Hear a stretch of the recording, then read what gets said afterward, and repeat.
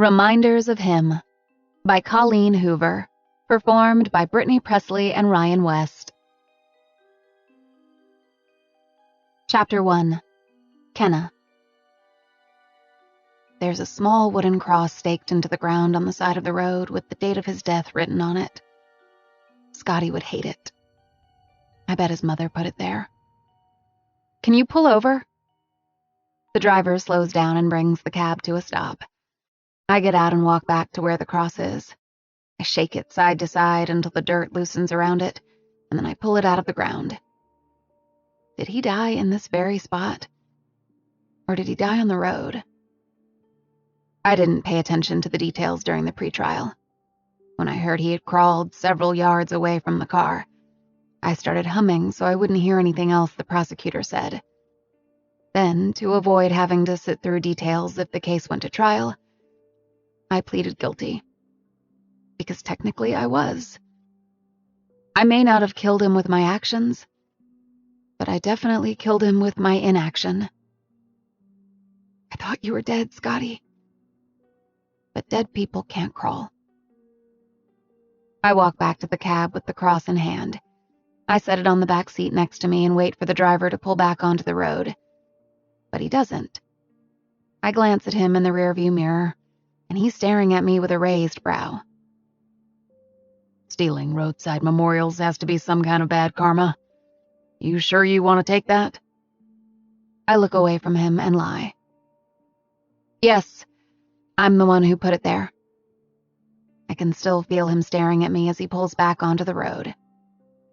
My new apartment is only 2 miles from here, but it's in the opposite direction from where I used to live. I don't have a car, so I decided to find a place closer to downtown this time so I can walk to work. If I can even find a job. It'll be difficult with my history and lack of experience. And according to the cab driver, the bad karma I'm probably carrying around right now. Stealing Scotty's memorial might be bad karma, but one could argue that leaving a memorial up for a guy who verbally expressed his hatred for roadside memorials could be bad karma as well. That's why I had the driver take the detour down this back road. I knew Grace probably left something at the location of the wreck, and I felt I owed it to Scotty to remove it. Cash or card? The driver asks. I look at the meter and pull cash and a tip out of my purse and hand it to him after he parks. Then I grab my suitcase and the wooden cross I just stole and make my way out of the cab and up to the building. My new apartment isn't part of a huge complex. It's just a single standing unit flanked by an abandoned car lot on one side and a convenience store on the other. Plywood covers a downstairs window. Beer cans in various stages of decay litter the property. I kick one aside so that it doesn't get stuck in the wheels of my suitcase. The place looks even worse than it did online, but I expected as much. The landlord didn't even ask for my name when I called to see if they had any vacancies. She said, "We always have vacancies. Bring cash. I'm in apartment 1. Then she hung up. I knock on apartment 1. There's a cat in the window staring at me. It's so motionless, I start to wonder if it's a statue, but then it blinks and slinks away. The door opens and an older, tiny woman stares up at me with a disgruntled look about her. She has curlers in her hair and lipstick smeared to her nose. I don't need anything you're selling. I stare at the lipstick, noting how it's bleeding into the wrinkles hugging her mouth. I called last week about an apartment. You said you'd have one available. Recognition flashes on the woman's prune-like face. She makes a humph sound while looking me up and down. Didn't expect you to look like this. I don't know what to make of her comment. I look down at my jeans and t-shirt while she walks away from the door for a few seconds. She comes back with a zipper pouch. $5.50 a month. First and last month's rent is due today. I count out the money and hand it to her. There's no lease? She laughs, stuffing the cash into her pouch. You're in apartment 6. She points a finger up. That's right above me, so keep it down. I go to bed early. What utilities are included? Water and trash, but you cover electric. It's on now. You have 3 days to get it switched into your name. Deposit is $250 to the light company. Fuck. 3 days to come up with $250? I'm starting to question my decision to come back so soon. But when I was released from transitional housing, I had 2 choices. Spend all my money trying to survive in that town, or drive the 300 miles and spend all my money in this one. I'd rather be in the town that holds all the people once connected to Scotty. The woman takes a step back into her apartment. Welcome to Paradise Apartments. I'll bring you a kitten once you get settled. I immediately put my hand on her door to prevent her from closing it. Wait, what? A kitten? Yeah, a kitten. Like a cat, but smaller. I step away from her door like it'll somehow protect me from what she just said. No, thank you. I don't want a kitten. I have too many. I don't want a kitten, I repeat. Who wouldn't want a kitten? Me. She huffs like my response is completely unreasonable. I'll make you a deal, she says. I'll leave the electric on for 2 weeks if you take a kitten. What in the hell kind of place is this? Fine, she says, responding to my silence as if it's a negotiation tactic. The month. I'll leave the electric on for the whole month if you just take 1 kitten. She walks into her apartment but leaves the door open. I don't want a kitten at all, ever. But not having to spend $250 on an electricity deposit this month would be worth several kittens. She reappears with a small black and orange kitten. She places it in my hands. There you go. My name is Ruth if you need anything, but try not to need anything. She goes to close her door again. Wait! Can you tell me where I can find a payphone? She chuckles. Yeah, back in 2005. She closes her door completely. The kitten meows, but it's not a sweet meow. It sounds more like a cry for help. You and me both, I mutter. I make my way toward the stairs with my suitcase and my kitten. Maybe I should have held out a few more months before coming back here. I worked to save up just over $2,000, but most of that was spent on moving here. I should have saved up more. What if I don't find a job right away? And now I'm tasked with the responsibility of keeping a kitten alive. My life just became 10 times more difficult than it was yesterday. I make it up to the apartment with the kitten clinging to my shirt. I insert the key in the lock and have to use both hands to pull on the door to get the key to turn. When I push open the door to my new apartment, I hold my breath, afraid of what it's going to smell like. I flip on the light switch and look around, releasing my breath slowly. There's not much of a smell. That's both good and bad. There's a couch in the living room, but that's literally all there is. A small living room, an even smaller kitchen, no dining room, no bedroom. It's an efficiency apartment with a closet and a bathroom so small the toilet touches the tub. The place is a dump. A 500-square-foot absolute shithole. But it's a step up for me. I've gone from sharing a 100-square-foot cell with a roommate to living in transitional housing with 6 roommates to a 500-square-foot apartment I can call my own. I'm 26 years old, and this is the first time I've ever officially lived somewhere alone. It's both terrifying and liberating. I don't know if I can afford this place after the month is up, but I'm going to try, even if that means applying to every business I walk past. Having my own apartment can only serve to help as I plead my case to the Landrys. It'll show I'm independent now, even if that independence will be a struggle. The kitten wants down, so I put her on the floor in the living room. She walks around crying out for whoever she left downstairs. I feel a pang in my chest as I watch her searching corners for a way out. A way back home. A way back to her mother and siblings. She looks like a bumblebee, or something out of Halloween, with her black and orange splotches. What are we going to name you? I know she'll more than likely be nameless for a few days while I think about it. I take the responsibility of naming things very seriously. The last time I was responsible for naming someone, I took it more seriously than I've ever taken anything.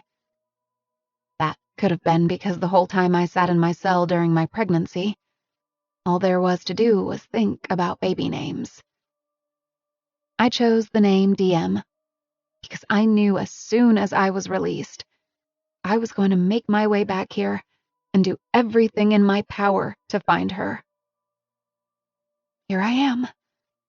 Carpe diem. Chapter 2. Ledger. I'm pulling my truck into the alley behind the bar when I notice the nail polish still on the fingernails of my right hand. Shit. I forgot I played dress-up with a 4-year-old last night. At least the purple matches my work shirt. Roman is tossing bags of trash into the dumpster when I exit the truck. He sees the gift sack in my hand and knows it's for him, so he reaches for it. Let me guess. Coffee mug? He peeks inside. It's a coffee mug. It always is. He doesn't say thank you. He never does. We don't acknowledge the sobriety these mugs symbolize, but I buy him one every Friday. This is the 96th mug I've bought him. I should probably stop, because his apartment is full of coffee mugs, but I'm too far in to give up now.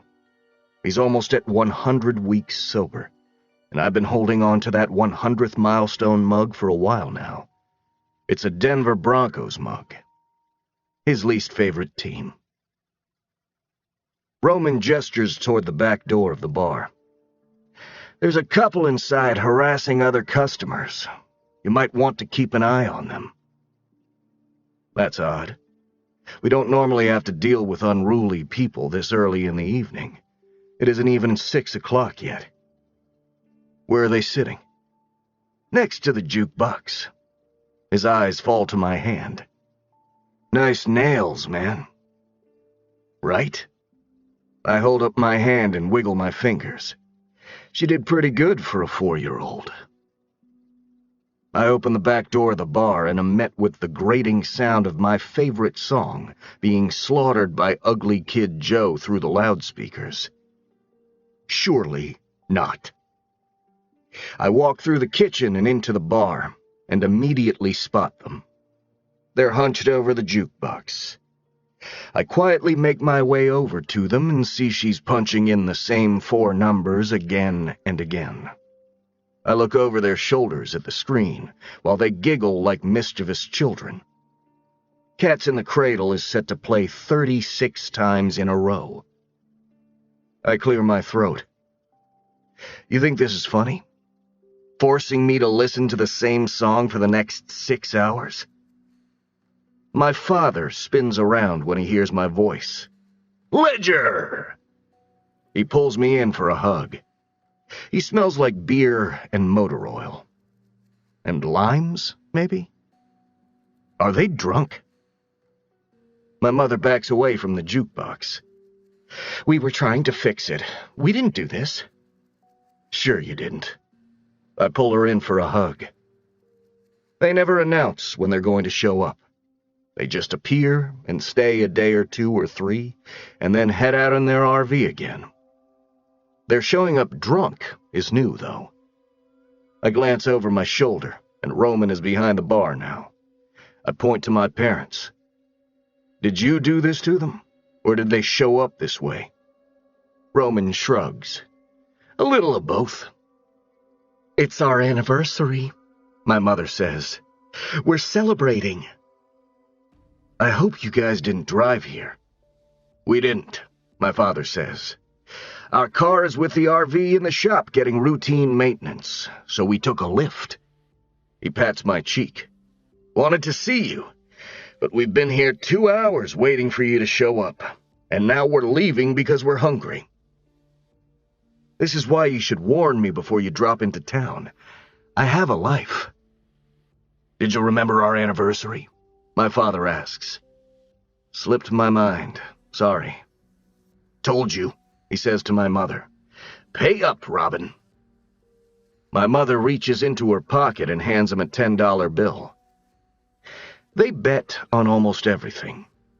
My love life, which holidays I'll remember, every football game I've ever played. But I'm almost positive they've just been passing the same $10 bill back and forth for several years.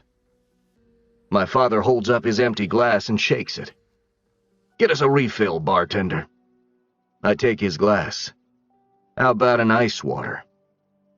I leave them at the jukebox and make my way behind the bar. I'm pouring 2 glasses of water when a girl walks into the bar looking somewhat lost.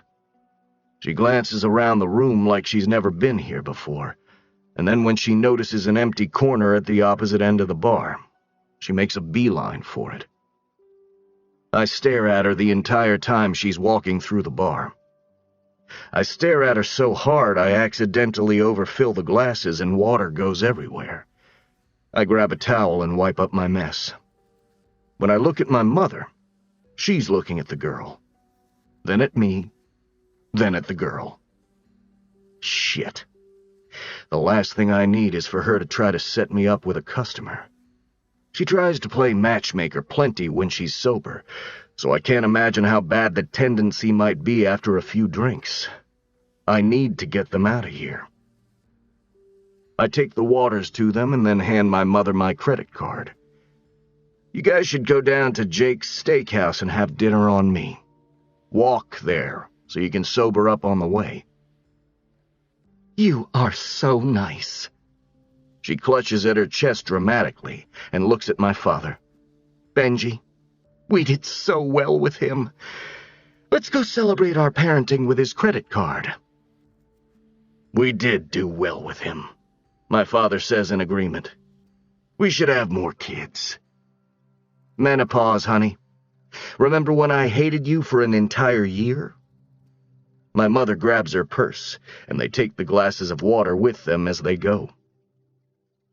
"We should get ribeye, since he's paying," my father mutters as they walk away. I release a sigh of relief, and then make my way back to the bar. The girl is tucked quietly into the corner, writing in a notebook. Roman isn't behind the bar right now, so I'm assuming no one has taken her order yet. I gladly volunteer as tribute. "What can I get you?" I ask her. "Water and a Diet Coke, please." She doesn't look up at me, so I back away to fulfill her order. She's still writing in her notebook when I return with her drinks. I try to get a glimpse of what she's writing, but she closes her notebook and lifts her eyes. "Thank." She pauses in the middle of what I think is her attempt at saying thank you. She mutters the word "you" and sticks the straw in her mouth. She seems flustered.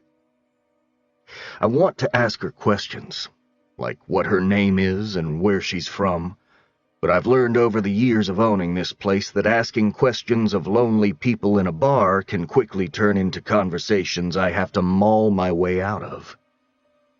But most of the people who come in here don't capture my attention like she has. I gesture toward her 2 drinks and say, "Are you waiting for someone else?" She pulls both drinks closer. "Nope. Just thirsty." She breaks eye contact with me and leans back in her chair, pulling her notebook with her and giving it all her attention. I can take a hint. I walk to the other end of the bar to give her privacy. Roman returns from the kitchen and nudges his head in her direction. "Who's she?" "I don't know, but she isn't wearing a wedding ring, so she's not your type." "Very funny." Chapter 3. Kenna. Dear Scotty, they turned the old bookstore into a bar. Can you believe that shit? I wonder what they did with the sofa we used to sit on every Sunday. I swear, it's like this whole town is one huge Monopoly board. And after you died, someone came along and picked up the board and scrambled all the pieces around. Nothing is the same. Everything seems unfamiliar. I've been walking around downtown taking it all in for the last couple of hours. I was on my way to the grocery store when I got sidetracked by the bench we used to eat ice cream on. I sat down and people watched for a while. Everyone seems so carefree in this town. The people here just wander around like their worlds are right side up, like they aren't about to fall off the pavement and land in the sky. They just move from one moment to the next, not even aware of the mothers walking around without their daughters. I probably shouldn't be in a bar, especially my first night back. Not that I have an issue with alcohol. That one horrible night was an exception. But the last thing I need your parents to find out is that I stopped by a bar before I stopped by their house. But I thought this place was still the bookstore, and bookstores usually have coffee. I was so disappointed when I walked inside because it's been a long day of traveling here on a bus and then the cab. I was hoping for more caffeine than a diet soda can provide. Maybe the bar has coffee. I haven't asked yet. I probably shouldn't tell you this, and I promise it'll make sense before I finish this letter. But I kissed a prison guard once. We got caught, and he got transferred to a different unit, and I felt guilty that our kiss got him in trouble. But he talked to me like I was a person and not a number. And even though I wasn't attracted to him, I knew he was attracted to me. So when he leaned in to kiss me, I kissed him back. It was my way of saying thank you. And I think he knew that, and he was okay with it. It had been 2 years since I had been touched by you. So when he pressed me against the wall and gripped my waist, I thought I'd feel more. I was sad that I didn't. I'm telling you this because he tasted like coffee, but a better kind of coffee than the prison coffee they served to the prisoners. He tasted like expensive $8 coffee from Starbucks, with caramel and whipped cream and a cherry. It's why I kept kissing him. Not because I enjoyed the kiss, or him, or his hand on my waist, but because I missed expensive flavored coffee. And you. I miss expensive coffee and you.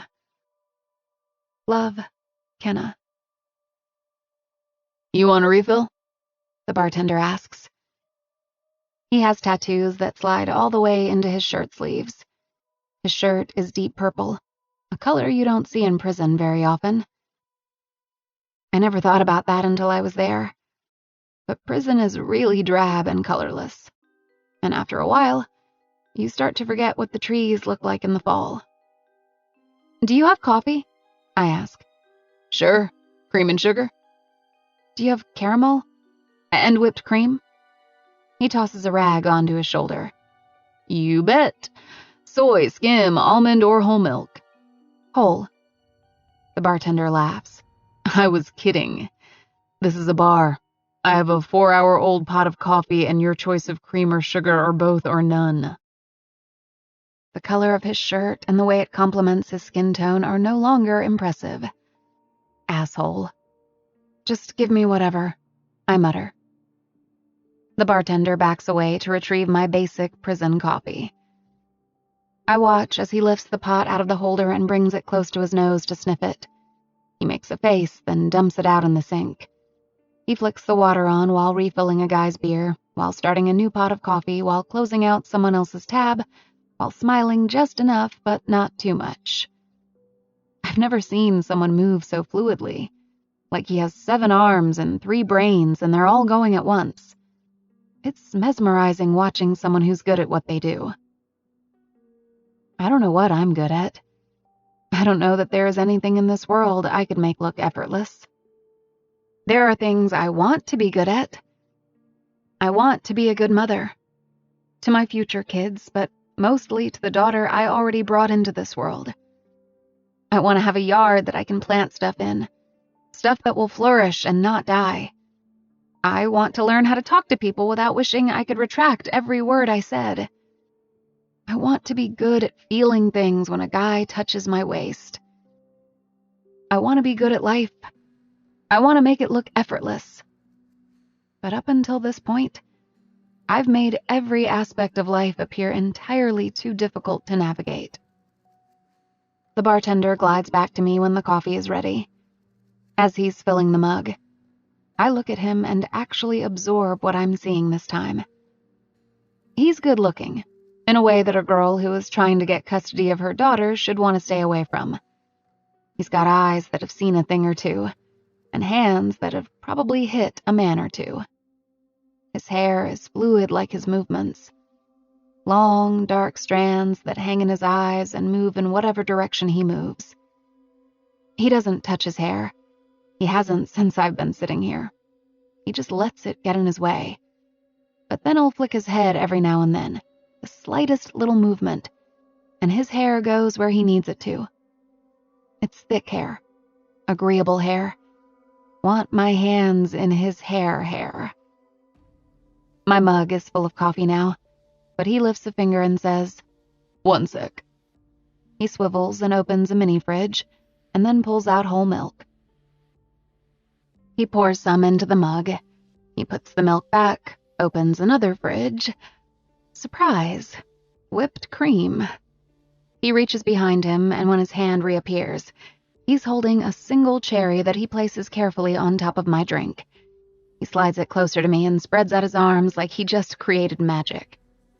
"No caramel," he says. "Best I could do for not a coffee shop." He probably thinks he just made a bougie drink for a spoiled girl who's used to having $8 coffee every day.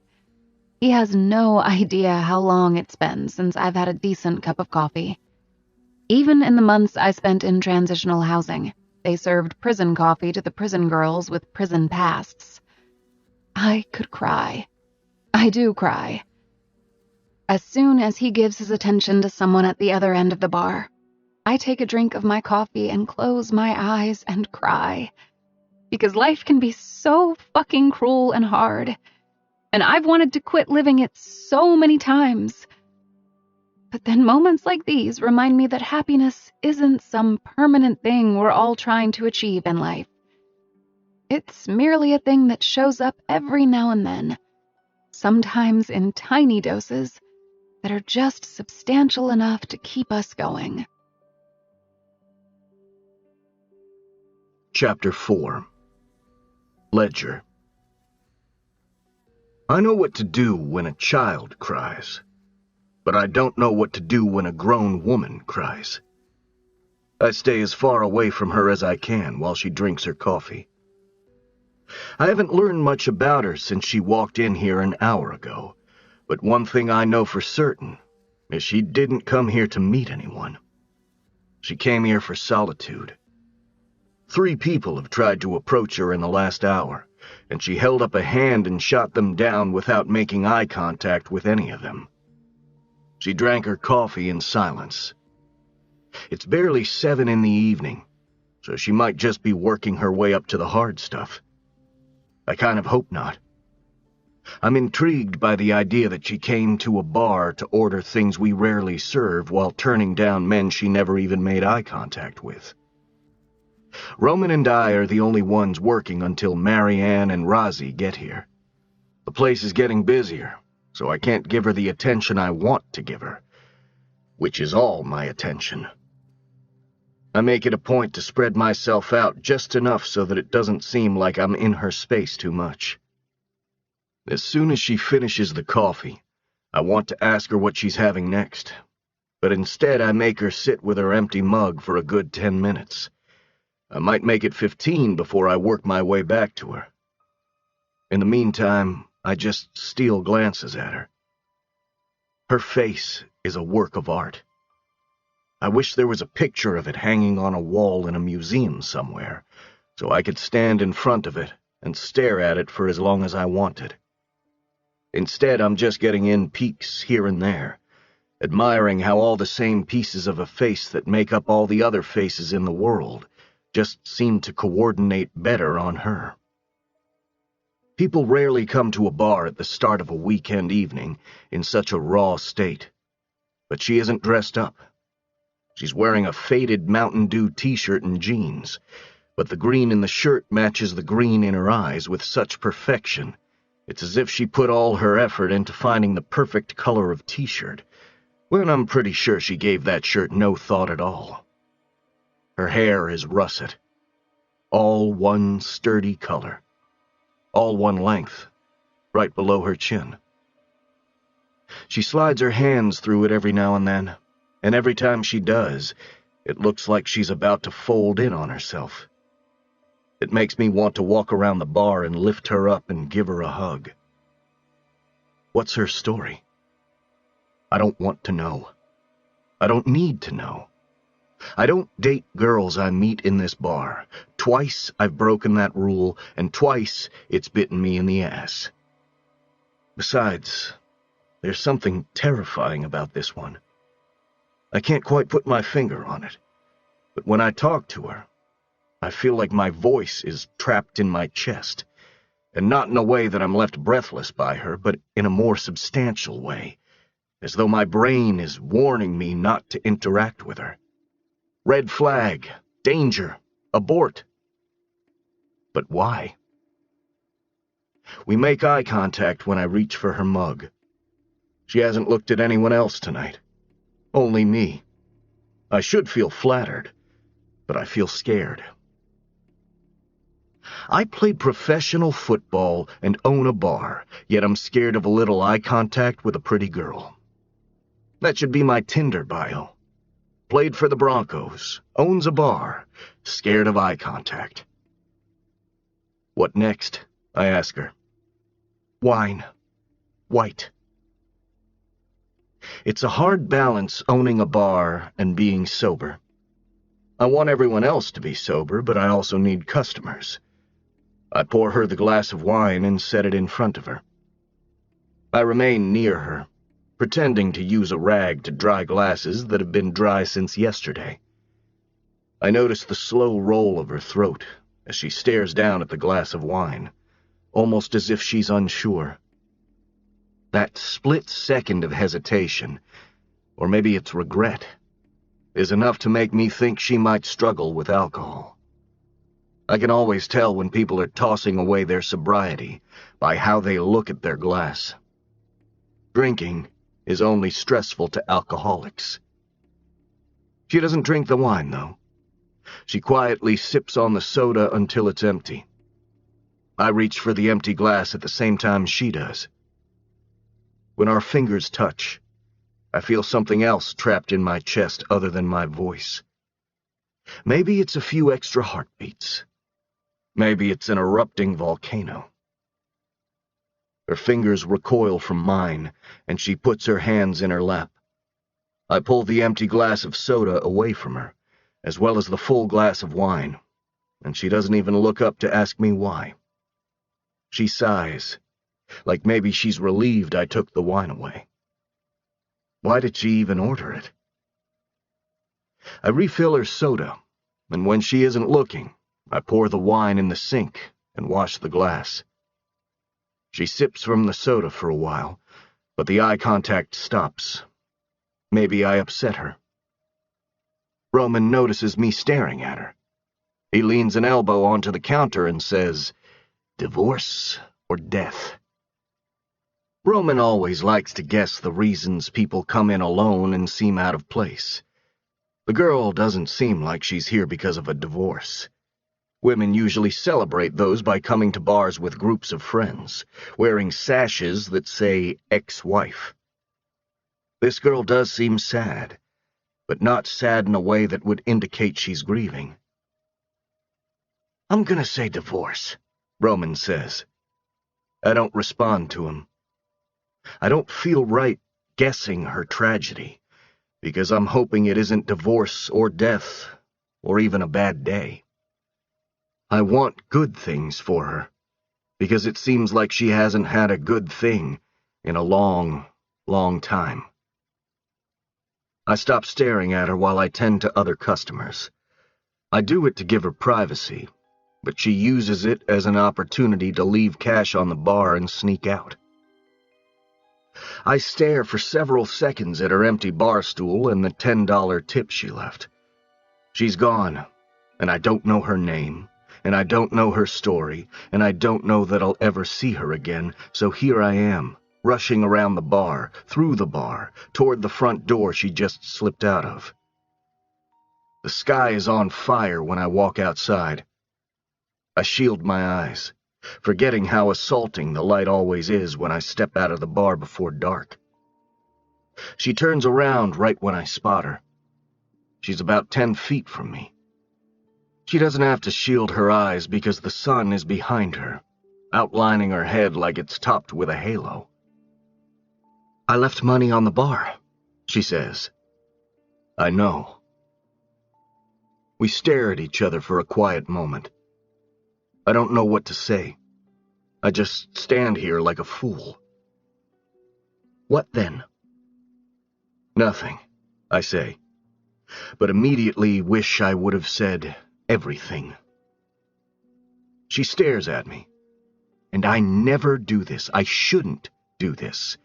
But I know if I let her walk away, I won't be able to stop thinking about the sad girl who left me a $10 tip when I get the feeling she can't afford to leave me a tip at all. "You should come back tonight at 11. I don't give her a chance to tell me no or explain why she can't. I go back inside the bar, hoping my request makes her curious enough to show back up tonight. Chapter 5. Kenna. I'm sitting on an inflatable mattress with my unnamed kitten, contemplating all the reasons I shouldn't go back to that bar. I didn't come to this town to meet guys, even guys as good-looking as that bartender. I'm here for my daughter, and that's it. Tomorrow is important. Tomorrow I need to feel Herculean. But the bartender unintentionally made me feel weak by pulling away my glass of wine. I don't know what he saw in my face that made him want to take the wine away from me. I wasn't going to drink it. I only ordered it so I could feel a sense of control in not drinking it. I wanted to look at it and smell it and then walk away from it feeling stronger than when I sat down. Now I just feel unsettled because he saw how I was looking at the wine earlier, and the way he pulled it away makes me think he assumes I have an active issue with alcohol. I don't. I haven't had alcohol in years, because one night of alcohol mixed with a tragedy ruined the last 5 years of my life. And the last 5 years of my life have led me back to this town, and this town makes me nervous, and the only thing that calms my nerves is doing things that make me feel like I'm still in control of my life and my decisions. That's why I wanted to turn down the wine, damn it. Now I'm not going to sleep well tonight. I have no reason to feel accomplished because he made me feel the complete opposite. If I want to sleep well tonight, I'm going to need to turn down something else I want. Or someone. I haven't wanted anyone in a long, long time. Not since I first met Scotty. But the bartender was kind of hot. And he had a great smile, and he makes great coffee, and he already invited me to come back, so it'll be simple to show up and turn him down. Then I'll sleep well and be prepared to wake up and face the most important day of my life. I wish I could take my new kitten with me. I feel like I need a sidekick, but she's asleep on the new pillow I bought at the store earlier. I didn't buy much. The inflatable mattress, a couple of pillows and sheets, some crackers and cheese, and some cat food and litter. I decided I'm going to live 2 days at a time in this town. Until I know what tomorrow will bring, there's no sense in my wasting any of the money I've been working 6 months to save up. I'm already running low, which is why I choose not to call a cab. I leave the apartment to walk back to the bar, but I don't carry my purse or my notebook with me this time. I just need my driver's license and my apartment key. It's about a 1.5 mile walk from my apartment to the bar, but it's nice out and the road is well lit. I'm a little concerned that someone might recognize me at the bar, or even on my walk there, but I look completely different than I did 5 years ago. I used to care more about self-maintenance, but 5 years in prison has made me less concerned about hair dye and extensions, and false lashes and artificial nails. I didn't live in this town long enough to make many friends outside of Scotty, so I doubt many people even know who I am. I'm sure plenty of them know of me, but it's hard to be recognized when you aren't even missed. Patrick and Grace might recognize me if they saw me, but I only met them once before going to prison. Prison. I'll never get used to saying that word. It's such a hard word to say out loud. When you lay the letters out on paper individually, they don't seem that harsh. But when you say the word out loud, prison, it's just so damn severe. When I think about where I've been for the last 5 years, I like to refer to it in my head as the facility. Or I'll think of my time there as when I was away, and leave it at that. To say when I was in prison is not something I'll ever get used to. I'll have to say it this week when I look for a job. They'll ask, "Have you ever been convicted of a crime?" I'll have to say, "Yes, I spent 5 years in prison for involuntary manslaughter." And they'll either hire me or they won't. They probably won't. There's a double standard for women, even behind bars. When women say they've been to prison, people think trash or addict, thief. But when men say they've been to prison, people add badges of honor to the negative thoughts. Like trash, but badass. Addict, but tough. Thief, but impressive. There's still a stigma with the men, but the women never get out with stigma and badges of honor.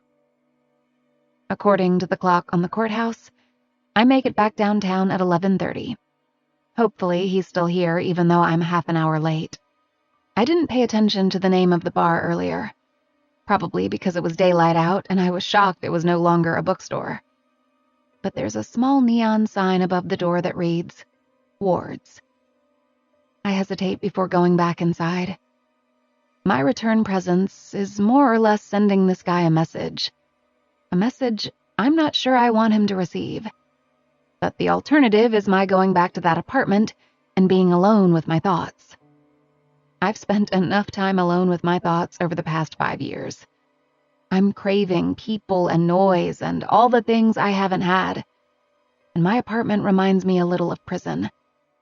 There's a lot of loneliness and silence there. I open the door of the bar. It's louder and smokier, and somehow darker than it was earlier. There are no empty seats, so I weave through people, find the restroom, wait in the hall, wait outside, weave some more. Finally, a booth opens up. I cross the room and sit in it alone. I watch the bartender flow behind the bar. I like how unbothered he seems. 2 guys get into an argument, but he doesn't care. He just points to the door and they leave.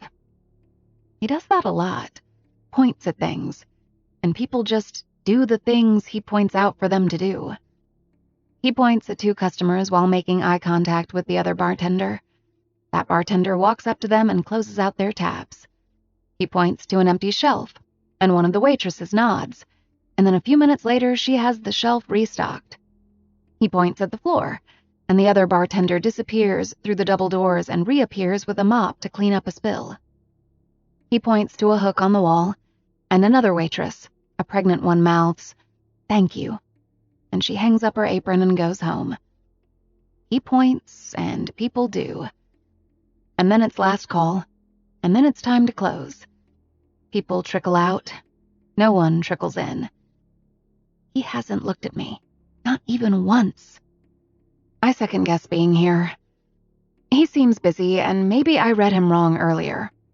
I just assumed when he told me to come back that he said it for a reason, but maybe he tells all his customers that. I stand up, thinking maybe I need to trickle out too. But when he sees me stand, he points.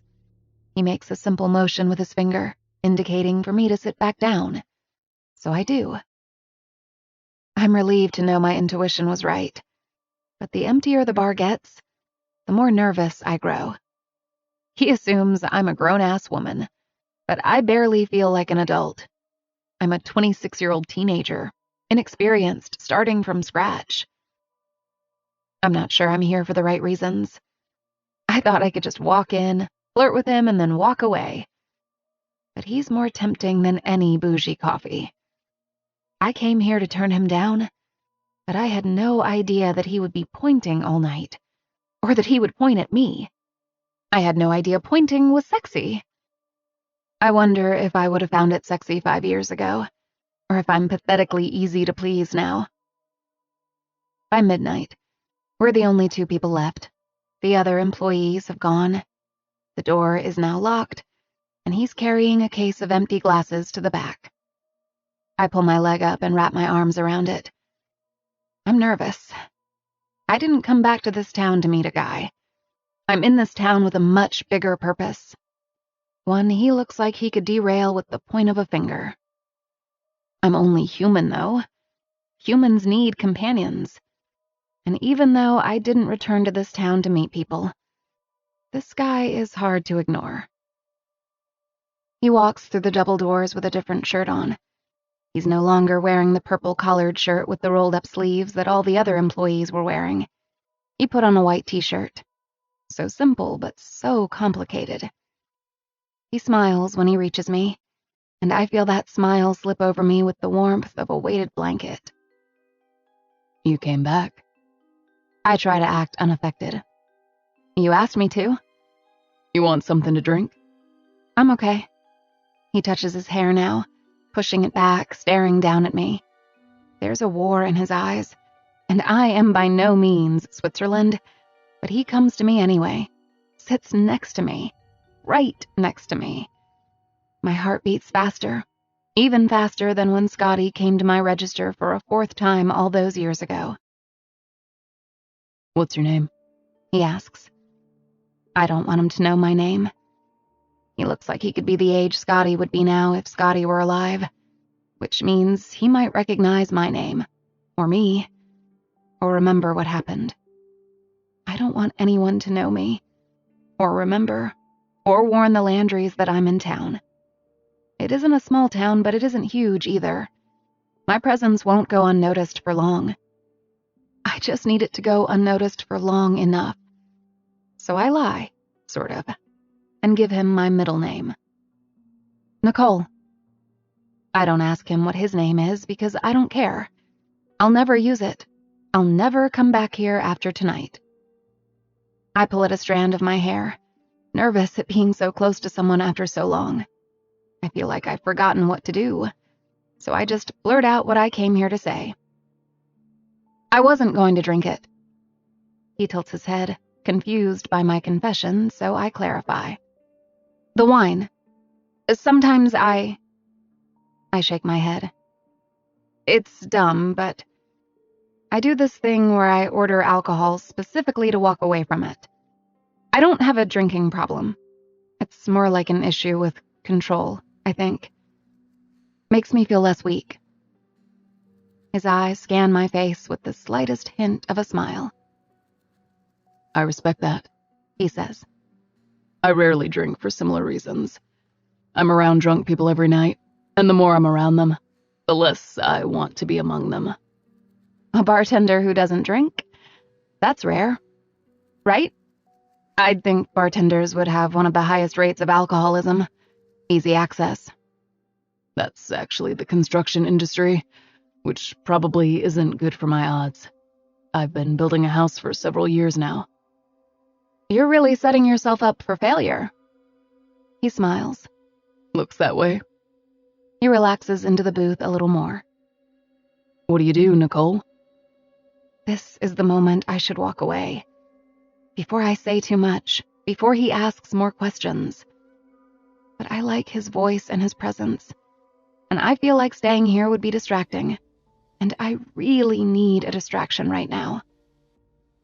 I just don't want to talk. Talking will only get me in trouble in this town. Do you really want to know what I do for a living? I'm sure he'd rather have his hand up my shirt than hear whatever it is a girl would say in this moment. And since I don't want to admit that I do nothing for a living, because I've been locked up for 5 years. I slide onto his lap. It surprises him, almost as if he really did expect us to sit here and chat for the next hour. His expression changes from mild shock to acceptance.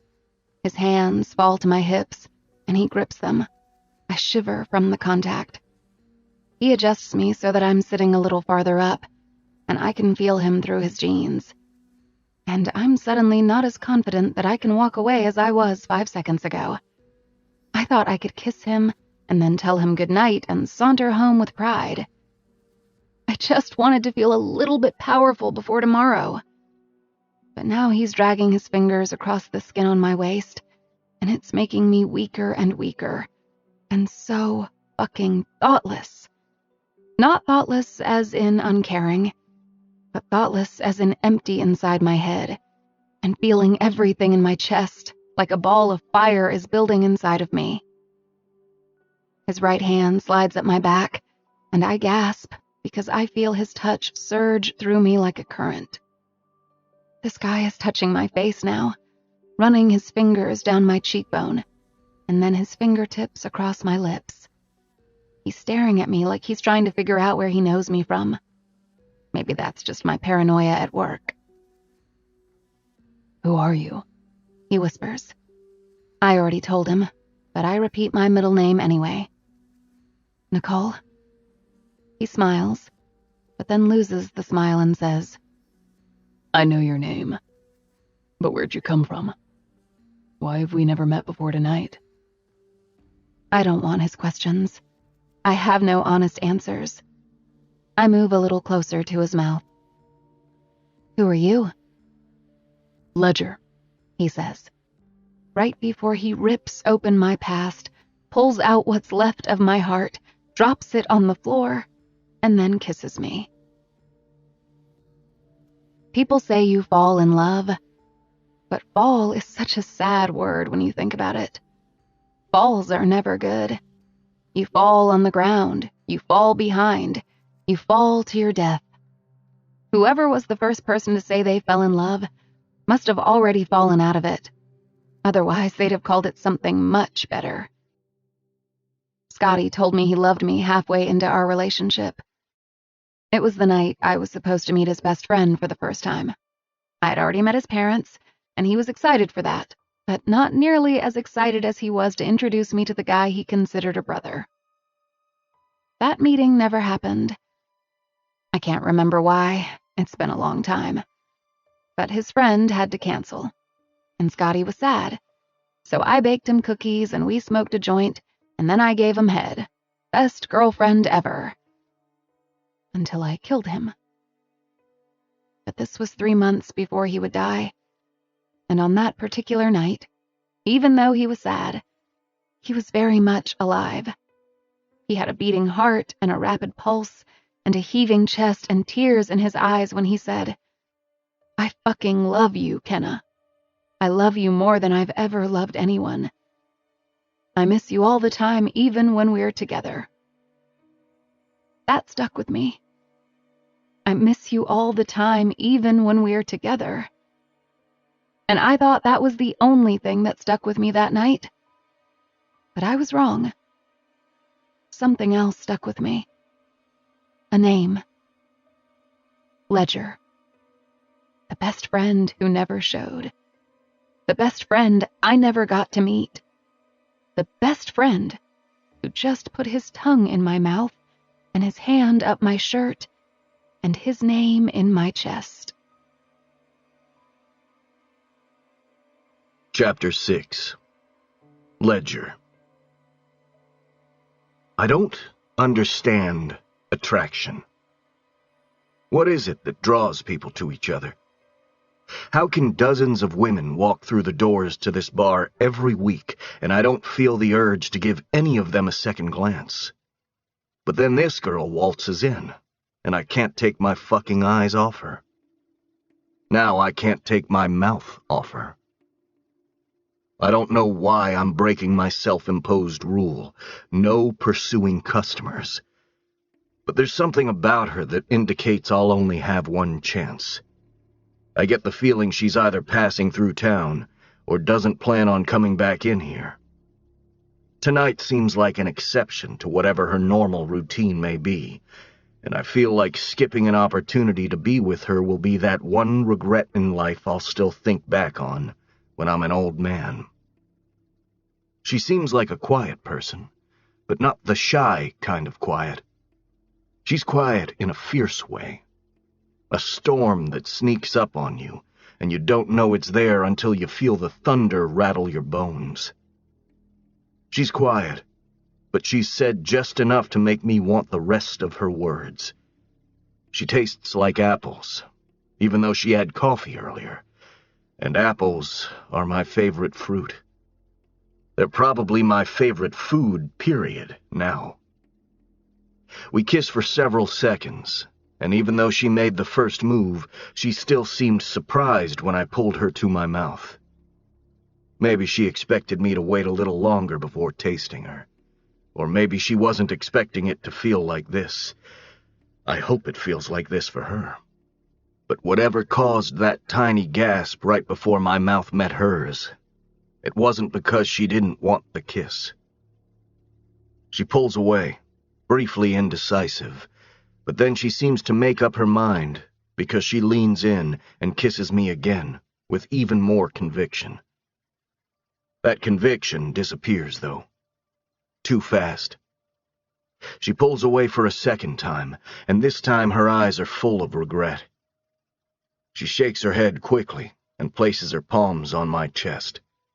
I cover her hands with mine right when she says, "I'm sorry." She slides off me, the inside of her thigh rubbing against my zipper, making me even harder as she scoots out of the booth. I reach for her hand, but her fingers trickle out of mine as she backs away from the table. "I shouldn't have come back." She turns away from me and heads toward the door. I deflate. I didn't commit her face to memory, and I don't like the thought of her leaving without me, being able to remember the exact shape of the mouth that was just on mine. I push out of the booth and follow her. She can't get the door open. She jiggles the handle and tries to push it like she can't get away from me fast enough. I want to beg her to stay, but I also want to help her get away from me, so I pull down on the top lock while reaching in front of her with my foot to push up on the floor lock. The door opens, and she spills outside. She inhales a big gulp of air and then spins and faces me.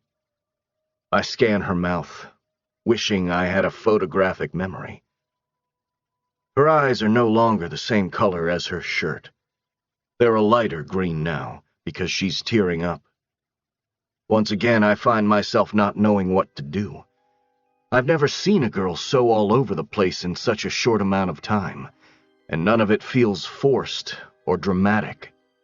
With every move she makes, and every feeling she has, it's as if she wants to reel them back in and tuck them away.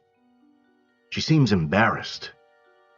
She's gasping for breath, trying to wipe away the few tears that are beginning to form, and since I have no idea what the fuck to say, I just hug her. What else can I do? I pull her to me, and for a second she stiffens, but that's almost immediately followed up by a sigh as she relaxes. We're the only people around. It's after midnight.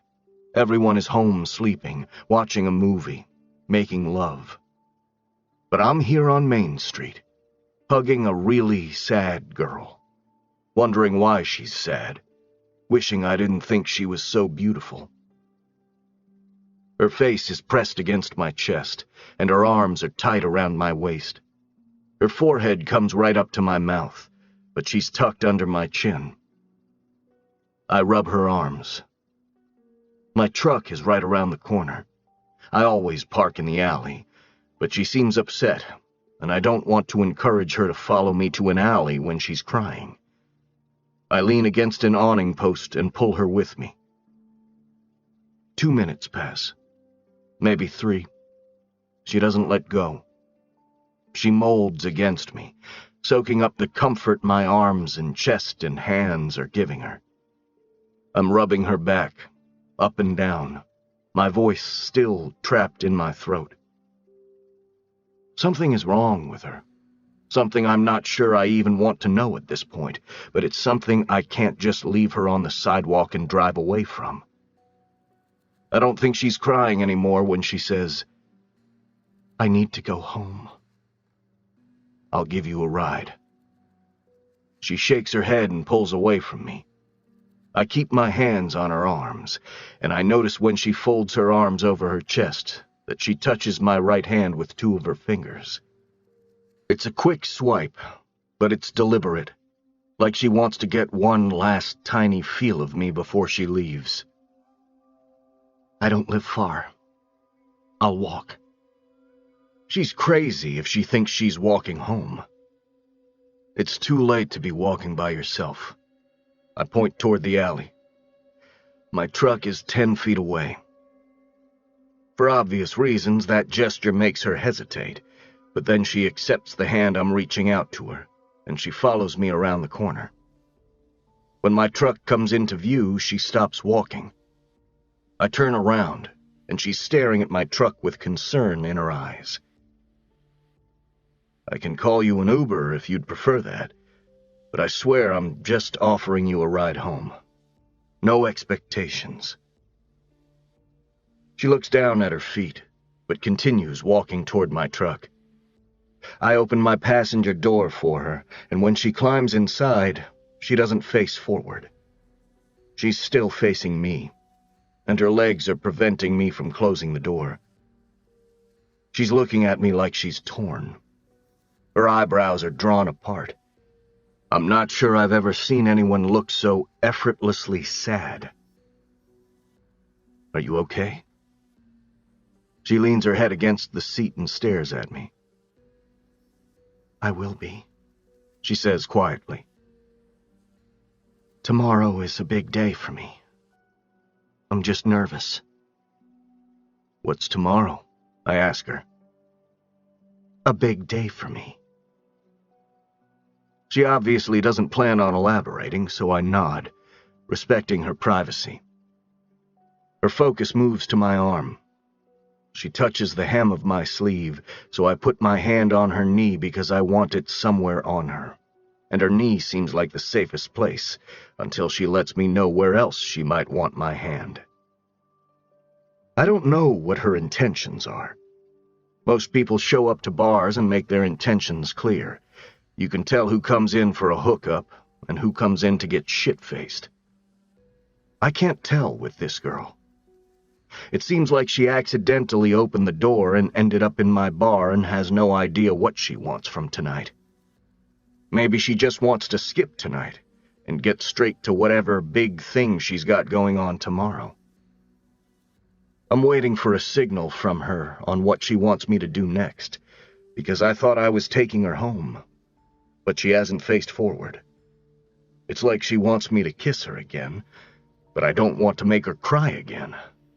But I want to kiss her again. I touch her face, and she leans into my hand. I'm still not positive she's comfortable, so I hesitate until she scoots closer to me. I position myself between her legs, and then she tightens her thighs around my hips. I can take a hint. I swipe my tongue across her lips, and she pulls me in until her sweet breath is in my mouth. She tastes like apples still, but her mouth is saltier, and her tongue is more decisive. She leans into my kiss, and I lean into the truck, into her, and she slowly falls back across the seat, pulling me with her.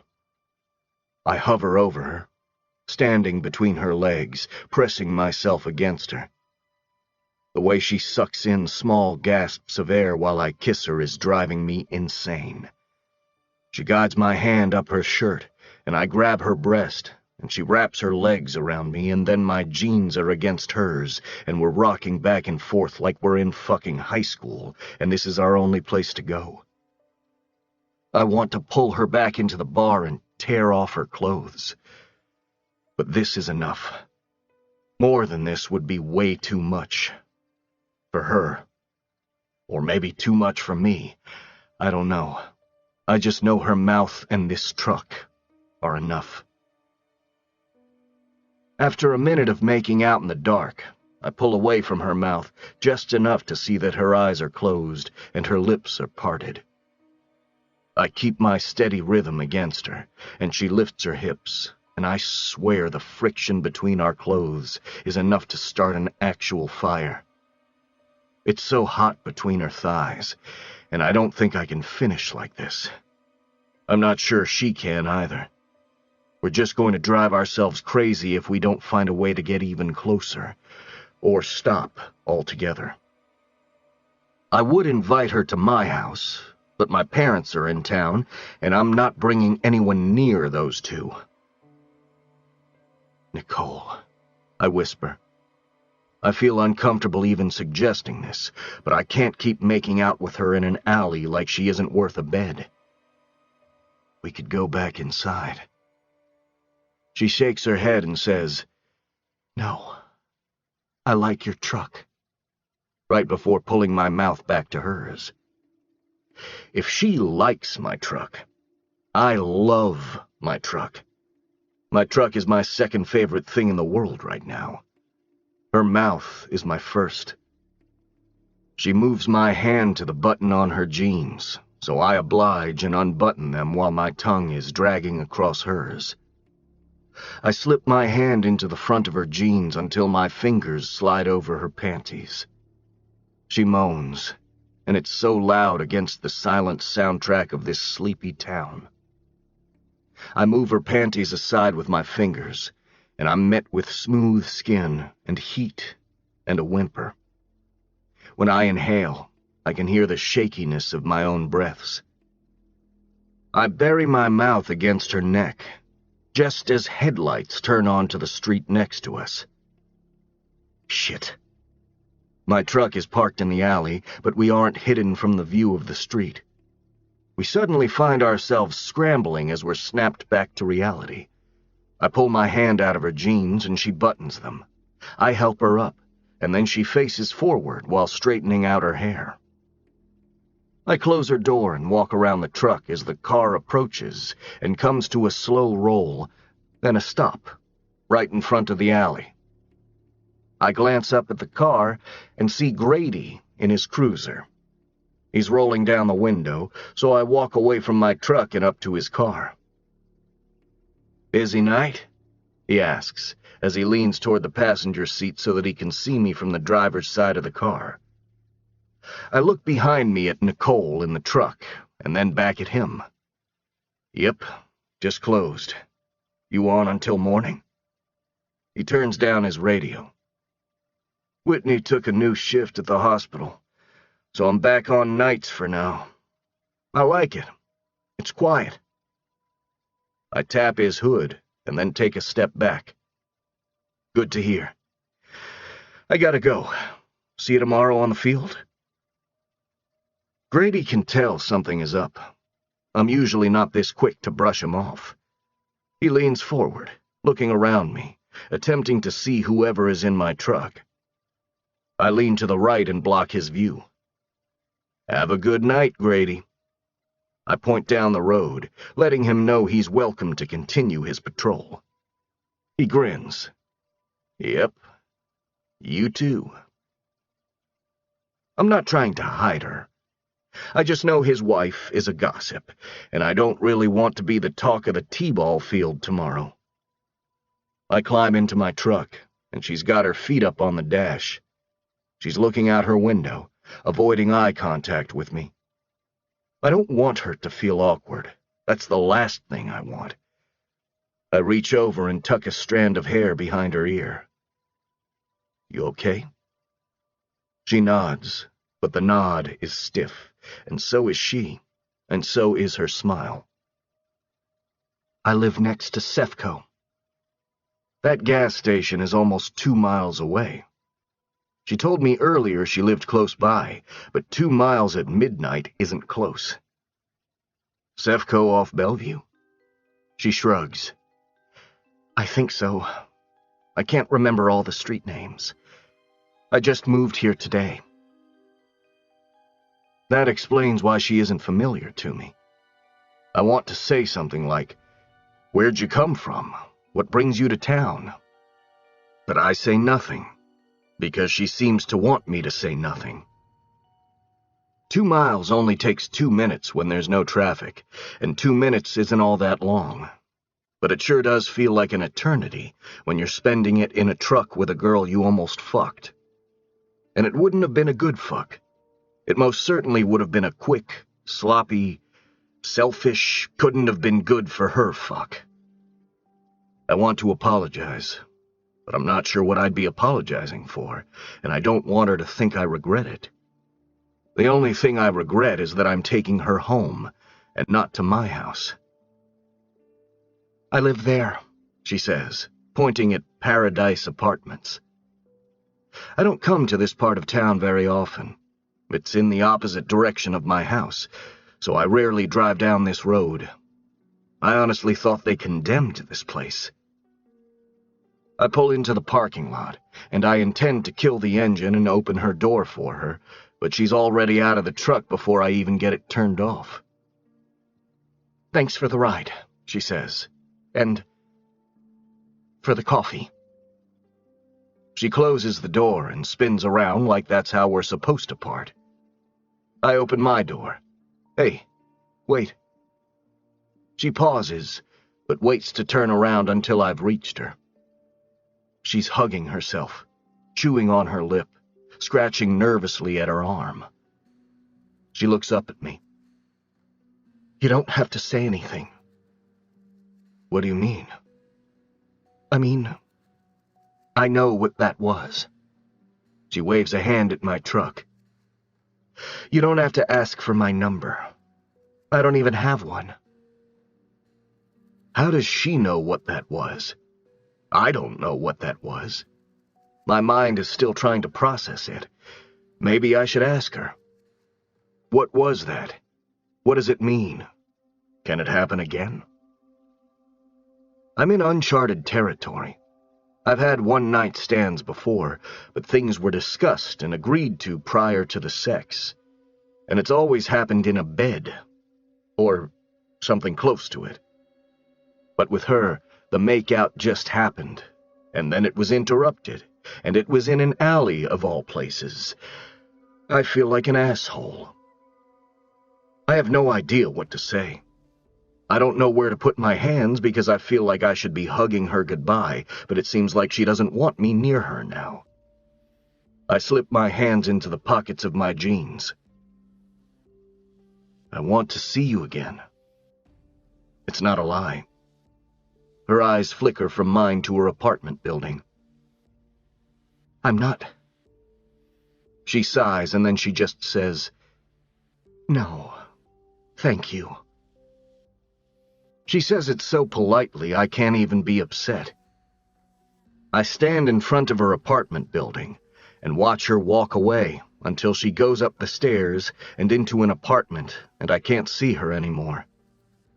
And even then, I stay in the same spot because I think I'm shocked, or at the least, jarred. I don't know her at all, but I find her more intriguing than anyone else I've met in a long time. I want to ask her more questions. She never even answered the one question I asked about her life. Who the hell is she? Why do I feel the need to find out more about her? Chapter 7. Kenna. Dear Scotty, when they say it's a small world, they aren't kidding. Tiny, minuscule, overcrowded.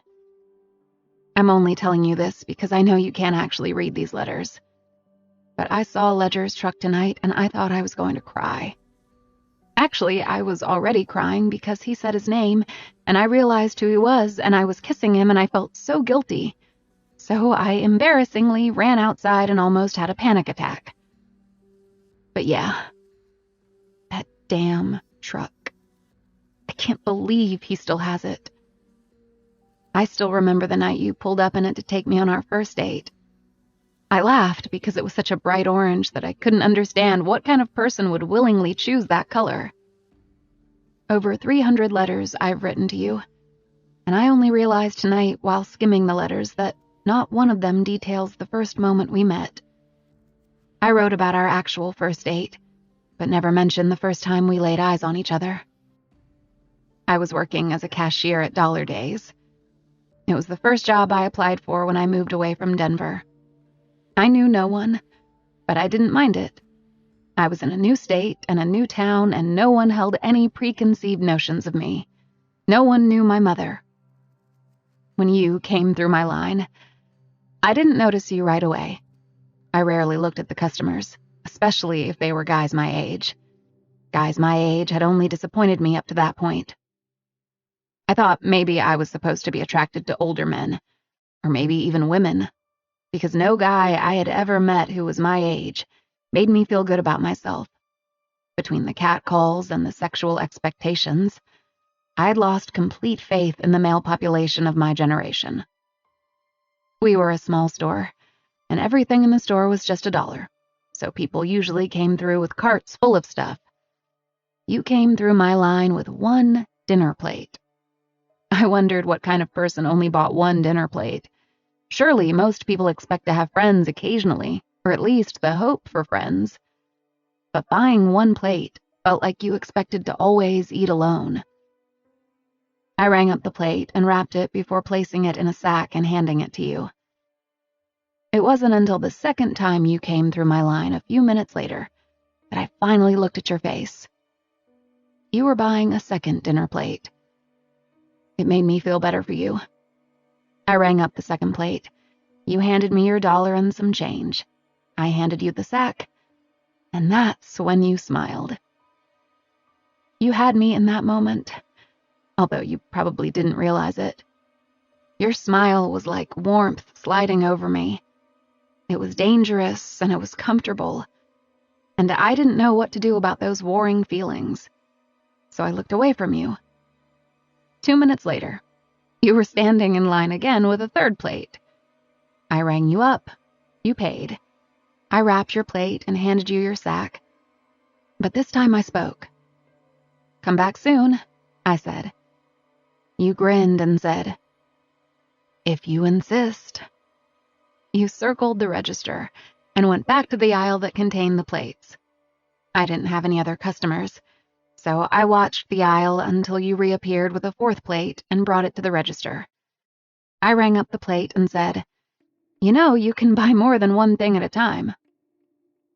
"I know," you said, "but I only need one plate." "Then why is this the fourth one you've bought?" "Because I'm trying to work up the nerve to ask you out." I had hoped that was why. I handed you your sack, wanting your fingers to touch mine. They did. It felt exactly as I imagined, like our hands were magnetic. It took a lot of effort just to pull my hand back. I tried to act nonchalant about your flirtation, because that's just what I'd always done with men. So I said, "It's against our policy for employees to date customers." There wasn't any firmness or truth to my voice at all. But I think you liked the game we were playing. So you said, "Okay, give me a minute to rectify that." You walked to the only other cashier in the store. You were only a few feet away, so I heard you say, "I need to return these plates, please." The other cashier had been on the phone with a customer during your 4 trips to the register, so I'm not sure she knew you were being facetious. She glanced at me from her register and made a face. I shrugged like I didn't know what was up with the guy who had 4 different receipts for 4 plates, and then I turned away from her to wait on another customer. You came through my line a few minutes later and slapped a return receipt on the counter. "I'm no longer a customer. What now?" I picked up the receipt, pretending to read it carefully. I handed it back to you and said, "I get off work at 7. You folded the receipt and didn't look at me when you said, "See you in 3 hours." I should have told you 6, because I ended up getting off work early. I spent the extra hour in the store next door buying a new outfit. You still hadn't shown up at 20 minutes past 7. So I had given up and was walking to my car when you sped into the parking lot and pulled up next to me. You rolled down your window and said, "Sorry I'm late." I was perpetually late, so I was in no place to judge you on your tardiness. But I sure did judge you based on your truck. I thought maybe you were insane or overconfident. It was an older Ford F-250, big double cab, the ugliest color of orange I'd ever seen. "I like your truck." I wasn't sure if I was telling the truth or if I was lying. It was such an ugly truck, it made me hate it. But because it was so ugly, it made me love that you were picking me up in it. "It's not mine. It's my best friend's truck. My car is in the shop." I was relieved it wasn't yours, but also a little disappointed because I found the color so amusing. You motioned for me to get in the truck. You looked proud and smelled like a candy cane. "Is that why you're late? Your car broke down?" You shook your head and said, "No, I had to break up with my girlfriend." My head swung in your direction. "You have a girlfriend?" "Not anymore." You shot me a coy look. "But you had one when you asked me out earlier?" "Yes, but by the time I purchased my third dinner plate, I knew I was going to break up with her. It was overdue," you said. "We've both been wanting out of it for a while. We were just too comfortable to call it off." You flipped on your blinker and pulled into a gas station and up to a gas pump. "My mother will be sad. My mother really likes her." "Mothers usually don't like me," I admitted. Or maybe it was more of a warning. You smiled. "I can see that. Mothers prefer to imagine their sons with wholesome-looking girls. You're too sexy to make a mother feel comfortable." I wasn't one to get offended by a guy calling me sexy. I worked hard that day to look sexy. I spent a lot of money on the bra and low-cut shirt I had purchased 30 minutes earlier with the goal of making my breasts look store-bought. I appreciated the compliment, even if you were being a little tacky. As you got out to fill your friend's truck up with gas, I thought about the wholesome-looking girl whose heart you just broke, simply because I agreed to go on a date with you, and I felt a bit like a snake in that moment. But even though I felt like a snake, I didn't plan on slithering away. I liked your energy so much. I planned to coil myself around you and never let go. When Ledger said his name against my lips earlier tonight, I almost said, "Scotty's Ledger?" But the question would have been pointless, because I knew in that instant that he was your Ledger. How many Ledgers can there be? I've never met one before. I was overwhelmed with questions, but Ledger kissed me and it ripped me in half because I wanted to kiss him back. But even more than that, I wanted to ask him questions about you. I wanted to say, what was Scotty like as a child? What did you love about him? Did he ever talk about me? Do you still talk to his parents?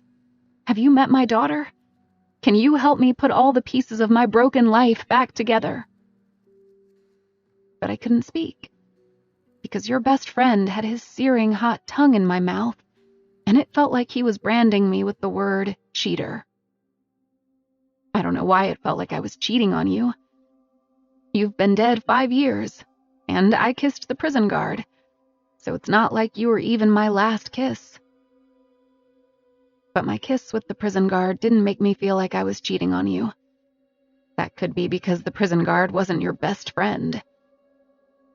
Or maybe I felt like a cheater because I actually felt Ledger's kiss. It trickled all over me the way your kisses used to do. But then there was that added element of feeling like a cheater, or a liar, or trash, because Ledger didn't know me at all. To Ledger, he was being kissed by the transient girl he couldn't stop staring at all night. To me, I was being kissed by the hot bartender whose best friend died because of me. Everything exploded. I felt like I was shattering. I was allowing Ledger to touch me, knowing full well he'd probably rather stab me if he knew who I was. Pulling away from his kiss felt a little like trying to put out a forest fire with a nuclear bomb. I wanted to apologize. I wanted to escape. I felt like collapsing, thinking about how Ledger probably knew you better than I did.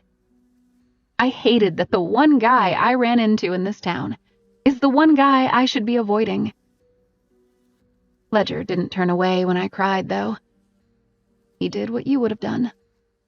He put his arms around me and let me be however I needed to be. And it felt nice, because I hadn't been held like that since you. I closed my eyes and pretended your best friend was my ally, that he was on my side. I pretended he was holding me despite what I'd done to you, and he wanted to help me heal. I also let it happen, because if Ledger is back in this town, and he's still driving the truck I met you in all those years ago, then that means he's a fan of routine, and there's a huge possibility that our daughter is part of Ledger's routine. Is it possible I'm only one person away from Diem? If you could see the pages I'm writing this letter on, you'd see the tear stains. Crying seems to be the only thing left in life that I'm good at. Crying and making bad decisions. And, of course, I'm good at writing you bad poetry. I'll leave you with one I wrote on the bus ride back to this town. I have a daughter I have never held. She has a scent I have never smelled. She has a name I have never yelled. She has a mother who has already failed. Love, Kenna. Chapter 8. Ledger. I didn't park in the garage when I got home last night. Diem likes to wake up and look out her window in the mornings to make sure I'm home, and when I leave my truck in the garage, Grace says it makes Diem sad. I've lived across the street from them since Diem was 8 months old, but if I don't count the years I moved out of this house and lived in Denver, I've technically been in this house my entire life. My parents haven't lived here in several years, even though they're both passed out in the guest room right now. They bought the RV when my father retired, and they travel the country now. I bought the house from them when I moved back, and they loaded up and left. I figured it would last a year at the most, but it's been over 4 years now, and they aren't showing any signs of slowing down. I just wish they'd warn me before they show up.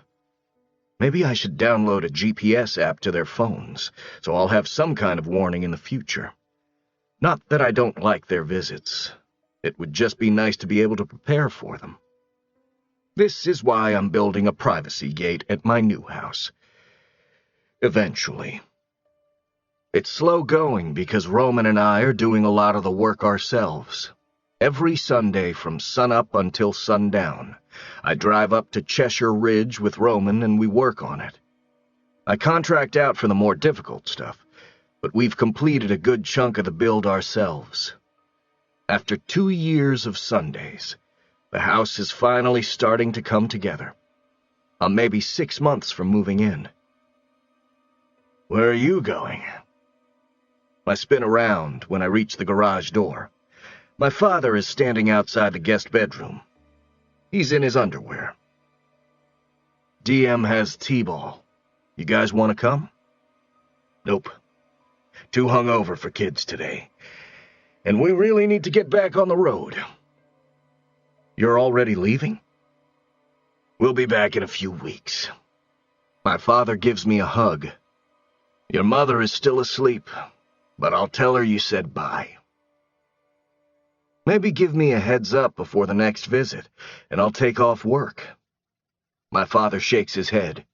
Nah, we like seeing the surprise on your face when we show up unannounced. He heads into the bathroom and closes the door. I walk through the garage and toward Patrick and Grace's house across the street. I'm hoping Diem isn't in a talkative mood, because my concentration is going to be shit today. All I can think about is the girl from last night, and how much I want to see her again. I wonder if it would be weird if I left a note on her door. I knock on Patrick and Grace's front door, and then walk in. We're all back and forth at each other's houses so much, at one point we got tired of saying, "It's open." It's always open. Grace is in the kitchen with Diem. Diem is sitting in the center of the table with her legs crossed and a bowl of eggs in her lap. She never sits in chairs. She's always on top of things, like the back of the couch, the kitchen bar, the kitchen table. She's a climber. "You're still in your pajamas, Dee." I take the bowl of eggs from her and point down the hallway. "Get dressed. We gotta go." She runs to her room to put on her T-ball uniform. "I thought the game was at 10, Grace says. "I would have had her ready."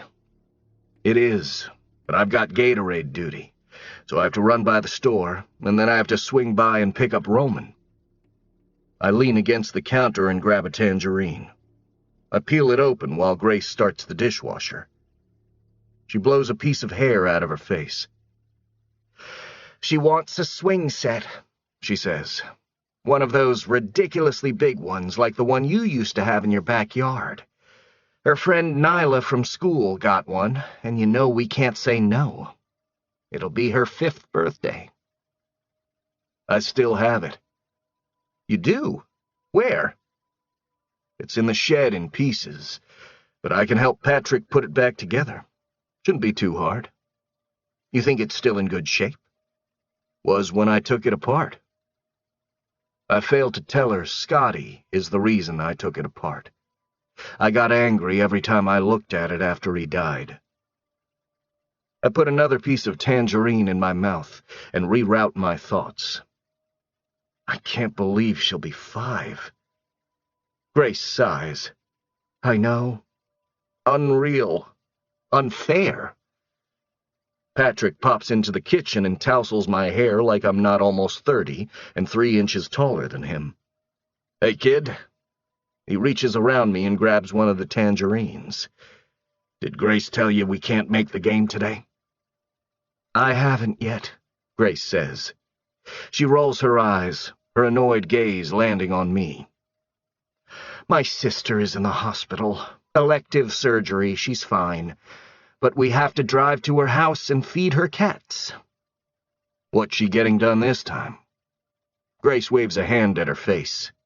"Something with her eyes. Who knows? She's 5 years older than me, but looks 10 years younger."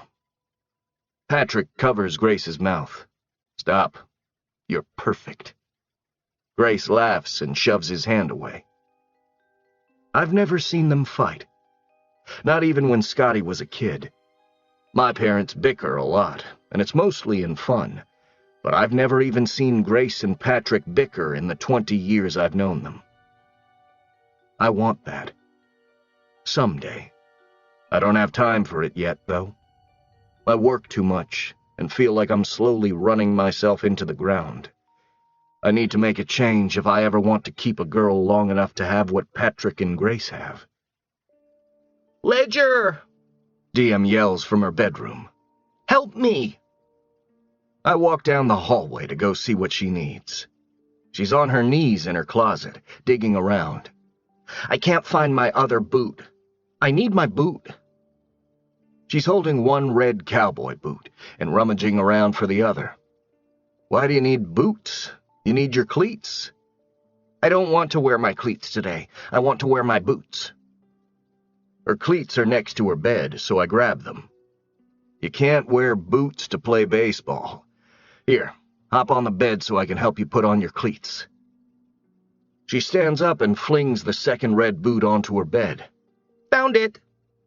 She giggles and climbs onto her bed and starts putting on her boots. Diem. It's baseball. People don't wear boots to play baseball. "I am. I'm wearing boots today." "No, you can't." I shut up. I don't have time to argue with her, and I know once she gets to the field and sees all the other kids with their cleats, she'll let me take off her boots. I help her put on the boots and take the cleats with us when I carry her out of the room. Grace meets us at the door and hands Diem a juice pouch. "Have fun today." She kisses Diem on the cheek, and then Grace's eyes go to Diem's boots. "Don't ask," I say as I open their front door. "Bye, Nana," Diem says. Patrick is in the kitchen, and when Diem fails to tell him goodbye, he stomps dramatically toward us. "What about No-No?" Patrick wanted to go by Papa when Diem started talking, but for whatever reason she called Grace Nana and Patrick No-No, and it was so funny Grace and I enforced it enough that it finally stuck. "Bye, No-No," Diem says, giggling. "We may not get back before you," Grace says. "You mind keeping her if we aren't?" I don't know why Grace always asks me. I've never said no. I'll never say no. "Take your time. I'll take her somewhere for lunch." I put Diem down when we get outside. "McDonald's," she says. "I don't want McDonald's," I say as we cross the street toward my truck. "McDonald's drive-thru." I open the back door to my truck and help her into her booster seat. "How about Mexican food?" "Nope. McDonald's." "Chinese?" "We haven't had Chinese food in a long time." "McDonald's." "I'll tell you what. If you wear your cleats when we get to the game, we can eat McDonald's." I get her seatbelt buckled. She shakes her head. "No, I want to wear my boots. I don't want lunch anyway. I'm full." "You'll be hungry by lunchtime." "I won't. I ate a dragon. I'm going to be full forever." Sometimes I worry about how many stories she tells, but she's so convincing I'm more impressed than concerned. I don't know at what age a child should know the difference between a lie and using their imagination, but I'll leave that up to Grace and Patrick. I don't want to stifle my favorite part of her. I pull onto the street. "You ate a dragon? A whole dragon?" "Yeah, but he was a baby dragon. That's how he fit in my stomach." "Where'd you find a baby dragon?" "Walmart." "They sell baby dragons at Walmart?" She proceeds to tell me all about how baby dragons are sold at Walmart, but you have to have a special coupon, and only kids can eat them. By the time I make it to Roman's, she's explaining how they're cooked. "With salt and shampoo," she says. "You aren't supposed to eat shampoo." "You don't eat it. You use it to cook the dragon." "Oh, silly me." Roman gets in the truck, and he looks about as excited as someone going to a funeral. He hates T-ball days. He's never been a kid person. The only reason he helps me coach is that none of the other parents would do it, and since he works for me, I added it to his schedule. He's the only person I know who gets paid to coach T-ball, but he doesn't seem to feel guilty about it. "Hi, Roman," Diem says from the back seat in a sing-song voice. "I've only had one cup of coffee. Don't talk to me."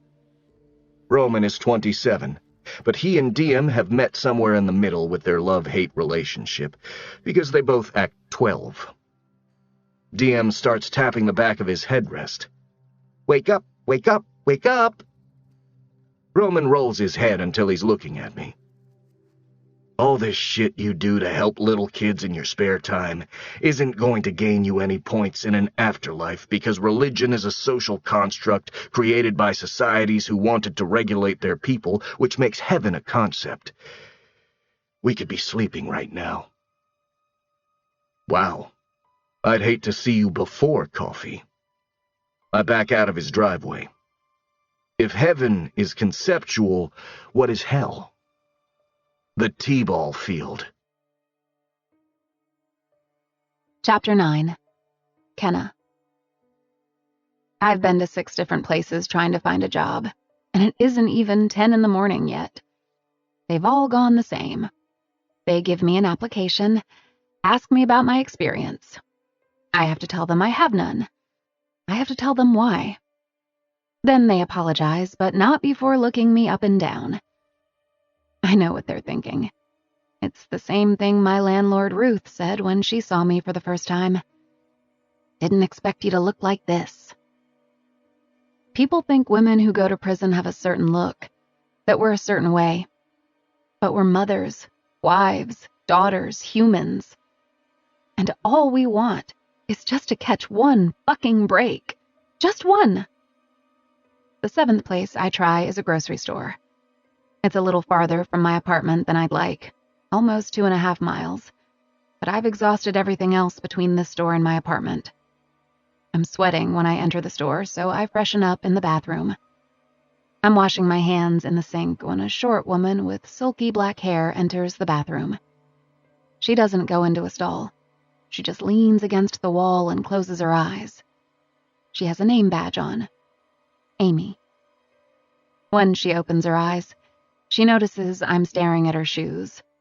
She's wearing a pair of moccasins with white and red beads in the shape of a circle on top of them. You like? She asks, lifting her foot and tilting it from one side to the other. Yeah, they're beautiful. My grandmother makes them. We're supposed to wear sneakers here, but the general manager has never said anything about my shoes. I think he's scared of me.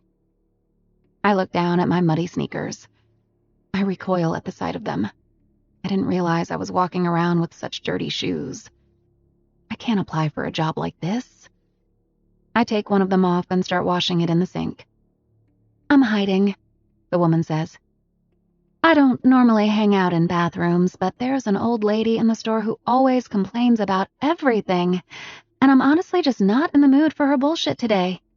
I have a 2-year-old and she didn't sleep all night, and I really wanted to call in sick today, but I'm the shift manager, and shift managers don't call in sick. We show up. And hide in bathrooms. She grins. Exactly. I switch shoes and start washing the other one. I have a lump in my throat when I say, Are you guys hiring?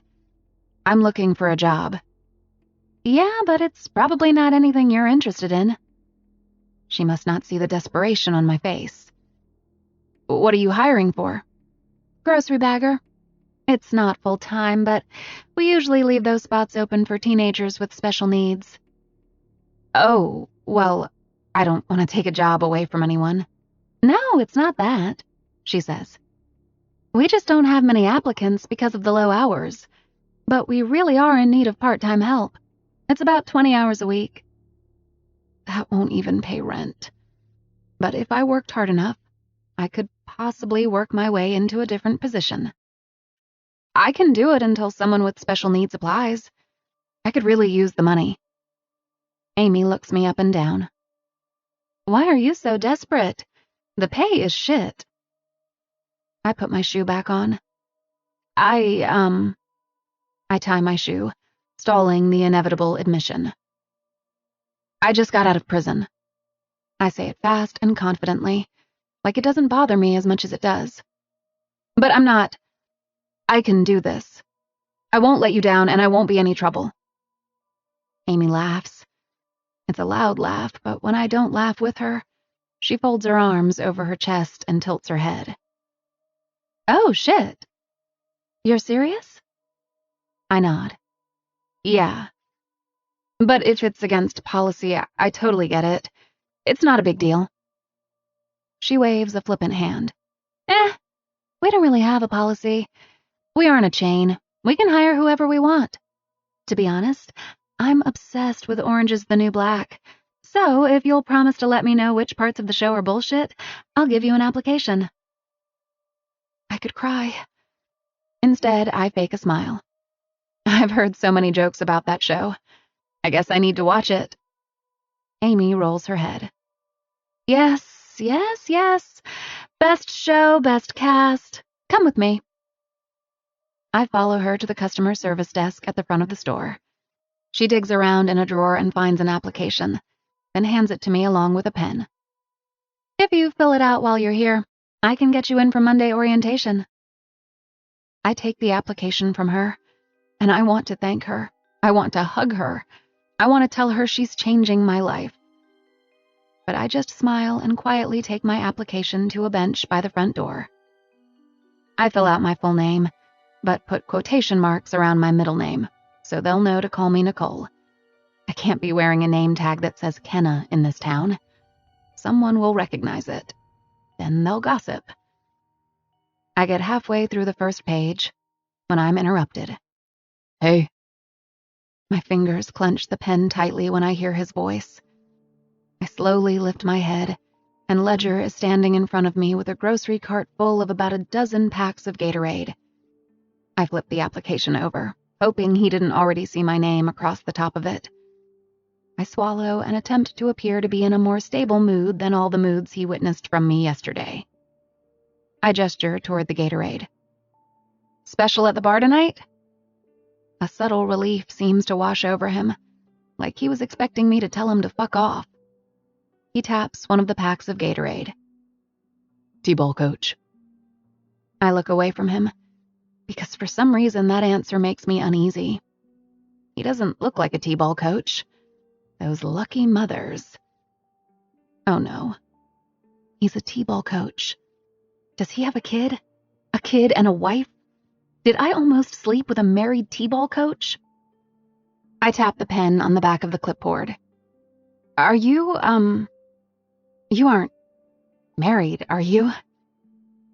His grin tells me no. He doesn't even need to say it, but he shakes his head and says, Single. Then motions toward the clipboard on my lap.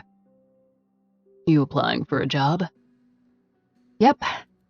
I glance toward the customer service desk, and Amy is eyeing me. I need this job so bad, but I'm afraid this might make it look like I'm going to be distracted by sexy bartenders while I'm on the clock. I look away from her, wondering if Ledger standing here talking to me is hurting my chances. I flip the clipboard back over, but tilt it so that he isn't able to see my name. I start writing in my address, hoping he walks away. He doesn't. He pushes his cart to the side so a guy can get around him, and then he leans his right shoulder against the wall and says, I was hoping I'd run into you again. I'm not going to do this right now. I'm not going to lead him on when he has no idea who I am. I'm also not going to risk this job by fraternizing with customers. Can you go? I whisper it, but loud enough for him to hear it. He makes a face. Did I do something wrong? No, I just really need to finish this. His jaw tightens and he pushes off the wall. It's just that you act like you're mad and I feel kind of bad about last night. I'm fine. I look back at the customer service desk and Amy is still staring. I face Ledger and plead with him. I really need this job. And right now, my potential new boss keeps looking over here, and no offense, but you're covered in tattoos and look like trouble. And I need her to think I'm not going to give her any issues at all. I don't care what happened last night. It was mutual. It was fine. He nods slowly and then grips the handle of his shopping cart. It was fine, he repeats, seemingly offended. For a moment, I feel bad, but I'm not going to lie to him. He put his hand down my jeans, and if we hadn't been interrupted, we probably would have ended up fucking. In his truck. How spectacular could it have been? But he's right. It was more than fine. I can't even look at him without staring at his mouth. He's a good kisser, and it's toying with my head right now because I have so many more important things going on in my life than his mouth. He stands silent for a couple of seconds, and then reaches into a sack in his cart. He pulls out a brown bottle. I bought caramel, in case you come back. He tosses the bottle into the cart. Anyway, good luck. He looks uneasy when he turns and walks out the door. I try to continue filling out the form, but I'm shaking now. I feel like I've got a bomb strapped to me, and it ticks down in his presence, getting closer and closer to exploding my secrets all over him. I finish filling out the application, but my handwriting is sloppy because of my trembling hands. When I return to customer service and hand it to Amy, she says, "He your boyfriend?" I play dumb. Who? Ledger Ward? Ward? The bar is called Ward's. He owns the bar? I shake my head, answering Amy's question. No, I hardly know him. Shame. He's a hot commodity around here since he and Leah broke up. She says that like I'm supposed to know who Leah is. I guess in a town this size, most people know most people. I glance back at the door Ledger disappeared through. I'm not in the market for a hot commodity, just a lukewarm job. Amy laughs and then browses my application for a moment. Did you grow up here? No, I'm from Denver. I came here for college. That's a lie. I never went to college. But it's a college town, and my intentions were to eventually go. That just never happened. Oh yeah? What's your degree in? Didn't finish. That's why I'm back. I lie. Registering for next semester. This job is perfect for that. We can work around your classes. Be here Monday at 8 for orientation. Do you have a driver's license? I nod. Yeah, I'll bring it. I leave out the fact that I just got my driver's license last month, after months of working to get it reinstated. Thank you. I try to say that with as little eagerness in my voice as possible. But so far, things are working out. I have an apartment and now a job. Now I just need to find my daughter. I turn to walk away, but Amy says, Wait, do you want to know how much you're making? Oh, yeah, of course. Minimum wage. Ridiculous, I know. I don't own this place or I'd raise it. She leans forward and lowers her voice. You know, you can probably get a job at the Lowe's warehouse. They pay twice that starting out.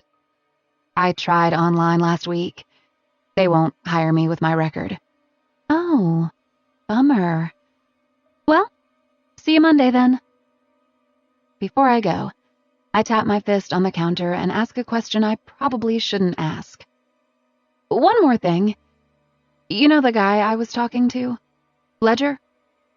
She raises an amused brow. What about him? Does he have kids? Just a niece or something. She comes in here with him sometimes. Cute girl, but I'm pretty sure he's single and childless. A niece? Or could it be his deceased best friend's daughter? Does he shop here with my daughter? I somehow force a smile through the onslaught of emotions suddenly spiraling through me. I thank her again, but then I leave in a hurry, hoping by some miracle Ledger's truck is still outside and that my daughter is in the truck with him. I look around the parking lot, but he's already gone. My stomach sinks, but I can still feel the adrenaline disguised as hope running through my body. Because now I know he coaches t-ball, and Diem more than likely plays on his team. Because why else would he coach if he doesn't have children of his own? I debate going straight to the t-ball field, but I need to do this right. I want to speak with Patrick and Grace first. Chapter 10. Ledger. I'm in the dugout, pulling the equipment out of the bag when Grady slips his fingers through the chain-link fence, gripping it. So, who was she? I pretend not to know what he's talking about. Who was who? The girl you had in your truck last night. Grady's eyes are bloodshot. It looks like the night shift change is taking a toll on him. A customer. I was just giving her a ride home. Grady's wife, Whitney, is standing next to him now. At least the rest of the mom brigade isn't with her, because I can tell immediately by the way she's looking at me that everyone on the t-ball field is already talking. I can only be confronted by one couple at a time. Grady said you had a girl in your truck last night. I shoot Grady a look, and he holds his hands up helplessly, like his wife yanked the information out of him. It was no one, I repeat. Just giving a customer a ride home. I wonder how many times I'm going to have to repeat this today. Who was she? Whitney asks. No one you know. We know everyone around here, Grady says. She's not from here. I say. I might be lying. I might be telling the truth. I wouldn't know since I know very little about her, other than what she tastes like. Destin has been working on his swing, Grady says, changing the subject to his son. Wait till you see what he can do. Grady wants to be the envy of all the other fathers. I don't get it. T-ball is supposed to be fun, but people like him put so much competitiveness into it and ruin the sport. 2 weeks ago, Grady almost got into a fight with the umpire. He probably would have hit him if Roman hadn't pushed him off the field. Not sure getting that heated over a T-ball game is a good look for anyone, but he takes his son's sports very seriously. Me, not so much. Sometimes I wonder if it's because Diem isn't my daughter.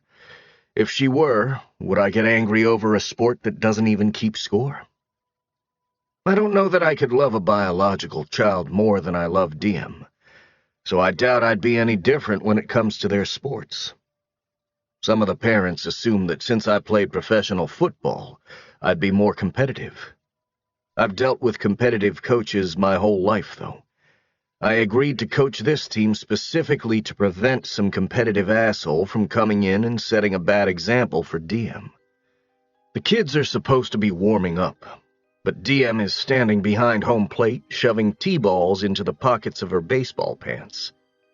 She's got 2 in each pocket, and now she's trying to shove a 3rd in. Her pants are starting to sag from the weight. I walk over to her and kneel. D, you can't take all the T-balls. They're dragon eggs, she says. I'm going to plant them in my yard and grow baby dragons. I toss the balls one at a time to Roman. That's not how dragons grow. The mama dragon has to sit on the eggs. You don't bury them in the yard. Diem bends forward to pick up a pebble, and I notice she has 2 balls stuffed down the back of her shirt. I untuck her shirt, and the balls fall to her feet. I kick them to Roman. Did I grow in an egg? She asks. No, Dee. You're human. Humans don't grow in eggs. We grow in... I stopped talking, because I was about to say, we grow in our mothers' bellies. But I'm always careful to avoid any talk of mothers or fathers around Diem. I don't want her to start asking me questions I can't answer. What do we grow in? She asks. Trees? Shit. I put my hand on Diem's shoulder and completely ignore her question because I have no idea what Grace or Patrick has told her about how babies are made. This isn't my wheelhouse. I wasn't prepared for this conversation. I yell for all the kids to go to the dugout, and luckily Diem is distracted by one of her friends and walks away from me. I blow out a breath, relieved the conversation ended where it did. I dropped Roman off at the bar to spare him a trip to McDonald's. And yes, we're at McDonald's, even though Diem didn't wear her cleats at all during the game, because she gets her way with me more often than she doesn't. Choose your battles, they say. But what happens when you never choose any? I don't want to play T-ball anymore, Diem says out of the blue. She's dipping her French fry into honey when she makes that decision. The honey dribbles down her hand. I try to get her to eat her fries with ketchup because it's a lot easier to clean, but she wouldn't be Diem if she didn't do everything the hardest way possible. You don't like T-ball anymore? She shakes her head and licks her wrist. That's fine. But we only have a few more games, and you made a commitment. What's a commitment? It's when you agree to do something. You agreed to be part of the team. If you quit in the middle of the season, your friends will be sad. You think you can make it through the rest of the season? If we can have McDonald's after all the games. I narrow my eyes in her direction. Why do I feel like I'm getting swindled? What does swindled mean? She asks. It means you're trying to trick me into getting you McDonald's. Diem grins and eats her last fry. I put all our trash on the tray. I grab her hand to lead her out of the store and remember the honey. Her hands are as sticky as a fly trap. I keep wet wipes in my truck for this very reason. A couple of minutes later, she's buckled up in her booster seat, and I'm scrubbing her hands and arms with the wet wipe when she says, "When is my mom getting a bigger car?" She drives a minivan. How big of a car does she need? "Not Nana," Diem says. "My mom. Skylar said my mom never comes to my t-ball games, and I told her she will when she gets a bigger car." I stop wiping her hands. She never brings up her mother. This is twice in one day we've brushed the conversation.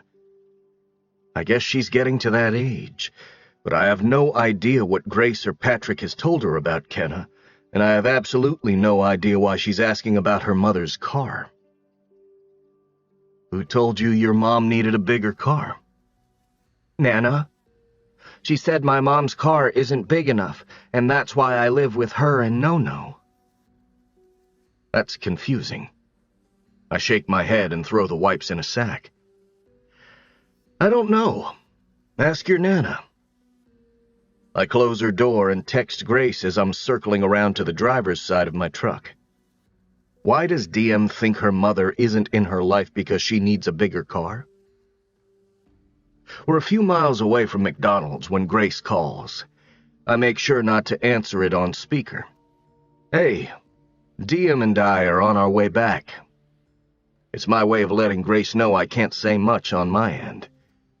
Grace sucks in a breath like she's getting ready for a long explanation to my text. "Okay, so last week, Diem asked me why she doesn't live with her mother. I didn't know what to say, so I told her she lives with me because her mother's car isn't big enough to fit all of us." It was the first lie I could come up with. I panicked, Ledger. "I'd say so." "We plan on telling her, but how do you tell a child her mother went to prison? She doesn't even know what prison is." "I'm not judging," I say. "I just want to make sure we're on the same page. We should probably come up with a more accurate version of the truth, though." "I know. She's just so young." She's starting to get curious. "I know. Just, if she asks again, tell her I'll explain it to her." I did. Prepare for questions. "Great," she says with a sigh. "How did the game go?" "Good. She wore the red boots and got McDonald's." Grace laughs. "You're a sucker." "Yeah, tell me something new. See you soon." I end the call and glance into the back seat. Diem's face is full of concentration. "What are you thinking, Dee?" "I want to be in a movie," Diem says. "Oh yeah? You want to be an actress?" "No, I want to be in a movie." "I know. That's called being an actress." "Then yeah, that's what I want to be. An actress. I want to be in cartoons." I don't tell her cartoons are just voices and drawings. "I think you'll be a great cartoon actress." "I will be. I'm going to be a horse, or a dragon, or a mermaid." "Or a unicorn," I suggest. She grins and looks out her window. I love her imagination, but she definitely didn't get it from Scotty. His mind was more concrete than a sidewalk. Chapter 11. Kenna. I've never seen a picture of Diem. I don't know if she looks like me or Scotty. Are her eyes blue or brown? Is her smile honest like her father's? Does she laugh like me? Is she happy? That's my only hope for her. I want her to be happy. I have complete faith in Grace and Patrick. I know they loved Scotty, and it's obvious they love Diem. They loved her before she was even born. They started fighting for custody the day they were told I was pregnant. The baby didn't even have fully developed lungs, but they were already fighting for its first breath. I lost the custody battle before Diem was even born. There aren't many rights a mother has when she's sentenced to several years in prison.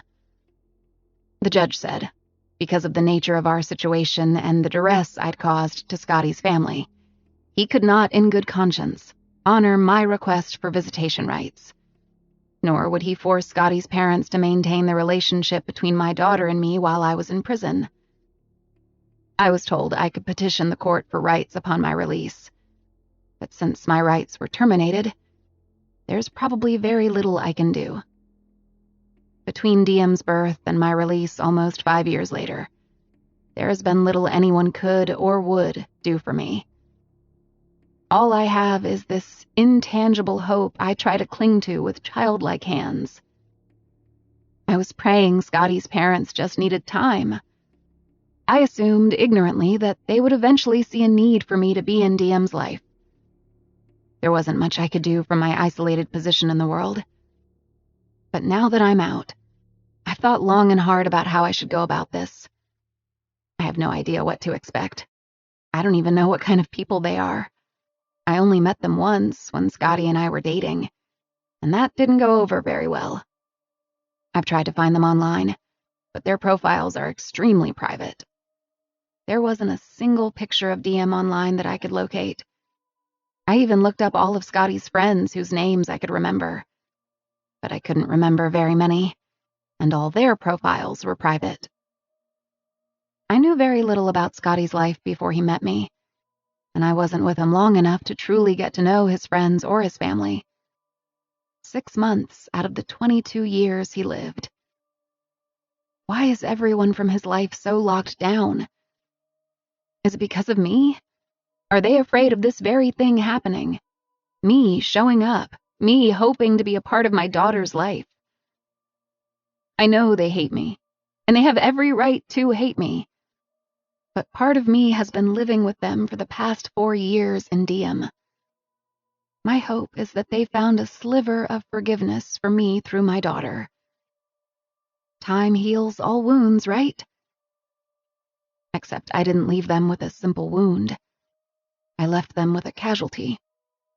One so heartbreaking there's a possibility it will never be forgiven. It's hard not to cling to hope, though, when all I've been able to do or look forward to is this moment. It's either going to complete me or destroy me. There is no in between. 4 more minutes before I find out. I'm more nervous in this moment than I was in the courtroom 5 years ago. I grip the rubber starfish tightly in my hand. It's the only toy they had for sale at the gas station next door to my apartment. I could have had the cab driver take me to Target or Walmart, but they're both in the opposite direction of where I'm hoping Diem still lives, and I can't afford that much cab fare. After I got hired at the grocery store today, I walked home and took a nap. I didn't want to show up while Diem wasn't at Grace and Patrick's, and if Amy is right, and Ledger doesn't have kids, it's a reasonable assumption that the little girl he coaches in T-ball is my daughter. And judging by the amount of Gatorade he bought, he was preparing for a long day with a lot of teams, which, using deductive reasoning, would mean it would be hours before Diem was back home. I waited as long as I could. I know the bar opens at 5, which means Ledger will likely be taking Diem home before then. And I really don't want Ledger to be there when I arrive, so I timed my cab ride to get me there at 5:15. I didn't want to arrive later than that, because I don't want to show up when they're having dinner, or after she's gone to bed. I want to do everything right. I don't want to do anything that will make Patrick or Grace feel more threatened by my presence than they probably already will be. I don't want them to ask me to leave before I can even plead my case. In a perfect world, they'll open their front door for me and allow me to reunite with the daughter I've never held. In a perfect world, their son would still be alive. I wonder what I'll see in their eyes when they find me at their front door. Will it be shock? Hatred? How much does Grace despise me? I try to put myself in Grace's shoes sometimes. I try to imagine the hatred she holds for me, what it must feel like from her perspective. Sometimes, I lie in bed and close my eyes and try to justify all the reasons this woman is keeping me from knowing my daughter, so that I don't hate her back. I think, Kenna, imagine you're Grace. Imagine you have a son. A beautiful young man that you love more than life, more than any afterlife. And he's handsome and he's accomplished, but most importantly, he's kind. Everyone tells you this. Other parents wish their children could be more like your son. You smile because you're proud of him. You're so proud of him, even when he brings home his new girlfriend, the one you heard moaning too loud in the middle of the night, the girlfriend you saw looking around the room while everyone else was praying over dinner, the girlfriend you caught smoking at 11 at night on your back patio, but you didn't say anything. You just hoped your perfect son would outgrow her soon. Imagine you get a phone call from your son's roommate, asking if you know where he is. He was supposed to show up for work early that day, but for whatever reason, he didn't show. Imagine your worry, because your son shows. He always shows. Imagine he doesn't answer his cell phone when you call to see why he didn't show. Imagine you start to panic as the hours stretch on. Normally you can feel him, but you can't feel him today. You feel full of fear and empty of pride. Imagine you start to make phone calls. You call his college, you call his employer. You'd even call the girlfriend you don't much care for, if only you knew her number. Imagine you hear a car door slam, and you breathe a sigh of relief, only to fall to the floor when you see the police at your door. Imagine hearing things like, "I'm sorry," and "accident," and "car wreck," and "didn't make it." Imagine yourself not dying in that moment. Imagine being forced to go on, to live through that awful night, to wake up the next day, to be asked to identify his body. His lifeless body. A body you created, breathed life into, grew inside of you, taught to walk and talk and run and be kind to others. Imagine touching his cold, cold face, your tears falling onto the plastic bag he's tucked into, your scream stuck in your throat, silent like the screams you've had in nightmares. And yet you still live. Somehow. Somehow you go on without the life you made. You grieve. You're too weak to even plan his funeral. You keep wondering why your perfect son, your kind son, would be so reckless.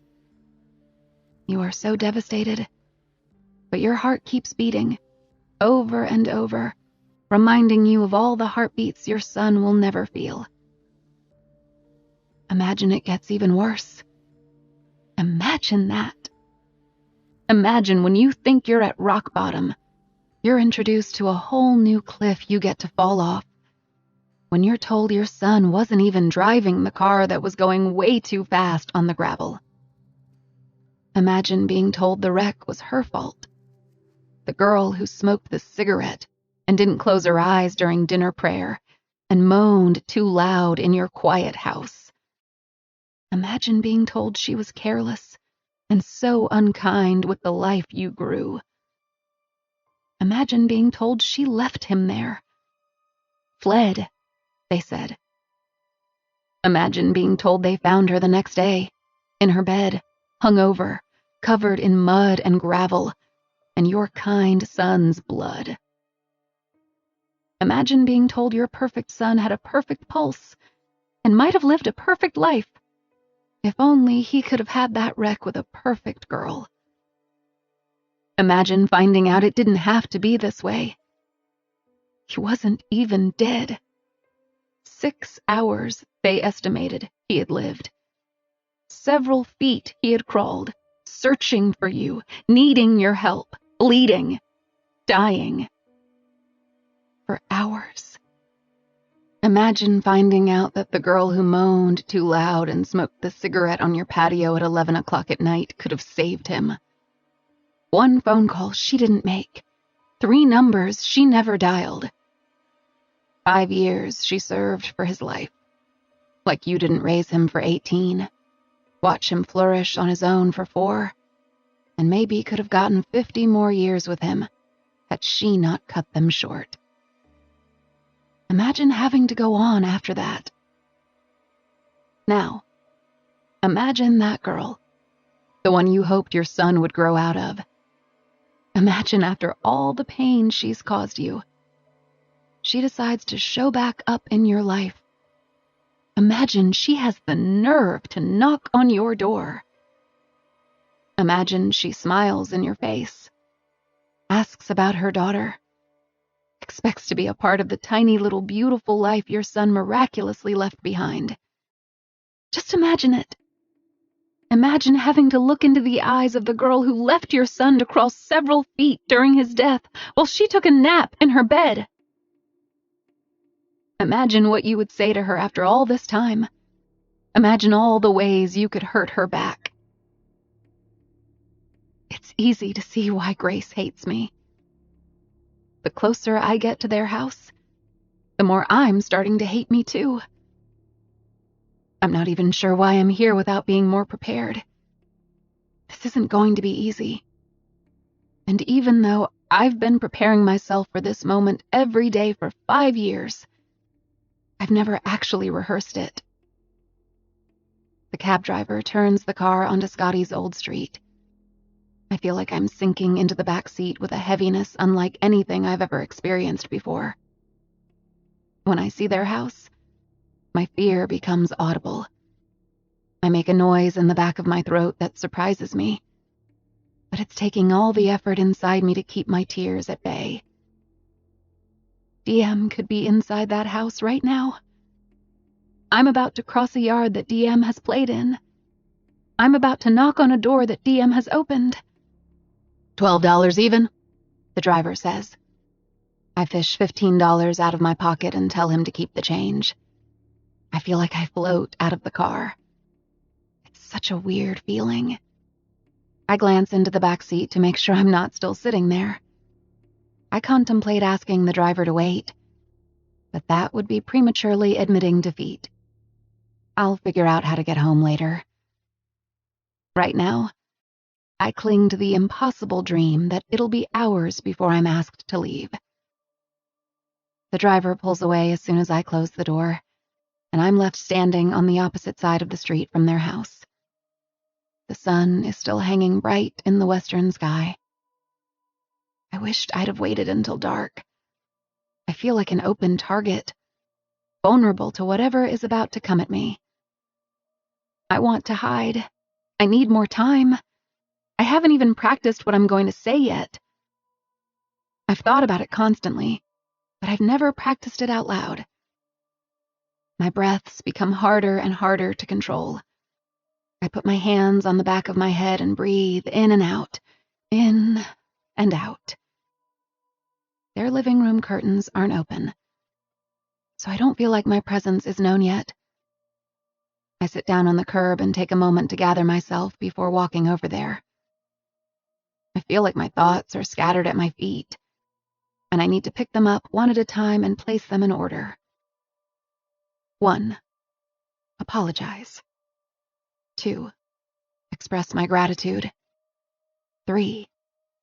Beg for their mercy. I should have dressed better. I'm in jeans and the same Mountain Dew t-shirt I had on yesterday. It was the cleanest outfit I had. But now that I'm looking down at myself, I want to cry. I don't want to meet my daughter for the first time while wearing a Mountain Dew t-shirt. How are Patrick and Grace expected to take me seriously when I'm not even dressed seriously? I shouldn't have rushed over here. I should have given this more thought. I'm starting to panic. I wish I had a friend. Nicole? I turn toward the sound of his voice. I crane my neck until my eyes meet Ledger's. Under normal circumstances, seeing him here would shock me, but I'm already at max capacity for things to feel. So my thought process is more along the lines of an apathetic, great, of course. There's a sharp intensity in the way he's looking at me that sends a chill up my arms. What are you doing here? He asks. Fuck. Nothing. Fuck. My eyes flicker across the street. Then I look behind Ledger at what I'm assuming is his house. I remember Scotty saying Ledger grew up across the street from him. What are the odds that he would still live here? I have no idea what to do. I stand up. My feet feel like weights. I look at Ledger, but he's no longer looking at me. He's looking across the street at Scotty's old house. He runs a hand across his jaw, and there's a fresh, disturbing look on his face.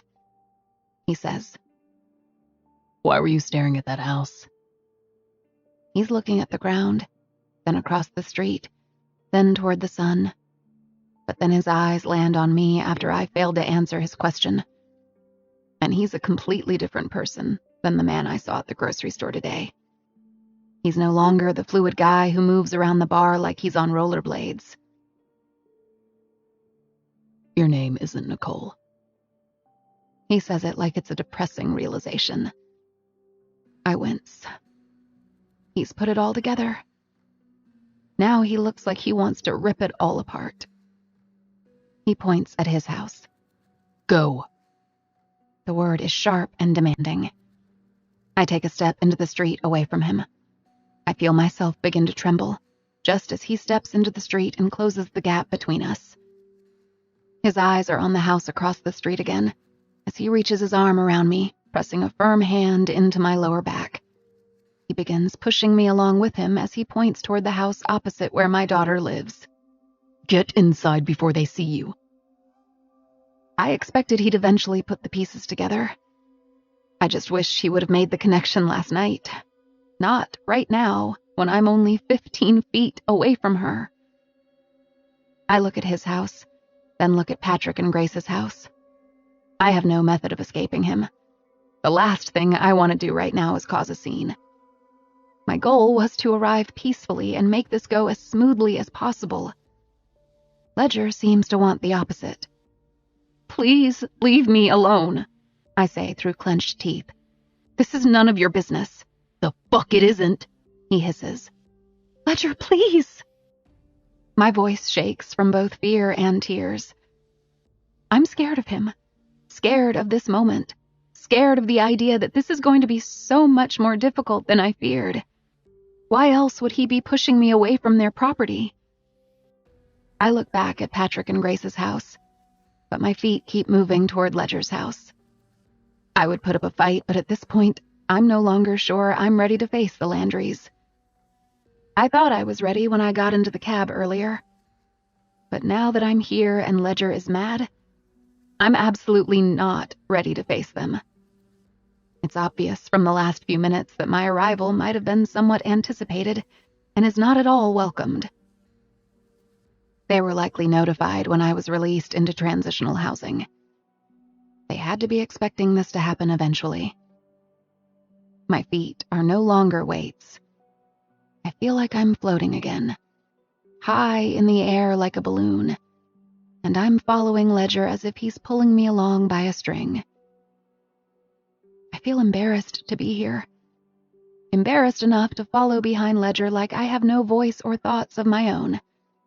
I certainly don't have any confidence in this second. And my shirt is too stupid for a moment of this magnitude. I'm stupid for thinking this was the way to go about it.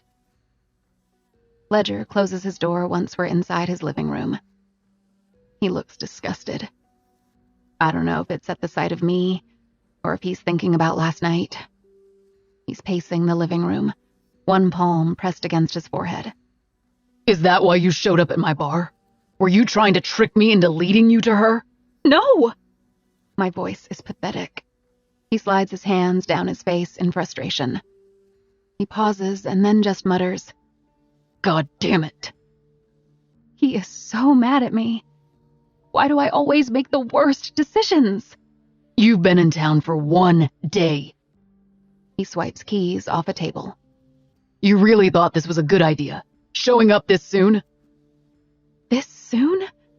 She's 4 years old. I clench an arm over my churning stomach. I don't know what to do. What do I do? What can I do? There has to be something, some kind of compromise. They can't just collectively decide what's best for Diem without consulting me. Can they? They can. I'm the unreasonable one in this scenario. I've just been too scared to admit it. I want to ask him if there's anything I can do to get them to hear me out. But the way he's glaring at me makes me feel completely in the wrong. I begin to wonder if I'm even in a position to ask questions. His focus falls to the rubber starfish in my hand. He walks over to me and holds out his hand. I place the starfish in his palm. I don't know why I hand it over. Maybe if he sees I showed up with a toy, he'll know I'm here with good intentions. Really? A teething ring? He tosses it on his couch like it's the stupidest thing he's ever seen. She's 4. He walks toward his kitchen. I'm taking you home. Wait until I pull my truck into the garage. I don't want them to see you. I no longer feel like I'm floating. I feel heavy and frozen, like my feet are trapped in the concrete slab of his house. I glance out the living room window toward Patrick and Grace's house. I'm so close. All that separates us is a street, an empty street with no traffic. It's clear to me what's going to happen next. Patrick and Grace want nothing to do with me, to the point Ledger knew to intercept my arrival. This means there won't be any negotiating. The forgiveness I was hoping had found its way to them never made it here. They still hate me. Apparently, so does everyone else in their lives. The only way I'm going to be able to see my daughter is if, by some miracle, I can take it through the court system. And that's going to take money I don't yet have, and years I can't bear the thought of passing by. I've already missed so much. If I want to see Diem at all, ever, this is my only chance. If I want the opportunity to beg Scotty's parents for forgiveness, it's now or never. Now or never. Ledger probably won't notice I'm not following him to his garage for another 10 seconds at least. I might make it before he catches up to me. I slip outside and run as fast as I can across the street. I'm in their yard. My feet are sprinting across grass Diem has played on. I'm beating on their front door. I'm ringing their doorbell. I'm trying to look through the window to get a glimpse of her. Please, I whisper, knocking harder. My whisper turns into panic as I hear Ledger approaching me from behind. I'm sorry, I yell, beating on the door. My voice is a fearful plea.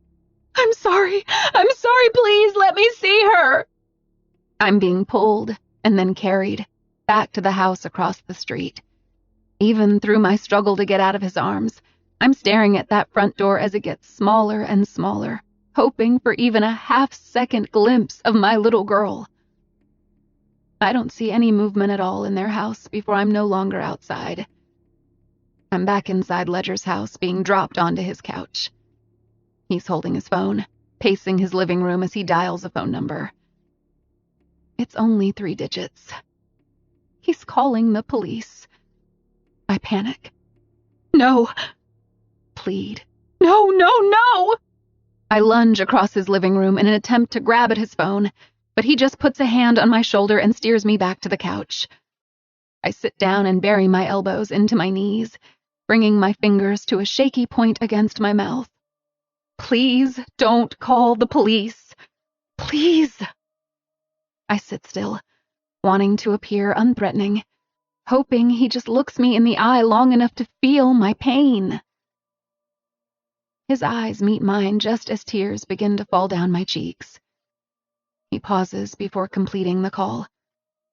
He stares me down, studying me, searching my face for a promise.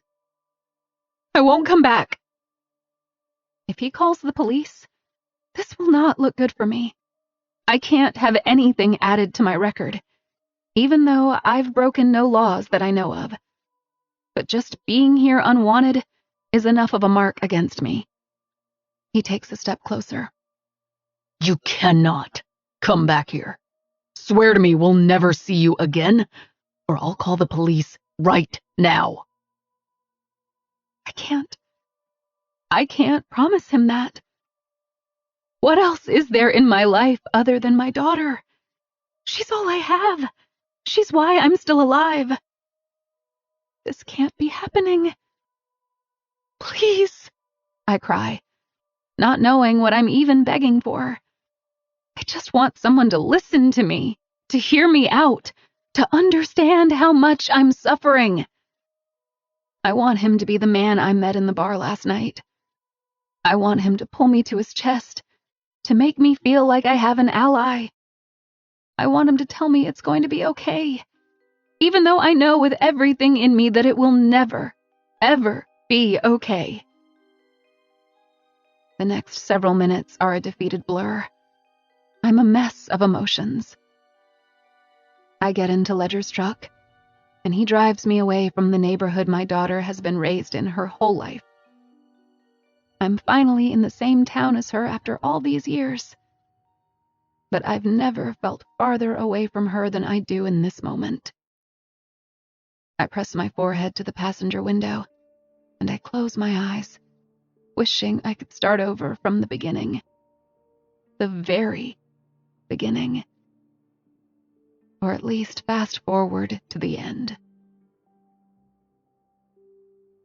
Chapter 12. Ledger.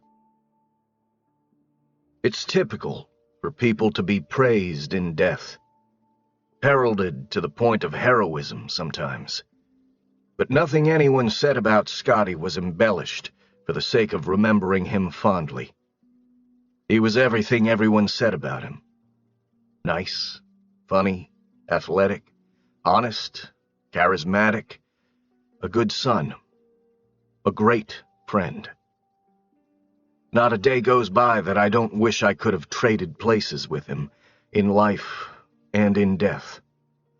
I'd give up the life I've been living in an instant if it meant he could have just one day with Diem. I don't know that I'd be this angry, this protective over Diem, if Kenna had just simply caused the accident. But she did so much more than that. She was driving when she shouldn't have been. She was speeding, she was drinking, she flipped the car. And then she left. She left Scotty there to die. And she walked home and crawled into bed because she thought she could get away with it. He's dead because she was scared she'd get in trouble. And now she wants forgiveness? I can't think about the details of Scotty's death right now. Not with her sitting next to me in this truck, because I'd rather be dead than allow her the satisfaction of knowing Diem. If it means driving us both off a bridge, I might just be vengeful enough to do that right now. The fact that she thought it would be okay to show up is baffling to me. I'm pissed she's here, but I think my anger is amplified by the knowledge that she knew who I was last night, when we kissed, when I held her. I shouldn't have ignored my gut. There was something off about her. She doesn't look like the Kenna I saw in the articles 5 years ago. Scotty's Kenna had long blonde hair. But I never really looked at her face back then. I never met her in person, but I feel like even just seeing a mugshot of the girl who killed my best friend should have stuck in my head more. I feel stupid. I'm angry. I'm hurt. I feel taken advantage of. Even today in the store, she knew who I was, yet gave me no hint as to who she was. I crack my window to get some fresh air, hoping it'll calm me down. My knuckles are white as I grip the steering wheel. She's staring out the window, unresponsive. She may be crying. I don't know.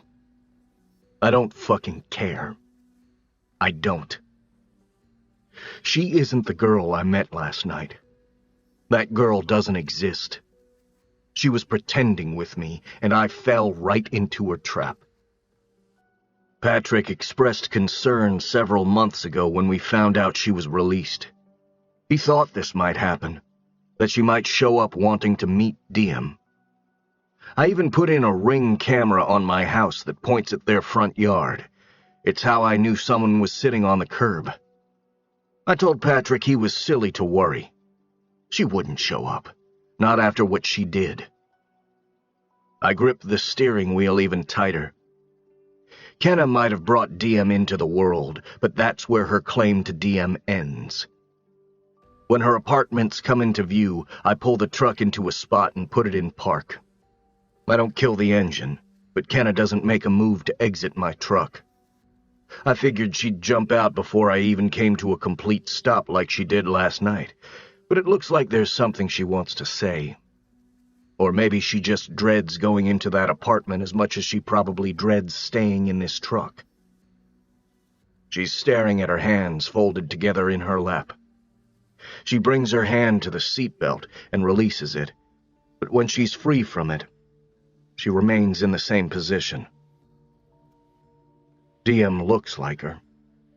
I always assumed she did since I didn't see much of Scotty in Diem's features. But until tonight, I had no idea just how much she resembles her mother. They have the same reddish shade of brown hair, straight and flat, not a wave or a curl in sight. She has Kenna's eyes. Maybe that's why I saw red flags last night. My subconscious recognized her before I could. When Kenna's eyes slide over to mine, I feel a tug of disappointment inside of me. Diem looks so much like her when she's sad. It's like I'm looking into the future at who Diem is going to someday be. I don't like that the one person I dislike the most in this world reminds me of the person I love the most. Kenna wipes her eyes, but I don't lean over and open the glove box to retrieve a napkin. She can use the Mountain Dew shirt she's been wearing for 2 days. "I didn't know you before I showed up at your bar last night," she says with a trembling voice. "I swear." Her head falls back against the headrest, and she stares straight ahead. Her chest rises with a deep inhale. She exhales at the exact moment my finger meets the unlock button. My cue for her to exit. I don't care about last night. I care about Diem. That's it. I watch a tear as it skates down her jaw. I hate that I know what those tears taste like. I hate that part of me wants to reach over and wipe it away. I wonder if she cried as she was walking away from Scotty that night. She moves with a graceful sadness, leaning forward, pressing her face into her hands. Her movement fills my truck with the scent of her shampoo. It smells like fruit. Apples. I rest my elbow on my door frame and lean away from her, covering my mouth and nose with my hand. I look out my window, not wanting to know anything else about her. I don't want to know what she smells like, what she sounds like, what her tears look like, what her pain makes me feel like. They don't want you in her life, Kenna. A cry mixes with a gasp that sounds like it's filled with years of heartache when she says, "She's my daughter." Her voice decides to reconnect with her spirit in this moment. It's no longer a wisp of air escaping her mouth. It's full of panic and desperation. I grip my steering wheel, tapping it with my thumb while I think of how to say what I need for her to understand.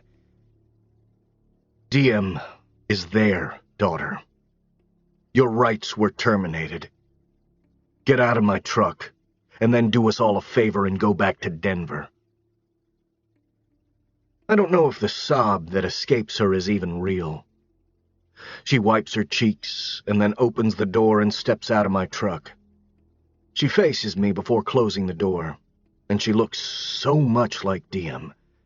Even her eyes have grown a shade lighter like Diem's do when she cries. I feel that look deep within me. But I know it's only because of how closely she resembles Diem. I'm hurting for Diem, not for this woman. Kenna looks torn between walking away, responding to me, or screaming. She hugs herself and looks at me with two huge, devastated eyes. She tilts her face up toward the sky for a second, inhaling a shaky breath.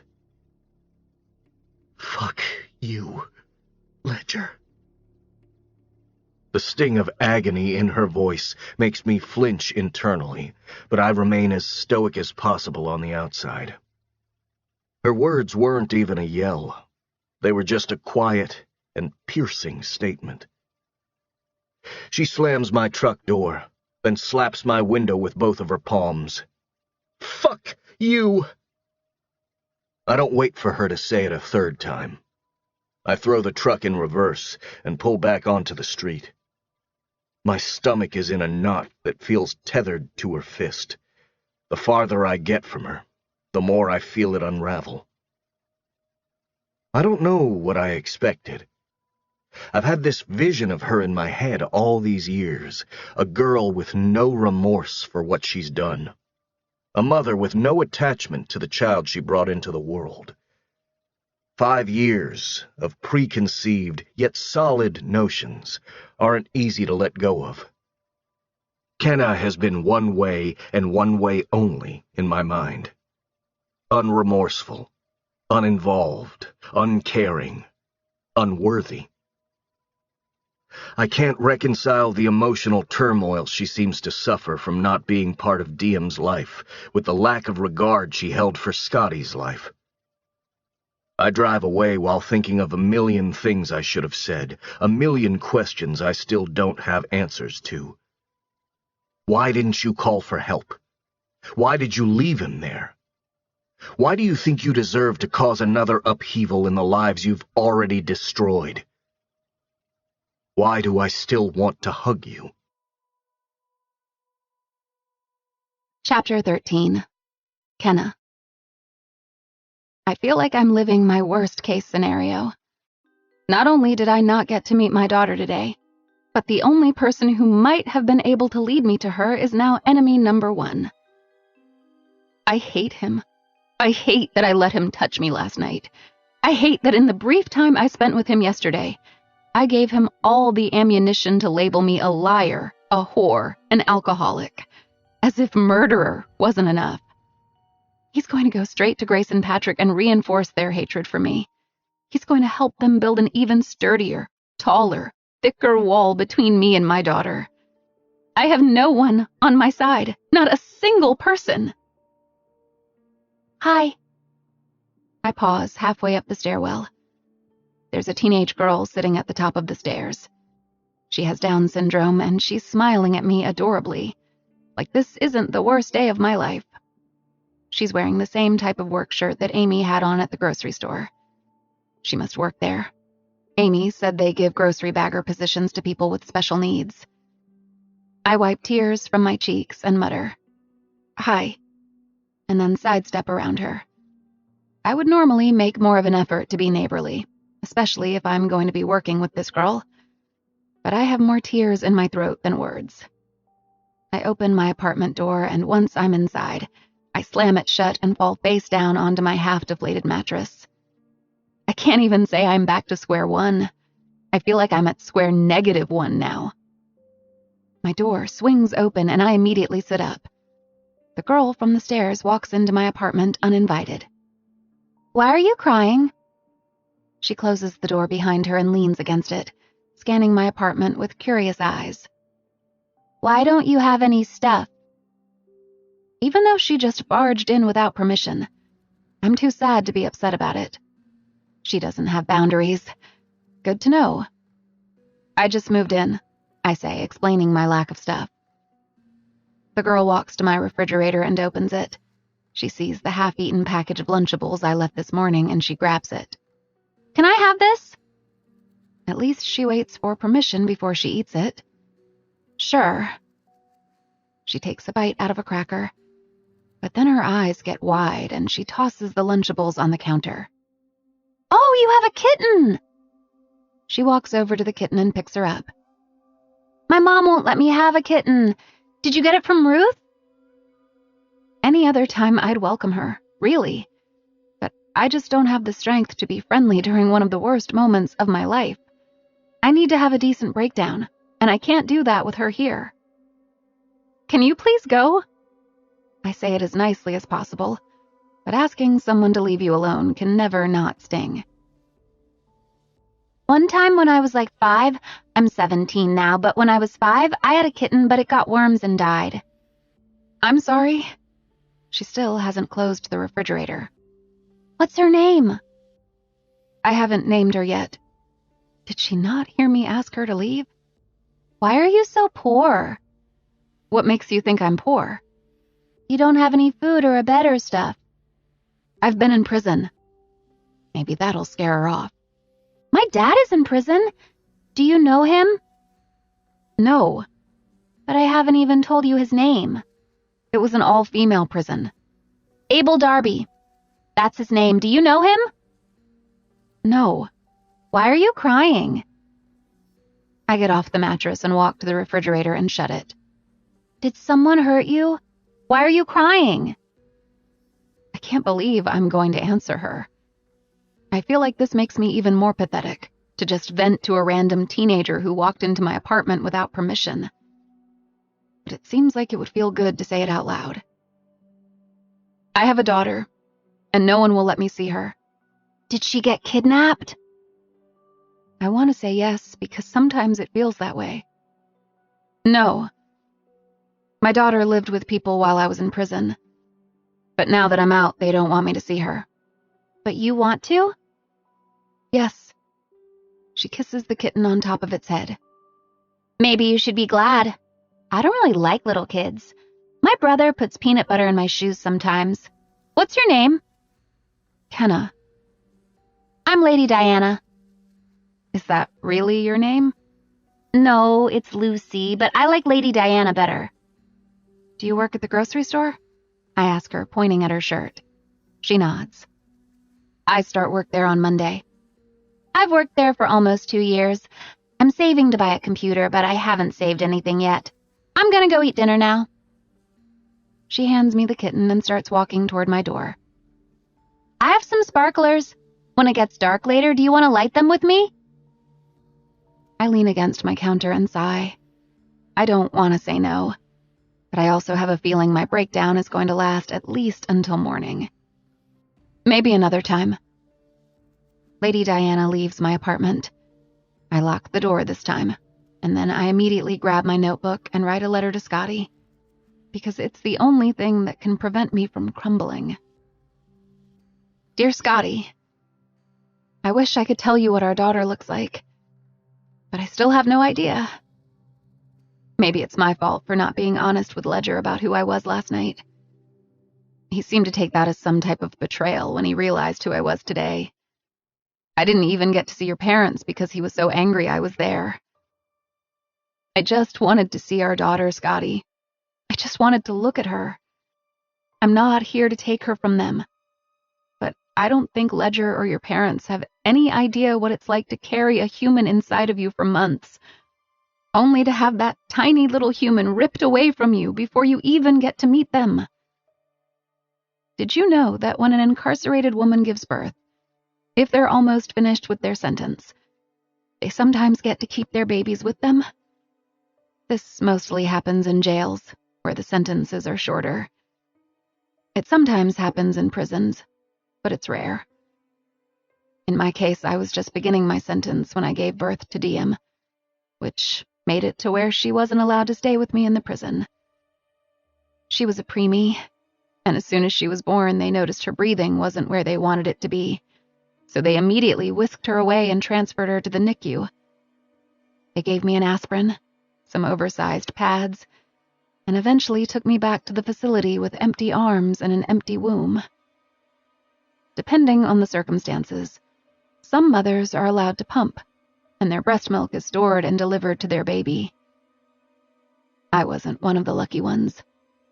I wasn't allowed to pump, and I wasn't allowed anything that would help my milk dry up.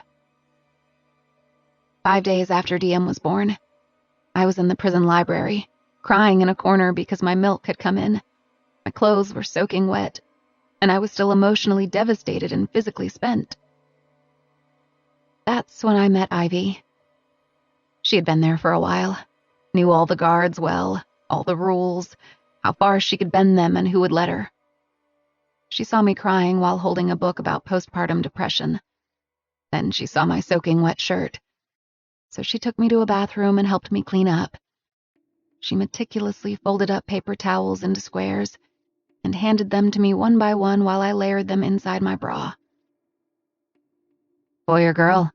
she asked. "Girl." "What'd you name her?" "Diem." "That's a good name. A strong name. She healthy?" "She was a preemie, so they took her as soon as she was born. But a nurse said she was doing well." Ivy winced when I said that. "They gonna let you see her?" "No, I don't think so." Ivy shook her head. And I didn't know it then. But Ivy had a way of communicating entire conversations through all the different ways she shook her head. I'd slowly learned them over the years. But that day, I didn't know the way she shook her head translated to, "Those bastards." She helped me dry my shirt, and when we got back to the library, she sat me back down and said, "Here's what you're gonna do. You're gonna read every book in this library. Pretty soon you'll start to live in the lavish worlds inside these books, rather than the bleak world inside this prison." I was never a big reader. I didn't like her plan. I nodded, but she could tell I wasn't listening to her. She pulled a book off the shelf and handed it to me. "They took your baby from you. You won't ever get over that. So you decide right now, right here. Are you gonna live in your sadness, or are you gonna die in it?" That question punched me in my stomach, the stomach that no longer contained my daughter. Ivy wasn't giving me a pep talk. In a lot of ways, it was the opposite. She wasn't saying I would move past what I was feeling or that things would get easier. She was telling me that this was it. The misery I felt was my new normal.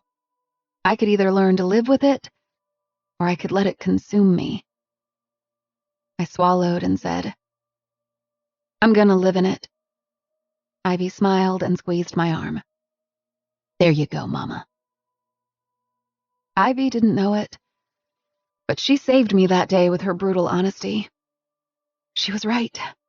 My normal would never be the same. It hadn't been the same since I lost you, and losing our daughter to your parents just pushed me even further from center. The way I felt when they took her from me back then is the exact same defeated misery I feel right now. Ledger has no idea how much his actions tonight have broken the last few pieces of me. Ivy has no idea how much her words from almost 5 years ago are still somehow saving me. Maybe that's what I'll name the kitten. Ivy. Love, Kenna. Chapter 14. Ledger. I've received 3 calls from Patrick on my drive back to the house, but I haven't answered any of them, because I'm too angry at Kenna to have a conversation about her over the phone. I was hoping the Landrys didn't hear her beating on their door, but it's obvious they did. Patrick is waiting in my yard when I pull back into my driveway. He's talking before I even get out of the truck. "What does she want?" he asks. "Grace is a mess. Do you think she's going to try to fight the termination? The lawyer said it would be impossible." He's still spitting questions at me as he follows me into the kitchen. I toss my keys on the table. "I don't know, Patrick. Should we get a restraining order? I don't think you have grounds to do that. She hasn't threatened anyone. He paces the kitchen, and I watch as he seems to grow smaller and smaller. I pour him a glass of water and hand it to him. He downs the whole thing and then takes a seat on one of the bar stools. He drops his head into his hands. The last thing Diem needs is for that woman to be in and out of her life. After what she did to Scotty. We can't. She won't show up here again, I say. She's too afraid of having the cops called on her. My comment only heightens his worry. Why? Is she trying to keep her record clean in case she can take us to court? She lives in a shithole. I doubt she has money to hire an attorney. He stands up. She's living here? I nod. Paradise Apartments. I don't know how long she plans to stay. Shit, he mutters. This is going to destroy Grace. I don't know what to do. I don't have any advice for him. As involved as I am in her life, I'm not Diem's father. I haven't been the one raising her since she was born.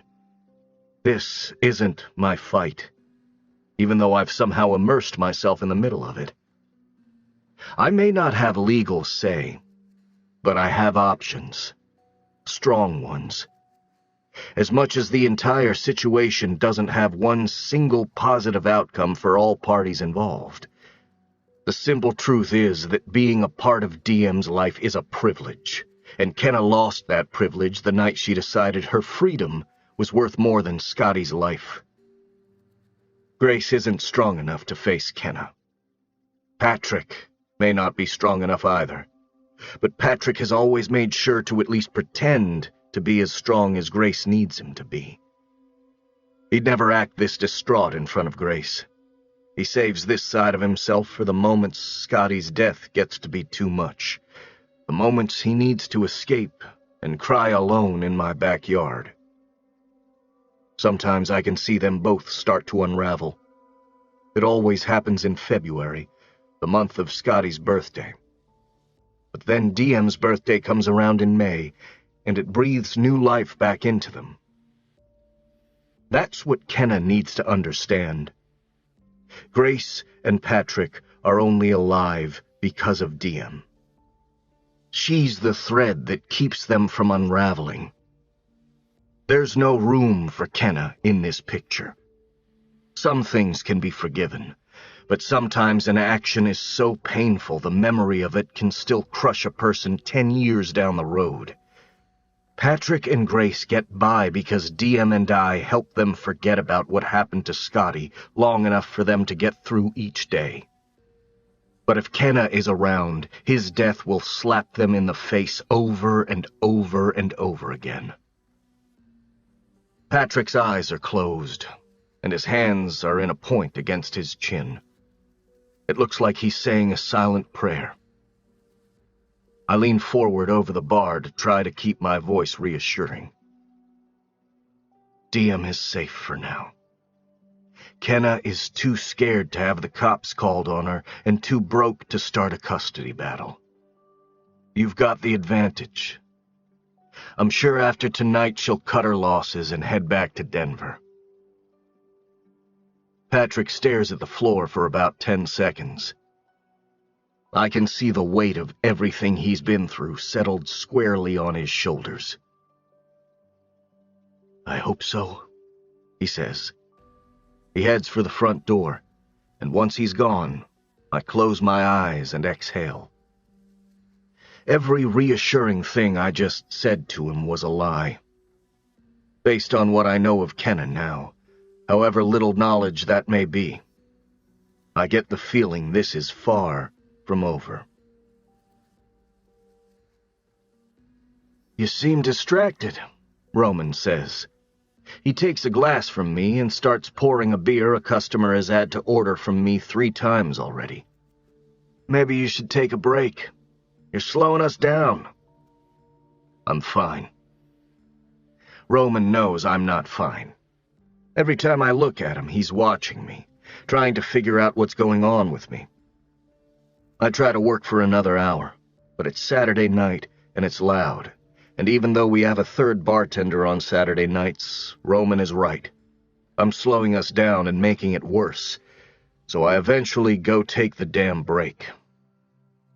I sit on the steps in the alley, and I look up at the sky and wonder what the hell Scotty would do right now. He was always so level-headed.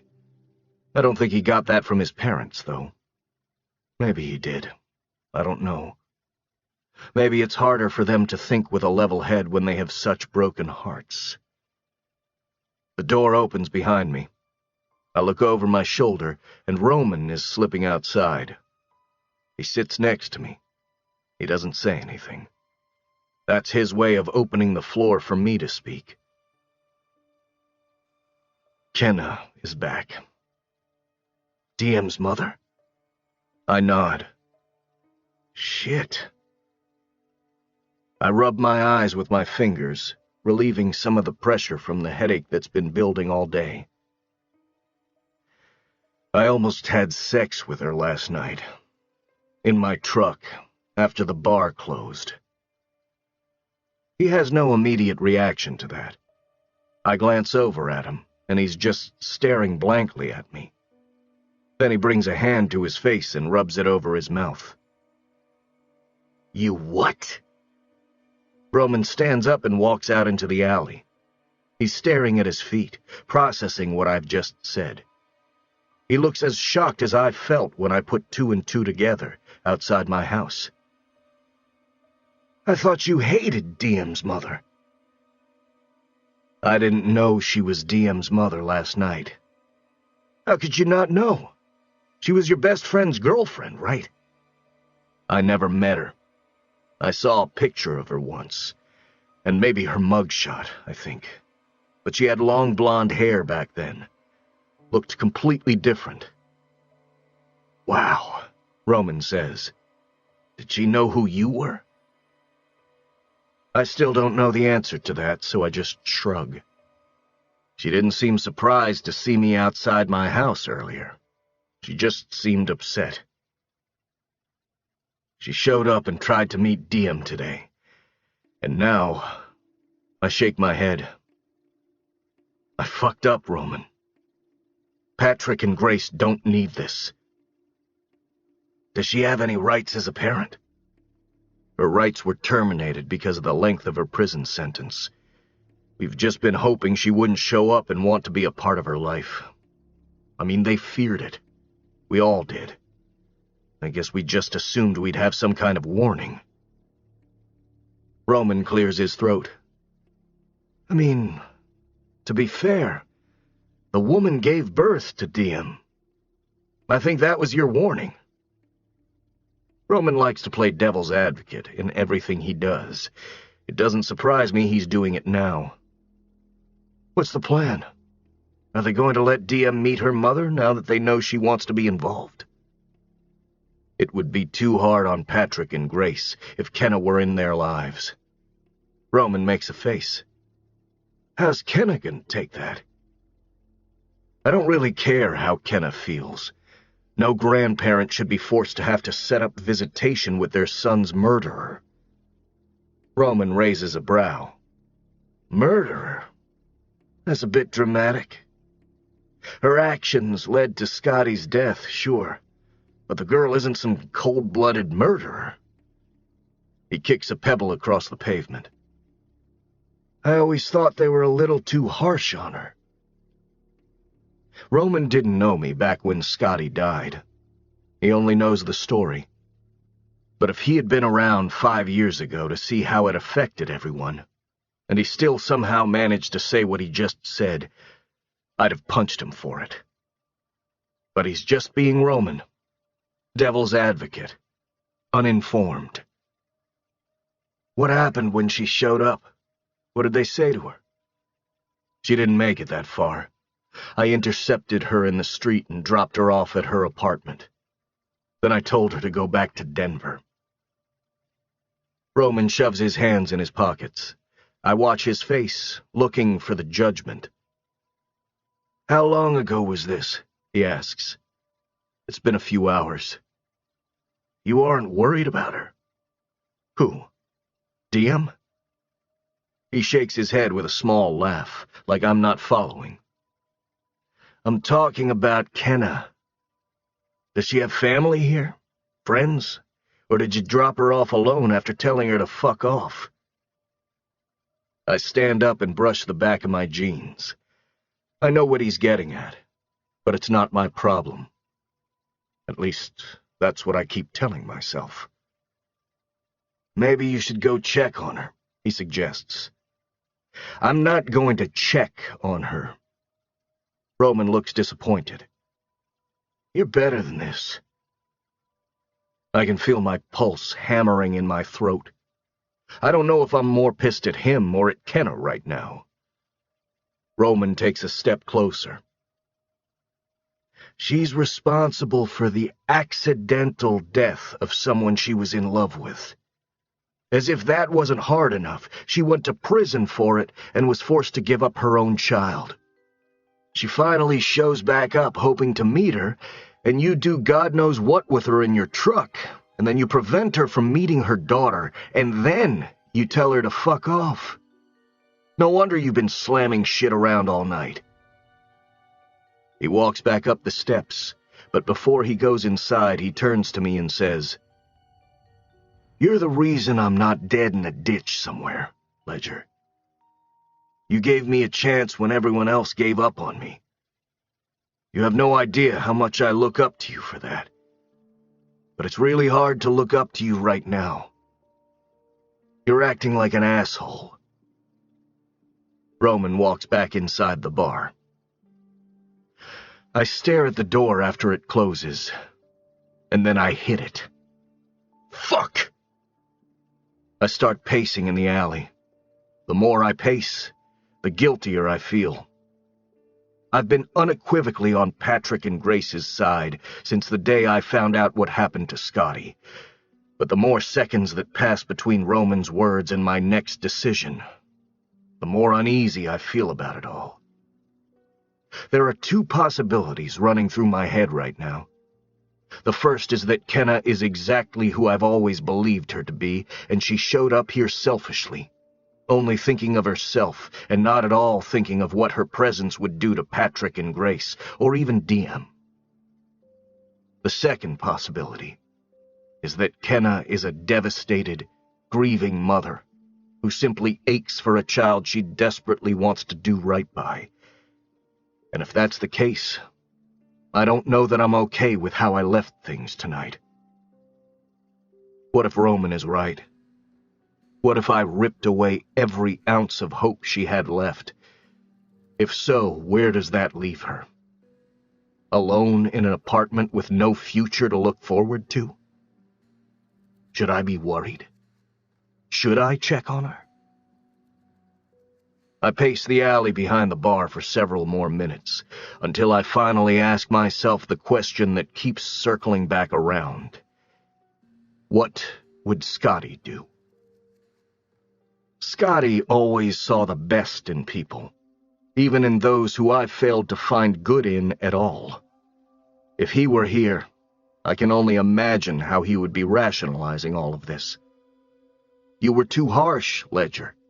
Everyone deserves the benefit of the doubt, Ledger. You won't be able to live with yourself if she takes her own life, Ledger. Fuck, I mutter. Fuck, fuck, fuck. I don't know Kenna's personality at all. The reaction she had earlier could just be dramatics, for all I know. But she could also be in a really dark place, and I can't sleep with that on my conscience.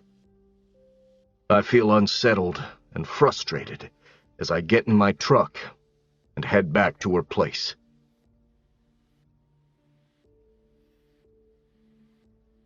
Maybe I should feel a sense of relief that I now think Roman was wrong, but I just feel pissed. Kenna isn't holed up inside her apartment. She's outside, looking like she doesn't have a care in this world. She's playing with fucking fireworks. Sparklers. Her and some girl, twirling around in the grass like she's a kid and not a grown-ass adult who just hours earlier acted like her world was coming to an end. She didn't see me pull up because her back was to the parking lot, and she hasn't noticed I've been sitting here for several minutes. She lights another sparkler for the girl, who then proceeds to make a mad dash with her sparkler and leave trails of light with her as she disappears around the corner. Once Kenna is alone, she presses her palms to her eyes and tilts her face up to the sky. She stands like that for a few seconds. Then she wipes her eyes with her t-shirt. The girl reappears and Kenna smiles. Then the girl disappears, and Kenna lets her face fall back into a frown. She's just turning it on and off, and on and off. And I don't like that she's pretending not to be sad every time that girl comes running back to her. Maybe Roman was right. The girl returns once more and hands her another sparkler. As she's lighting it, Kenna looks up and spots my truck. Her whole body seems to shrivel, but she forces a smile toward the girl and makes a motion for the girl to run around the building. As soon as the girl is gone again, Kenna begins to head in my direction. It's obvious I've been sitting here watching her. I don't even try to hide that. I unlock my door right before she reaches my truck and climbs inside. She slams the door. "Are you here with good news?" I shift in my seat. "No." She opens the door and starts to get out. "Wait, Kenna." She pauses, and then closes the door and remains in my truck. It's so quiet. She smells like gunpowder and matches, and there's a strange current inside this truck that's so palpable I expect the whole damn truck to explode. But it doesn't. Nothing happens. No one speaks. I finally clear my throat. "Are you gonna be okay?" My concern is buried beneath the stone-cold exterior, so I know my question seems forced, as if I don't care what the response might be. Kenna tries to get out of the truck again, but I grab her wrist. Her eyes meet mine. "Are you gonna be okay?" I repeat. She stares hard at me with her swollen, red eyes. "Are you?" She shakes her head, seemingly confused. "Are you here because you're afraid I might kill myself?" I don't like how she seems to want to laugh at my concern. "Am I worried you aren't in a good headspace?" I ask, reframing her question. "Yeah, I am. I wanted to make sure you were okay." Her head tilts slightly to the right as she turns her whole body so that she's facing me in her seat. Her shoulder-length strands of straight hair lean with her. "That's not it," she says. "You're worried if I end my life, you'll be left feeling guilty that you've been so unbearably cruel to me. That's why you came back. You don't care if I actually kill myself. You just don't want to be the impetus for my decision." She shakes her head with a shallow laugh. "You did it. You checked on me. Your conscience is clear now. Goodbye." Kenna goes to open her door, and the girl she was lighting sparklers for suddenly appears at her passenger window. Her nose is pressed against the glass. "Roll down this window," Kenna says to me.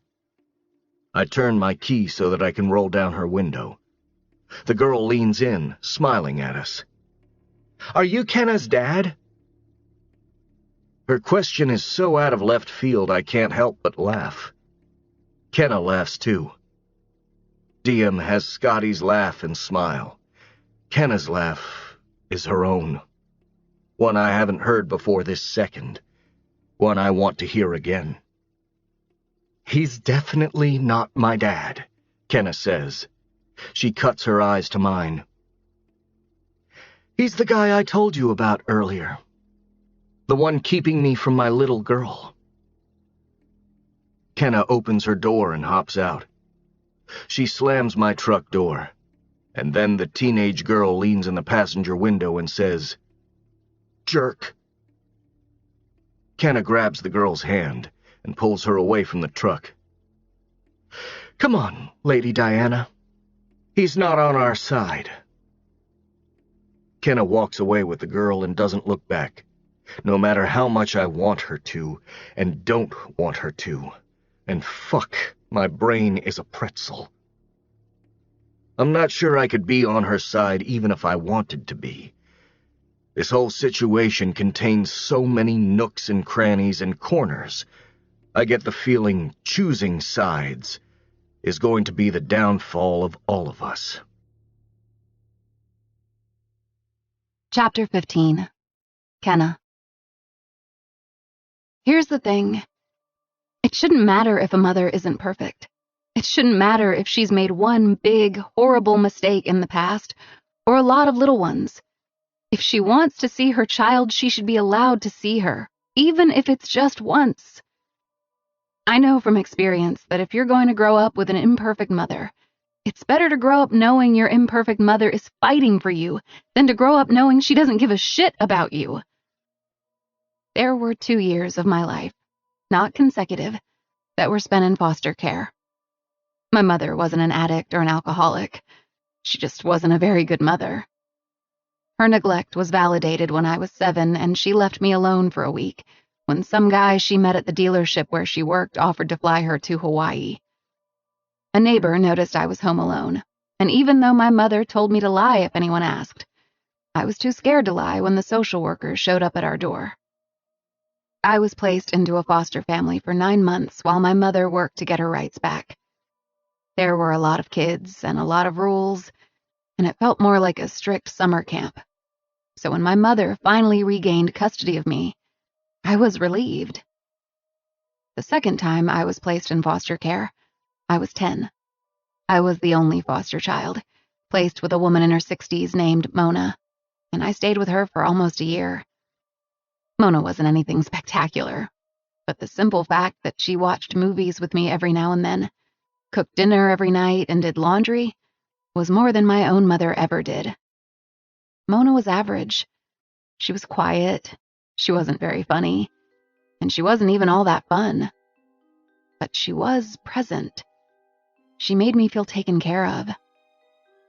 I realized during that year that I was with Mona that I didn't need my mother to be spectacular or even great. I just wanted my mother to be adequate enough to not have the state intervene in her parenting. That isn't too much for a child to ask of the parent who gave them life. Just be adequate. Keep me alive. Don't leave me alone.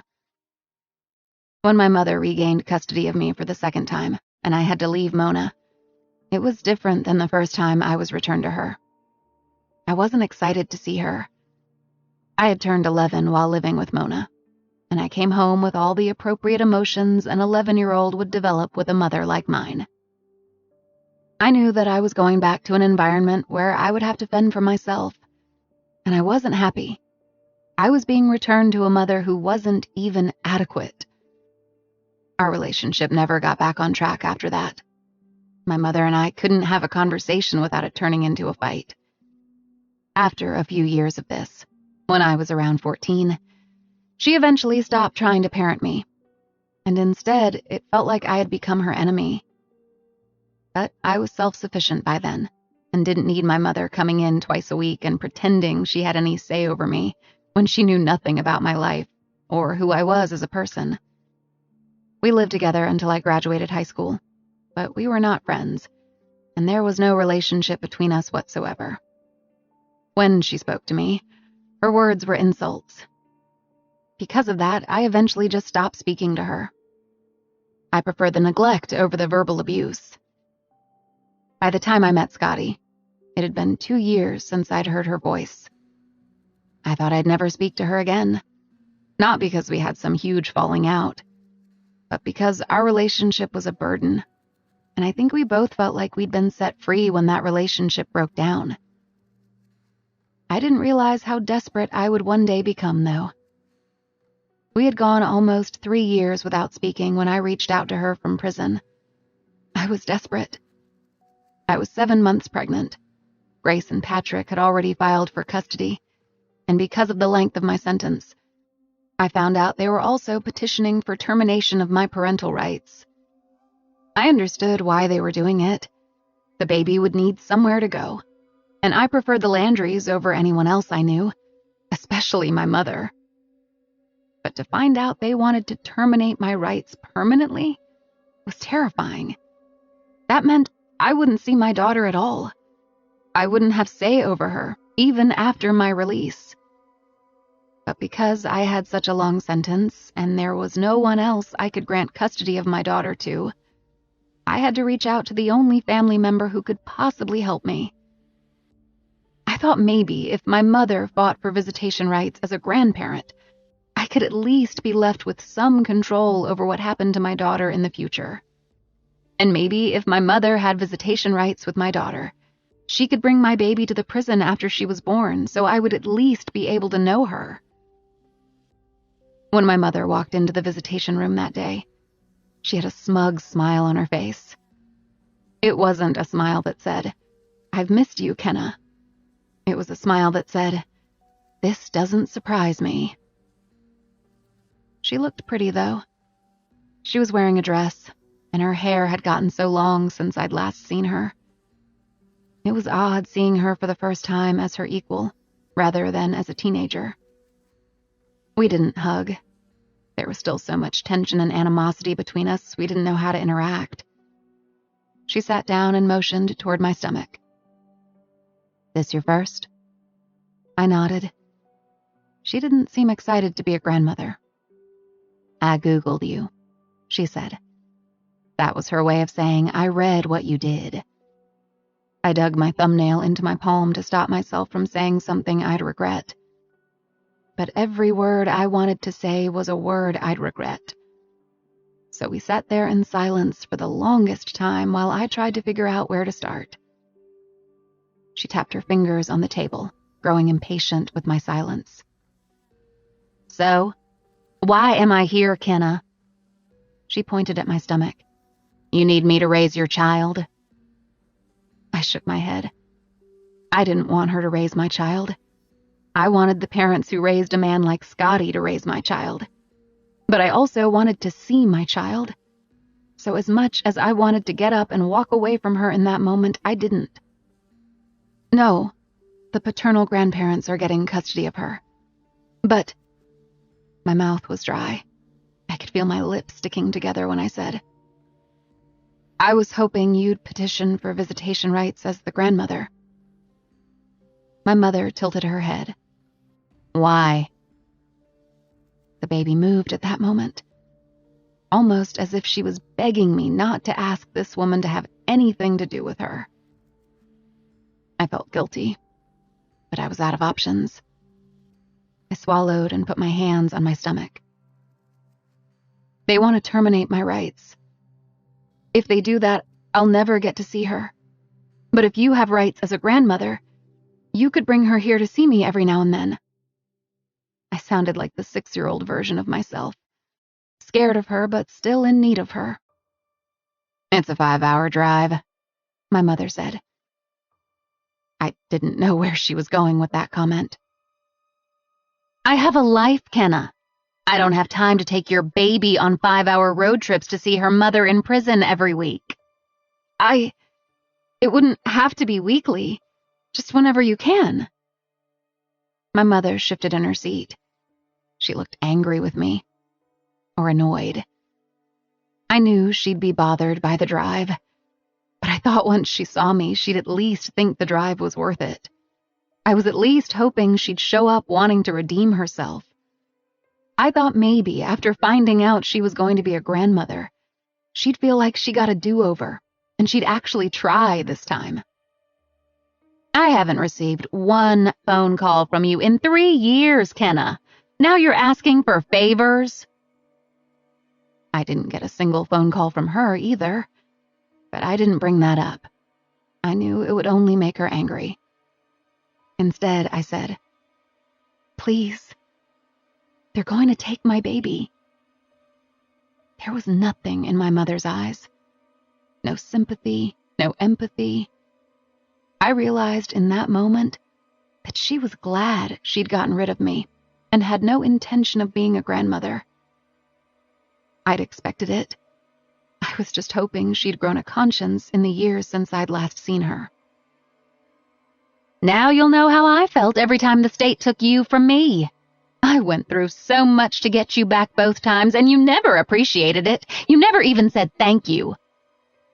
She really wanted a thank you? She wanted me to thank her for being so shitty at being a parent that the state took me from her twice? I stood up and left the room in that moment. She was saying something to me as I left, but I couldn't hear her because I was so angry at myself for being desperate enough to call her. She hadn't changed. She was the same self-centered, narcissistic woman I had grown up with. I was on my own. Completely. Even the baby still growing in my stomach didn't belong to me.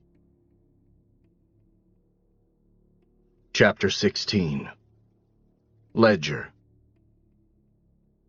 Patrick and I started building the swing set in my backyard today. Diem's birthday isn't for a few more weeks, but we figured if we could get it put together before her party, she and her friends would have something to play on. The plans sounded feasible, but neither of us knew building a swing set would be a lot like building an entire damn house. There are pieces everywhere, and without instructions, it's caused Patrick to mutter fuck at least 3 times. He rarely ever uses that word. We've avoided talk of Kenna up to this point. He hasn't brought it up, so I haven't brought it up. But I know it's all he and Grace have been thinking about since she showed up on our street yesterday. But I can tell the silence on that subject is about to end, because he stops working and says, "Welp." That's always the word Patrick uses before he's about to start a conversation he doesn't want to have, or if he's about to say something he knows he shouldn't say. I picked up on it when I was just a teenager. He'd walk into Scotty's room to tell me it was time for me to go home, but he'd never actually say what he intended to say. He'd just talk around it. He'd tap the door and say, "Welp, guess you two have school tomorrow." Patrick sits in one of my patio chairs and rests his tools on the table. "It's been quiet today." I've learned to decipher the things he doesn't say. I know he's referring to the fact that Kenna hasn't shown back up. "How's Grace?" "On edge," he says. "We spoke to our lawyer last night. He assured us there's nothing she can legally do at this point. But I think Grace is more concerned she'll do something stupid, like swipe Diem from the t-ball field when none of us are looking." "Kenna wouldn't do that." Patrick laughs half-heartedly. "None of us know her, Ledger. We don't know what she's capable of." I know her better than he thinks I do, but I'll never admit that. But Patrick may also be right. I know what it's like to kiss her, but I have no idea who she is as a human. She seems to have good intentions, but I'm sure Scotty thought the same thing about her before she walked away from him when he needed her the most. I'm getting loyalty whiplash. One minute I feel horrible for Patrick and Grace. The next I feel horrible for Kenna. There has to be a way everyone can compromise without Diem being the one to suffer. I take a drink of water to pad the silence, and then I clear my throat. "Are you at all curious about what she wants? What if she's not trying to take Diem? What if she just wants to meet her?" "Not my concern," Patrick says abruptly. "What is? Our suffering is my concern. There's no way Kenna Rowan can fit into our lives, or Diem's life, without it affecting our sanity." He's focusing on the ground now, as if he's working all this out in his head as it's coming out of his mouth. It's not that we think she'd be a bad mother. I certainly don't think she'd be good. But what would this do to Grace if she were to have to share that little girl with that woman? If she had to look her in the eye every week?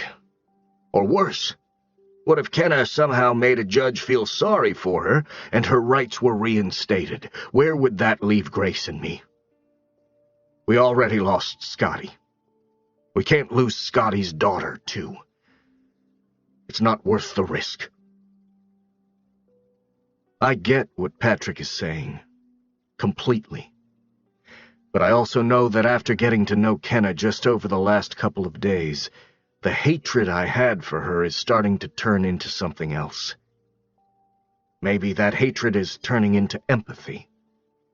I feel like that could possibly happen to Patrick and Grace if they gave her a chance.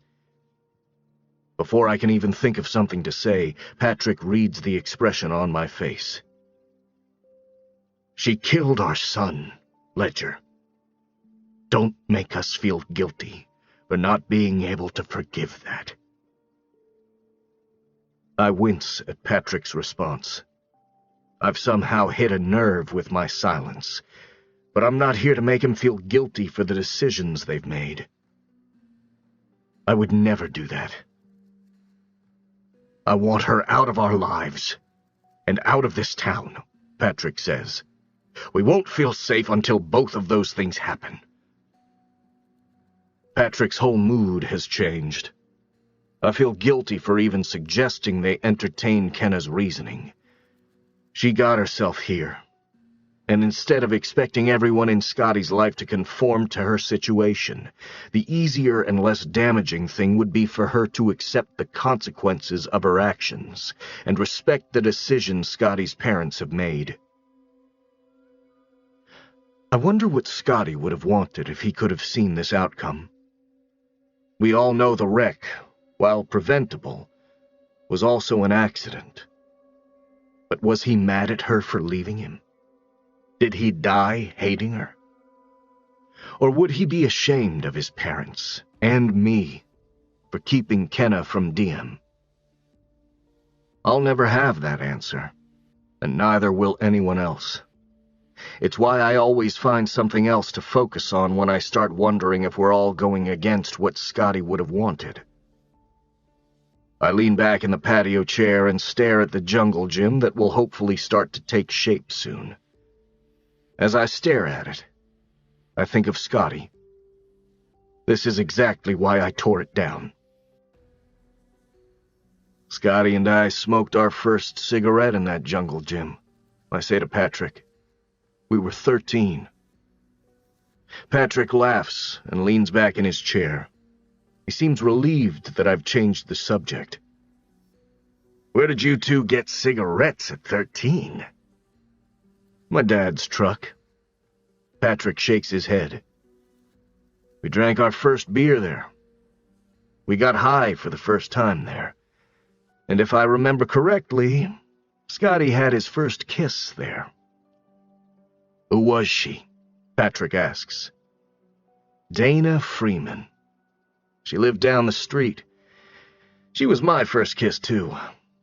That was the only fight me and Scotty ever got into. Who kissed her first? I did.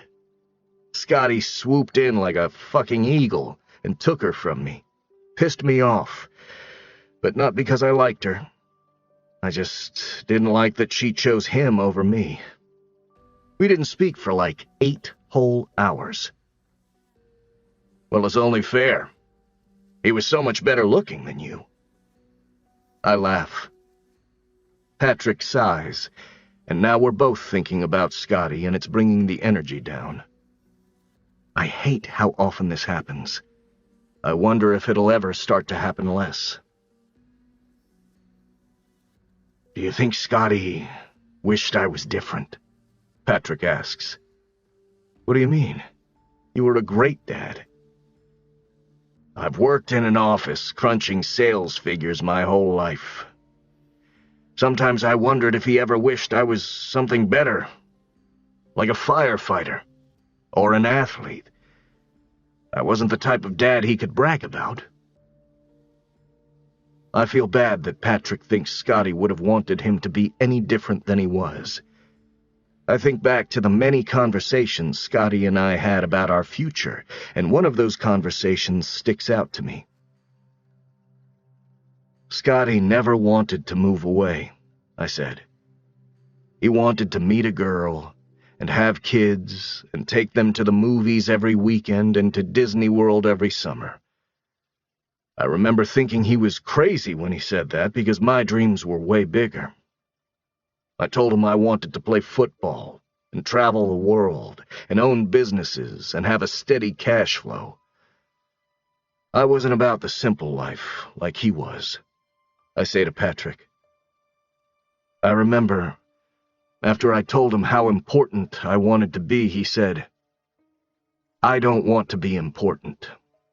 I don't want the pressure. I want to slide under the radar like my dad, because when he comes home at night, he's in a good mood." Patrick is quiet for a while, but then he says, "You're full of shit. He never said that." "I swear," I say with a laugh. "He said things like that all the time. He loved you just the way you were." Patrick leans forward and stares at the ground, clasping his hands together. "Thank you for that. Even if it isn't true." "It's true," I say, reassuring him. But Patrick still seems sad. I try to think of one of the lighter stories about Scotty. One time, we were sitting inside the jungle gym, and out of nowhere, this pigeon landed in the yard. It was only 3 or 4 feet away from us. Scotty looked at it and said, "Is that a fucking pigeon?" And I don't know why. Maybe because we were both high, but we laughed so hard at that. We laughed until we cried. And for years, up until he died, every time we'd see something that didn't make sense, Scotty would say, "Is that a fucking pigeon?" Patrick laughs. "That's why he always said that?" I nod. Patrick starts laughing even harder. He laughs until he cries. And then he just cries. When the memories start to hit Patrick like this, I always walk away and leave him alone. He's not the type who wants comfort when he's sad. He just wants solitude. I go inside and close the door, wondering if it'll ever get better for him and Grace. It's only been 5 years, but will he still need to cry alone in 10 years? 20? I want so badly for them to heal, but the loss of a child is a wound that never heals. It makes me wonder if Kenna cries like Patrick and Grace do. Did she feel that kind of loss when they took Diem from her? Because if she did, I can't imagine Grace and Patrick would willingly allow her to continue to feel it, since they know what it feels like firsthand. Chapter 17. Kenna. Dear Scotty, I started my new job today. I'm here now, actually. I'm at orientation and it's really boring. I'm 2 hours into videos about how to properly bag groceries, stack eggs, keep meats separated, and I'm trying to keep my eyes open, but I haven't been sleeping well. Luckily, I figured out that the orientation videos still play if I minimize the video tab. I'm writing you this letter using Microsoft Word. I used the printer here to print off all the old letters I typed into Google Docs when I was in prison. I shoved them into my bag and put them in my employee locker to hide them, because I doubt I'm supposed to be printing things. Almost everything I remember about you is documented. Every important conversation we had. Every impactful moment that happened after you died. I spent 5 years typing letters to you, trying to recall all the memories I had with you in case Diem wants to know about you someday. I know your parents have more to share with her about you than I do, but I still feel like the part of you I knew is worth sharing. When I was walking around downtown the other day, I noticed the antique store was no longer there. It's a hardware store now. It made me think of the first time we went there and you bought me all those tiny little rubber hands. We were a few days from our 6-month anniversary, but we were celebrating it early because I had to work the weekend shift and wouldn't get off work in time for us to go out. We'd both said I love you by that point. We were past our first kiss, our first time to make love, our first fight. We had just eaten at a new sushi restaurant downtown and were browsing antique stores, mostly window shopping because it was still light out. We were holding hands, and every now and then you would stop and kiss me. We were in that sickening stage of relationships, the stage I'd never reached with anyone before you. We were happy, in love, full of hormones, full of hope. It was bliss, a bliss we thought would last forever. You pulled me into the antique store at one point during our walk and said, "Pick something out. I'll buy it for you." "I don't need anything." "This isn't about you. It's about me, and I want to buy you something." I knew you didn't have a lot of money. You were about to graduate college, and you planned to start graduate school full-time. I was still working at dollar days, making minimum wage. So I walked toward the jewelry display, hoping I could find something cheap, maybe a bracelet or a pair of earrings. But it was a ring that caught my eye. It was dainty and gold, and it looked like it belonged on the finger of someone straight out of the 1800s. There was a pink stone in the center of it. You noticed the moment I spotted it, because I sucked in a breath. "You like that one?" You asked. It was in a case with all the other rings, so you asked the guy behind the counter if we could see it. The man took it out and handed it to you. You slipped it on the ring finger of my right hand, and it fit perfectly. "It's so pretty," I said. It was honestly the prettiest ring I'd ever seen. "How much is it?" You asked the guy. $4,000. I could probably knock a couple hundred off. It's been in the case for a few months." Your eyes bulged at that price. $4,000? You asked in disbelief. "Is it a fucking pigeon?" I sputtered laughter because I had no idea why you always said that phrase, but it was at least the third time I'd heard you say it. I also laughed because the ring was $4,000 freaking dollars. I'm not sure I'd ever had anything on my body worth $4,000. You grabbed my hand and said, "Hurry, take it off before you break it." You gave it back to the man. There was a display of tiny rubber hands next to the register. They were little gag gifts that slipped onto the tips of fingers so you'd have 50 fingers instead of 10. You grabbed one and said, "How much are these?" The man said, $2. You bought me 10 of them, one for each finger.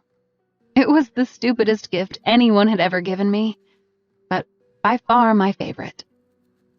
When we stepped out of the store, we were both laughing. $4,000, you muttered, shaking your head. "Does that ring come with a car?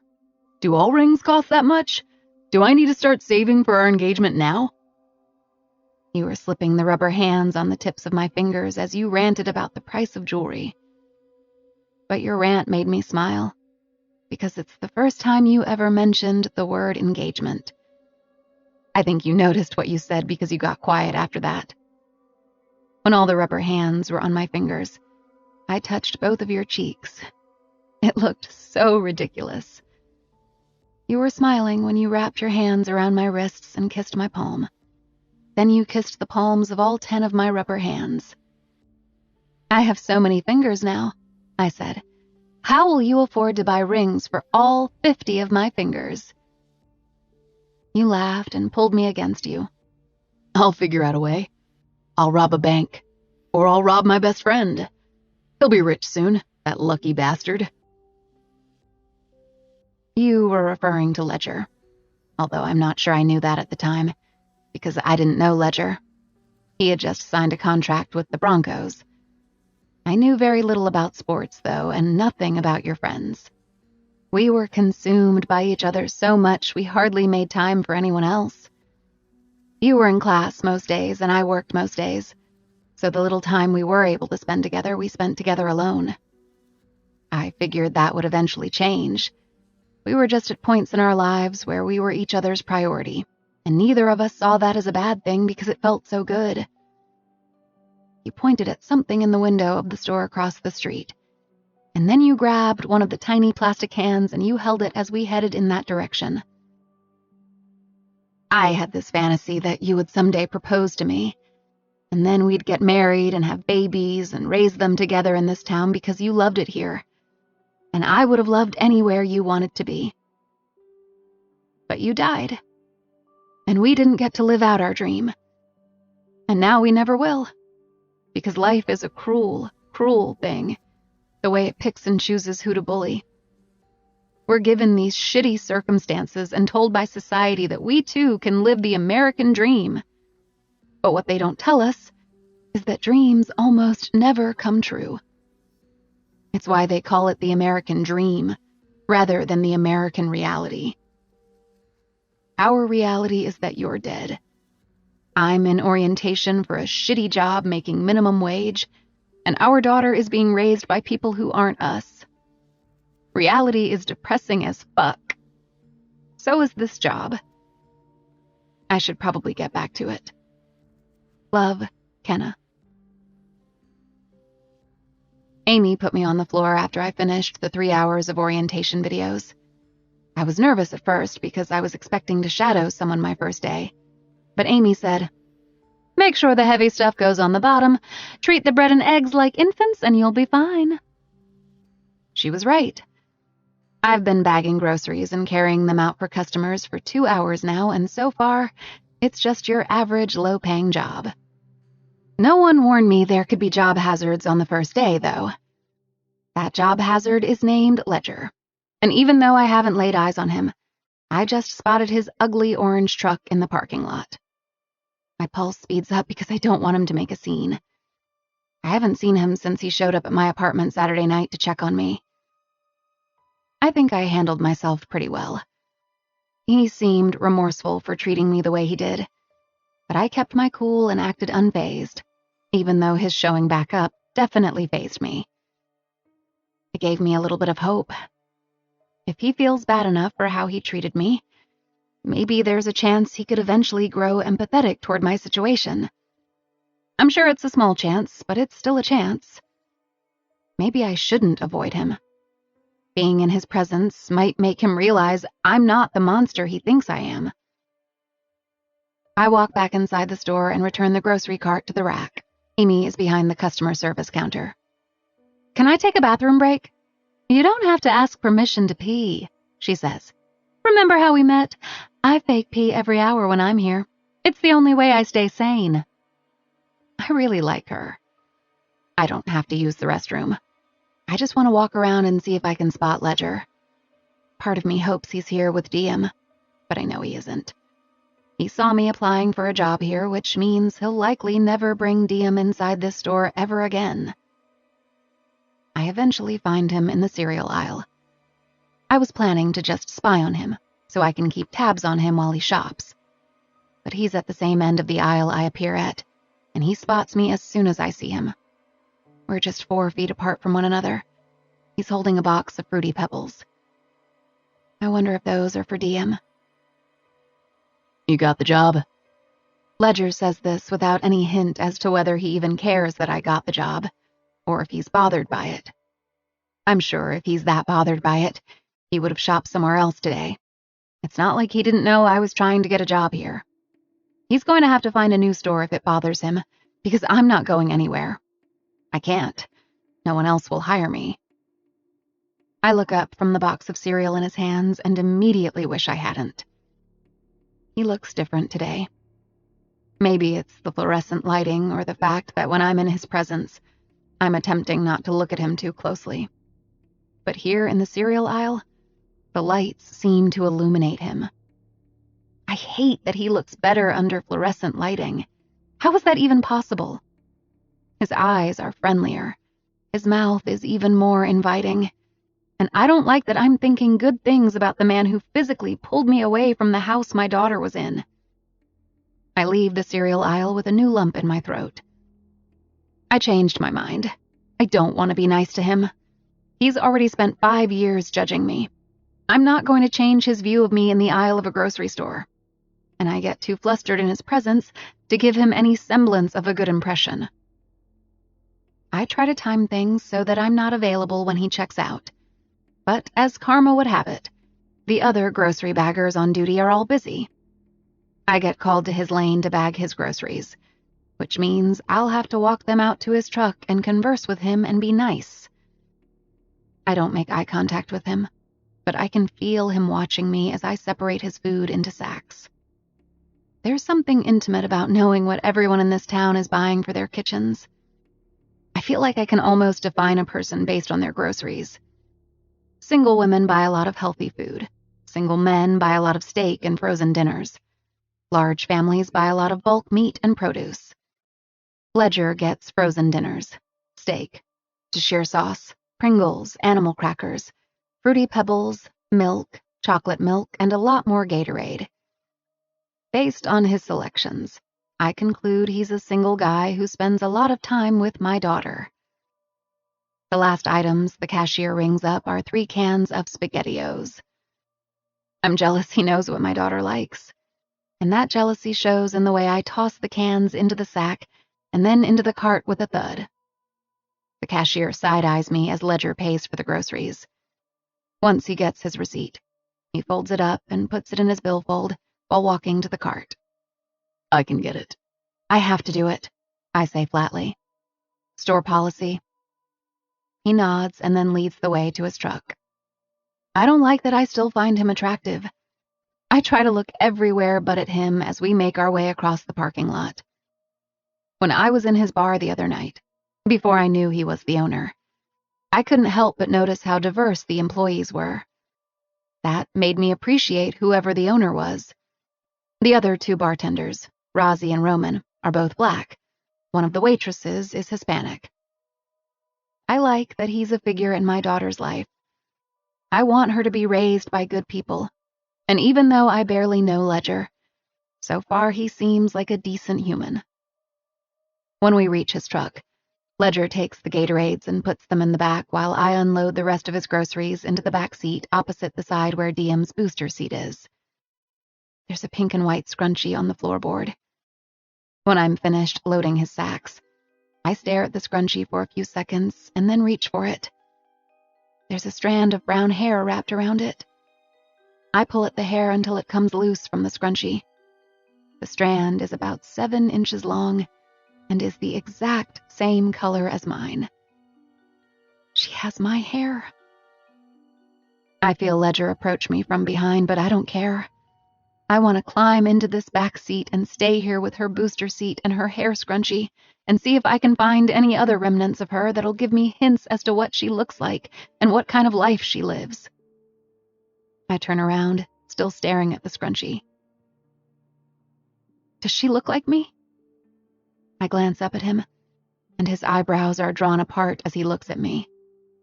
His left arm is resting on the top of his truck, and I feel caged between him, the door, and the grocery cart. Yeah, she does. He doesn't say how she looks like me. Is it her eyes, her mouth, her hair, all of her? I want to ask him if we have similar personalities, but he doesn't know me at all.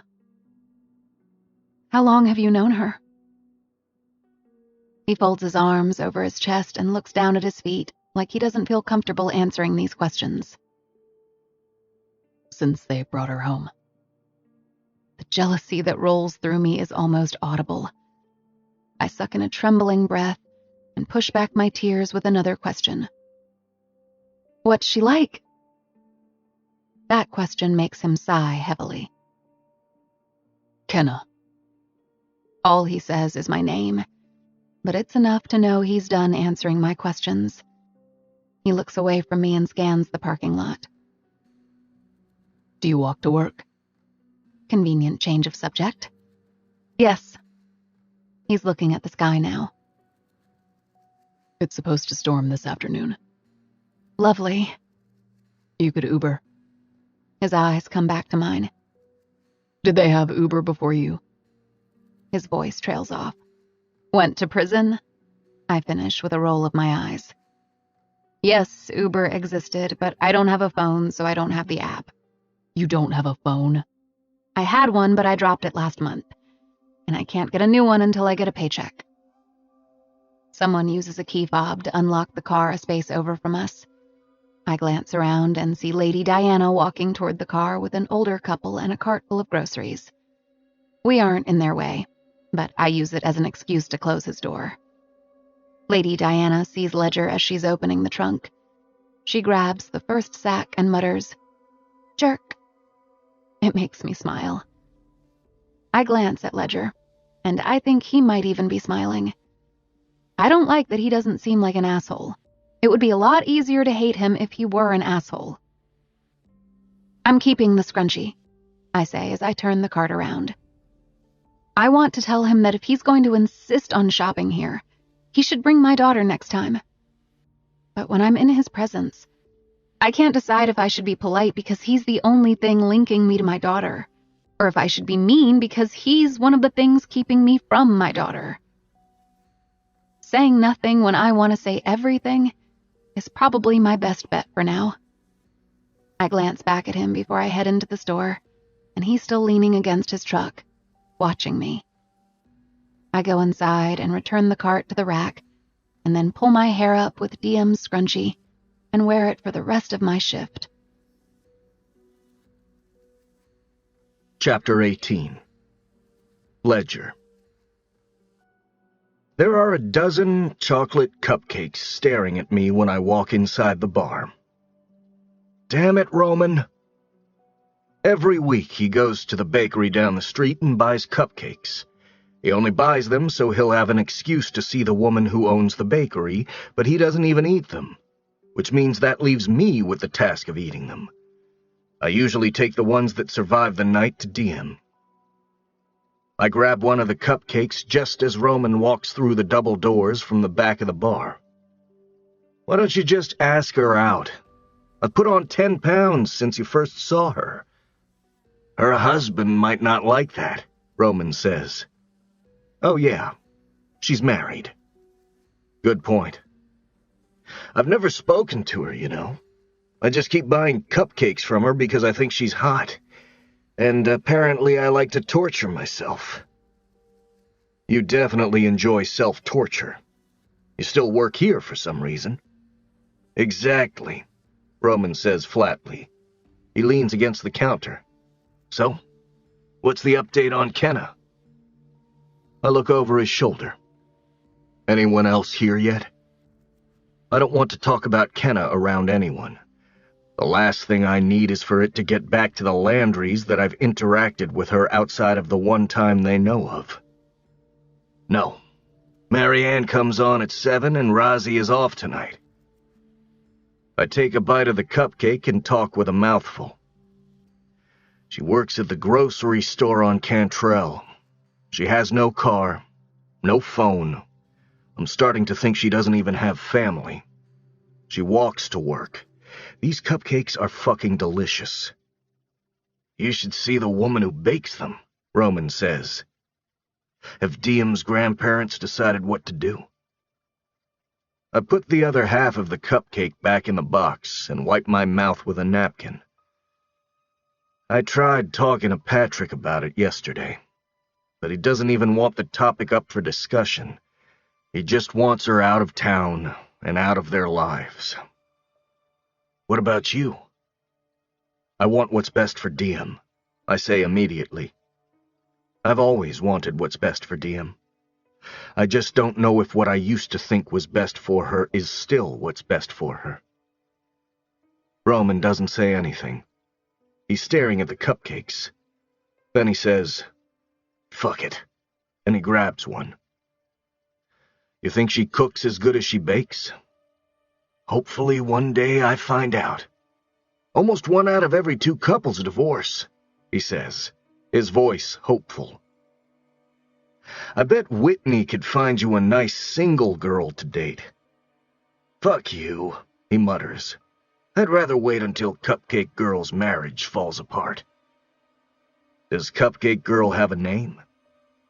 Everyone has a name.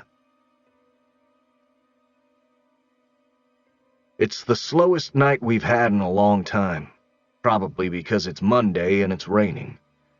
I don't usually notice every time the door to the bar opens, but since there are only 3 customers right now, all eyes go to her when she slips inside and out of the rain.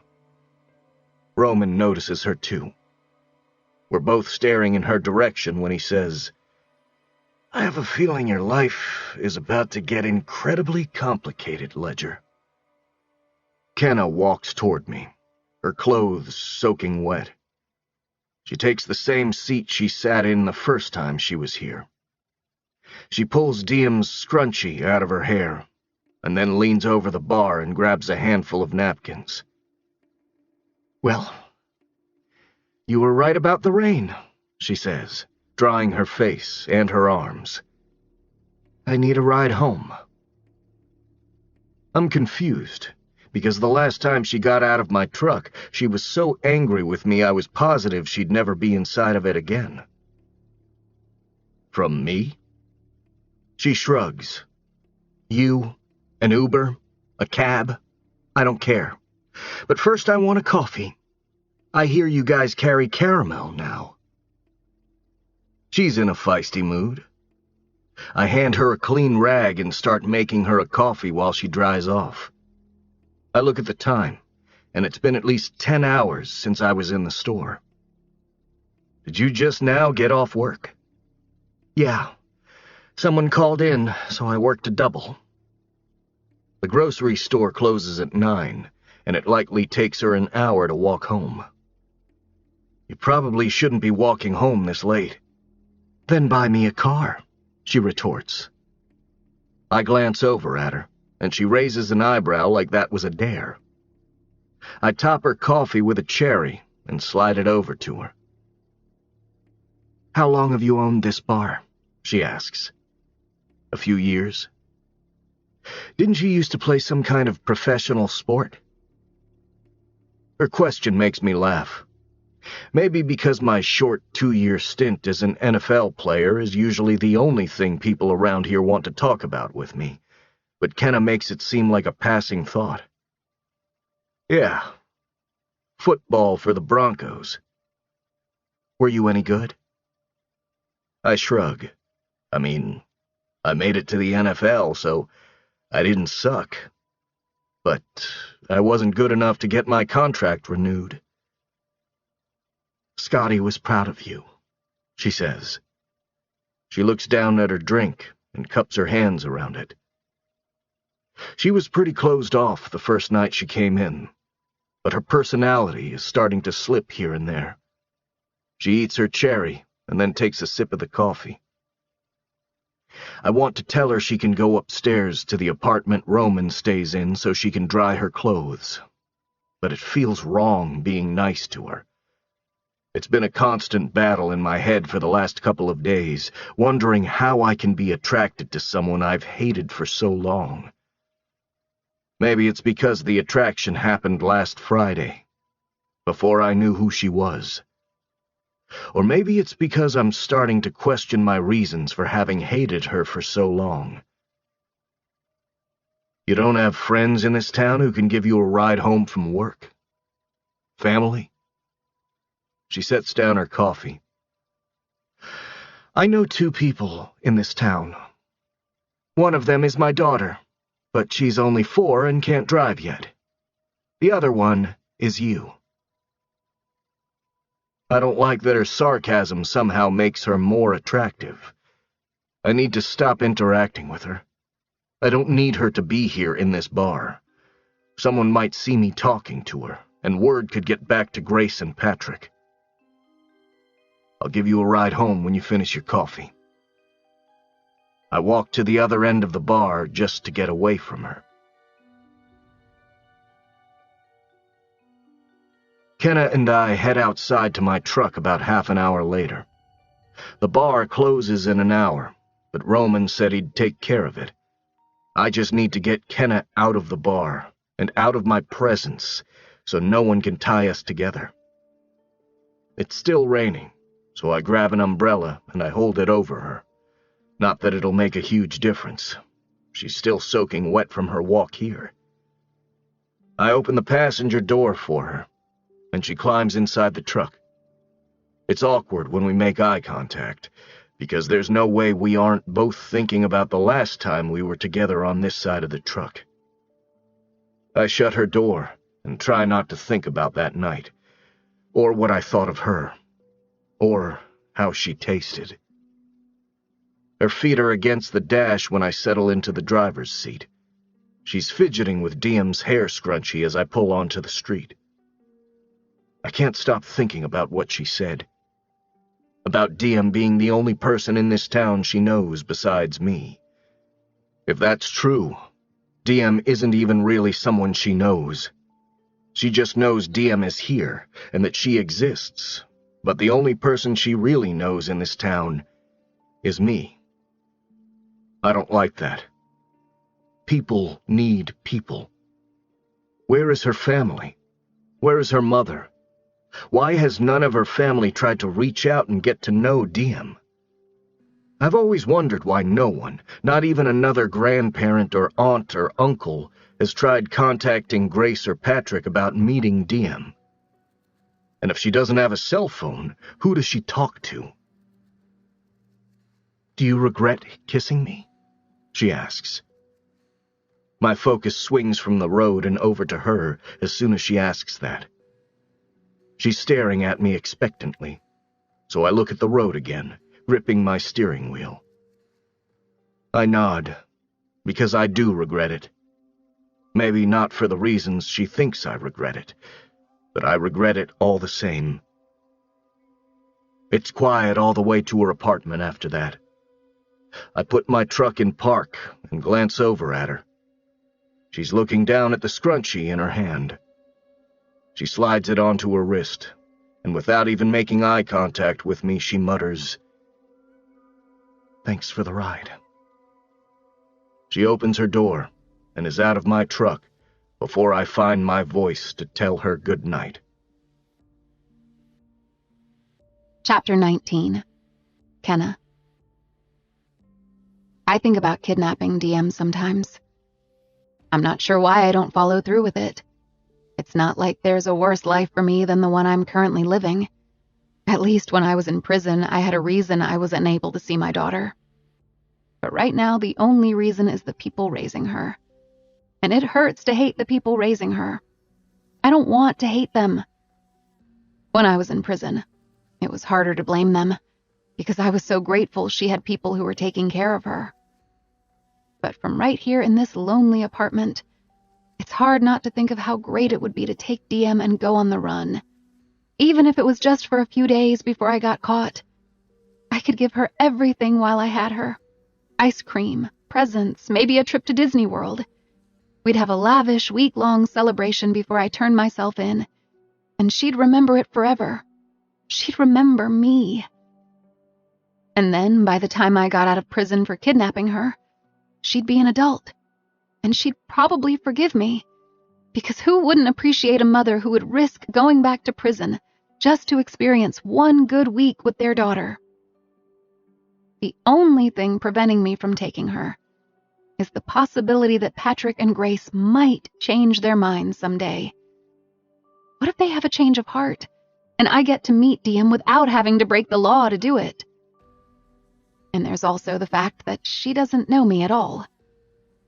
She doesn't even love me. I'd be ripping her from the only parents she knows. And while that might sound appealing to me, it would more than likely be horrifying for Diem. I don't want to make selfish decisions. I want to be a good example for Diem, because someday she'll find out who I am and that I wanted to be in her life. It might be 13 years from now before she's able to decide for herself whether or not she wants anything to do with me. And for that reason alone, I'm going to live the next 13 years in a way that will hopefully make her proud. I snuggle up to Ivy and try to fall asleep, but I can't. There are so many thoughts swimming around in my head, and none of my thoughts ever settle. I've had insomnia since the night Scotty died. I spend my nights awake, thinking about Diem and Scotty. And now, thoughts of Ledger are added to the mix. Part of me is still so mad at him for intercepting me at their house this past weekend. But part of me feels a sense of hope when I'm around him. He doesn't seem to hate me. Yes, he regrets kissing me, but I don't care about that. I don't even know why I asked him that question. I just wonder if he regrets it because he was Scotty's best friend, or because of what I did to Scotty. Probably both. I want Ledger to see the side of me that Scotty saw, so that I might have someone on my side. It's really fucking lonely when the only friends you have are a teenager and a kitten. I should have made more of an effort with Scotty's mom when he was alive. I wonder if that would have made a difference. The night I met Scotty's parents was probably the strangest night of my life. I'd seen families like theirs on television, but never in person before. I honestly didn't know they existed. Parents who got along and seemed to like each other. They met us in the driveway. It had been 3 weeks since Scotty had been home, and they looked like they hadn't seen him in years. They hugged him, not like a hello hug, but an I missed you hug, a you're the best son in the world hug. They hugged me too, but it was a different hug. Quick, hello, nice to meet you hug. When we went inside the house, Grace said she needed to finish up dinner, and I know I should have told her I'd help, but I didn't know my way around a kitchen, and I was afraid she'd smell the inexperience on me. So instead, I stuck to Scotty's side like glue. I was nervous and I felt out of place, and he was the closest to a home that I could get. They even prayed. Scotty said the prayer. It was so earth-shattering for me to be sitting at a dinner table, listening to a guy thank God for his meal and his family and me. It was too surreal to keep my eyes closed. I wanted to take it all in, to see what other people looked like as they prayed. I wanted to stare at this family, because it was hard to wrap my head around the idea that if I married Scotty, this would be mine. I would have these parents, and this meal would be something I helped cook, and I'd learn how to thank God for my food and for Scotty. I wanted it. I craved it. Normalcy. Something I was wholly unfamiliar with. I saw Grace peek up right at the end of the prayer, and she caught me looking around. I immediately closed my eyes, but at that point Scotty said, Amen, and everyone picked up their forks, and Grace already had an opinion of me, and I was too scared and too young to know how to change it. It seemed hard for them to look at me during dinner. I shouldn't have worn the shirt I had on. It was low cut, Scotty's favorite. I spent the whole meal hunched over my plate, embarrassed about myself and all the things I wasn't. After dinner, Scotty and I sat out on his back porch. His parents went to bed, and as soon as their bedroom light turned off, I breathed a sigh of relief. I felt like I was being graded. Hold this, Scotty said, handing me his cigarette. I have to pee. He smoked occasionally. I didn't mind it, but I didn't smoke. It was dark out, and he walked around to the side of the house. I was standing on his back porch, leaning against the railing, when his mother appeared at the back door. I straightened up and tried to hide the cigarette behind my back, but she'd already seen it. She walked away and then returned with a red Solo cup a moment later. Use this for your ashes, she said, handing it to me out the back door. We don't have an ashtray. None of us smoke. I was mortified, but all I could say was, thank you. And then I took the cup from her. She closed the back door just as Scotty came back for his cigarette. Your mother hates me, I said, handing him the cigarette and the cup. No, she doesn't. He kissed me on the forehead. The two of you will be best friends someday. He took a final drag of his cigarette, and then I followed him back inside the house. He carried me up the stairs on his back, but when I saw all the pictures of him that lined the stairwell, I made him stop at each one so I could look at them. They were so happy. The way his mother looked at him in the photos is the same way she looked at him as an adult. "What kid is that cute?" I asked him. "They should have had 3 more of you." "They tried," he said. "Apparently I was a miracle baby. Otherwise, they probably would have had 7 or 8. That made me sad for Grace. We got to his room, and Scotty dropped me onto his bed. He said, "You never talk about your family." "I don't have one." "What about your parents?" "My father is somewhere. He got tired of paying child support, so he bolted. My mother and I don't get along. I haven't spoken to her in a couple of years." "Why?" "We just aren't compatible." "What do you mean?" Scotty sprawled out next to me on the bed. He seemed genuinely curious about my life, and I wanted to tell him the truth, but I also didn't want to scare him away. He grew up in such a normal household. I wasn't sure how he would feel knowing I didn't. "I was alone a lot," I said. "She always made sure I had food, but she neglected me to the point I was put in foster care twice. Both times they sent me back to live with her, though. It's like she was shitty, but not shitty enough. I think after growing up and seeing other families, I started to realize she wasn't a good mother, or even a good person. It became really hard to coexist. It was like she felt I was her competition and not on her team. It was exhausting. After I moved out, we stayed in touch for a while, but then she just stopped calling, and I stopped calling her. We haven't spoken in 2 years." I looked at Scotty, and he had the saddest look on his face. He didn't say anything. He just brushed my hair back and stayed quiet.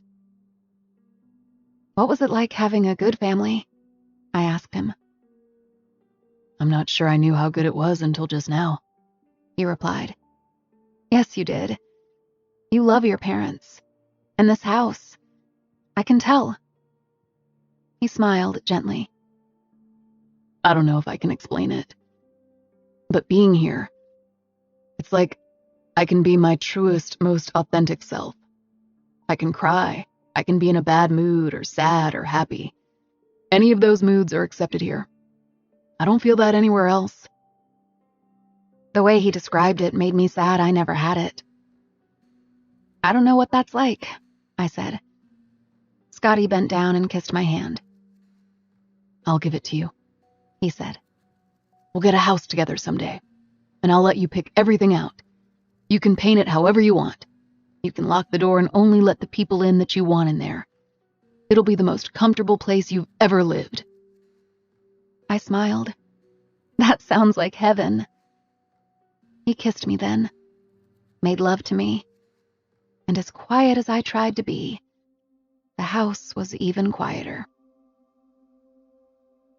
The next morning, when we were leaving, Scotty's mother couldn't look me in the eye. Her embarrassment seeped into me, and I knew for certain in that moment she didn't like me.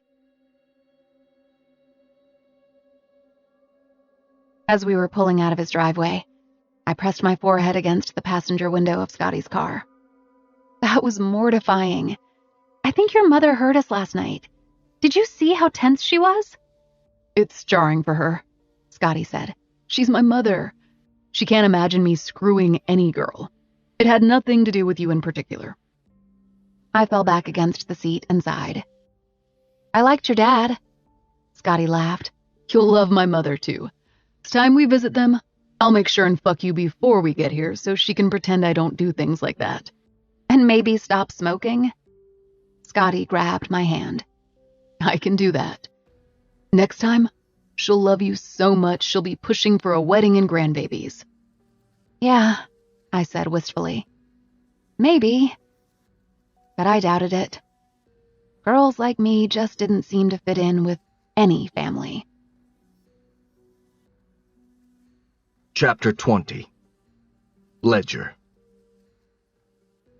It's been 3 days since she was in the bar. and 3 days since I was last in the grocery store. I told myself I wasn't going to come back here. I decided I'd just start shopping at Walmart again. But after having dinner with Diem last night, I spent the entire night thinking about Kenna. I've noticed since she's been back in town that the more time I spend with Diem, the more curious I am about Kenna. I compare Diem's mannerisms to hers now that I have something to compare them to. Even Diem's personality seems to make more sense now. Scotty was straightforward, concrete. He wasn't very imaginative, but I saw that as a good quality. He wanted to know how things worked, and he wanted to know why. He didn't waste time on anything that wasn't science-based. Diem is the opposite of that, and I've never wondered if she got that from her mother until now. Is Kenna concrete like Scotty was, or does she like to use her imagination? Is she artistic? Does she have dreams outside of being reunited with her daughter? More importantly, is she good? Scotty was good. I always assumed Kenna wasn't, because of that one night. That one cause and effect. That one terrible choice she made. But what if we were just looking for someone to blame because we were all hurting so much? It never once occurred to me that Kenna might have been hurting as much as we were. I have so many questions for her. Questions I shouldn't want answers to, but I need to know more about that night and more about her intentions. I have a feeling she isn't going to leave town without a fight, and as much as Patrick and Grace want to brush this under the rug, it's not something that's going to go away. Maybe that's why I'm here, sitting in my truck, watching her load groceries into cars. I'm not sure if she's noticed I've been lurking in the parking lot for half an hour. She probably has. My truck doesn't necessarily blend in with its surroundings. There's a knock on my window that makes me jump. My eyes meet Grace's. She's holding Diem on her hip, so I open my door. "What are you doing here?" Grace shoots me a confused look. I'm sure she was expecting my response to be more on the excited side than concerned. "We're getting groceries. We saw your truck." "I want to go with you," Diem says. She reaches for me, and I slide out of the truck as I take her from Grace's arms. I immediately scan the parking lot to make sure Kenna isn't outside. "You need to leave," I say to Grace. She parked in the row in front of me, so I walk toward her car. "What's wrong?" Grace asks. I face her and make sure to choose my words carefully. "She works here." There's confusion in Grace's face before the realization hits. As soon as she grasps who I'm referring to, the color begins to drain from her cheeks. "What?" "She's on shift right now. You need to get Diem out of here." "But I want to go with you," Diem says. "I'll come pick you up later," I say, gripping the door handle. Grace's car is locked. I wait for her to unlock it, but she's frozen in place like she's in a trance. "Grace!" She quickly refocuses and then starts digging in her purse for her keys. That's when I see Kenna. That's when Kenna sees me. "Hurry," I say, my voice low. Grace's hands are shaking as she starts clicking her key fob. Kenna has stopped walking. She's just standing in the middle of the parking lot, staring at us. When she realizes what she's seeing, that her daughter is just yards from her, she abandons her customer's grocery cart and starts heading in our direction. Grace gets the doors unlocked, so I swing the back door open and put Diem in her booster seat. I don't know why I feel like I'm racing against time. It's not like Kenna could take her with both of us right here. I just don't want Grace to have to face her, not in front of Diem. This also isn't the time or the place for Kenna to meet her daughter for the first time. It would be too chaotic. It would scare Diem. "Wait!" I hear Kenna yell. Diem isn't even buckled in all the way when I say, "Go," and shut her door. Grace puts the car in reverse and pulls out of the parking spot as soon as Kenna reaches us. Kenna passes me and rushes after the car, and as much as I want to grab her and pull her back, I keep my hands off her because I still feel remorse for pulling her away from their front door. Kenna gets close enough to their car to tap the back of it and plead, "Wait, Grace, wait, please." Grace doesn't wait. She drives away, and it's painful to watch Kenna debate on running after the car. When she finally realizes she isn't going to stop them, she turns around and looks at me. Tears are streaming down her cheeks. She covers her mouth with her hands and starts to sob. It's conflicting, being thankful she didn't make it to us in time, but also heartbreaking for her that she didn't make it to us in time. I want Kenna to meet her daughter, but I don't want Diem to meet her mother, even though they're one and the same. I feel like Kenna's monster and Diem's protector. Kenna looks like she's about to collapse from agony. She's in no shape to finish her shift. I point to my truck. "I'll give you a ride home. What's your boss's name? I'll let her know you aren't feeling well." She wipes her eyes with her hands and says, "Amy," as she walks defeatedly toward my truck. I think I know the Amy she's referring to. I've seen her in the store before. The cart Kenna abandoned is still in the same spot.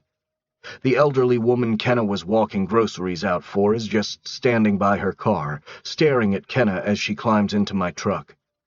She's probably wondering what in the hell all the commotion was. I run to the cart and push it over to the woman. "Sorry about that." The woman nods and unlocks her trunk. "I hope she's okay." She is. I load the groceries into her car and then return the cart to the store. I make my way to the customer service desk and find Amy behind the counter. I try to smile at her, but there's too much shifting around inside of me to even fake a smile at this point. "Kenna isn't feeling well," I lie. "I'm giving her a ride home. I just wanted to let you know." "Oh no, is she okay?" "She will be. Do you know if she has anything I need to grab for her, like a purse?" Amy nods. "Yeah, she uses locker 12 in the break room." She points to a door behind the customer service desk.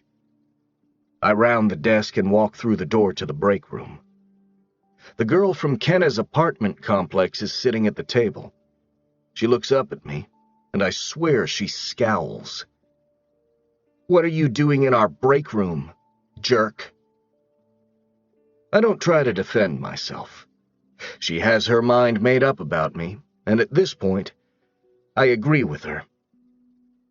I open locker 12 and go to grab Kenna's purse. It's more like a tote bag, and the top is wide open, so I see a thick stack of pages shoved inside. It looks like a manuscript. I tell myself not to look, but my eyes unwittingly land on the first line on the front page. "Dear Scotty." I want to read more, but I close the bag and respect her privacy. I go to leave the break room and say to the girl, "Kenna is sick. I'm taking her home, but do you think you can check on her this evening?" The girl's eyes are focused hard on me. She finally nods. "Okay, jerk." I want to laugh, but there are too many things suppressing that laugh right now. When I get back to Amy, she says, "Let her know I clocked her out, and to call me if she needs anything." She has no phone, but I nod. "I will. Thank you, Amy." When I reach the truck, Kenna is curled up in the passenger seat. facing more toward the window. She flinches when I open the door. I set the tote bag between us, and she pulls it to her side. She's still crying, but she doesn't say anything to me, so I don't say anything to her. I wouldn't even know what to say. I'm sorry? Are you okay? I'm an asshole?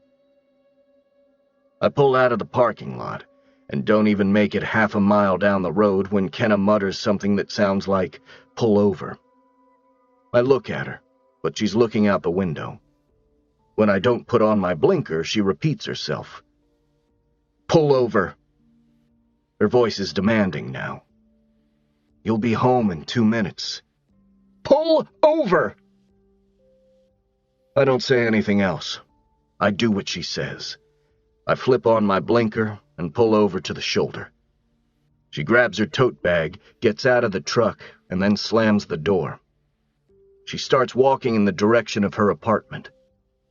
When she gets several feet in front of my truck, I put it in drive and move along the shoulder, rolling down my window. "Kenna, get back in the truck." She keeps walking. "You told her to leave. You saw me coming, and you told her to leave. Why do you keep doing this to me?" I continue driving at the pace she's walking, until she finally turns and faces me through the window. "Why?" she demands. I press on the brakes until we're even.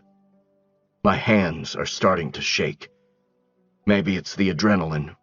Maybe it's the guilt. Maybe it's the anger. I put my truck in park because she looks like she's ready to tackle this.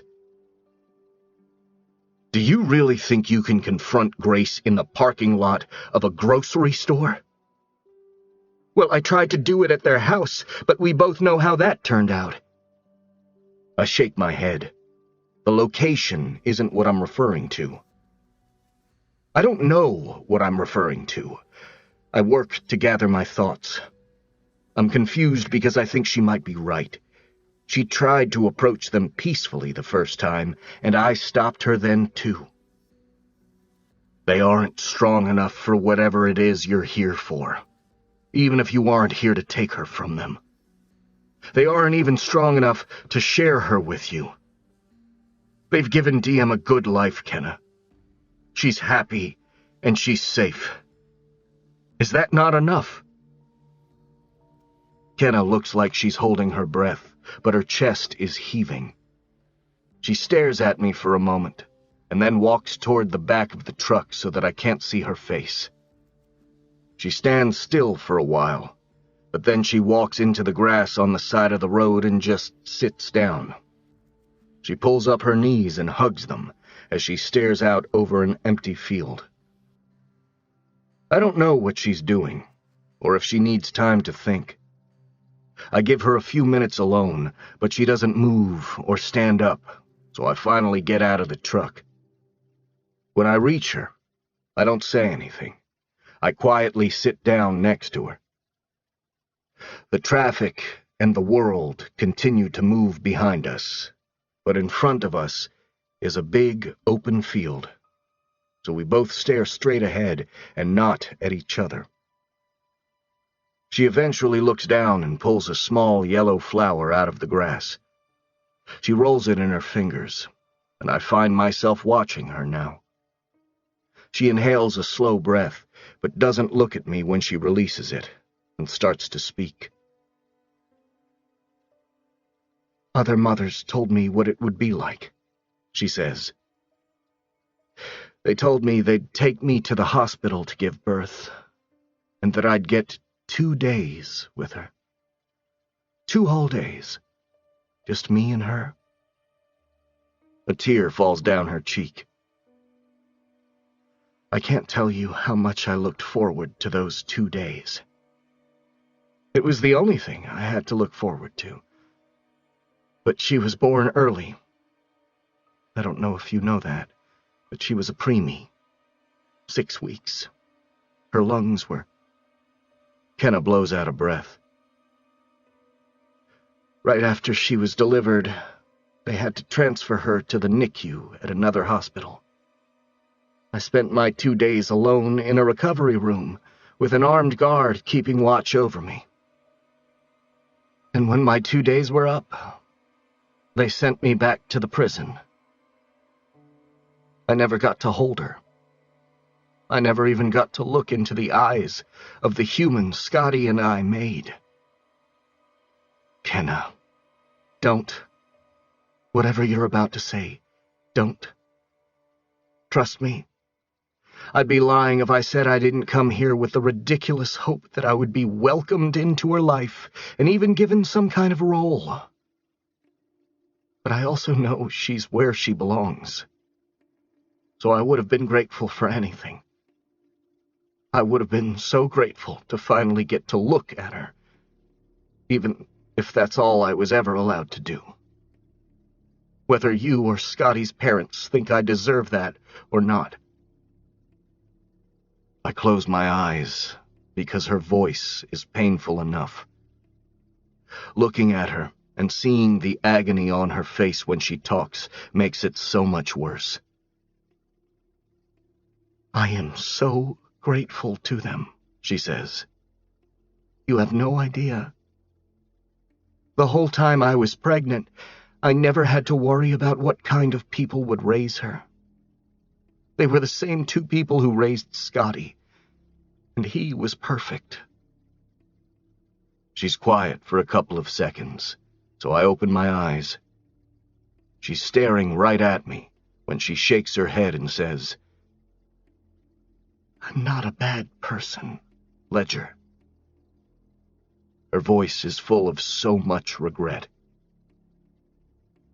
I'm not here because I think I deserve her.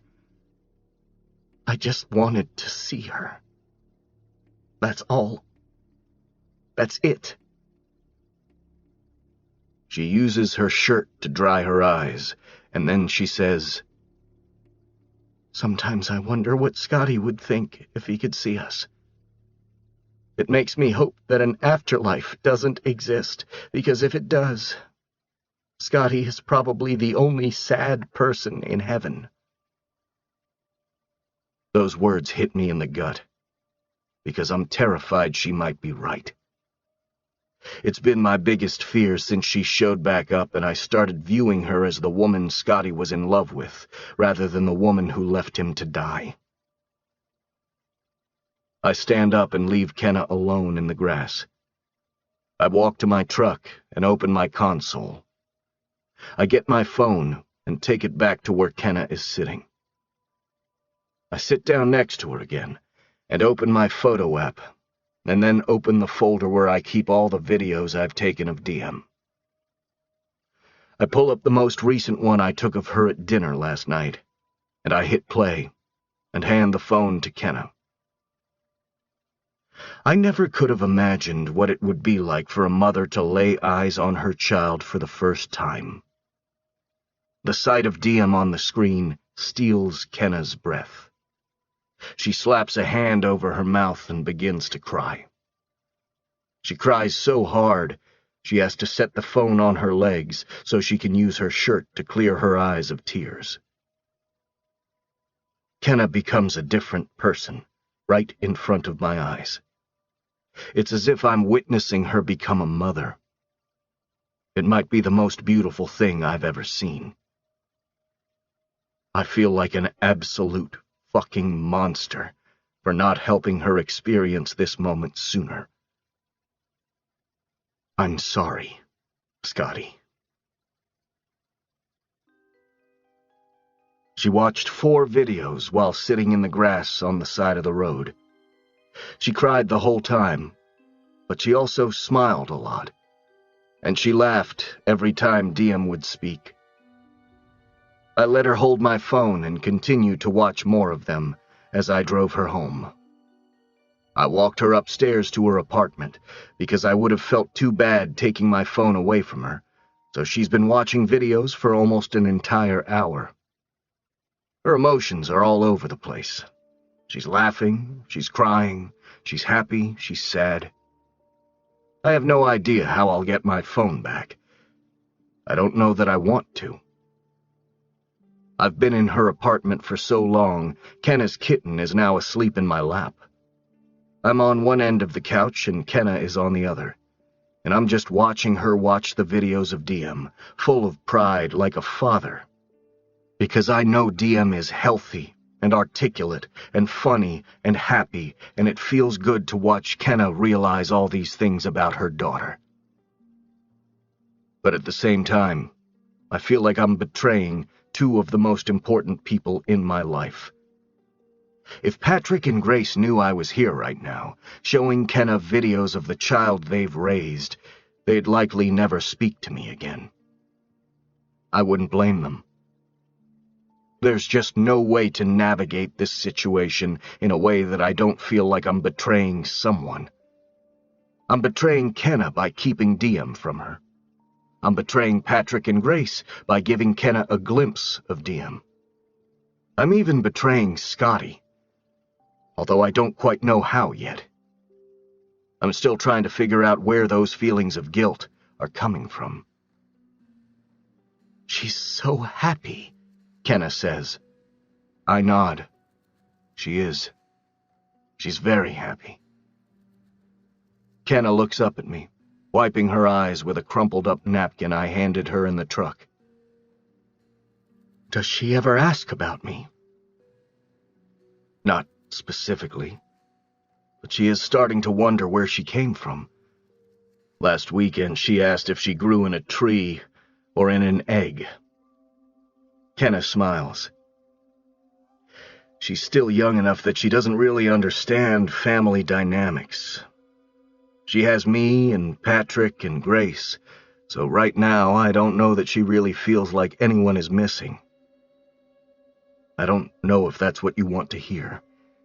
It's just the truth. Kenna shakes her head. It's fine. It actually makes me feel good that she doesn't know I'm missing in her life yet. She watches another video, and then reluctantly hands me the phone. She pushes off the couch to walk to her bathroom. Please don't leave yet. I nod, assuring her I'm not going anywhere. When she closes the bathroom door, I move Kenna's kitten and stand up. I need something to drink. The last couple of hours have somehow made me feel dehydrated, even though Kenna is the one who has been crying. I open Kenna's refrigerator, but it's empty. Completely empty. I open her freezer, and it's empty too. When she steps out of her bathroom, I'm looking through her empty cabinets. They're as barren as her apartment. I don't have anything yet. I'm sorry. She seems embarrassed when she says that. It's just... It took everything I had to move here. I'll get paid soon, and I plan to move eventually to somewhere better, and I'm getting a phone, and... I lift a hand when I realize she thinks I'm judging her ability to provide for herself. Or maybe for Diem. Kenna, it's fine. I admire the determination that got you here, but you need to eat. I slide my phone into my pocket and head toward the door. Come on. I'll buy you dinner. Chapter 21. Kenna. Diem does look like me. We have the same hair, the same eyes. She even has the same slender fingers I have. I was glad to see she got Scotty's laugh and smile. Watching the videos of her was like a refresher course in the history of Scotty. It's been so long, and I had no pictures of him in prison, so I was beginning to forget what he looked like. But I saw him and her, and I'm thankful for that. I'm grateful to know that when Patrick and Grace look at Diem, they can still see some semblance of their own son. I always worried that if she looked too much like me, they might not see remnants of him. I thought I'd feel different after finally seeing her. I was hoping there would be a sense of closure within me, but it's almost as if someone has stretched open the wound. I thought seeing her happy would make me happier, but in a way, it's made me even sadder, in a completely selfish way. It's not that difficult to love a child you gave birth to, even if you've never laid eyes on them. But it's extremely difficult to finally see what they look like and sound like and are like, and then be expected to just walk away from that. But that's exactly what they all expect me to do. It's what they want me to do. The thought of it makes my stomach feel like it's full of tight, knotted ropes, and they're all about to snap. Ledger was right. I needed food. But now that I'm sitting here with food, all I can do is think about the last couple of hours, and I don't know if I can eat. I'm nauseous, full of adrenaline, emotional, exhausted. Ledger went through a drive-thru and ordered us burgers. We're sitting in his truck in a parking lot of a park eating our food. I know why he didn't want to take me anywhere public. His being seen with me probably wouldn't go over well with Diem's grandparents. Not that I know a whole lot of people in this town, but I knew enough people back then that there's a chance I could be recognized. If I haven't been already. I had a few coworkers back then, and even though I never met Ledger, I did meet a handful of Scotty's other friends. And since it's a small town, I could possibly be recognized by anyone who was nosy enough to pass around my mugshot. People love a good rumor, and if there's anything I'm good at, it's being fodder for gossip. I don't blame anyone but myself. Everything would be different if I wouldn't have panicked that night. But I did, and these are the consequences, and I've accepted that. I spent the first couple of years of my sentence replaying every decision I've ever made, wishing I could go back and get a second shot. Ivy once said to me, "Regret keeps you stuck on pause. So does prison. When you get out of here, make sure you hit play so you don't forget to move forward." I'm scared to move forward, though. What if the only way I can move forward is without Diem? Can I ask you a question? Ledger says. I glance over at him, and he's already finished his food. I haven't even taken 3 bites of my burger. Ledger is good-looking, but not in the way Scotty was. Scotty was more the boy next door. Ledger isn't the boy next door. Ledger looks like the guy who might beat up the boy next door. He's rough around the edges, and the fact that he owns a bar doesn't soothe that image any. He doesn't come off quite the way he looks when he opens his mouth, though, and that's the most important thing. What happens if they won't let you meet her? He asks. I'm definitely not hungry now. Just the thought of it is nauseating. I shrug. I guess I'll move away. I don't want them to feel like I'm a threat. I force myself to eat a French fry, only because I don't know what else to say. Ledger takes a sip of his tea. The truck is quiet. It feels like there might be an apology hanging in the air between us, but I'm not sure who it belongs to. Ledger claims it when he shifts in his seat and says, I feel like I owe you an apology for stopping you from... It's okay, I say, cutting him off. You were doing what you thought you needed to do to protect Diem. As mad as I am for my own sake, I'm happy Diem has people in her life who protect her that fiercely. He's staring at me with his head slightly tilted. He processes my response, tucking it away somewhere without giving me any clue as to what he's thinking. He nudges his head toward my uneaten food. You aren't hungry? I think I'm too wound up to eat right now. I'll take it home. I put my burger back in the sack, along with the rest of my fries. I fold the sack up and set it on the seat between us. Can I ask you a question?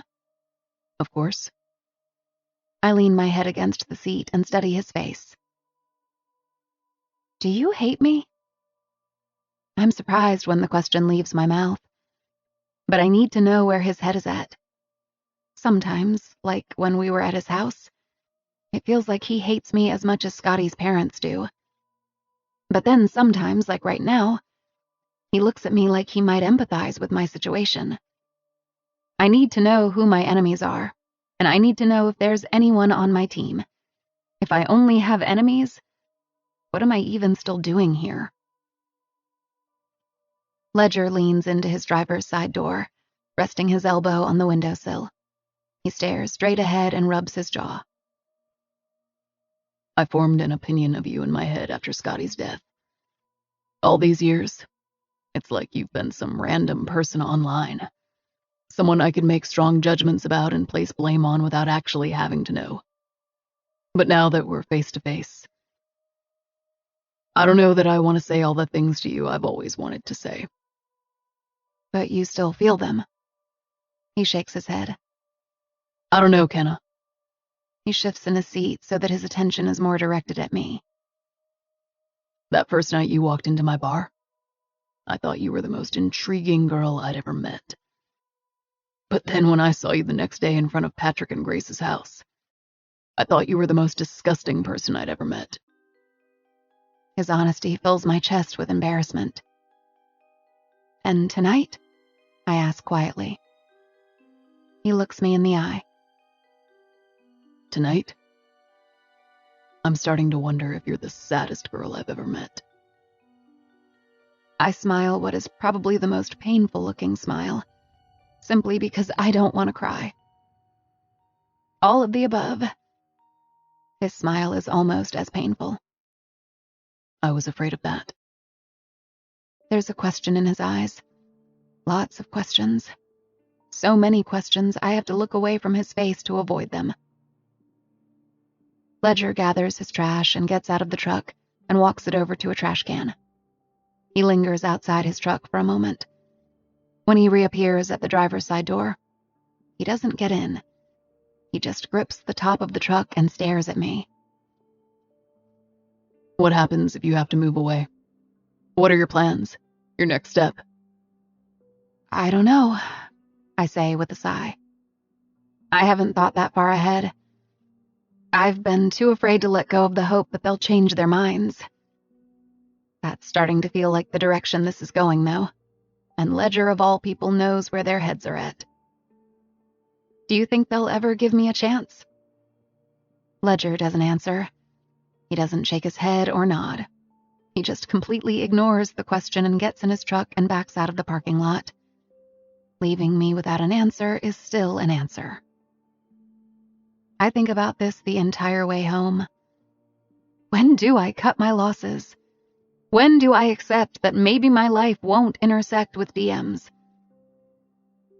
My throat is dry and my heart is empty when we pull back into the parking lot of my apartment unit. Ledger gets out of the truck and comes around to open my door. He just stands there, though. He looks like he wants to say something, the way he shuffles back and forth on his feet. He crosses his arms over his chest and looks down at the ground. It wasn't a good look, you know. To his parents, to the judge, to everyone in that courtroom. You just seemed so... He can't finish his sentence. I seemed so what? His eyes connect with mine. Unremorseful. That word knocks the breath out of me. How could anyone think I was unremorseful? I was absolutely devastated. I feel like I'm about to start crying again, and I've cried enough today. I just need out of his truck. I grab my bag and my to-go food, and Ledger steps aside so that I can exit his truck. When my feet are on the ground, I start walking because I'm trying to catch my breath, and I can't and don't know how to respond to what he just said. Is that why they refuse to let me see my daughter? They think I didn't care? I can hear his footsteps following me, but it forces me to walk even faster until I'm up the stairs and inside my apartment. I set my stuff down on the counter, and Ledger is standing in the doorway to my apartment. I grip the edge of the counter next to the sink and process what he's just said. Then I face him with the distance of the room between us. Scotty was the greatest thing that ever happened to me. I wasn't unremorseful. I was too devastated to speak. My lawyers, they told me I needed to write an allocution statement, but I hadn't been able to sleep in weeks. I couldn't get a single word out on paper. My brain, it was... I press a hand to my chest. I was shattered, Ledger. You have to believe that. too shattered to even defend myself or care what happened to my life. I wasn't unemotional. I was broken. And it happens again. The tears. I'm so sick of the fucking tears. I turn away from him because I'm sure he's sick of them too. I hear my door close. Did he leave? I spin around, but Ledger is standing inside my apartment. He's walking slowly toward me, and then he leans against the counter next to me. He folds his arms over his chest, crosses his legs at the ankles, and then just stares at the floor silently for a moment. I grab the napkin off the counter that I was using earlier. Ledger eyes me. Who would it benefit? He asks. I wait for more clarification, because I don't know what he's asking me. It wouldn't benefit Patrick or Grace having to share custody of Diem with you. It would bring level of stress to their lives that I'm not sure they can emotionally handle. And Diem, would it benefit her? Because right now she has no idea anyone is even missing from her life. She has 2 people she considers her parents already, and all of their family who love her. She also has me. And if you were allowed visitation, yes, it might mean something to her when she's older. But right now, and I'm not being hateful, Kenna, but you would change the peaceful existence they've worked so hard to build since Scotty died. The stress your presence would bring to Patrick and Grace would be felt by Diem, no matter how hard they tried to hide it from her. So, who would your presence in Diem's life benefit, besides yourself? I can feel my chest tightening at his words. Not because I'm angry at him for saying them, but because I'm scared he's right. What if she's better off without me in her life? What if my presence would just be an intrusion? He knows Patrick and Grace better than anyone, and if he says my presence is going to change the good dynamic they've built, who am I to argue with that? I already feared everything he just said, but it feels painful and embarrassing hearing the words actually come from him. He's right, though. My presence here is selfish. He knows it. They know it. I'm not here to fill some void in my daughter's life. I'm here to fill a void in mine. I blink back tears and blow out a calming breath. I know I shouldn't have come back here. You're right. But I can't just up and leave. It took everything I had to get here, and now I'm stuck. I have nowhere to go and no money to get there because the grocery store is only part-time. The empathy has returned to his face, but he's quiet.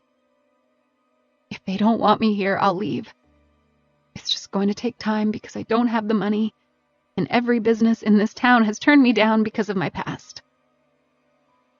Ledger pushes off the counter.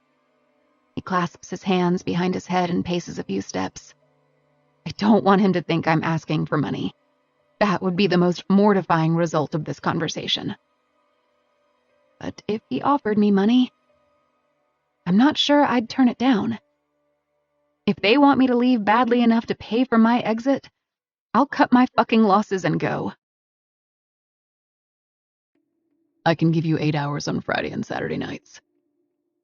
He looks like he regrets the offer as soon as it leaves his mouth. It's just kitchen work.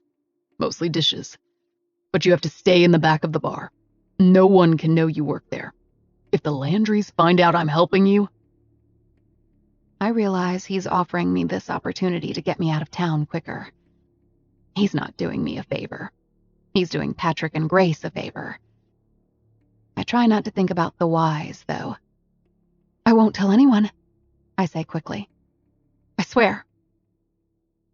The hesitant look on Ledger's face conveys his regret. It looks like he's about to say never mind, so I hurry up and spit out a thank you before he can backtrack. I get off work at 4 o'clock Friday and Saturday. I can be there by 4:30. He nods and then says, Come in through the back door. And if anyone asks, tell them your name is Nicole. That's what I'll tell the other employees. Okay. He shakes his head like he's just made the biggest mistake of his life. And then he heads to the front door. He says, "Good night." But his voice is clipped when he says it. And he closes the door behind him. Ivy is rubbing against my ankles, so I bend down and pick her up. I bring her up to my chest and cuddle her. Ledger might have just offered me a job to get me out of town, but I sit down on my couch with a smile, because I got to see my daughter's face today. No matter how depressing the rest of the day was, I finally got a piece of something I've been praying 5 years for. I grab my notebook and write the most important letter I've ever written to Scotty. Dear Scotty, she looks like both of us, but she laughs like you. She's perfect in every way. I'm so sorry you never got to meet her. Love, Kenna. Chapter 22. Ledger. Kenna is supposed to show up any minute. Roman has been off since the night I hired her, so I haven't had a chance to warn him. But I've been debating on changing my mind about hiring her since the second I made up my mind. Roman just arrived, and Kenna said she'd be here around 4:30, so now is probably a good time to bring it up to him so he's not blindsided. I'm slicing up limes and oranges to make sure we have enough garnishes for the night. Roman hasn't even made it behind the bar yet when I say, I fucked up. I meant to say, I hired Kenna, but I feel like they both have the same meaning.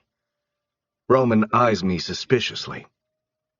I can't have this conversation while I'm slicing fruit, so I put the knife down before I hack off a finger.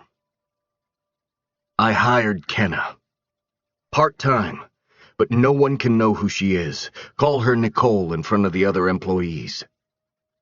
I pick up the knife again because I'd rather look at the limes than at the expression Roman is giving me right now. Wow.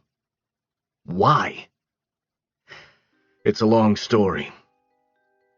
I hear his keys in his phone as he drops them on the bar and then scoots out a stool. Good thing we both work until midnight. Start talking.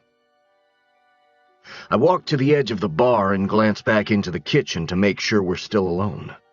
No one else has arrived yet, so I give him a quick rundown of what happened in the grocery store parking lot, and how I showed her videos of Diem, and then took her for burgers, and somehow ended up feeling sorry for her, and offered her a job to help her get out of town.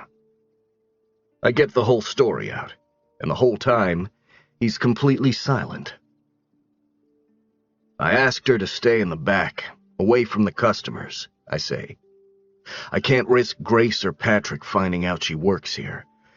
I'm not worried about them showing up. They never come here. But I'd still like her to stay in the back. She can do the dishes and help Aaron. Roman laughs. So, you essentially hired a barback who can back, but not bar? There's plenty to do back there to keep her busy. I hear Roman swipe his phone and his keys off the bar. Right before he disappears through the double doors to the kitchen, he says, I don't want to hear another word about the fucking cupcakes ever again. He's gone before I can point out that his being obsessed with the married baker down the street is a little different than my giving Kenna a job to get her out of town faster. The doors to the back swing open a couple of minutes later, and Roman says, Your new hire just arrived. When I make it to the kitchen, Kenna is standing by the alley door holding her tote, grabbing her wrist with the opposite hand. She looks nervous, but different. She's got lip gloss on or something. I don't know, but her mouth is all I can seem to focus on, so I clear my throat and look away from her and casually say, Hey. Hi, she says. I point to a closet where the employees keep their stuff while on shift. You can put your bag in there. I grab her an apron and keep it as professional as I can. I'll give you a quick tour. She follows me quietly as I show her around the kitchen. I explain the process of how to stack the dishes once she washes them. I give her a brief tour of our stockroom. I show her where my office is. I take her out to the alley to show her which dumpster is ours. We're making our way back to the alley door when Aaron walks up. He pauses when he sees me standing in the alley with Kenna. "Aaron, this is Nicole. She'll be helping you out in the kitchen." Aaron narrows his eyes, looking Kenna up and down. "Do I need help in the kitchen?" he asks, confused. I look at Kenna. "We have a limited menu of food on the weekends, but Aaron takes care of all of it. Just be available if he needs the help." Kenna nods and reaches out a hand to Aaron. "Nice to meet you," she says. Aaron returns the handshake, but he's still eyeing me suspiciously. I look at her and point at the door, letting her know I want a minute with Aaron. Kenna nods and slips back inside. I give my focus to Aaron. She'll only be here a few weeks at the most. She needed a favor. Aaron holds up a hand. "Enough said, boss." He squeezes my shoulder as he passes me and heads inside. I've shown Kenna everything I need to show her to keep her busy for one night, and she has Aaron now. He'll take care of her. I don't want to walk through the back and have to look at her again, so I make my way through the front door. Rozzy and Roman are covering most of tonight because I have to leave. I didn't take into consideration when I hired Kenna and told her to show up tonight that I already had plans and wouldn't even be here for most of her shift. "I'll be back around 9, I tell Roman.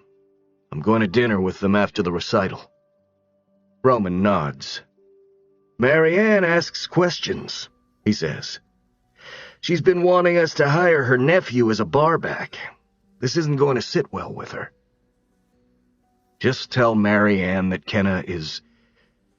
Nicole is temporary. That's all she needs to know." Roman shakes his head. "You didn't really think this one through, Ledger." "I thought about it plenty." "Maybe. But you thought about it with the wrong fucking head." I ignore his observation and leave. Diem decided she wanted to try a dance class a few months ago.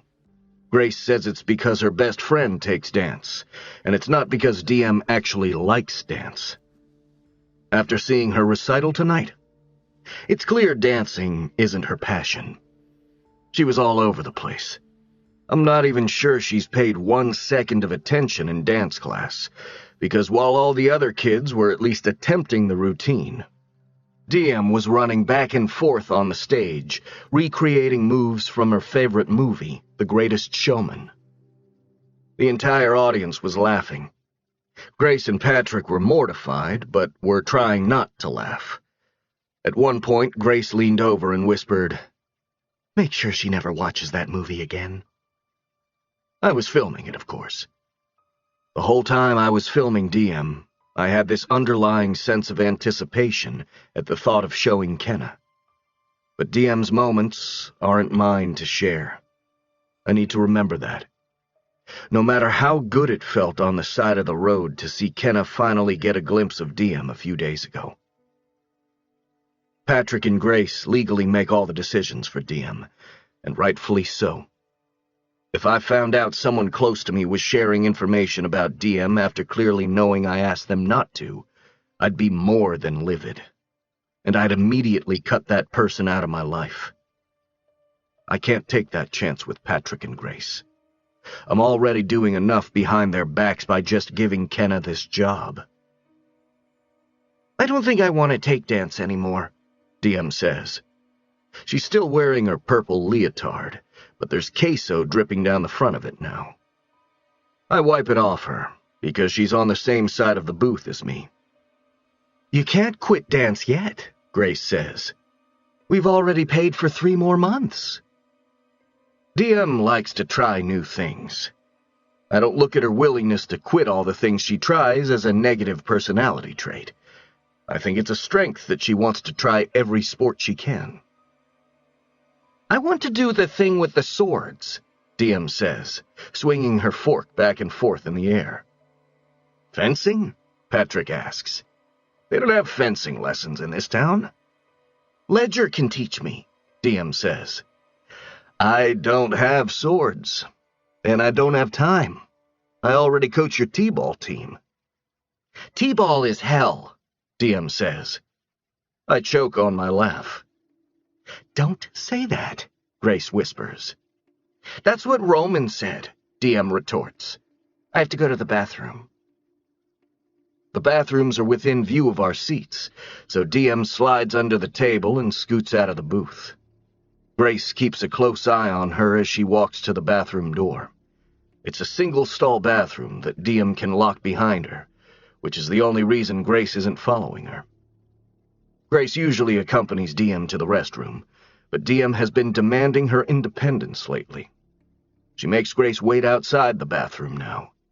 And when we come to this restaurant, we always ask to be seated near the bathroom hallway, so Grace can allow Diem the space to do things on her own while still keeping a close eye on her. When Patrick starts to speak, I can tell half of Grace's attention is still on the bathroom door. We filed a restraining order against Diem's mother. I hold back my reaction, but it's hard. I swallow those words with a bite of food, and then take a sip of water. Why? We want to be prepared for whatever she decides to do, Patrick says. But what would she try to do? I can tell by the way Grace cocks her head that maybe I shouldn't have said that. But would a judge even grant a restraining order, simply because it's filed? I figure it would take more than Kenna's presence for a restraining order to be approved. Grace says, She chased us down in the grocery store parking lot. I don't feel safe, Ledger. Oh, I forgot about that, yet somehow still feel the need to defend her like it was my fault we were all in that predicament in the first place. We spoke to Grady, Patrick says. He said he could have the judge expedite it, and she'll probably be served this week.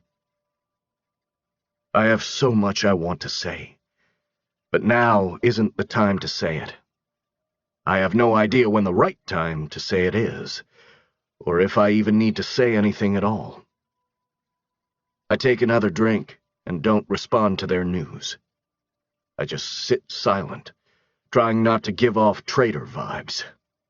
Because that's exactly what I am right now. There's no way around it. Let's change the subject, Grace says, watching Diem as she heads back to the table. How's your mother, Ledger? I didn't even get to talk with her while she was in town. Good. They're heading to Yellowstone, so they'll probably drop into town on their way back through. Diem is climbing onto Grace's lap when Grace says, I'd love to see her.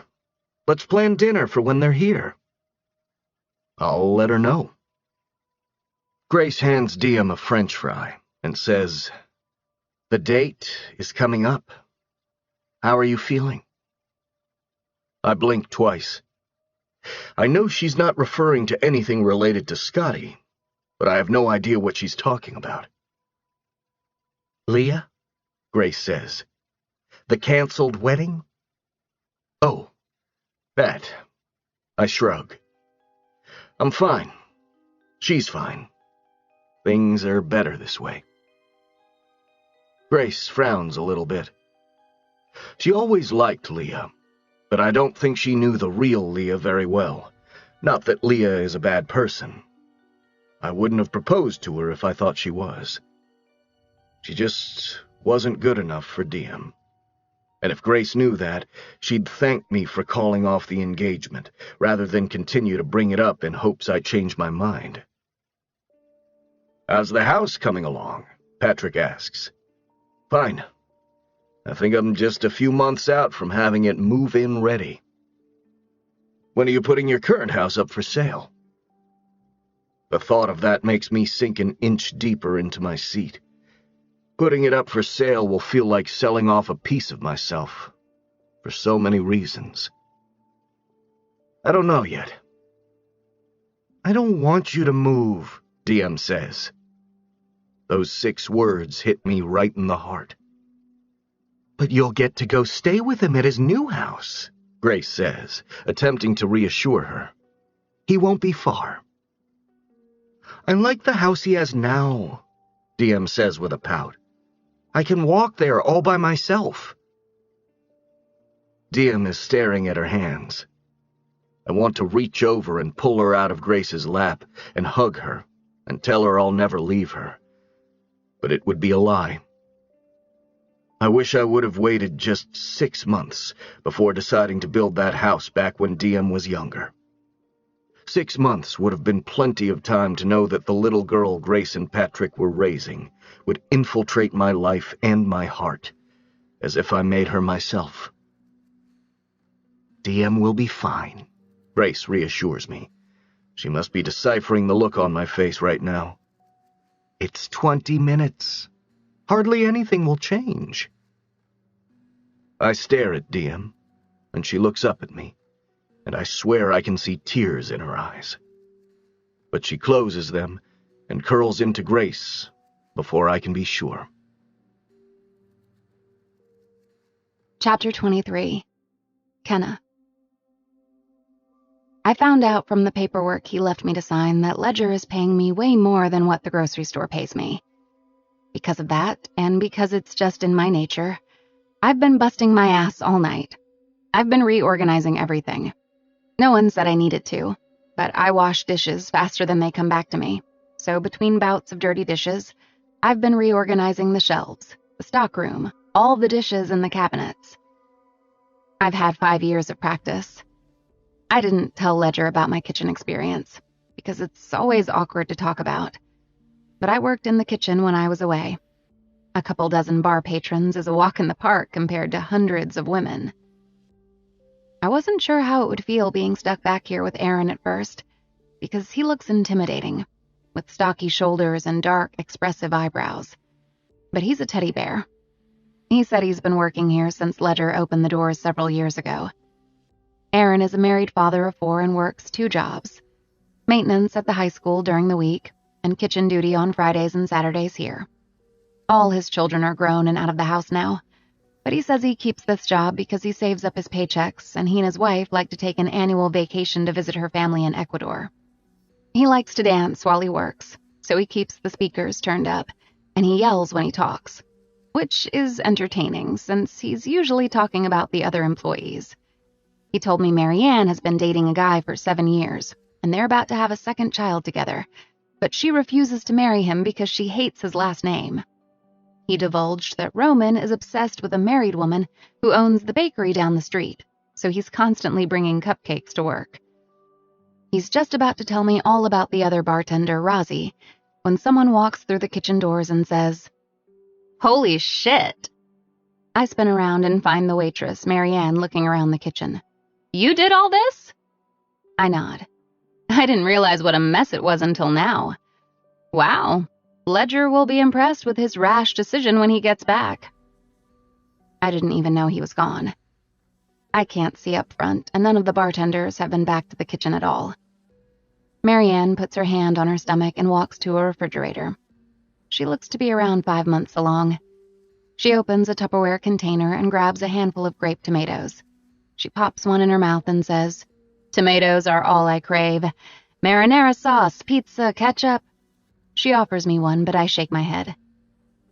"Tomatoes give me heartburn, but I can't stop eating them." "Is this your first?" I ask her. "No, I have a 2-year-old boy. This one's also a boy. You have any kids?" I never know how to answer this question. It hasn't come up much since I was released from prison. But the few times it has, I usually say I do and then immediately change the subject. But I don't want anyone here to start asking questions, so I just shake my head and keep the focus on her. "What are you naming him?" "Not sure yet." She eats another tomato and then puts the container back in the refrigerator. "What's your story?" she asks. "You new around here? You married? You seeing anyone? How old are you?" I have different answers for every question coming at me, so I nod, then shake my head, and I end up looking like my head is wobbling like a bobblehead doll by the time she stops firing questions at me. I just moved to town. I'm 26, single. She raises a brow. Does Ledger know you're single? I guess. Huh, she says. Maybe that explains it. Explains what? Marianne and Aaron exchange a look. Why Ledger hired you? We've been wondering. Why did he hire me? I'd like to know what she thinks is the reason. I don't mean this to come off in a negative way, she says. But we've had the same employees for over 2 years now. He's never mentioned needing more help. So my theory is that he hired you to make Leah jealous. Marianne? Aaron says her name like it's a warning. She waves him off. Ledger was supposed to get married this month. He acts like he's okay that the wedding was called off, but something has been bothering him lately. He's been acting weird. And then you apply for a job and he just hires you on the spot when we don't even need the help? She shrugs. Makes sense. You're gorgeous. He's heartbroken. I think he's filling a void. It actually doesn't make sense at all. But I get the feeling Marianne is the curious type, and I don't want to say anything to make her even more curious about my presence here. Ignore her, Aaron says. Marianne craves gossip as much as she craves tomatoes. She laughs. It's true. I like to talk shit. I don't mean anything by it. I'm just bored. Why was his wedding called off? I ask her. Apparently, she's not the only curious one in this kitchen. She shrugs. I don't know. Leah, his ex, told people they weren't compatible. Ledger doesn't talk about it. He's a hard egg to crack. Roman peeks through the double doors, and his presence steals her attention. The frat boys need you, Marianne. She rolls her eyes and says, Ugh, I hate college kids. They're terrible tippers. Aaron suggests I take a break about 3 hours into my shift, so I decide to spend it sitting on the steps in the alley. I wasn't sure if I'd get a break, or what my hours would even be tonight, so I grabbed some chips and a bottled water before I left the grocery store earlier. It's quieter in the alley, but I can still hear the bass of the music. Marianne came back to chat again earlier, and she saw I had pieces of paper towel stuck in my ears to drown out the music while I worked. I lied and told her I get migraines easily, but I really just hate most music. Every song is a reminder of something bad in my life, so I'd rather hear no songs at all. She says she has a pair of headphones she can bring me tomorrow. So far, the music is the only part of this job I don't like. That was one good thing about prison. I rarely heard music. Roman opens the back door and seems momentarily surprised to find me sitting on the steps, but he walks over to the other side of the alley and flips a bucket upside down. He sits on it and stretches his legs out, putting pressure on his knee. How was your first night? He asks. Good. I've noticed Roman limps when he walks, and now he's stretching his leg like he's in pain. I don't know if it's a new injury, but I feel like if it is, he might need to take it easier than he has been tonight. He's a bartender. They never sit. Did you hurt your leg? It's an old injury. It flares up with the weather. He hikes up his pant leg and reveals a long scar on his knee. Ouch! How'd that happen? Roman leans back against the brick on the side of the building. Pro football injury. You played pro football too? I played for a different team than Ledger did. I'd rather die than play for the Broncos. He gestures toward his knee. This happened about 1.5 years in. Ended my football career. Wow, I'm so sorry. Hazard of the job. How'd you end up working here with Ledger? He eyes me carefully. I could ask the same of you. Fair enough. I don't know how much Roman knows about my story, but Ledger did mention he's the only one here who knows who I am. I'm sure that means he knows everything. I don't want to talk about myself. Luckily, I don't have to, because the alley fills with light from Ledger's truck as he pulls into his usual parking spot. For whatever reason, Roman uses this moment to escape back inside and leave me out here alone. I tense with Roman's disappearance and Ledger's return. I'm embarrassed I'm sitting outside on the steps. As soon as Ledger opens the door of his truck, I say, "I've been working, I swear. You just happened to pull up right when I took a break." Ledger smiles as he gets out of the truck, like my explanation is unnecessary. I don't know why I have a physical reaction to that smile, but it sends a swirl through my stomach.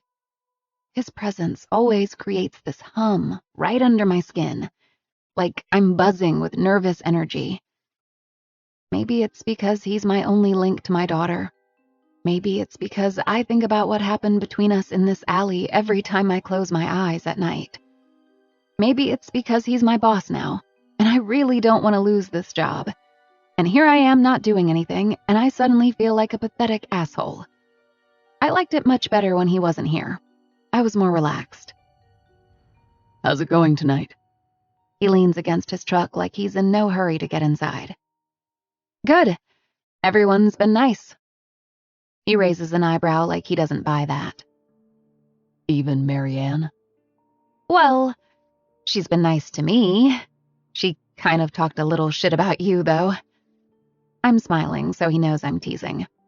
But she did imply he only hired me because he thinks I'm pretty, and he's trying to make his ex jealous. Who's Leah?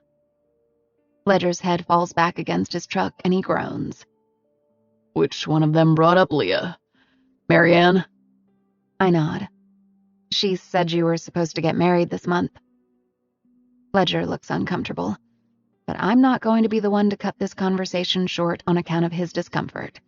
If he doesn't want to talk about it, he doesn't have to. But I want to know, so I wait expectantly for him to muster up an answer. It was honestly so stupid when I look back on it, he says. The whole breakup. We got in an argument about kids we don't even have yet. And that ended your engagement? He nods. Yep. What was the argument? She asked me if I was going to love my future kids more than I love Diem. And I said no, I would love them all the same. That made her angry? It bothered her how much time I spent with Diem. She said when we started a family of our own one day, I'd have to spend less time focusing on Diem and more time on our family. It was like an epiphany. I realized she didn't see Diem fitting into our potential future family like I did. After that, I sort of just checked out, I guess. I don't know why I expected their breakup to be over something more serious. People don't usually break up over hypothetical situations. But it says a lot about Ledger that he was able to see his own happiness as tied to Diem's happiness, and he wouldn't settle for anyone who didn't respect that. Leah sounds like a terrible bitch. I'm half kidding when I say it, which is why Ledger laughs. But the more I think about it, the more irritated I get. Seriously, though, screw her for thinking Diem isn't worthy of the same love as kids who don't even exist yet. Exactly. Everyone thought I was crazy for breaking up with her, but to me it was a precursor to all the potential problems we'd be facing down the road. He smiles at me. Look at you being an overprotective mother. I don't feel so crazy now. As soon as he says that, acknowledges me as Diem's mother, my face falls. It was a simple sentence, but it meant everything to hear it come from him, even if it slipped out by accident. Ledger straightens up and then locks his truck. I better get inside. The parking lot looked packed. He never said what he left to go do for several hours tonight, but I have a feeling he was doing something with Diem. But he could have also been on a date, which unnerves me almost as much. I'm not allowed to be in my own daughter's life, but whoever Ledger decides to date gets to be in her life, and that automatically makes me jealous of whatever girl that ends up being. At least it won't be Leah. Screw her. Roman brings a crate full of glasses to the back and sets them by the sink for me. I'm heading out, he says. Ledger said he'd give you a ride home if you don't mind waiting. He's got about half an hour of shit left to do. Thanks, I say to Roman. He takes off his apron and tosses it into a basket where all the other employee aprons have ended up for the night. Who cleans those? I don't know if that's supposed to be my job. I'm not even really sure what all my job entails. Ledger wasn't here to train me throughout the night, and everyone else kind of pointed out things here and there that I could do, so I've just been doing everything I can get my hands on. There's a washer and dryer upstairs, Roman says. There's another level to the bar? I haven't seen any stairs. He points at the door that leads out to the alley. Access to the stairs is outside. Half of the space is storage. The other half is a studio apartment with a washer and dryer. Do I need to take them up and wash them? He shakes his head. I usually do that in the mornings. I live there. He pulls his shirt off to toss it in the basket just as Ledger walks into the kitchen. Roman is shirtless now, changing into his street clothes, and Ledger is staring straight at me. I know it looks like I was staring at Roman as he was changing, but we were having an active conversation. I wasn't staring at him because he was momentarily shirtless. Not that it matters, but it embarrasses me, so I turn around and focus on the remaining dishes. Roman and Ledger have a conversation I can't hear, but I do hear it when Roman tells Ledger goodnight and leaves. Ledger disappears back into the front of the bar. I'm alone, but I prefer it that way. Ledger makes me more nervous than comfortable. I finish my work and wipe everything down for a final time. It's midnight, and I have no idea how much longer Ledger has until he's finished. I don't want to bother him, but I'm too tired to walk home, so I wait for the ride. I grab my stuff and push myself onto the counter. I pull out my notebook and my pen. I don't know that I'll ever do anything with the letters I write to Scotty, but they're cathartic. Dear Scotty, Ledger is an asshole. We've clarified that. I mean, the guy turned a bookstore into a bar. What kind of monster would do that? But I'm beginning to think he has a sweet side, too. Maybe that's why you two were best friends. What are you writing? I slam my notebook shut at the sound of his voice. Ledger is removing his apron, eyeing me.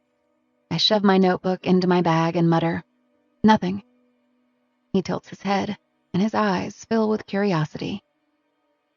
Do you like to write? I nod. Would you say you're more artistic or more scientific? That's an odd question. I shrug. I don't know. Artistic, I guess? Why? Ledger grabs a clean glass and walks over to the sink. He fills it with water and then takes a sip. Diem has a wild imagination. I always wondered if she got that from you.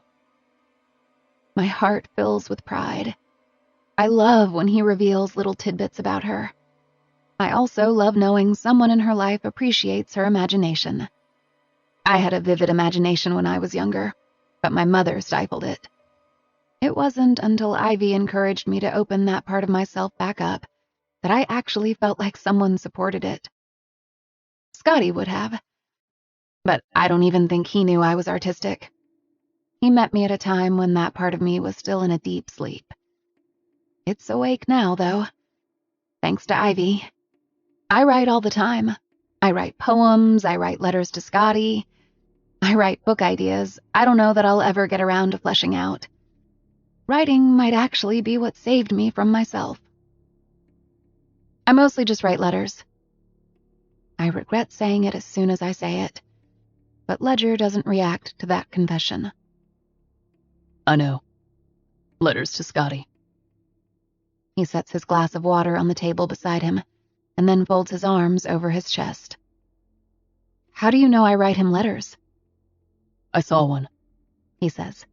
Don't worry. I didn't read it. I just saw one of the pages when I grabbed your bag out of your locker. I wondered if he saw that stack of papers. I was worried he might have peeked, but if he says he didn't read them, for some reason I believe him. How many letters have you written him? Over 300. He shakes his head in disbelief, but then something makes him smile. Scotty hated writing. He used to pay me to write his reports for him. That makes me laugh, because I wrote a paper or two for him when we were together. It's weird talking with someone who knew Scotty in a lot of the same ways I knew him. I've honestly never experienced this before. It feels good, thinking about him in a way that makes me laugh instead of cry. I wish I knew more about Scotty outside of who he was with me. Diem might grow up to be a writer someday. She likes to make up words, Ledger says. If she doesn't know what something is called, she just invents a word for it. Like what? Solar lights, he says. The kind that line sidewalks. We don't know why, but she calls them patchels. That makes me smile, but it also makes me ache with jealousy. I want to know her like he does. What else? My voice is quieter because I'm trying to hide the fact that it's shaking. The other day, she was riding her bike, and her feet kept slipping on the pedals. She said, "My feet won't stop flibbering." I asked her what flibbering meant, and she said it's when she wears flip-flops and her feet slip out of them. And she thinks soaking means very. She'll say, "I'm soaking tired," or "I'm soaking hungry." It hurts too much to even laugh at that. I force a smile, but I think Ledger can sense that stories about a daughter I'm not allowed to know are ripping me in two. He stops smiling and then walks to the sink and washes the glass. You ready? I nod and hop off the table. On the drive home, he says, What are you going to do with the letters? Nothing, I say immediately. I just like writing them. What are the letters about? Everything. Sometimes nothing. I look out my window so he can't read the truth on my face. But something in me makes me want to be honest with him. I want Ledger to trust me. I have a lot to prove. I'm thinking about compiling them and putting them into a book someday. That gives him pause. Will it have a happy ending?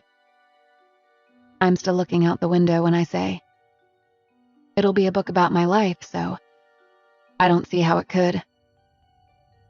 Ledger keeps his eyes on the road when he asks, Do any of the letters talk about what happened the night Scotty died? I put space between his question and my answer. Yes. One of them does. Can I read it? No. Ledger's eyes meet mine briefly. Then he looks in front of him and flips on his blinker to turn onto my street. He pulls into a parking spot and leaves his truck running. I don't know if I should get out immediately, or if there's anything left to be said between us. I put my hand on the door handle. Thank you for the job. Ledger taps the steering wheel with his thumb and nods. I'd say you earned it. The kitchen hasn't been that organized since I've owned the building, and you've only worked one shift.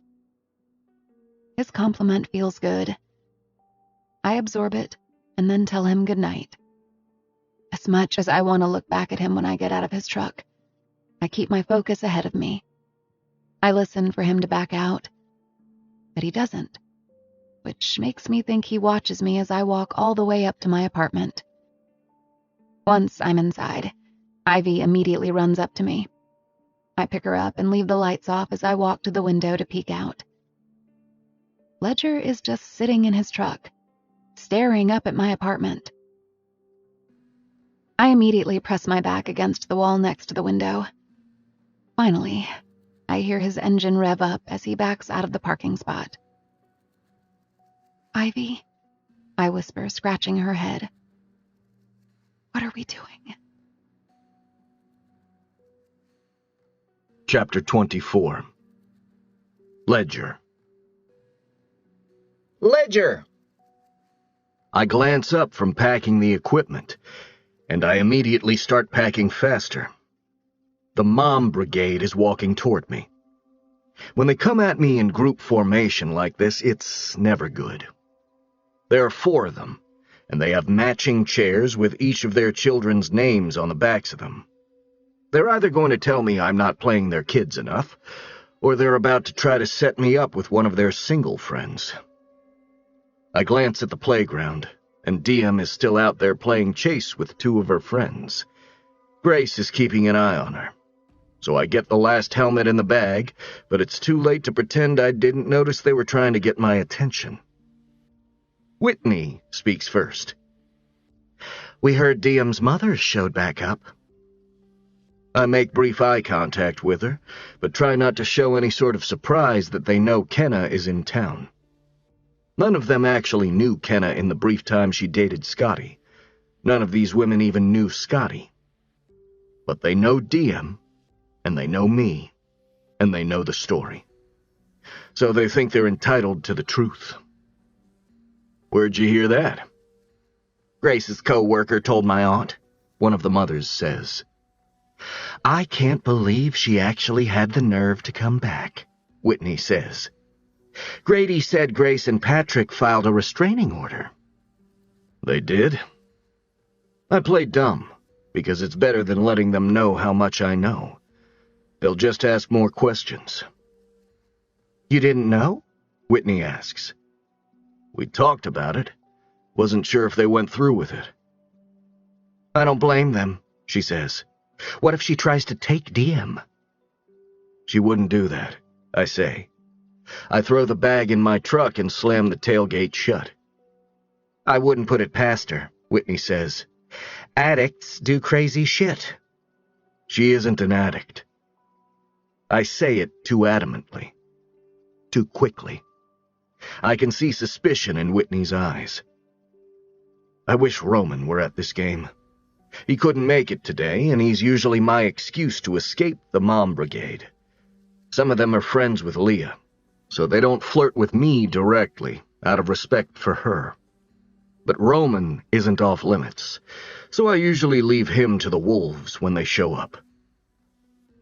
"Tell Grady I said hello." I walk away from them and head toward Grace and Diem. I don't know how to defend Kenna in these kinds of situations. I don't know that I should, but it feels wrong allowing everyone to continue to think the worst of her. I didn't tell Kenna I was picking her up today, but I didn't know I was until I was on my way to the bar and realized it was almost time for her shift at the grocery store to end. I pull into the parking lot, and it's not even 2 whole minutes before she walks outside. She doesn't notice my truck. She walks toward the road, so I drive across the parking lot to intercept her. She sees my truck, and I swear she makes a face when I point to the passenger door. She mutters thanks when she opens the door, and then, "You don't have to give me rides. I'm fine walking." I just left the ball field. It was on my way. She sets her purse between us, and then pulls on her seatbelt. "Is she any good at t-ball?" "Yeah. I don't think she likes the game as much as she likes hanging out with her friends, though. But if she stuck with it, I think she'd be pretty good." "What else does she do besides t-ball?" I can't blame Kenna for being curious. I've put myself in this position by already sharing too much with her, but now the moms have planted a seed in my head. What if she's only asking so she can get a handle on Diem's schedule? The more she knows about Diem's activities, the easier it would be for her to show up and take her. I feel guilty even thinking that. But Diem is my #1 priority in life, so I'd feel even shittier not feeling a little overprotective. "I'm sorry," Kenna says. "I shouldn't ask you questions you don't feel comfortable answering. It's not my place." She looks out her window as I pull onto the street. She does this thing where she flexes her fingers and then grips her thighs. Diem does the same thing with her fingers. It's incredible how two people who have never met can have so many of the same mannerisms. It's too loud in the truck, and I feel like I need to warn her, so I roll up my window as I pick up speed. "They filed a restraining order against you." I see her look at me out of the corner of my eye. Are you serious? Yes. I wanted to give you a heads up before you got served papers. Why would they do that? I think what happened at the grocery store scared Grace. She shakes her head and looks back out her window. She doesn't say anything else until we pull up to the alley behind the bar. I feel like I've set her up for failure tonight by putting her in a bad mood as soon as she got in my truck. I shouldn't have told her about the restraining order right before her shift, but I feel like she has the right to know. She honestly hasn't done anything to deserve being served a restraining order, but the simple fact that she exists in the same town as Diem is reason enough for the Landrys to file one on her. She takes dance, I say, answering her earlier question about Diem. I put my truck in park and pull up the video from her recital. That's where I was last night. She had a recital. I hand Kenna the phone. She watches the first several seconds with a straight face, and then bursts into laughter. I hate that I love watching Kenna's face when she watches videos of Diem. It does something to me.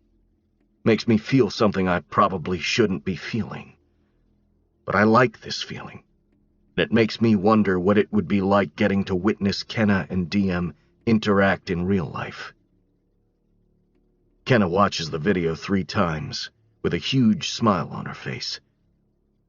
She's horrible. It makes me laugh. There's a joy to her voice that isn't usually there, and I wonder if that joy would always be present if Diem were a part of Kenna's life. Does she like dance? Kenna asks. I shake my head. No.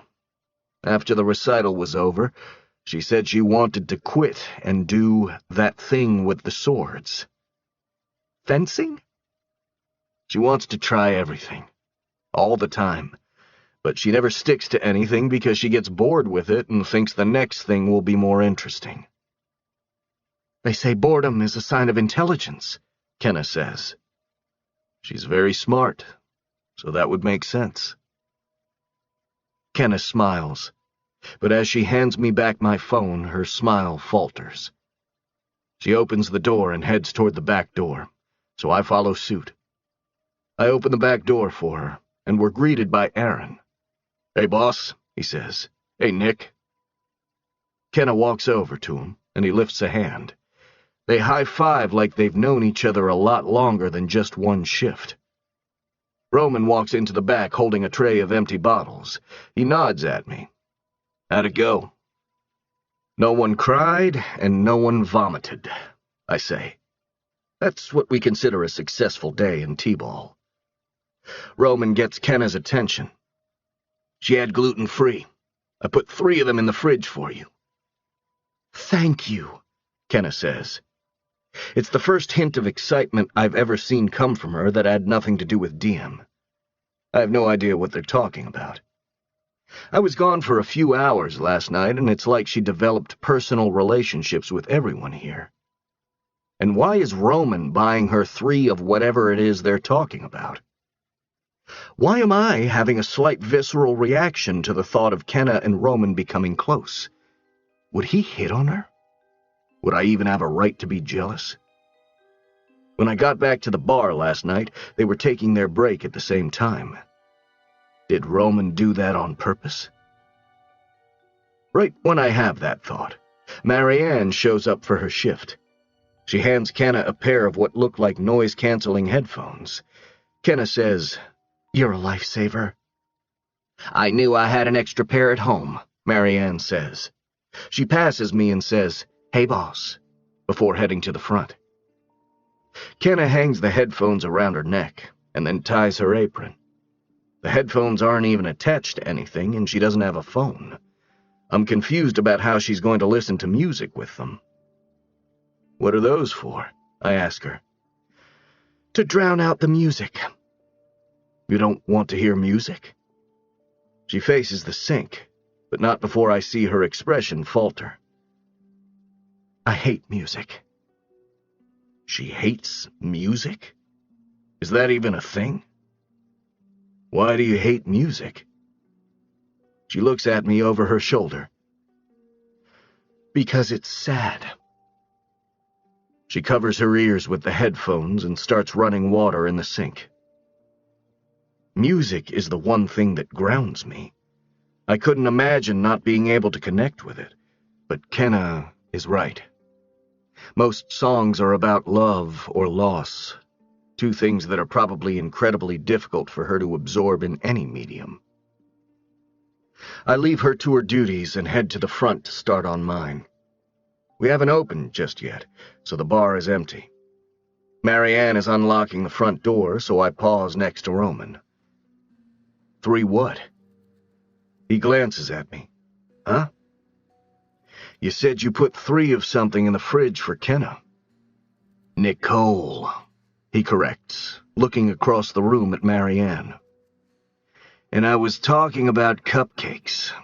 Her landlord can't have gluten, and she's trying to stay on her good side. Why? I don't know. Something about her electric bill. Roman side-eyes me and then walks away. I'm glad she's getting along with everyone, but there's also a small part of me that regrets leaving for most of my shift last night. I feel like they all got to know Kenna in a way I don't know Kenna. I don't know why that bothers me. I go to the jukebox to start up a few songs before the crowd arrives, and I analyze each song I choose. It's a digital jukebox with access to thousands of songs, but I realize it would take me all night to find even a handful that wouldn't remind Kenna of Scotty or Diem in some way. She's right. In the end, if there's nothing good going on in your life, almost every song becomes depressing, no matter what it's about. I put it on shuffle to match my mood. Chapter 25. Kenna. I got a paycheck.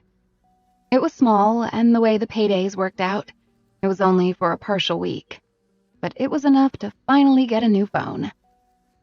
I'm sitting on the picnic table outside my apartment browsing apps. I opened at the grocery store today, so I had several hours between that shift and my shift at the bar tonight, so I'm just passing time outside. I try to get as much vitamin D as I can, considering my outdoor time was scheduled and limited for 5 solid years. I should probably buy vitamin D supplements so my body can catch up. A car pulls into a parking spot, and I look up in time to see Lady Diana waving wildly at me from the front seat. We work different shifts most days, which is unfortunate. It would be nice to be able to ask her mother for a ride to and from work, but my hours are longer than Lady Diana's. Ledger has given me rides a handful of times, but I haven't seen him at all since he dropped me off at my apartment after my second shift last Saturday night. I've never met Lady Diana's mother. She looks to be a little older than me, maybe mid-30s. She smiles and follows Lady Diana across the grass until they reach me. Lady Diana gestures toward the phone in my hand. She got a phone? Why can't I have a phone? Her mother sits next to me. She's an adult, her mother says, glancing at me. Hi, I'm Adeline. I never know how to introduce myself. I'm Nicole at both of my jobs, but I introduced myself as Kenna to Lady Diana the first time, and also as Kenna to the landlord, Ruth. This is going to catch up to me eventually, so I somehow need to figure out a way to make the lie a truth. Kenna, I say, but I go by Nicole. That feels okay. It's kind of a lie, kind of the truth. I got a new boyfriend at work today, Lady Diana says to me. She's bouncing on her toes, full of energy. Her mother groans. Oh yeah? Lady Diana nods. His name is Gil. He works with us. He's the guy with the red hair. He asked me to be his girlfriend. He has Down syndrome like me, and he likes video games, and I think I'm gonna marry him. Slow down, her mother says. Lady Diana spoke in one solid run-on sentence, so I'm not sure if her mother is telling her to slow down when she speaks or slow down on the wedding plans. Is he nice? I ask her. He has a PlayStation. But is he nice? He has lots of Pokemon cards. Is he nice, though? I repeat. She shrugs. I don't know. I'll have to ask him. I smile. Yes, do that. You should only marry people who are nice to you. Adeline looks at me. Do you know this kid? Gil? She says his name with contempt, and it makes me laugh. I shake my head. No, but I'll keep an eye out for him. I look at Lady Diana, and I'll make sure he's nice. Adeline looks relieved. Thank you. She stands up. Are you coming to the lunch on Sunday? What lunch? We're having a small lunch here for Mother's Day. I told Lady Diana to invite you. I feel the sting in the mention of that holiday. I've tried not to think about it. It'll be the first time I've experienced it outside of prison, and in the same town as Diem. Lady Diana says, Kenna's daughter was kidnapped, so I didn't invite her. I immediately shake my head. She wasn't kidnapped. It's a long story. I don't have custody of her right now. I am mortified. Adeline can tell. Don't worry. The lunch is for everyone who lives here, Adeline says. We mostly host it for Ruth since her kids live so far away. I nod, because I feel like if I agree to come, she won't pressure me. And then maybe I won't have to explain why Lady Diana said my daughter was kidnapped. What can I bring? We've got it covered, she says. It was good to meet you. She starts to walk away, but spins around. Actually, do you know anyone with an extra table and a few chairs? I think we're going to need more seating. I want to say no, since I don't know anyone but Ledger, but I don't want her to think I'm as lonely as I am. So I just nod and say, I can ask around. Adeline tells me it was nice to finally meet me, and then she walks toward their apartment, but Lady Diana lingers behind. When her mother is gone, she reaches for my phone. Can I play a game? I hand her the phone, and she sits in the grass next to the picnic table. I need to get ready for my shift at Ward's. I'm gonna go change. You can play with my phone until I get back down. Lady Diana nods, but doesn't look at me. I'd love to be able to save for a car, so I no longer have to walk to work. But being forced to save up in order to just move away and make the Landrys more comfortable is really eating into my financial plans. I get to the bar early, but the back door is unlocked. I feel confident in what I need to do after having worked here last week. I put on my apron and start to get the sink water ready when Roman walks to the back. You're early, he says. Yeah, I wasn't sure how bad traffic would be. Roman laughs. He knows I don't have a car. Who used to wash dishes before Ledger hired me? I ask him. Everyone. We all pitched in when we had a spare second. Or we'd wait until the end of the night and take turns staying late to clean. He grabs his apron. I doubt we'll ever want to go back down an employee after this. It's nice actually getting to leave when the bar closes. I wonder if Roman knows my position is only temporary. He probably does. It's gonna be busy tonight, he warns. Last day of finals were today. I have a feeling we're gonna see a rush of college kids. Marianne will love that. I pour liquid soap into the bin. Hey, quick question. I face him. There's a luncheon at my apartment on Sunday. They need an extra table. Do you guys happen to have one here?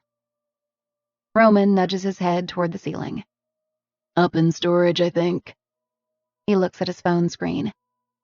We still have a while before we open. Let's go check. I turn off the water and follow him out to the alley. He pulls a ring of keys from his pocket and flips through them. Excuse the mess, he says, inserting a key into the door.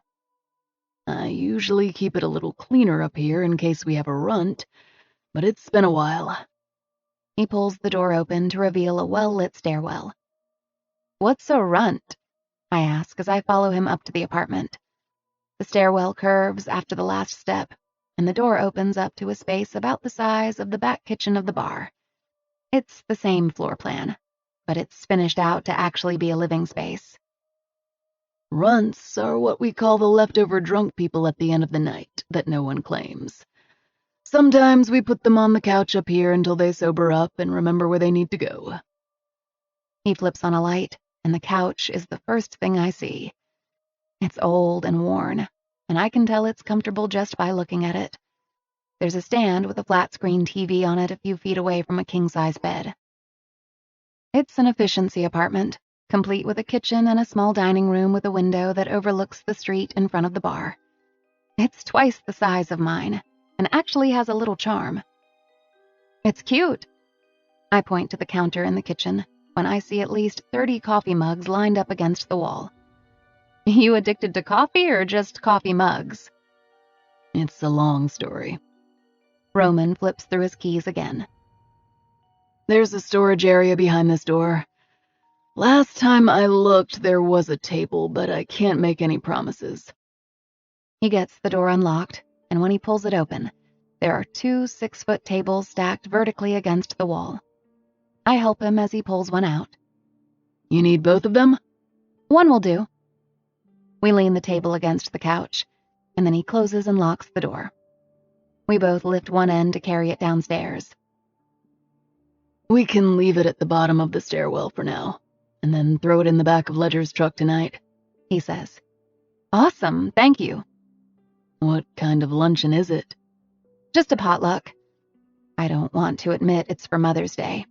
It would seem like I'm celebrating the holiday, and I don't want to be judged. Not that Roman seems like the judgmental type. He actually seems like a decent person. And he's handsome enough that I'd probably look at him differently if I didn't already know what it was like to kiss Ledger. I can't look at another man's mouth without wishing I was looking at Ledger's. I hate that I still find him as attractive as I did the first night I walked into his bar. It would be so much easier to be attracted to someone else, anyone else. Roman props the table up at the bottom of the stairwell. Do you need chairs? Chairs, shit, yes. I didn't think about chairs. He heads back upstairs and I follow him. So, how do you and Ledger know each other? He's the one who injured me playing football. I pause at the top of the stairs. He ended your football career, and now you're friends? I'm not sure I follow how that trajectory could have occurred. Roman eyes me carefully as he unlocks the storage room door again. You really don't know this story? I shake my head. I've been sort of preoccupied for several years. He laughs quietly. Yeah, I guess so. I'll give you the condensed version. He opens the door and starts grabbing chairs. I had to have knee surgery after the injury, Roman says. I was in a lot of pain. Got addicted to pain pills and spent every penny I made in the NFL on my addiction. He sets 2 chairs outside the door and then grabs 2 more. Let's just say I fucked up my life pretty good. Word got back to Ledger and he tracked me down. I think he felt somewhat responsible, even though what he did to my knee was an accident. But he showed up when everyone else bowed out. He made sure I got the help I needed. I don't know what to do with all the information he just handed me. Oh. Wow. Roman has all 6 chairs stacked against the wall before he closes the door. He grabs 4 and I grab 2, and we head back down. Ledger gave me a job and rented this apartment to me when I got out of rehab 2 years ago. We set the chairs against the wall before walking outside. I honestly don't even remember how it started. But he'd give me a coffee mug on the weekly anniversary of my sobriety. He still gives me a mug every Friday, but now he just does it to be an asshole because he knows I'm running out of space. That's honestly kind of adorable. Hopefully you like coffee. I survive on coffee. You don't want to be around me if I haven't had it. Roman's eyes lock on something behind me. I turn around to find Ledger standing between his truck and the back door to the bar. He's staring at us. Roman doesn't pause like I do. He keeps walking toward the back door to the bar. Kenna is borrowing a table and some chairs for a thing she's having Sunday. We put them at the bottom of the stairwell. Grab them before you leave. Nicole, Ledger says, correcting Roman. Nicole, whatever, Roman says.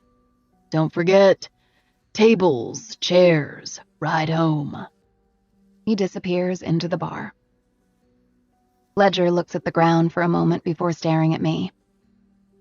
What kind of thing do you need a table for? I shove my hands in my back pockets. It's just a lunch on Sunday.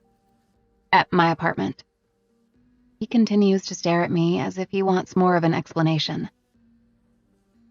Sunday is Mother's Day. I nod and start walking toward the door. Yep. Might as well celebrate it with the mothers at my apartment since I can't celebrate the day with my own daughter. My voice is clipped when I walk inside. Maybe a bit accusatory.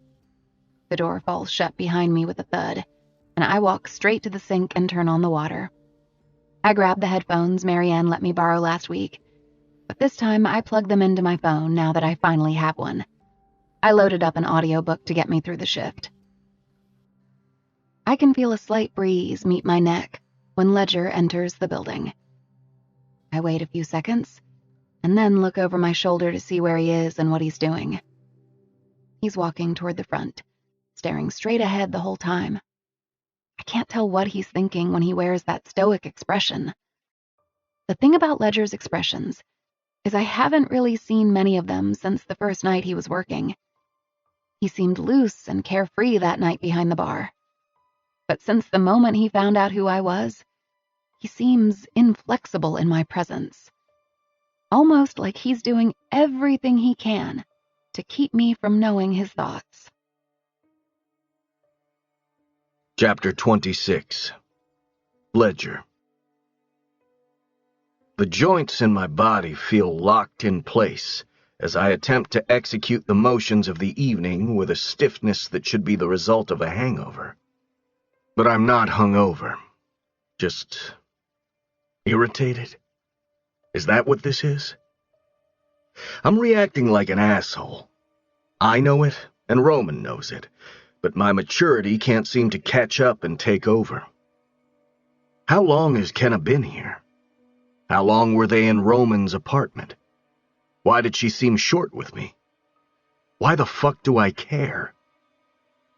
I don't know what to do with these feelings, so I wad them up and try to keep them stuffed in my throat, or my stomach, or wherever people tuck away this shit. I don't need to start this shift with an attitude. It's the end of finals week. Tonight is going to be insane enough as it is. I turn on the jukebox, and the first song that comes on is one left over from last night's cue. If We Were Vampires, by Jason Isbell. Great. An epic love song. Just what Kenna needs. I walk to the back and notice she's got her headphones on. I grab all the fruit I normally slice at the beginning of my shift and take it to the front. I'm slicing up a lime, possibly a little too angrily, when Roman says, "You good?" I'm fine. I try to say it like I would normally say it, but I don't know how I would normally say it because Roman never has to ask me if I'm good. I'm usually always good. "Rough day?" he asks. "Great day." He sighs and reaches over, pulling the knife out of my hand. I press my palms into the counter and turn to look at him. He's leaning casually on his elbow, twirling the knife in a circle with his finger while he stares at me. "It was nothing," he says. "She borrowed a table and some chairs. We were upstairs for 3 minutes." I didn't say anything. "You didn't have to." He releases an exasperated laugh. "Shit, man. I didn't peg you for the jealous type." I reach for my knife and start slicing through the limes again. "It has nothing to do with jealousy." "What is it then?" he asks. I'm about to answer him, probably with some bullshit lie, but the door swings open and 4 guys spill into the bar. Loud, ready to celebrate, possibly already drunk, I cut our conversation short and prepare for a shift I'm not at all in the mood for. 8 long hours later. Roman and I are in the alley loading the table and chairs into the back of my truck. We've barely had time to think tonight, much less finish our conversation from earlier. Not much is said between us. We're both tired, and I think Roman is treading carefully. But the more I think about him and Kenna being in his apartment together, the more it bothers me. I could see Roman being attracted to her. And I don't know Kenna that well, but she'd probably be desperate enough to attach herself to anyone who could be an excuse for her to stay in this town. I feel guilty even having that thought. "We gonna talk about this?" Roman asks. I slam my tailgate shut, and then I grip my truck with one hand and my jaw with the other. I choose my words cautiously as I begin to speak. If you start something up with her, she'll find an excuse not to leave town. The whole point of her working here is so she can save up money and leave. Roman rolls his head, like rolling his eyes wouldn't convey his irritation enough. You think I'm trying to hook up with her? You think I would do that to you after everything you've done for me? I'm not making her off limits because I'm jealous. I need her to leave town so Patrick and Grace's life can go back to normal. Roman laughs. You are so full of shit. You played in the NFL. You own a lucrative business. You're building a ridiculous fucking house. You aren't broke, Ledger. If you wanted her to leave town, you would have written her a check to get rid of her. I'm tense as fuck, so I tilt my head to the side until my neck pops. She wouldn't have taken a handout. Did you even try? I didn't have to. I know Kenna, and she wouldn't have taken a handout. Just be careful with her, Roman. She'd do anything to be in Diem's life. Well, at least we agree on that part, he says, right before disappearing into the stairwell to his apartment. Fuck him. Fuck him, because he's right. As much as I can try to deny it, I'm not acting this way because I'm worried Kenna will stay in town longer. I'm upset because the thought of her leaving has me more on edge than the thought of her sticking around. How did this happen? How did I go from absolutely loathing this woman to feeling something else entirely? Am I that pathetic a friend to Scotty? Am I that disloyal to Patrick and Grace? I didn't hire Kenna because I want her to leave. I hired her because I like being in her presence. I hired her because I think about kissing her again every time my head meets the pillow at night. I hired her because I'm hoping Patrick and Grace have a change of heart. And I want to be around if that happens. Chapter 27. Kenna. My face is on fire when I back away from the door. I heard every word Ledger said to Roman. I even heard some of the words he didn't say. I walk to the storage room and grab my bag as soon as I hear him walking up the back steps. When he opens the door, I can't help but wonder what thoughts are going through his head when his eyes land on me. Since the moment he offered me this job, I've been convinced it's because he hates me and wants me to leave town. But Roman is right. He could pay me off and send me on my way if that's what he really wanted. Why am I still here? And why is he warning Roman about me? Like my intentions aren't good. I didn't ask for this job. He offered it to me. That he would think I'd use Roman to get to my daughter feels like a slap in the face, if that's even what he was insinuating. I'm not sure what he was insinuating, or if he was just being oddly territorial over me. You ready? Ledger asks. He flips off the lights and holds open the back door for me. As I pass him, there's a different kind of tension between us. It isn't a tension necessarily related to Diem anymore. It's a tension that seems to exist simply because we're in each other's presence. As we head to my apartment, I feel short of air. I want to roll down the window, but if I do, I'm worried he'll know it's because I can't seem to breathe properly in his presence. I glance at him a couple of times, attempting to be discreet. But there's a new tightness to his jaw that isn't usually there. Is he thinking about everything Roman said to him? Is he upset because he agrees, or upset because Roman was completely off the mark? Did you get served with the restraining order this week? He asks. I clear my throat to make room for the tiny no I speak out loud. I Googled it on my phone and read that it can take about 1 to 2 weeks for a restraining order request to process. I'm looking out my window and Ledger says, You got a phone? Yeah, a few days ago. He grabs his own phone and hands it to me. Put in your info. I don't like how bossy that seems. I don't grab his phone. Instead, I look at it, and then at him. What if I don't want you to have my number? He pegs me with his stare. I'm your boss. I need a way to contact my employees. I huff because I hate that he makes a valid point. I grab his phone and text myself so I'll have his number too. But when I save my information, I list myself as Nicole rather than Kenna. I don't know who has access to his phone. Better safe than sorry. I set his phone back in his phone holder as he pulls into my parking lot. He swings open his door as soon as he kills his truck. He grabs the table and I try to help him, but he says, I've got it. Where do you want it? Do you mind taking it upstairs? He heads that way and I grab a couple of chairs. By the time I make it to my stairwell, he's already heading back down to grab the rest of the chairs. He steps to the side, pressing his back against the railing to make room for me. But when I pass him, I can smell him. He smells like limes and bad decisions.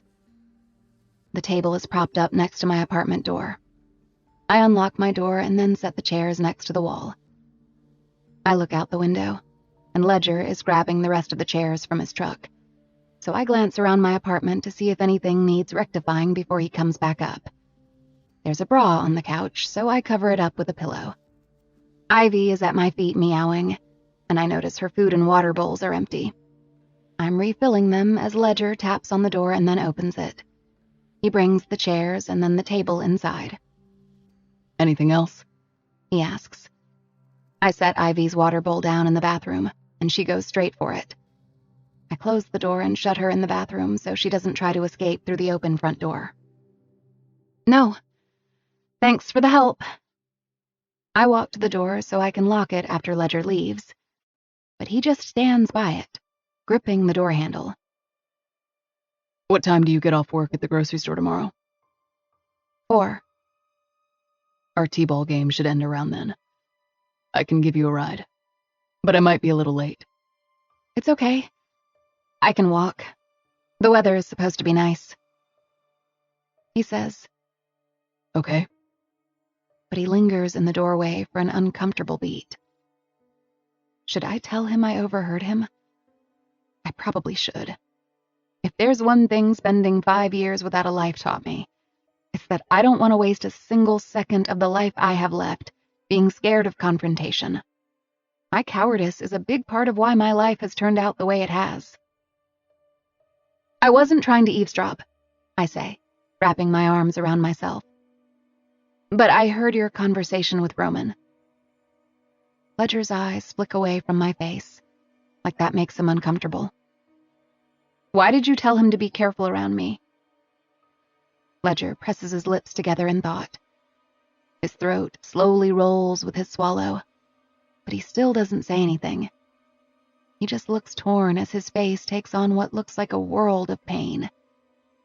He leans his head against the doorframe and looks down at his feet. Was I wrong? His question is barely above a whisper, but it feels like a scream echoing inside of me. Would you not do anything for Diem? I blow out a frustrated breath. That feels like a trick question. Of course I'd do anything for her, but not at the expense of others. I don't think. That's not a fair question. He locks eyes with me again, and I can feel my pulse beginning to pound. Roman is my best friend, he says.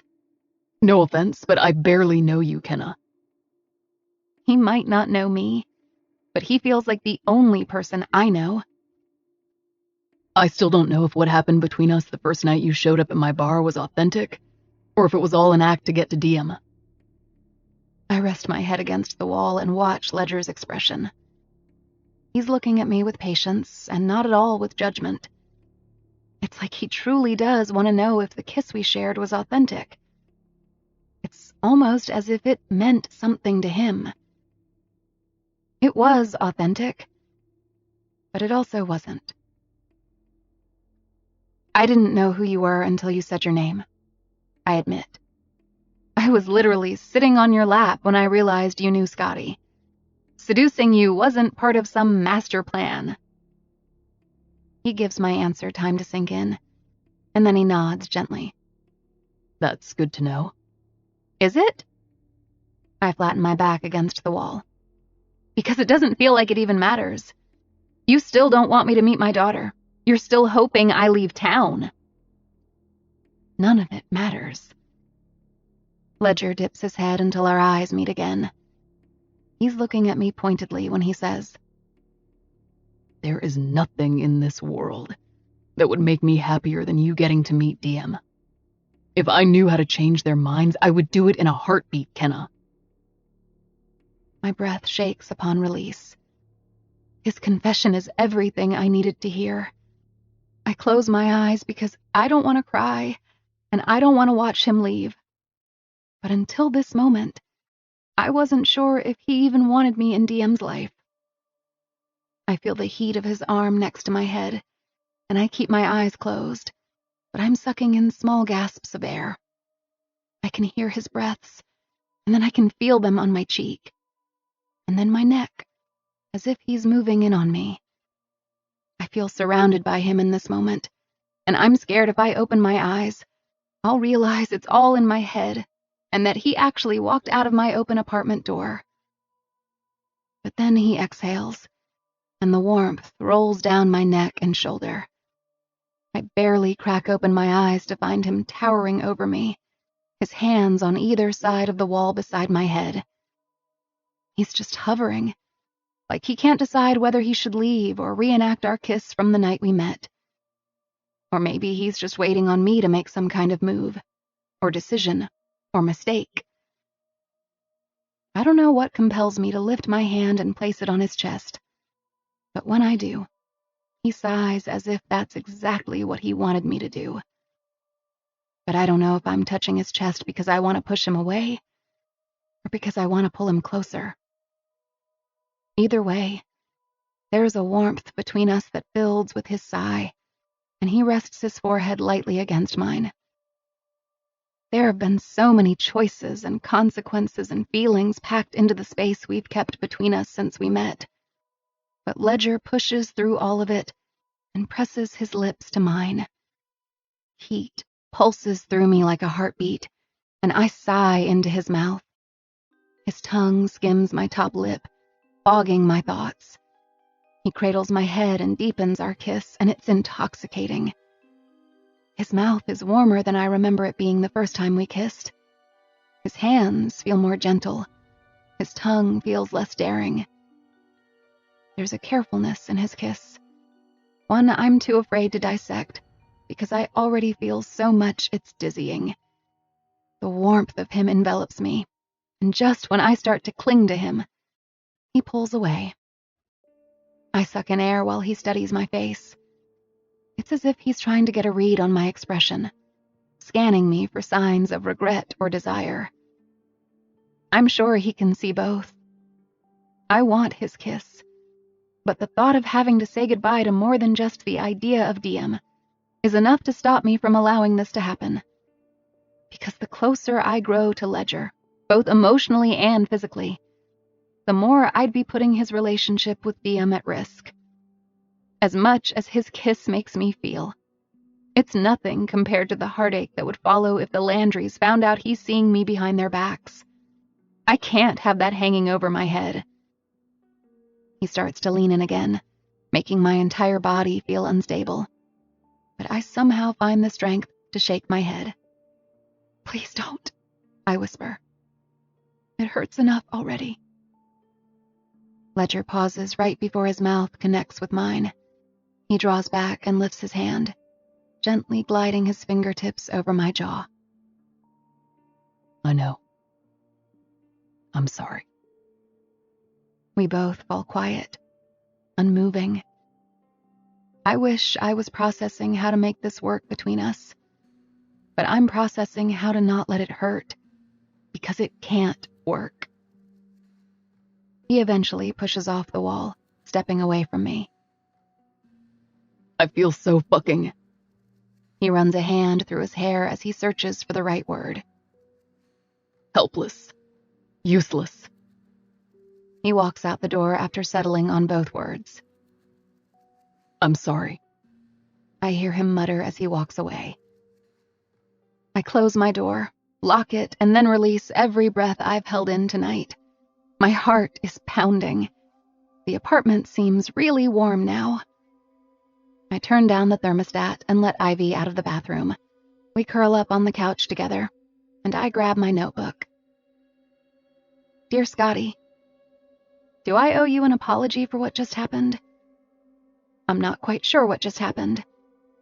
Ledger and I definitely had a moment. But was it a good one? A bad one? It felt more sad than anything. What if it happens again? I'm not sure I'm going to be strong enough to ask him not to touch me in all the ways we'd probably be touching each other right now if I didn't blurt out the words, 'Please don't.' But if we act on anything we're feeling, he's eventually going to have to choose. And he won't choose me. I wouldn't let him. And I'd think so much less of him if he didn't choose Diem. And what's to come of me when that happens? I'll not only lose my chance with Diem, but I'll lose Ledger too. I've already lost you for good. That's hard enough. How many losses can one person take before they just throw in the fucking towel, Scotty? Because it sure is starting to feel like I'm all out of wins here. Love, Kenna. Chapter 28. Ledger.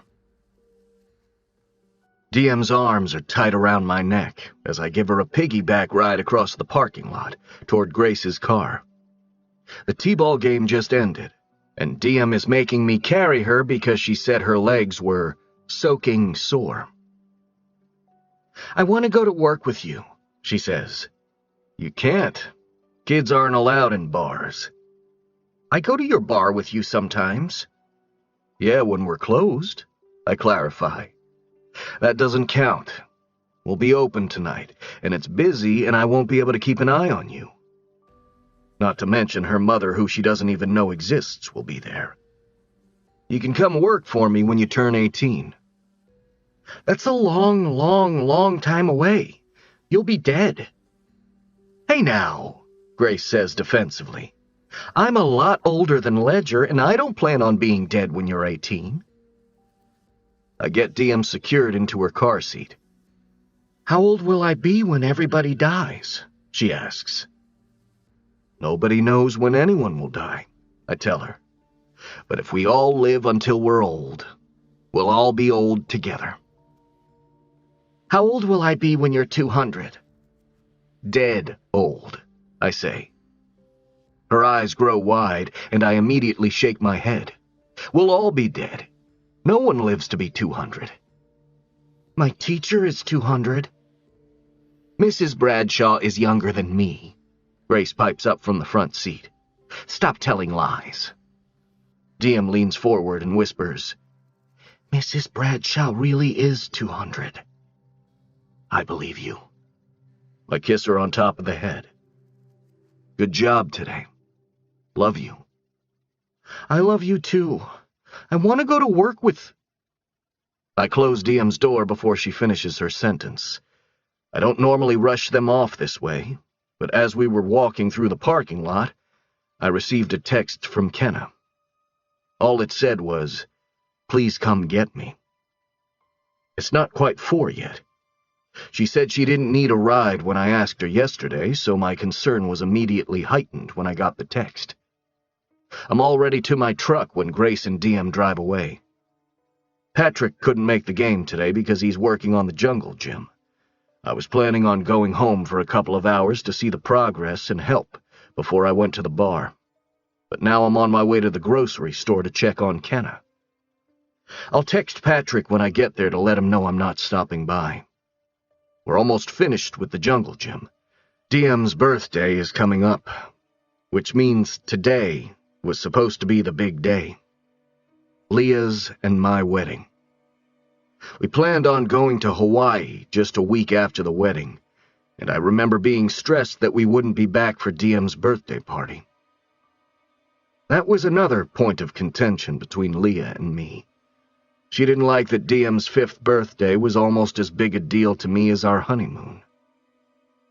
I'm sure Patrick and Grace would have been willing to move the birthday party, but Leah acted like Diem's 5th birthday was a major conflict with our honeymoon before she even inquired about them moving the party, and that ended up becoming one of the first of many red flags. I gave Leah the trip to Hawaii after our breakup. I had already paid for it, but I'm not sure if she's still going. Hopefully she is, but it's been 3 months since we've even spoken. I feel like I have no clue what's going on in her life now. Not that I want to know. It's strange, being involved in every facet of another human being, and then suddenly not knowing anything. It's also strange thinking you know someone, but then later realizing maybe you didn't know them at all. I feel that with Leah, and I'm starting to feel that about Kenna, but in the opposite way.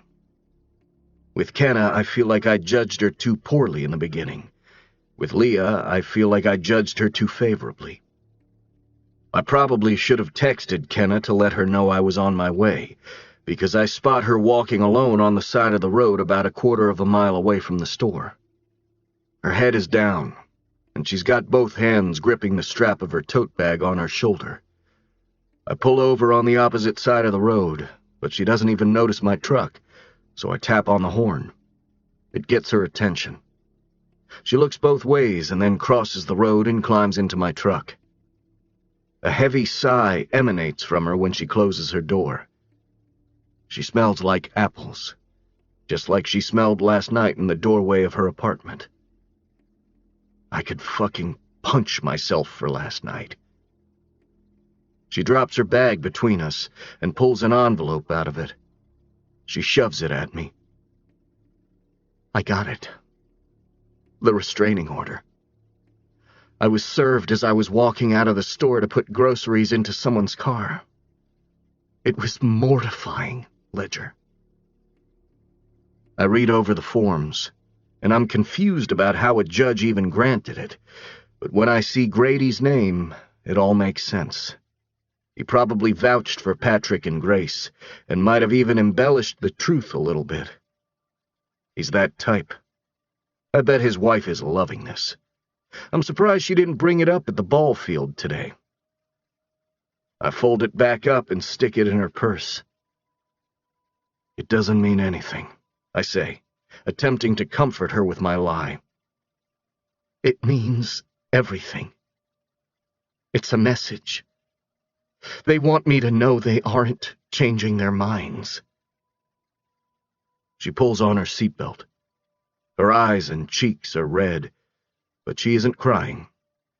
It looks like she's probably cried it out already, and I got to her in the aftermath. I pull back onto the road, feeling heavy. What I said last night about feeling useless, it's the most accurate term for what I am right now. I can't help Kenna, other than how I'm already helping her. Patrick and Grace aren't changing their minds, and any time I try to approach the subject with them, they're immediately defensive. It's difficult, because I agree with why they don't want Kenna around, but I also vehemently disagree. They would cut me out of Diem's life before they would agree to add Kenna into it. That's what scares me the most. If I push the subject too much, or if they find out I'm even remotely on Kenna's side, I'm afraid they'll start viewing me as a threat, the same way they view Kenna. The worst part is, I don't blame them for how they feel about Kenna. The impact of her choices has been detrimental to their lives. But the impact of their choices is becoming detrimental to her life. Fuck. There's no good answer. I've somehow immersed myself in the depths of an impossible situation, one that doesn't leave a single solution that won't lead to at least one person's suffering. Do you want to take the night off work? I completely understand if she doesn't feel up to it, but she shakes her head. I need the hours. I'll be fine. It was just embarrassing, even though I knew it was coming. Yeah, but I figured Grady would have the decency to serve you at home. It's not like your home address isn't at the top of the order. I turn right at the next light to get to the bar, but something tells me Kenna might need an hour or so before she moves from one shift to the next. You want a snow cone? I'm not sure if that's a stupid resolution to an issue this serious, but snow cones are always the answer for me and Diem.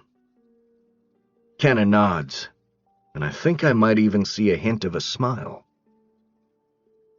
Yeah, a snow cone sounds perfect. Chapter 29. Kenna. I'm leaning my head against the passenger window of his truck, watching him stride up to the snow cone stand with his tattoos and his sex appeal to order 2 rainbow snow cones. Why does he have to do nice things that make him so attractive? I came here once with Scotty, but Scotty didn't look out of place ordering snow cones. We sat at a picnic table that used to be to the left of the snow cone stand, but it's a parking lot now, and the picnic table is nowhere to be seen. All the seating areas have been replaced by plastic tables with pink umbrellas. I only texted Ledger and asked for a ride because of Amy. She found me in the bathroom about to have a panic attack and asked what was wrong. I couldn't bear to tell her someone had filed a restraining order against me. Instead, I just told her the truth, that sometimes I have panic attacks, but that it would pass and I was sorry, and then I pathetically begged her not to fire me. She looked so sad for me, but she also laughed. Why would I fire you? You're the only worker I have who actually wants to work double shifts. So you had a panic attack. Big deal. She talked me into finding a ride home because she didn't trust me to have to walk all that way. I didn't want to tell her Ledger is the only person I know in town. So I texted him, more to reassure her that I wouldn't be alone. It felt good to be worried about by someone. There's a lot I know I need to be grateful for, and Amy is one of those things. It's just really hard to be grateful when there's only one thing I want in my life, and I feel like I'm just getting further and further from that. Ledger returns to the truck with our snow cones. There are sprinkles on mine, and I know that's a small thing, but I make note of it. Maybe if I acknowledge all the good things, no matter how small, they'll add up to make the bad thing in my life less painful. Do you ever bring Diem here? I ask him. He uses his spoon to point down the street. The dance studio is about a block that way, he says. I drop her off and Grace picks her up. She's hard to say no to, so I'm a regular here. He sticks his spoon in his mouth and then opens his wallet and pulls out a business card. There are tiny little snow cone holes punched around it. Close to getting a free one, he says, tucking it back into his wallet. It makes me laugh. Impressive. I wish I would have gone up to order with him just so I could see him hand in his snow cone punch card. Banana and lemonade. He looks over at me after taking a bite. That's her favorite combination. I smile. Is yellow her favorite color? He nods. I stick my spoon into the yellow part of my snow cone and dig out a bite. These little tidbits he gives me are something else I'm appreciative of. They're tiny parts of the whole, and maybe if he gives me enough of them, it won't hurt as bad when I have to leave. I try to think about something to talk about that isn't Diem. What does the house you're building look like? Ledger picks up his phone and checks the time, and then puts his truck in reverse. I'll take you to see it. Rozzy and Roman can cover us for a while. I take another bite and don't say anything. But I don't think he realizes what his willingness to show me his new house means to me. The Landrys might have filed a restraining order against me, but at least Ledger trusts me. I have that to cling to, and I cling to it hard. Once we're at least 15 miles outside of town, we turn into an area with a big wooden entryway that says Cheshire Ridge, and then we begin to make our way up a winding road.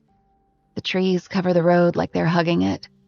The sides of the road are dotted with mailboxes every quarter to half a mile. None of the houses can be seen from the road. The mailboxes are the only clues that people even live out here, because the trees are so dense. It's peaceful and secluded. I can see why he chose this area. We come to a piece of property that's so thick with trees, you can't even see most of the driveway from the road. There's a stake in the ground where I assume the mailbox will eventually go. There are columns that look like they'll end up being a privacy gate someday. Do you have close neighbors out here? He shakes his head. Not for a half a mile at least. The property is on a 10-acre tract. We pull onto the property and eventually, a house begins to take shape through the trees. It isn't what I expected. This house isn't your average, large, manor-style home with a peaked roof. It's spread out and flat and unique, built of some kind of material I don't recognize. I didn't peg Ledger to want something so modern and unusual. I don't know why I pictured a log cabin or something more traditional. Maybe because he mentioned he and Roman were building it, and I just expected it to be a little less complicated. We get out of the truck, and I try to imagine Diem out here, running around this yard, playing on the patio, roasting marshmallows in the fire pit out on the back deck. Ledger shows me around, but I can't grasp this type of lifestyle, not even for my daughter. The countertops in the outdoor kitchen that overlook the backyard are probably worth more than everything I've ever owned in my entire life added up. There are 3 bedrooms, but the main bedroom is the highlight for me, with a ridiculous closet almost as big as the bedroom itself. I admire the house and listen to him talk excitedly about everything he and Roman have done by hand. And while it is impressive, it's also depressing. This is a house my daughter will spend time in, which means it's likely a house I'll never return to again. As much as I enjoy watching him show off his space, I also don't want to see it now that I'm here. And to be honest, it kind of makes me sad to know that he won't be living across from Diem. I'm starting to really like him as a person, and knowing he's a constant in her life is comforting. But he won't be across the street from her when he moves out here, and it makes me wonder if that's going to make her sad. The back door to the huge patio overlooking rolling hills opens up like an accordion. He pushes it to one side, and I walk out onto the back deck. The sun is about to set, and it's probably one of the best views of the sunset in this entire town. It lights up the tops of the trees below us and makes them look like they're on fire. There isn't any patio furniture yet, so I sit down on the steps, and Ledger takes a seat next to me. I haven't said much, but he doesn't need the compliments. He knows how beautiful this place is. I can't imagine what it's costing him to build. Are you rich? It just comes out. I rub my face after I ask it and say, Sorry, that was rude. He laughs and rests his elbows on his knees. It's okay. The house is cheaper than it looks. Roman and I have done most of the work by hand over the last couple of years, but I made good investments with the money I got from my football contract. It's mostly gone now, but I got a business out of it, and now a home. Can't complain. I'm happy for him. At least life works out for some people. We all have our failures, though. I suppose. I'm curious what Ledger's failures are. Wait, I say, remembering at least one thing that didn't quite work out for him. Weren't you supposed to get married this weekend? Ledger nods. 2 hours ago, actually. Are you sad about it? Of course, he says. I don't regret the decision, but I am sad it didn't work out. I love her. He said love, as in present tense. I wait for him to correct himself, but he doesn't. And then I realize that wasn't a mistake. He loves her still. I guess realizing your life isn't compatible with someone else's doesn't erase the feelings that are there. There's a tiny flame of jealousy suddenly flickering in my chest. How did you propose to her? Do we really have to talk about this? He's laughing like the subject is more awkward than sad. Yes, I'm nosy. He exhales and then says, I asked her dad for permission first, and then I bought her the ring she'd been not so subtle about wanting. I took her to dinner on our second anniversary and had this big proposal planned in the park down the street from the restaurant. Her friends and family were there waiting. And then I got down on one knee and proposed. It was your typical Instagram-worthy engagement. Did you cry? No, I was too nervous. Did she? He cocks his head like he's trying to think back. I don't think so. Maybe a tear or two. It was dark, which I didn't take into consideration. So the footage of the proposal came out kind of shitty. She complained about that the next day, that she wouldn't have a good video and I should have proposed before the sunset. She sounds fun. Ledger smiles. Honestly, you'd probably like her. I keep saying things that make her sound bad, but we had a lot of fun together. When we were together. I didn't think about Scotty as much. Things felt light with her because of that. I look away when he says that. Do I only remind you of him? Ledger says nothing in response to my question. He doesn't want to hurt my feelings, so he just chooses not to answer. But his silence makes me feel like I want to flee. I start to stand up because I'm ready to leave. But as soon as I begin to stand, he grabs my wrist and gently pulls me back down. Sit. Let's stay until the sun sets. I sit back down, and it takes about 10 minutes for the sun to sink down into the trees.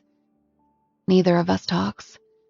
We just watch the rays disappear, and the tips of the trees return to their natural, fireless colors. It's dusk now, and without electricity, the house behind us is quickly growing dark. Ledger has a contemplative look about him when he says, I feel guilty. Welcome to my constant state. Why? For building this house. I feel like Scotty would be disappointed in me. Diem gets so sad every time we bring up the fact that I'm putting my other house up for sale. Why did you build this house then? It's been my dream for a long time now. I bought the land and started drafting the design back when Diem was just a baby. Before I knew just how much I would love her. He cuts his eyes to mine. Don't get me wrong. I loved her then, but it was different.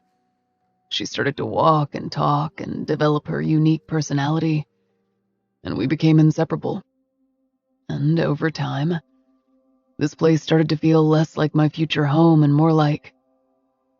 He tries to come up with the word, but he can't. A prison? Ledger looks at me like I'm the first person to understand him. Yes, exactly. I feel like I'm locked into it now. But the idea of not seeing Diem every day is really starting to weigh on me. It'll change our relationship. With my schedule, I'll probably see her once a week if I'm lucky. I think that's why I've been taking my time building it. I don't know that I'm really looking forward to moving out here. Then sell it.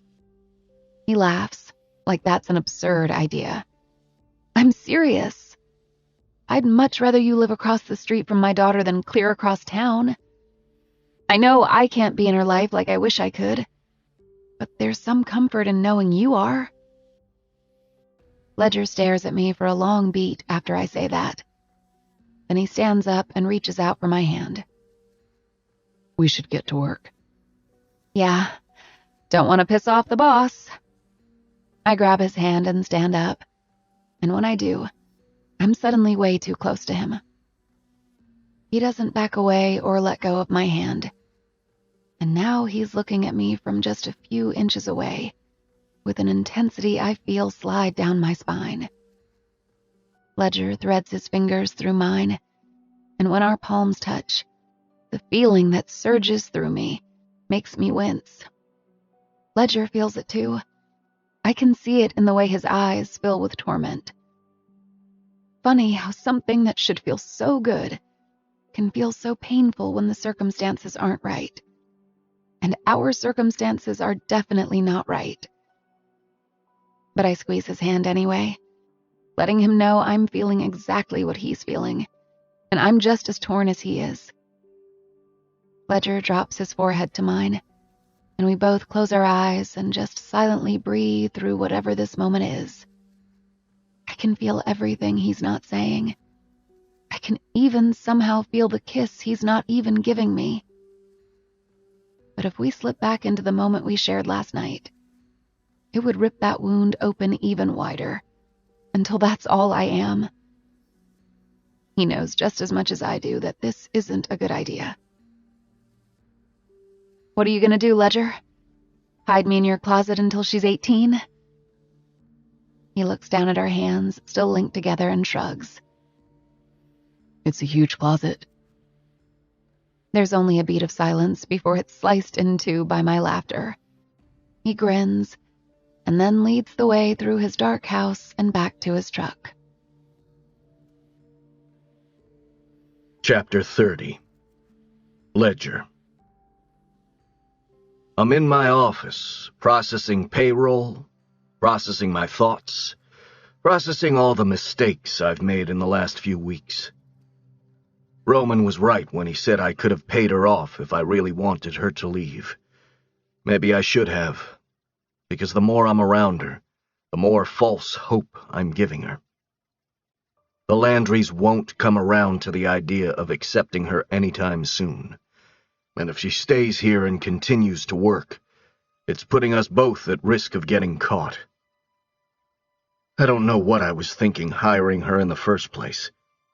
I thought she could hide out in the back. But Kenna isn't the kind of girl you can hide. She stands out. Someone will notice her. Someone will recognize her. And then we'll both feel the consequences of this lie. I take out my phone and text Kenna. Come to my office when you have a second. I stand up and pace for the entire 30 seconds it takes her to make her way back to my office. I close the door behind her and then walk over to my desk and sit on the edge of it. She stands near the door, and her arms are folded. She looks nervous. I don't mean to make her nervous. I point to the chair in front of me, and she walks hesitantly toward it, and then sits. I feel like I'm in trouble, she says. You aren't in trouble. I've been thinking about what you overheard Roman say, and I feel like I should let you know that you don't have to come to work anymore. She looks surprised. Am I being fired? No. Of course not.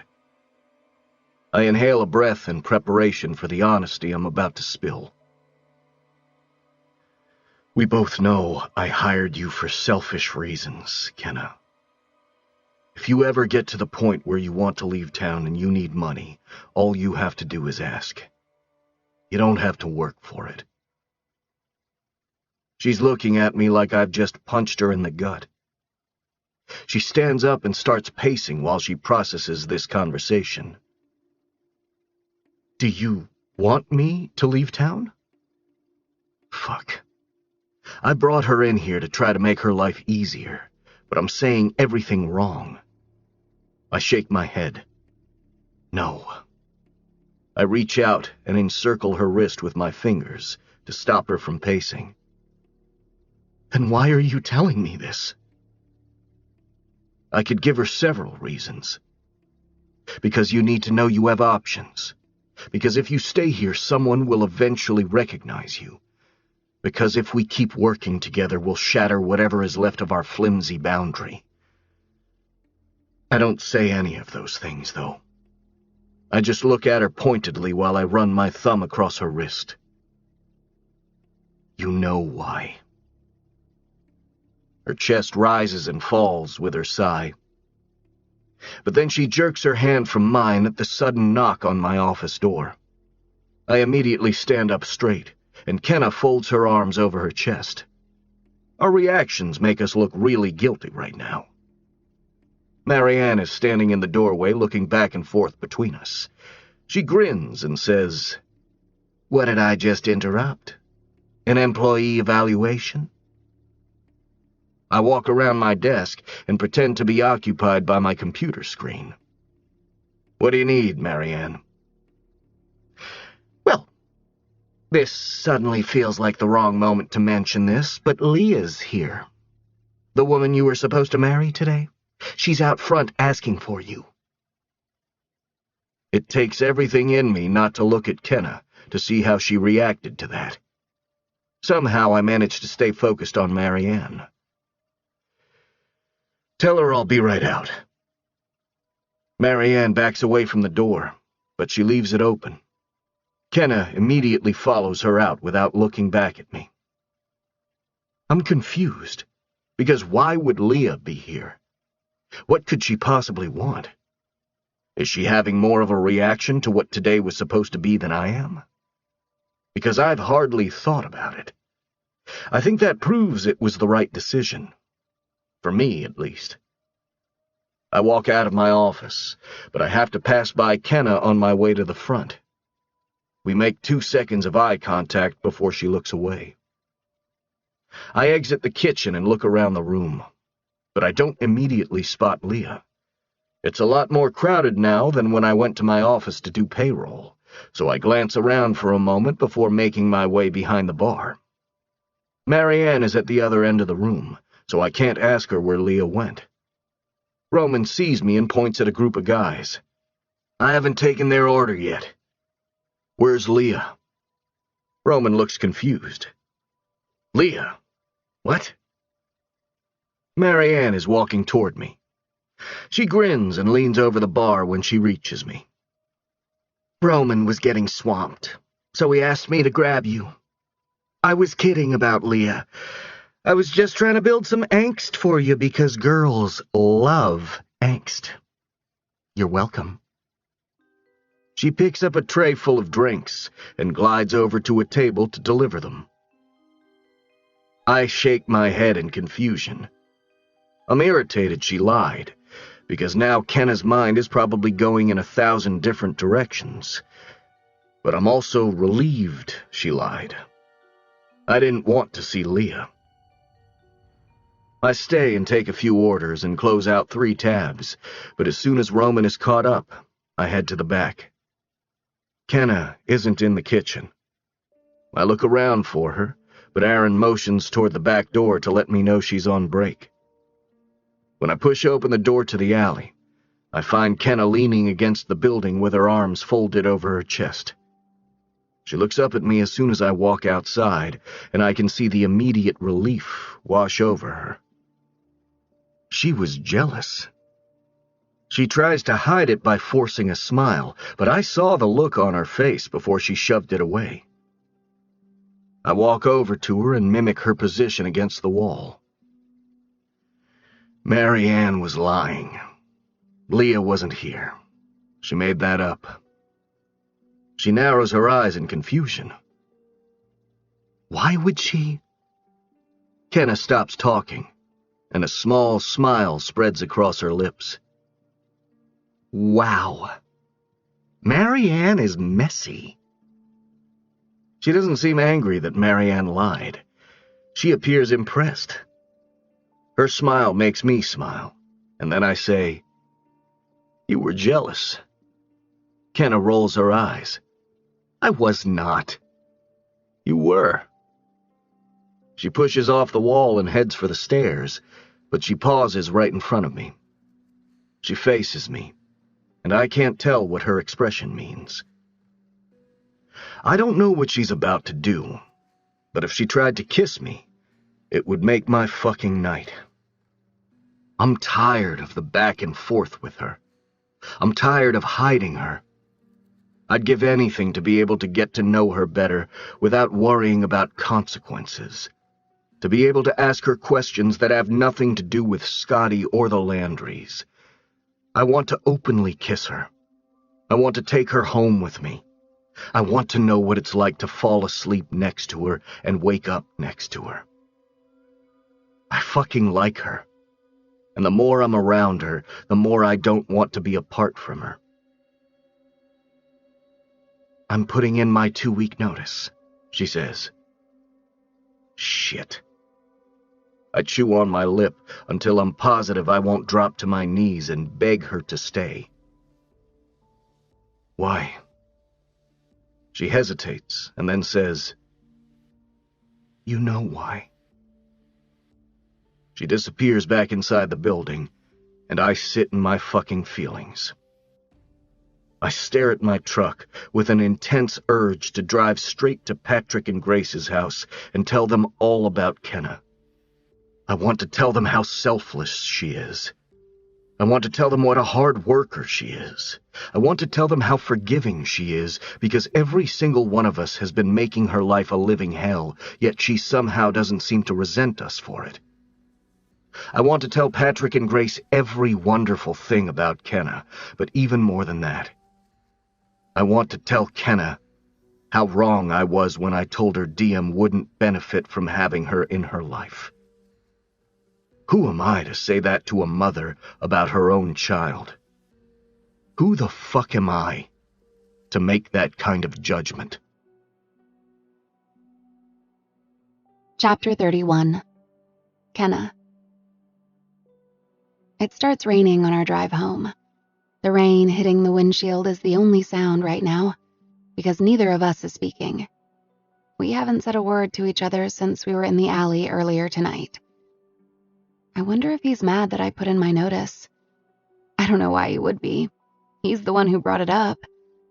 But he's so quiet, it's making things uncomfortable. I can't continue to work for him, though. How do we plan for my potential departure when we're starting to crave each other's company?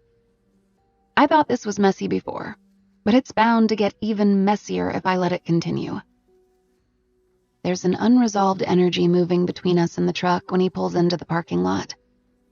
Sometimes when he drops me off, he doesn't even turn off the engine of his truck. But tonight he does. And he removes the keys and his seatbelt, and he grabs an umbrella and gets out of the truck. It only takes him a few seconds to make it to the passenger side. But in that few seconds, I've decided I don't want him to walk me up. I can walk myself up. It's better that way.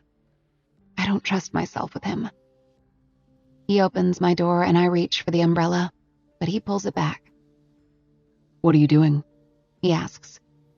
Give me the umbrella. I can walk myself up. He takes a step back so I can get out of his truck.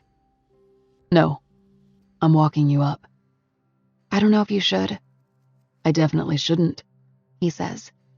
But he keeps walking, keeps holding the umbrella over my head.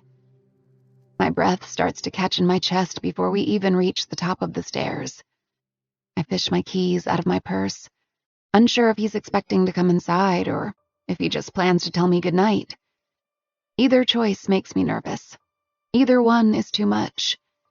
Either one will do. He closes the umbrella when we reach my door and waits for me to unlock it. Before I open it, I turn to face him as if he's going to let me say goodnight without inviting him inside. He points at my door but says nothing. I quickly inhale and then push open the door to my apartment. He follows me inside and closes the door behind him. He's acting so assured right now, the complete opposite of what I'm feeling. I scoop Ivy up and take her to the bathroom so she can't get out in case Ledger opens the door to leave. When I close the bathroom door and turn around, Ledger is standing at the counter, running a finger across the stack of letters I printed out. I don't want him to read them, so I walk over and flip them over and shove them aside. Are those the letters? He asks. Most of them, but I have digital copies too. I typed them all up a couple of months ago and put them into Google Drive. I was afraid to lose them. Will you read one of them to me? I shake my head. Those letters are personal to me.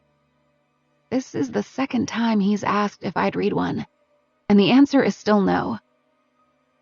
You asking me to read you one of those letters would be like me asking you to play a tape of one of your therapy sessions. I don't go to therapy, Ledger says. Maybe you should. He chews his lip with a contemplative nod. Maybe I will. I walk around him and open the refrigerator. I've slowly been stocking it, so I actually have more than Lunchables this time. You want something to drink? I have water, tea, milk. I grab an almost empty container of juice. A swig of apple juice? I'm not thirsty. I'm not either, but I drink the rest of the apple juice straight from the container as a preventative measure, because I feel like I'm about to be parched with him standing in my apartment like this. Just his presence here is enough to make my throat run dry. It's different when we're at work. There are other people around to keep my mind from moving in the direction it's moving right now. But when it's just the two of us alone in my apartment, all I can think about is our proximity to one another and how many heartbeats will pass in the time it takes him to close the gap and kiss me. I set the empty container of apple juice on the bar and wipe my mouth. Is that why you always taste like apples? I look right at him when he says that. It's an intimate thing to say. Admitting out loud that you know what someone tastes like. I feel like a dazzled, inexperienced teenager under his gaze. So I look down at my feet because not looking at him is less draining. What do you want, Ledger? He calmly leans against the counter. We're just a couple of feet apart when he says, I want to get to know you better. I wasn't expecting him to say that. So, of course, I look over at him and then immediately regret it, because he's standing so close to me. What do you want to know? More about you. Your likes, your dislikes, your goals. What do you want to do with your life? I can't help but laugh. I expected him to ask about Scotty, or something related to Diem, or my current situation. But he's just making casual conversation, and I have no idea what to do with it. I've always wanted to be a locksmith. That makes Ledger laugh. A locksmith? I nod. Why a locksmith? Because no one can be mad at a locksmith. They show up to help when people are in a crisis. I think it would be a rewarding job to make people's shitty days a little bit better. Ledger nods appreciatively. I can't say I've ever met anyone who wanted to be a locksmith. Well, now you have. Next question. Why did you choose the name Diem? I turn his questions around on him before answering it. Why did the Landrys choose not to change the name I gave her? He works his jaw back and forth. They were worried that maybe you and Scotty had discussed what to name her, and Diem was a name Scotty chose. Scotty never even knew I was pregnant. Did you know you were pregnant? He asks. Before Scotty died. I shake my head. My voice is a whisper when I say, no. I never would have pleaded guilty if I knew I was pregnant with Diem. He concentrates on that reply. Why did you plead guilty? I hug myself. My eyes start to sting, so I take a moment to breathe through the memory before answering him. I wasn't in a good headspace, I admit. I don't elaborate, though. I can't. Ledger doesn't come back with another question right away. He lets silence fill the room, and then he empties it by saying, Where would we be right now if I didn't know Scotty? What do you mean? His eyes fall briefly to my mouth. It's a flicker of a gaze, but I see it. I feel it. The night we met at the bar. You said you didn't know who I was. What if I was just some random guy who didn't know Diem or Scotty or you? What do you think would have happened between us that night? A lot more than what did happen, I admit. He rolls his throat as if he swallowed that answer. He stares at me and I stare back, waiting anxiously for his next question or thought or move. I sometimes wonder if we'd even be talking right now, if I didn't know Diem. Why does it matter? I ask. Because it would be the difference between you wanting to be with me for me, or wanting to be with me so you could use me for my connections. My jaw tenses. I have to break our gaze and look at something besides him, because that comment makes me angry. If I wanted to use you for your connections, I'd have fucked you by now. I push off the counter. You should go. I start to walk toward the door, but Ledger grabs my wrist and pulls me back. I spin around, but before I can yell at him, I see the look in his eye. It's apologetic. Sad. He pulls me to his chest and wraps his arms around me in a comforting embrace. I'm stiff against him, unsure of what to do with my lingering anger. He slides his hands to my arms and lifts them, wrapping them around his waist. I wasn't insulting you, he says, his breath grazing my cheek.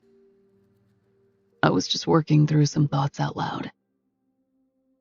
He presses the side of his head to mine, and I squeeze my eyes shut because he feels so good. I forgot what it felt like for someone else to need me, want me, like me. Ledger keeps us wrapped tightly together when he says, In a matter of a few weeks, I went from hating you, to liking you, to wanting the world for you. So forgive me if those feelings sometimes overlap. I relate to that more than he knows. I sometimes want to scream at him for having been a wall between me and my daughter. But at the same time, I want to kiss him for loving her enough to be a wall of protection for her.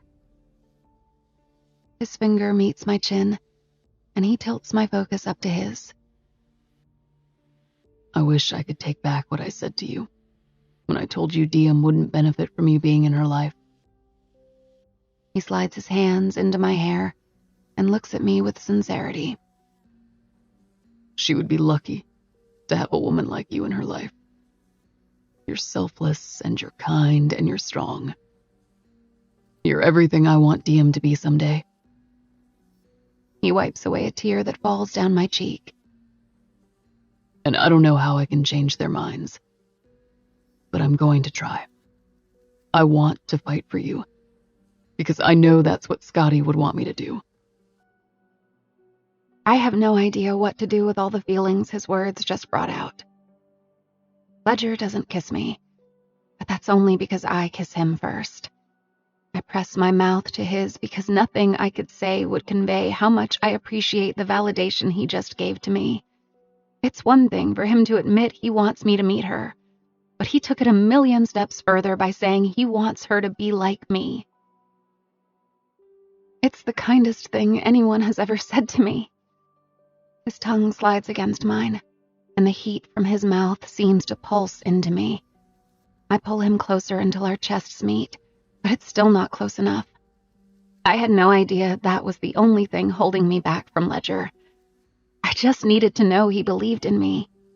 Now that I know he does, I can't find a single part of me that doesn't want every part of him.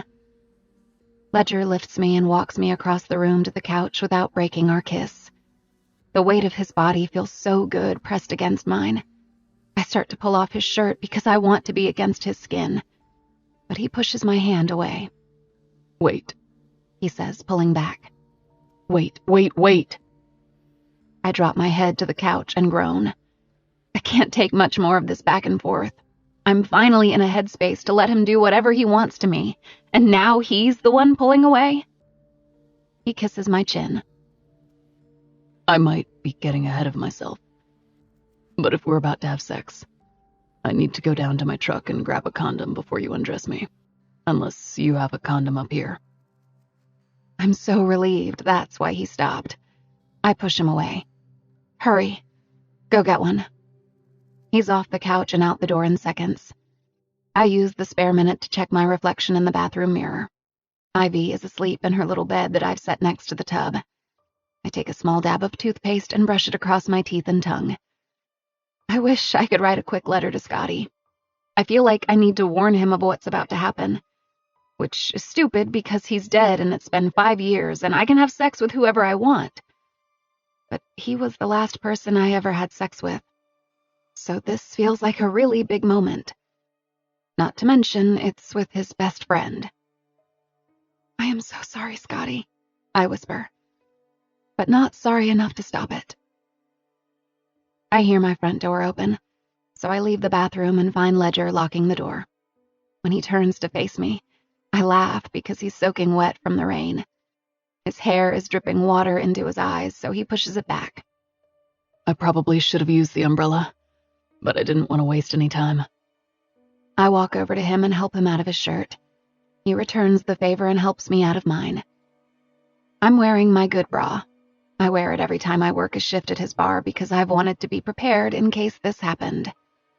I've been trying to convince myself it wouldn't, but deep down I've been hoping it would. Ledger leans forward and kisses me on the mouth with his rain-soaked lips. He's cold because he's wet, but his tongue is a scorching contrast to his frigid lips. My stomach swirls with heat when he wraps his other hand in my hair and tilts my face back so he can kiss me even deeper. I lower my hands to his jeans and unbutton them, anxious to get him out of them, determined to feel him against me. Fearful that I won't remember how to do this. It's been so long since I've had sex, I feel like I should warn him.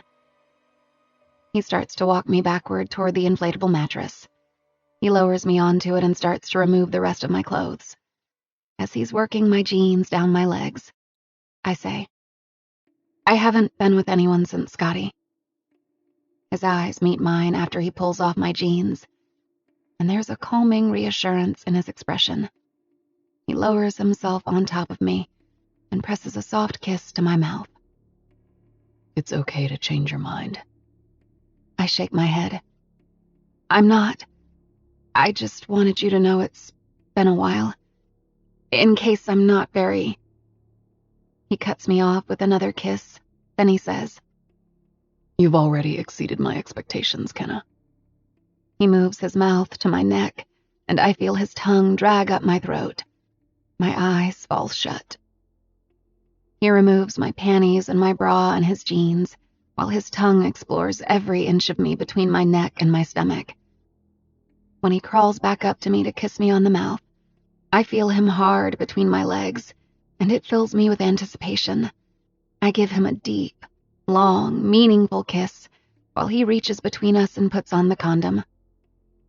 He positions himself against me, but he doesn't enter me. Instead, he slides his finger up the center of me, and it's so unexpected I arch my back and moan. My moan is drowned out by the thunder outside. It's raining even harder now, but I like that the thunderstorm is our background noise. It somehow makes this even more sensual.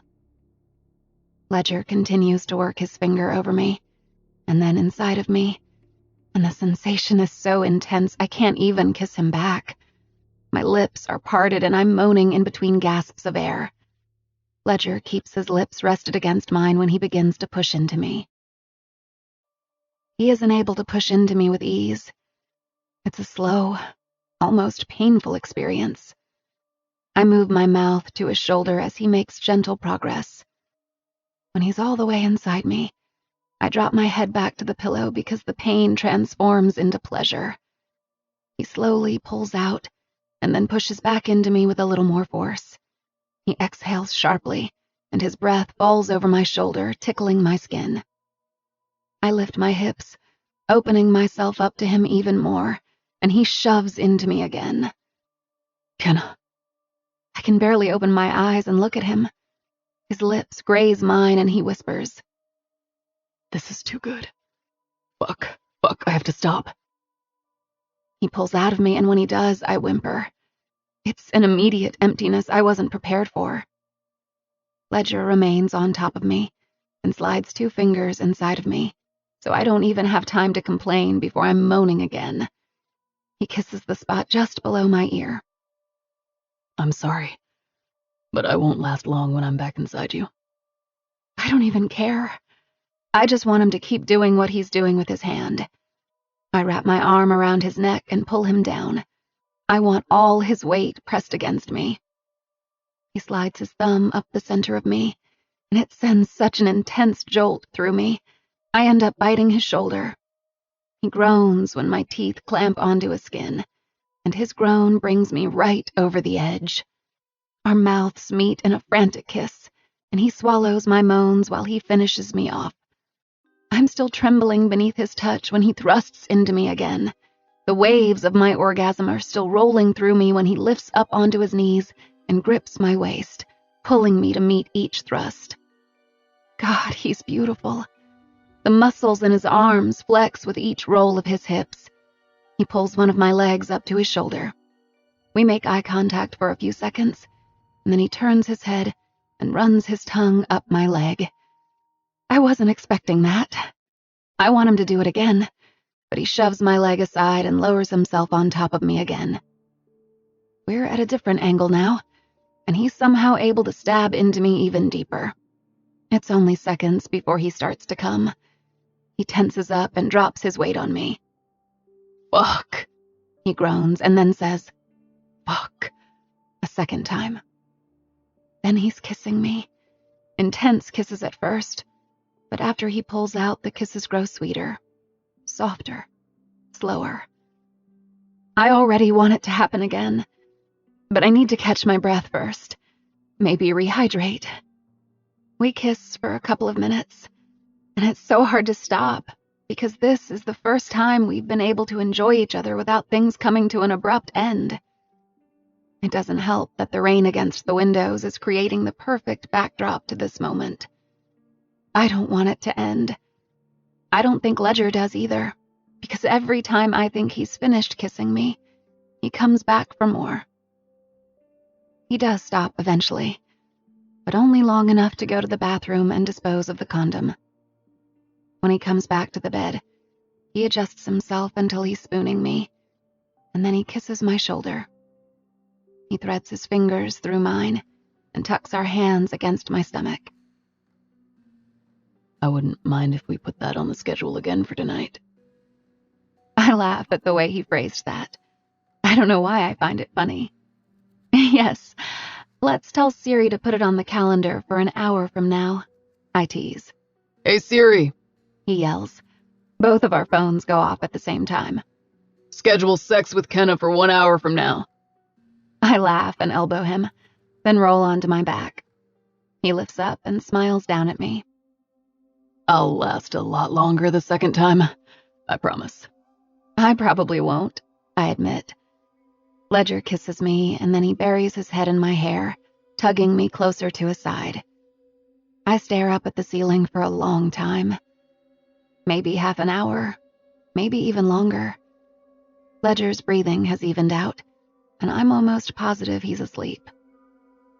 The rain hasn't let up at all. but my mind is too active for it to make me sleepy. I hear Ivy meow from the bathroom, so I slip off the mattress and let her out. She hops onto the couch and curls up into a ball. I walk to the counter and slide my notebook in front of me. I grab a pen and begin writing a letter to Scotty. It doesn't take me long. It's a short letter. But when I finish and close the notebook, I catch Ledger staring at me. He's on his stomach with his chin resting on his arms. What did you write? He asks.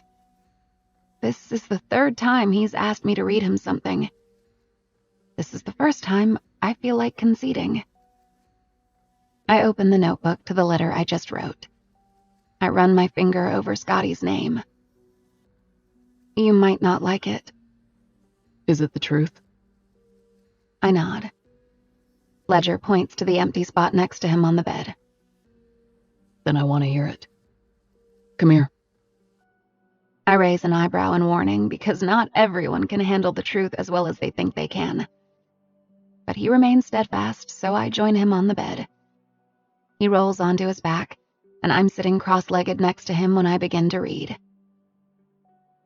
Dear Scotty, I had sex with your best friend tonight. I'm not sure that's something you want to hear. Or maybe it is. I get the feeling if you can hear these letters from wherever you are, you would want me to be happy. And right now, Ledger is the one thing in my life that makes me happy. If it's any consolation, the sex with him was great, but no one can hold a candle to you. Love, Kenna. I close the notebook and rest it on my lap. Ledger is quiet for a moment as he stares stoically at the ceiling. You're just saying that so you don't hurt his feelings, right? I laugh. Sure, if that's what you need to hear. He grabs the notebook and tosses it aside. Then he wraps an arm around me and pulls me on top of him. It was good though, right? I press a finger to his lips and drop my mouth to his ear. The best, I whisper. At the exact moment I say that, a loud clap of thunder rolls through the sky outside with perfect timing. It's so loud I can feel it in my stomach. Oh shit, Ledger says with a laugh. Scotty didn't like that. You better take it back. Tell him I suck. I immediately slide off Ledger and lie on my back. I'm sorry, Scotty. You're better than Ledger, I promise. We laugh together, but then we both sigh and listen to the rain for a while. Ledger eventually puts a hand on my hip and rolls me toward him. He nips at my bottom lip before kissing my neck. I feel like I need another opportunity to prove myself. His kisses move lower and lower until he takes one of my nipples into his mouth. The second time is much longer, and somehow even better. Chapter 32. Ledger. The kitten slept in Kenna's arms all night. Maybe it's weird, but I like watching her with Ivy. She's affectionate with her. She always makes sure Ivy doesn't have an opportunity to run outside when she isn't looking. It makes me curious how she'll be with Diem, because I'm confident I'll get to witness it someday. It might take us a while to get there, but I'll find a way. She deserves it, and Diem deserves it, and I trust my gut feelings more than my doubts. I move quietly as I reach for my phone to check the time. It's almost 7 in the morning, and Diem will wake up soon. She'll notice my truck is gone. I should probably try to get home before they leave for Patrick's mother's house. I don't want to slip out while Kenna is asleep, though. I would feel like an asshole if she woke up alone after last night. I press a gentle kiss to the corner of her mouth, and then I brush her hair out of her face. She begins to move and moan, and I know she's just waking up, but her wake-up sounds are very similar to her sex sounds, and now I don't want to leave. Ever. She finally gets her eyes open and looks up at me. I have to go, I say quietly. Can I come back over later? She nods. I'll be here. I'm off today. She gives me a closed lips kiss. I'll kiss you better later, but I want to brush my teeth first. I laugh and then kiss her cheek. Before I get up, we have this brief moment of eye contact, where it feels like she's thinking something she doesn't want to say out loud. I stare down at her for a minute, waiting for her to speak, but when she doesn't, I kiss her on the mouth one more time. I'll be back this afternoon. I waited too long. Diem and Grace are already awake and in their front yard when I pull onto our street. Diem sees me before Grace does, so she's already running across the street when I pull into my driveway and kill my truck. I swing open the door and immediately scoop her up. I kiss the side of Diem's head right when she wraps herself around me and squeezes my neck. I swear to God there is nothing even remotely close to a hug from this girl. A hug from her mother does run a very close second, though. Grace makes it to my yard a few seconds later. She shoots me a teasing look, as if she knows why I was out all night. She might think she knows, but she wouldn't be looking at me like this if she had any clue who I was with. "You look like you didn't get much sleep," she says. "I slept plenty. Get your head out of the gutter." Grace laughs and tugs on Diem's ponytail. "Well, you have perfect timing. She was hoping to say goodbye before we left." Diem hugs my neck again. "Don't forget about me," she says, loosening her grip so I can set her back down. "You'll only be gone one night, Dee. How could I forget about you?" Diem scratches her face and says, "You're old, and old people forget stuff." "I am not old," I say. "Hold on before you go, Grace." I unlock my front door and head to my kitchen and grab the flowers I bought for her yesterday morning. I haven't let a Mother's Day or a Father's Day pass without getting something for her or Patrick. She's been like a mother to me my whole life, so I'd honestly probably still buy her flowers even if Scotty were here. Happy Mother's Day. I hand them to her, and she acts surprised and delighted and gives me a hug, but I don't hear her thank you through the loud regret piercing through me right now. I forgot today was Mother's Day. I woke up next to Kenna this morning and said nothing to her about it. I feel like an asshole. "I need to put these in water before I go," Grace says. "Want to buckle Diem into the car for me?" I grab Diem's hand and walk them across the street. Patrick is already in the car waiting. Grace walks the flowers into the house, and I open the back door to buckle Diem into her car seat. "What's Mother's Day?" she asks me. "It's a holiday." I keep my explanation brief, but Patrick and I trade glances. "I know, but why are you and Nono giving Nana flowers for Mother's Day? You said Robin is your mother." "Robin is my mother," I say. "And your Grandma Landry is Nono's mother. That's why you're going to see her today. But on Mother's Day, if you know a mother that you love, you buy her flowers even if she isn't your mother." Diem crinkles up her nose. "Am I supposed to give my mother flowers?" She's really been working through the whole family tree lately, and it's cute, but also concerning. She's eventually going to find out her family tree was once struck by lightning. Patrick finally chimes in. "We gave your Nana her flowers last night, remember?" Diem shakes her head. "No, I'm talking about my mother that isn't here. The one with the tiny car. Are we supposed to give her flowers?" Patrick and I trade another glance. I'm sure he's mistaking the pain on my face for discomfort at Diem's question. I kiss Diem on the forehead just as Grace returns to the car. Your mother will get flowers, I say to Diem. Love you. Tell your Grandma Landry I said hello. Diem smiles and pats my cheek with her tiny hand. Happy Mother's Day, Ledger.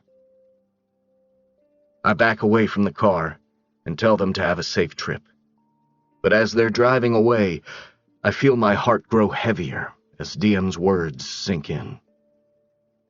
She's starting to wonder about her mother. She's starting to worry. And even though Patrick assumed I was just reassuring her by saying Diem's mother would get flowers, I was actually making her a promise. One I won't break. The idea of Kenna going through the entire day today without her motherhood being acknowledged by anyone makes me angry at this whole situation. I sometimes want to place that blame directly on Patrick and Grace, but that's not fair either. They're just doing what they need to do to survive. It is what it is. A fucked up situation with no evil people to blame. We're all just a bunch of sad people doing what we have to do to make it until tomorrow. Some of us sadder than others. Some of us more willing to forgive than others. Grudges are heavy, but for the people hurting the most, I suppose forgiveness is even heavier.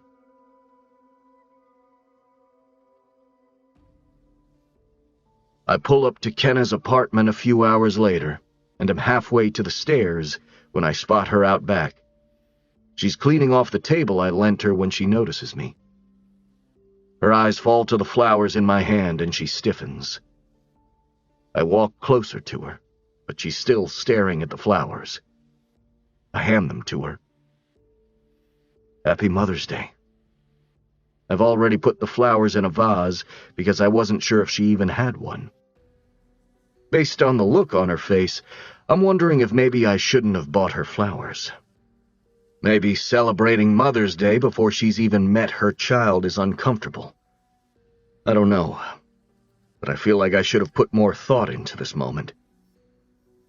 She takes them from me with hesitation, like she's never been given a gift before. Then she looks at me, and very quietly, she says, "Thank you." She means it. The way her eyes tear up immediately convinces me bringing them was the right move. How was the lunch? She smiles. It was fun. We had fun. She nudges her head up to her apartment. You want to come up? I follow her upstairs, and once we're inside her apartment, she tops off the vase with a little more water and sets it on her counter. She's adjusting the flowers when she says, "What are you doing today?" I want to say, "Whatever you're doing," but I don't know where her head is at after last night.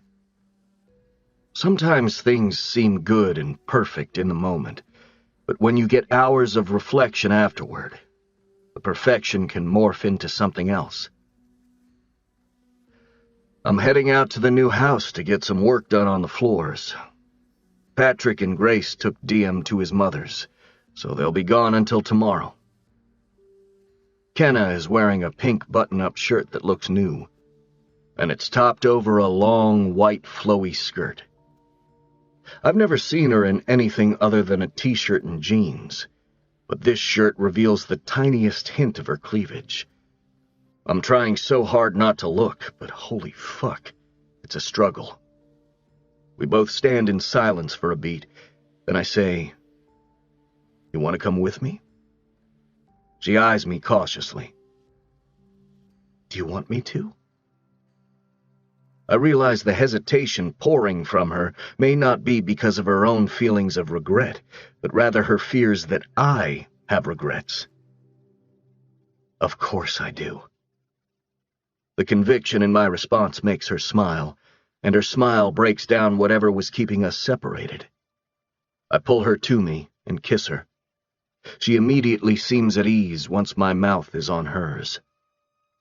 I hate that I even made her doubt herself for 1 second. I should have kissed her as soon as I handed her the flowers downstairs.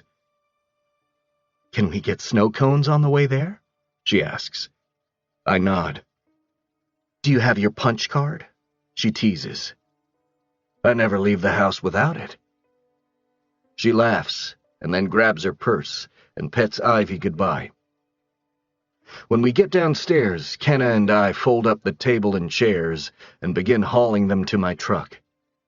It works out that I'm here today, because I've been meaning to move one of these tables to the new house.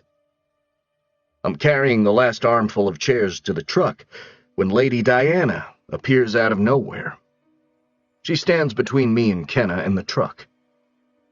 Are you leaving with the jerk? She asks Kenna. You can stop calling him a jerk now. His name is Ledger. Lady Diana looks me up and down and then mutters, Ledgerk. Kenna ignores the insult and says, I'll see you at work tomorrow. I'm laughing when we get in the truck. Ledgerk. That was actually really clever. Kenna buckles her seatbelt and says, She's witty and vicious. It's a dangerous combination. I put the truck in reverse, wondering if I should give her the other gift I have for her. Now that we're here in my truck together, it feels slightly more embarrassing than when I got the idea for it, and the fact that I spent so long on it this morning makes it that much more awkward. So we're at least a mile from her apartment before I finally work up the nerve to say, I made you something. I wait until we're at a stop sign, and then I text her the link. Her phone pings, so she opens the link and stares at her screen for a few seconds. What is this? A playlist? Yeah, I made it this morning. It's over 20 songs that have absolutely nothing to do with anything that could remind you of anything sad. She stares at the screen on her phone as she scrolls through the songs. I'm waiting for some kind of reaction from her, but her face is blank. She looks out the window and covers her mouth like she's stifling a laugh. I keep stealing glances at her, but I eventually can't take it anymore. Are you laughing? Was that stupid? When she turns to face me, she's smiling, and there might even be burgeoning tears in her eyes. It's not stupid at all. She reaches across the seat for my hand, and then she looks back out her window. For at least 2 miles, I'm fighting back a smile.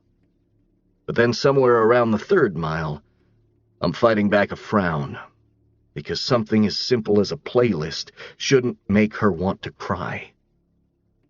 Her loneliness is starting to hurt me. I want to see her happy. I want to be able to say all the right things when I tell Patrick and Grace why they should give her a chance. But the fact that I still don't truly know her history with Scotty is one of the many things I'm afraid might prevent the outcome we both want. Every time I'm with her, the questions are always on the tip of my tongue. What happened? Why did you leave him? But it's either never the right moment, or the moment is right, but the emotions are already too heavy. I wanted to ask her last night when I was asking her all the other questions, but I just couldn't get it out. Sometimes she looks too sad for me to expect her to talk about things that will make her even sadder. I need to know, though. I feel like I can't fully defend her or blindly root for her to be in Diem's life until I know exactly what happened that night and why. Kenna? We glance at each other at the same time. I want to know what happened that night. The air develops a weight to it, and it feels harder to breathe in. I think I just made it harder for her to breathe, too. She inhales a slow breath and releases my hand. She flexes her fingers and grips her thighs. You said you wrote about it. Will you read it to me? Her expression is filled with what looks like fear now, like she's too scared to go back to that night. Or too scared to take me there with her. I don't blame her, and I feel bad asking her to, but I want to know. I need to know. If I'm going to drop to my knees in front of Patrick and Grace when I beg them to give her a chance, I need to fully know the person I'm fighting for. Even though at this point she couldn't say anything that would change my mind about her. I know she's a good person. A good person who had one bad night. It happens to the best of us. The worst of us. All of us. Some of us are just luckier than others, and our bad moments have fewer casualties. I adjust my grip on the steering wheel, and then I say, "Please. I need to know, Kenna." Another quiet moment passes, but then she grabs her phone and unlocks the screen. She clears her throat. My window is cracked, so I roll it all the way up and make it quieter in the cab of the truck. She looks so nervous. Before she begins to read, I reach over and tuck a loose strand of hair behind her ear as a show of solidarity. Or something, I don't know. I just want to touch her and let her know I'm not judging her. I just need to know what happened. That's all. Chapter 33. Kenna. Dear Scotty, your car was my favorite place to be. I don't know if I ever told you that. It was the only place we could get true solitude. I used to look forward to the days our schedules would align and you'd pick me up from work. I'd get in your car and it was like feeling all the same welcoming comforts of home. You always had a soda waiting for me. And on the days you knew I hadn't had dinner yet, you'd have a small order of fries from McDonald's sitting in the cup holder because you knew they were my favorite fries. You were sweet. You always did sweet things for me. Tiny little gestures here and there that most people don't think of. You were more than I deserved, even though you'd argue with that. I've gone over the day you died so many times. I once wrote every single second of that day down on paper. Most of it was an estimate, of course. I don't know if I actually spent a minute and a half brushing my teeth that morning, or if the break I took at work really was 15 minutes to the second, or if we really spent 57 minutes at the party we went to that night. I'm sure I'm off in my calculations by a few minutes here or there, but for the most part, I can account for everything that happened that day, even the things I wish I could forget. A guy you went to college with was having a party, and you had been his roommate your freshman year, so you said you owed it to him to make an appearance. I was sad to have to be at the party, but in hindsight, I'm glad you got to see most of your friends that night. I know it probably meant something to them after you died. Even though you had made an appearance, it wasn't your scene anymore, and I knew you didn't want to be there. You were past the parties and starting to focus on the more important pieces of life. You had just started graduate school, and you spent your spare time either studying or with me. I knew we wouldn't be there long, so I found a chair in a corner of the living room and curled up into it while you made your rounds. I don't know if you knew this, but I watched you for the entire 57 minutes we were there. You were so magnetic. People's eyes would light up when they would look at you. Crowds would gather around you. And when you'd spot someone you hadn't yet greeted, you'd have this huge reaction and make them feel like the most important person at that party. I don't know if that's something you practiced, but I have a feeling you didn't even know you had that kind of power. The power to make people feel appreciated and important. Around the 56th minute we were there, you spotted me sitting in the corner smiling at you. You walked over to me, ignoring everyone around you, and I suddenly found myself the focus of your sole attention.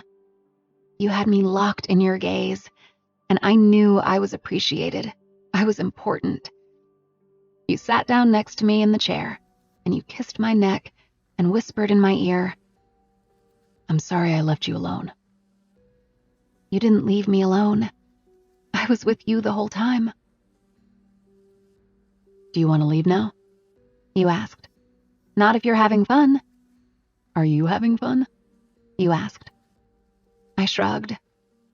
I could think of a lot more things that were more fun than that party. By the smile that spread across your face, I gathered you felt the same. "Want to go to the lake?"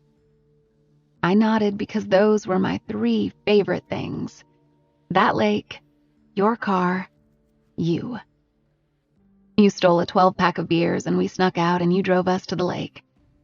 We had a favorite spot where we'd go some nights. It was down a rural back road, and you said you knew of it because you used to go camping there with your friends. It wasn't far from where I lived with roommates, so sometimes you'd show up at my apartment in the middle of the night, and we'd go there and have sex on the dock, or in the water, or in your car. Sometimes we'd stay and watch the sunrise. That particular night, we had the beer you had taken from the party, and some leftover edibles you had bought off a friend the week before. We had the music turned up and we were making out in the water. We didn't have sex that night. Sometimes we only made out, and I liked that about you so much, because one of the things I've always hated about relationships is how makeouts seem to stop when sex becomes a thing. But with you, the makeouts were always just as special as the sex. You kissed me in the water like it was the last time you would ever kiss me. I wonder if you had some sort of fear or premonition, and that's why you kissed me the way you did. Or maybe I only remember it so well because it was our last kiss. We got out of the water, and we were lying naked on the dock under the moonlight, the world spinning above our heads. "I want meatloaf," you said. I laughed at you because it was such a random thing to say. "Meatloaf?" You grinned and said, "Yeah. Doesn't that sound good? Meatloaf and mashed potatoes." You sat up on the dock and handed me my dry shirt. "Let's go to the diner." You'd had more to drink than me, so you asked me to drive. It wasn't like us to drink and drive, but I think we felt invincible under that moonlight. We were young and in love, and surely no one dies when they're at their happiest. We were all so high, so our decisions were slightly more impaired that night. But whatever the reason, you asked me to drive. And for whatever reason, I didn't tell you I shouldn't. I got in that car, knowing I had tripped on the gravel as I reached for the door. I still got behind the wheel, even though I had to blink really hard to make sure the car was in drive and not in reverse. And I still chose to drive us away from the lake, even though I was too drunk to remember how to turn down the volume. Coldplay was blasting so loud over the radio it was making my ears hurt. We didn't even get very far before it happened. You knew the roads better than I did. They were gravel, and I was going too fast, and I didn't know the turn was so sharp. You said, "Slow down." But you said it kind of loud, and it startled me. So I slammed on the brakes. But I know now that slamming on brakes on a gravel-top road can make you lose complete control of the car, especially when you're drunk. I was turning the wheel to the right, but the car kept going to the left, like it was slipping on ice. A lot of people are lucky after a wreck because they don't remember the details. They have recollections of things that happened before the wreck and after the wreck. But over time, every single second of that night has come back to me, whether I wanted it to or not.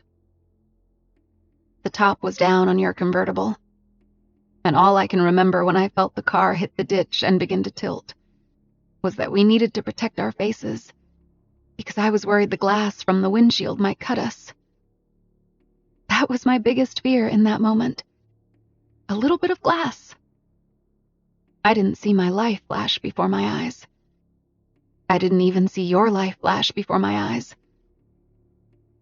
All I worried about in that moment was what would happen to the windshield. Because surely no one dies when they're at their happiest. I felt my whole world tilt, and then I felt gravel against my cheek. The radio was still blasting Coldplay. The engine was still running. My breath had caught in my throat and I couldn't even scream. But I didn't think I needed to. I just kept thinking about your car and how mad you probably were. I remember whispering, "I'm so sorry." Like your biggest concern would be that we would have to call a tow truck. Everything happened so fast, but I was calm in that moment. I thought you were too. I was waiting for you to ask me if I was okay. But we were upside down in a convertible, and everything I'd had to drink that night was flipping over in my stomach, and I felt the weight of gravity like I had never felt it before. I thought I was going to puke and needed to right myself up, so I struggled to find my seatbelt, and when I finally clicked it, I remember falling. It was only a couple of inches, but it was unexpected, and I let out a yelp. You still didn't ask me if I was okay. It was dark, and I realized we might be trapped. So I reached over and touched your arm to follow you out. I knew you'd find a way. I relied on you for everything, and your presence was the only reason I was still calm. I wasn't even worried about your car anymore, because I knew you'd be more worried about me than your car. And it's not like I was speeding too much or driving too recklessly. I was only a little bit drunk and a little bit high, but so very stupid to believe even a little bit wasn't too much. We only flipped over because we hit a deep ditch, and since the top wasn't even up, I thought surely it would be minimal damage, maybe a week or two in the shop, and then the car I loved so much, the car that felt like home, would be fine. Like you, like me. Scotty. I shook your arm when I said your name that time. I wanted you to know I was okay. I thought maybe you were in shock, and that's why you were so quiet. When you didn't move, and I realized your arm was just dangling against the road that had somehow become our ceiling, my first thought was that you might have passed out. But when I pulled my hand back to figure out a way to right myself up, it was covered in blood. Blood that was supposed to be running through your veins. I couldn't grasp that. I couldn't fathom that a silly wreck on the side of a county road that landed us in a ditch could actually hurt us. But that was your blood. I immediately scooted closer to you, and because you were upside down and still in your seatbelt, I couldn't pull you to me. I tried, but you wouldn't budge. I turned your face to mine, but you looked like you were sleeping. Your lips were slightly parted and your eyes were closed. And you looked so much like you looked all the times I spent the night with you and woke up to find you asleep next to me. I tried pulling you, but you still wouldn't budge, because the car was on top of part of you. Your shoulder and your arm were trapped, and I couldn't pull you out or get to your seatbelt. And even though it was dark, I realized moonlight reflects off of blood the same way it reflects off the ocean. Your blood was everywhere. The entire car being upside down made everything even more confusing. Where were your pockets? Where was your phone? I needed a phone, so I scrambled and felt around with my hands, looking for a phone for what felt like an eternity. But all I could find were rocks and glass. The whole time, I was muttering your name through chattering teeth. Scotty, Scotty, Scotty, Scotty. It was a prayer, but I didn't know how to pray. No one had ever taught me. I just remember the prayer you had given over family dinner at your parents' house, and the prayers I used to hear my foster mother, Mona, pray. But all I'd ever heard people do was bless food. And I just wanted you to wake up. So I said your name over and over and hoped God would hear me, even though I wasn't sure if I was getting his attention. It certainly felt like no one was paying us attention that night. What I experienced in those moments was indescribable. You think you know how you'll react in a terrifying situation, but that's the thing. You can't think in a terrifying situation. There's probably a reason for how disconnected we become to our own thoughts in moments of sheer horror. But that's exactly how I felt. Disconnected. Parts of me were moving without my brain even knowing what was happening. My hands were searching around for things I wasn't even sure I was looking for. I was growing hysterical, because with each passing second, I became more aware of how different my life would be going forward. How that 1 second had altered whatever course we were on, and things would never be the same. And all the parts of me that had been disconnected in that wreck would never fully reconnect. I crawled out of the car through the space between the ground and my door, and once I was outside and standing right side up, I puked. The headlights were shining on a row of trees, but none of that light was helping us. And then I ran around to the passenger side of the car to free you. But I couldn't. There was your arm, sticking out from under the car, the moonlight glimmering in your blood. I grabbed your hand and squeezed it, but it was cold. I was still muttering your name. Scotty, Scotty, Scotty, no, no, no. I went around to the windshield and tried kicking it to break it. But even though it was already cracked, I couldn't break it enough to fit through it, or pull you out. I knelt down and pressed my face to the glass, and I saw what I had done to you then. It was a stark realization that no matter how much you love someone, you can still do despicable things to them. It was like a wave of the most intense pain you could ever imagine rolled right over me. My body rolled with it. It started at my head, and I curled in on myself, all the way to my toes. I groaned and I sobbed, and when I went back around the car to touch your hand again, there was nothing. No pulse in your wrist, no heartbeat in your palm, no warmth in your fingertips. I screamed.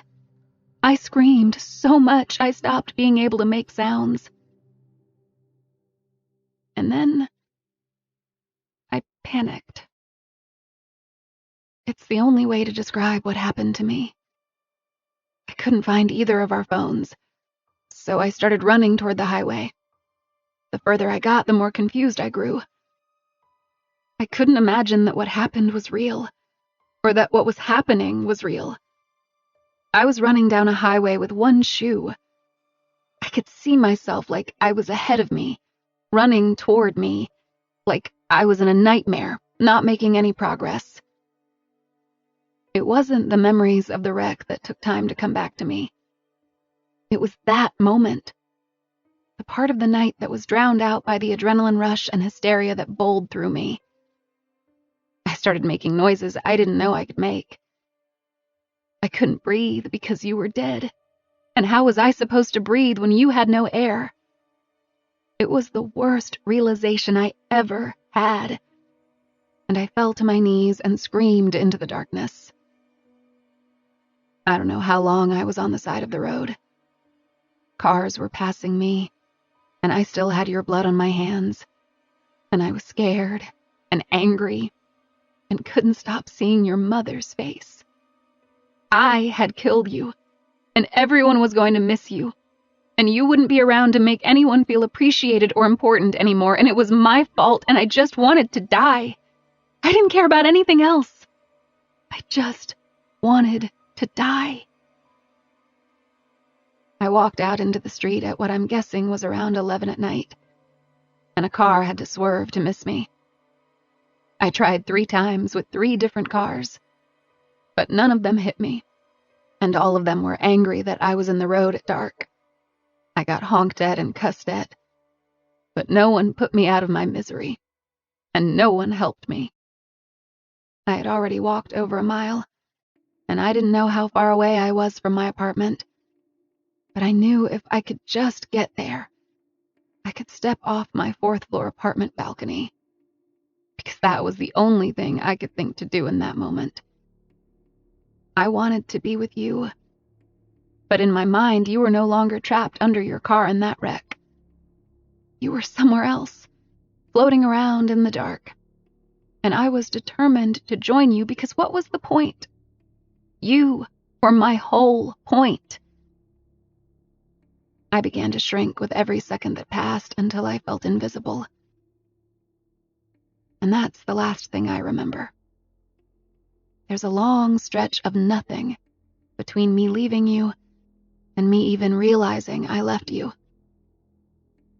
Hours. Your family was told I walked home and fell asleep. But that's not exactly what happened. I'm almost positive I fainted from shock. Because when the cops beat on my bedroom door the next morning and I opened my eyes, I was on the floor. I noticed a small puddle of blood on the floor next to my head. I must have hit my head going down, but I didn't have time to inspect it because police were in my bedroom, and one of them had his hand on my arm, and he was lifting me to my feet. That's the last time I ever saw my bedroom. I remember my roommate Clarissa looked horrified. It wasn't because she was horrified for me. She was horrified for herself. It was as if she had been living with a murderer all this time and had no idea. Her boyfriend, we could never remember his name, Jason or Jackson or Justin, was comforting her like I had ruined her day. I almost apologized to her, but I couldn't get my thoughts to connect with my voice. I had questions. I was confused, I was weak, I was hurting. But the most powerful of all the feelings flooding me in that moment was my loneliness. Little did I know that feeling would become perpetual, permanent. I knew when they put me in the back seat of the police car that my life had reached its peak with you, and nothing that came after you would ever matter. There was before you, and there was during you. For some reason, I never thought there would be an after you. But there it was, and I was in it. I'll be in it forever. There's still more to read, but my throat is dry and my nerves are shot, and I'm scared of what Ledger is thinking of me right now. He's gripping the steering wheel so hard his knuckles have turned white. I reach for my bottle of water and take a long drink. Ledger directs his car all the way up his driveway, and when we reach his house, he puts his truck in park and leans his elbow against his door. He doesn't look at me. Keep reading. My hands are shaking now. I don't know if I can continue to read without crying, but I don't think he'd care even if I read through my tears. I take another drink and then start reading the next chapter. Dear Scotty, this is what it was like in the interrogation room. Them. How much did you have to drink? Me. Silence. Them. Who took you home after the wreck? Me. Silence. Them. Are you on any other illegal substances? Me. Silence. Them. Did you call for help? Me. Silence. Them. Did you know he was still alive when you fled the scene? Me. Silence. Them. Did you know he was still alive when we found him an hour and a half ago? Me. Screams. Lots of screams. Screams until they put me back in a cell and said they'd come back for me when I calmed down. When I calmed down. I didn't calm down, Scotty. I think I lost a little bit of my mind that day. They pulled me into the interrogation room 2 more times over the next 24 hours. I hadn't slept. I was heartbroken. I couldn't eat or drink anything. I just wanted to die. And then, when they told me you would still be alive if I had just called for help, I did die. It was a Monday, I think, 2 days after our wreck. I sometimes want to buy myself a headstone and have that date written on it, even though I'm still pretending not to be dead. My epitaph would read, Kenna Rowan died 2 days after the passing of her beloved Scotty. I never even attempted to call my mother through all of it. I was too depressed to call anyone at all. And how could I call my friends back home and tell them what I'd done? I was ashamed and sad, and as a result of that, no one in my life before I met you knew what I had done. And since you were gone, and your entire family hated me, I had no visitors. They appointed me a lawyer, but I had no one to post bail. I didn't even have anywhere to go if I could have posted bail. I found comfort being there in that jail cell, so I didn't mind it. If I couldn't be with you in your car, the only place I wanted to be was alone in that cell, where I could refuse to eat the food they gave me and hopefully, eventually my heart would stop beating like I thought yours had that night. Turns out your heart was still beating. It was just your arm that had died. I could go into more gruesome details about how it was so horribly crushed and mangled during the wreck that the blood flow was completely cut off, and that's why I touched you and thought you were dead. And how despite all that, you still somehow woke up and got out of the car and tried to get the help I never brought back to you. I would have realized that if only I would have stayed with you longer, or tried harder. If I wouldn't have panicked and ran, and allowed the adrenaline to pump through me to the point that I wasn't even functioning within the borders of reality. If I could have been as calm as you always were, you'd still be alive. We'd probably be raising the daughter together that you never even knew we made. We'd probably have 2 kids by now, or even 3. And I'd more than likely be a teacher, or a nurse, or a writer, or whatever you would have undoubtedly given me the strength to realize I could be. My God, I miss you. I miss you so much. Even if it never showed in my eyes in a way anyone would have been satisfied with. I sometimes wonder if my mental state played a hand in my sentencing. I was empty inside, and I'm sure that emptiness showed in my eyes any time I had to face someone. I didn't even care about the first court hearing 2 weeks after you died. The lawyer told me we would fight it, that all I had to do was plead not guilty, and he would prove that I wasn't of sound mind that night, and that my actions weren't intentional, and that I was very, very, very, very, very remorseful. But I didn't care what the lawyer suggested. I wanted to go to prison. I didn't want to go back out in the world where I would have to look at cars again, or gravel roads, or hear Coldplay on the radio, or think about all the things I'd have to do without you. Looking back on it now, I realize I was in a deep and dangerous state of depression.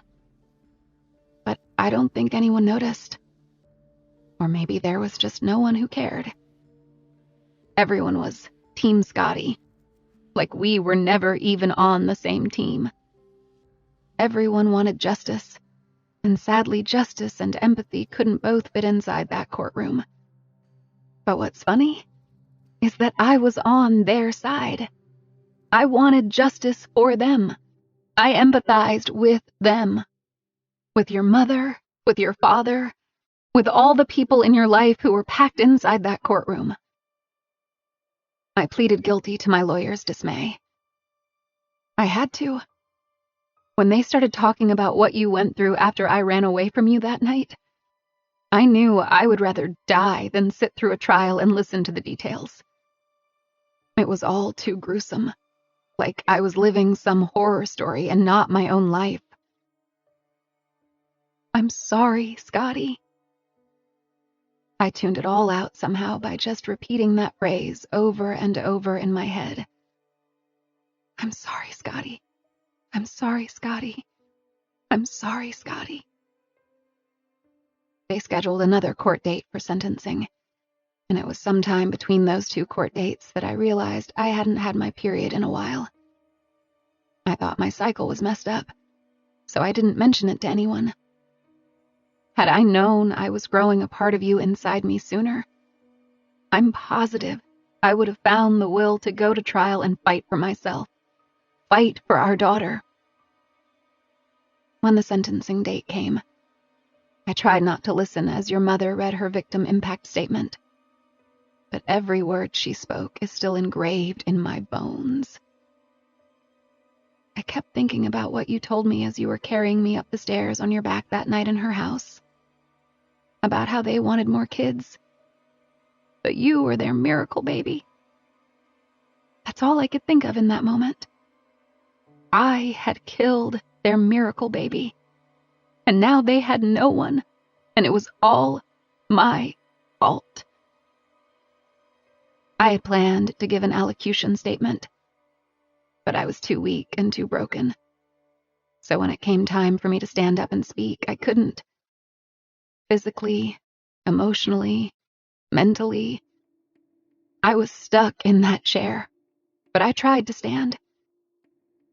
My lawyer grabbed my arm to make sure I didn't collapse, and then I think he might have read something out loud for me. I don't know. I'm still not clear on what happened in the courtroom that day, because that day was so much like that night. A nightmare that I was somehow watching play out from a distance. I had tunnel vision. I knew there were people around me, and I knew the judge was speaking, but my brain was so exhausted, I couldn't process what anyone was saying. Even when the judge read my sentence, I had no reaction, because I couldn't absorb it. It wasn't until later, after I was given an IV for dehydration, that I found out I had been sentenced to 7 years in prison, with the eligibility for parole even sooner than that. 7 years, I remember thinking. That's bullshit. That isn't nearly long enough. I try not to think about what it must have been like for you in that car after I left you there. What you must have thought of me. Did you think I had been thrown from the car? Were you looking for me? Or did you know I had left you there all alone? It's the time you spent alone that night that I know haunts us all. Because we'll never know what you went through, what you were thinking, who you were calling out to, what your final minutes were like. I can't imagine a more painful way for your mother and father to be forced to live out the rest of their lives. Sometimes I wonder if that's why Diem is here. Maybe Diem was your way of making sure your parents would be okay. But in that same vein, not having Diem in my life would mean it's your way of punishing me. It's okay. I deserve it. I plan to fight it, but I know I deserve it. Every morning I wake up and I silently apologize. To you, to your parents, to Diem. Throughout the day, I silently thank your parents for raising our daughter since we can't. And every night I apologize again before I fall asleep. I'm sorry. Thank you. I'm sorry. That's my day. Every day on repeat. I'm sorry. Thank you. I'm sorry. My sentence was not justice considering the way you died. Eternity would be justice. But I hope your family knows my actions that night didn't come from a place of selfishness. It was horror and shock and agony and confusion and terror that guided me away from you that night. It was never selfishness. I am not a bad person. And I know you know that, wherever you are. And I know you forgive me. It's just who you are. I only hope one day our daughter will forgive me too. And your parents. Then maybe, by some miracle, I can start to forgive myself. Until then, I love you. I miss you. I'm sorry. Thank you. I'm sorry. Thank you. I'm sorry. Repeat. Chapter 34. Kenna. I close out the document. I can't read anymore. My eyes have filled with tears. I'm surprised I made it as far as I did before crying, but I tried not to absorb the words as I was reading them aloud. I set my phone aside and I wipe my eyes. Ledger hasn't moved. He's in the same position, leaning against his driver's side door, staring straight ahead. My voice is no longer filling his truck. Now there's just a silence that's thick and uninviting, to the point that Ledger can't seem to take it anymore. He swings open his door and gets out of his truck. He walks to the back of it and begins unloading the table without so much as a word. I watch him in the rearview mirror. Once the table is on the ground, he grabs one of the chairs. There's a pause before he chucks the chair onto the table. It lands with a loud clank that I feel in my chest.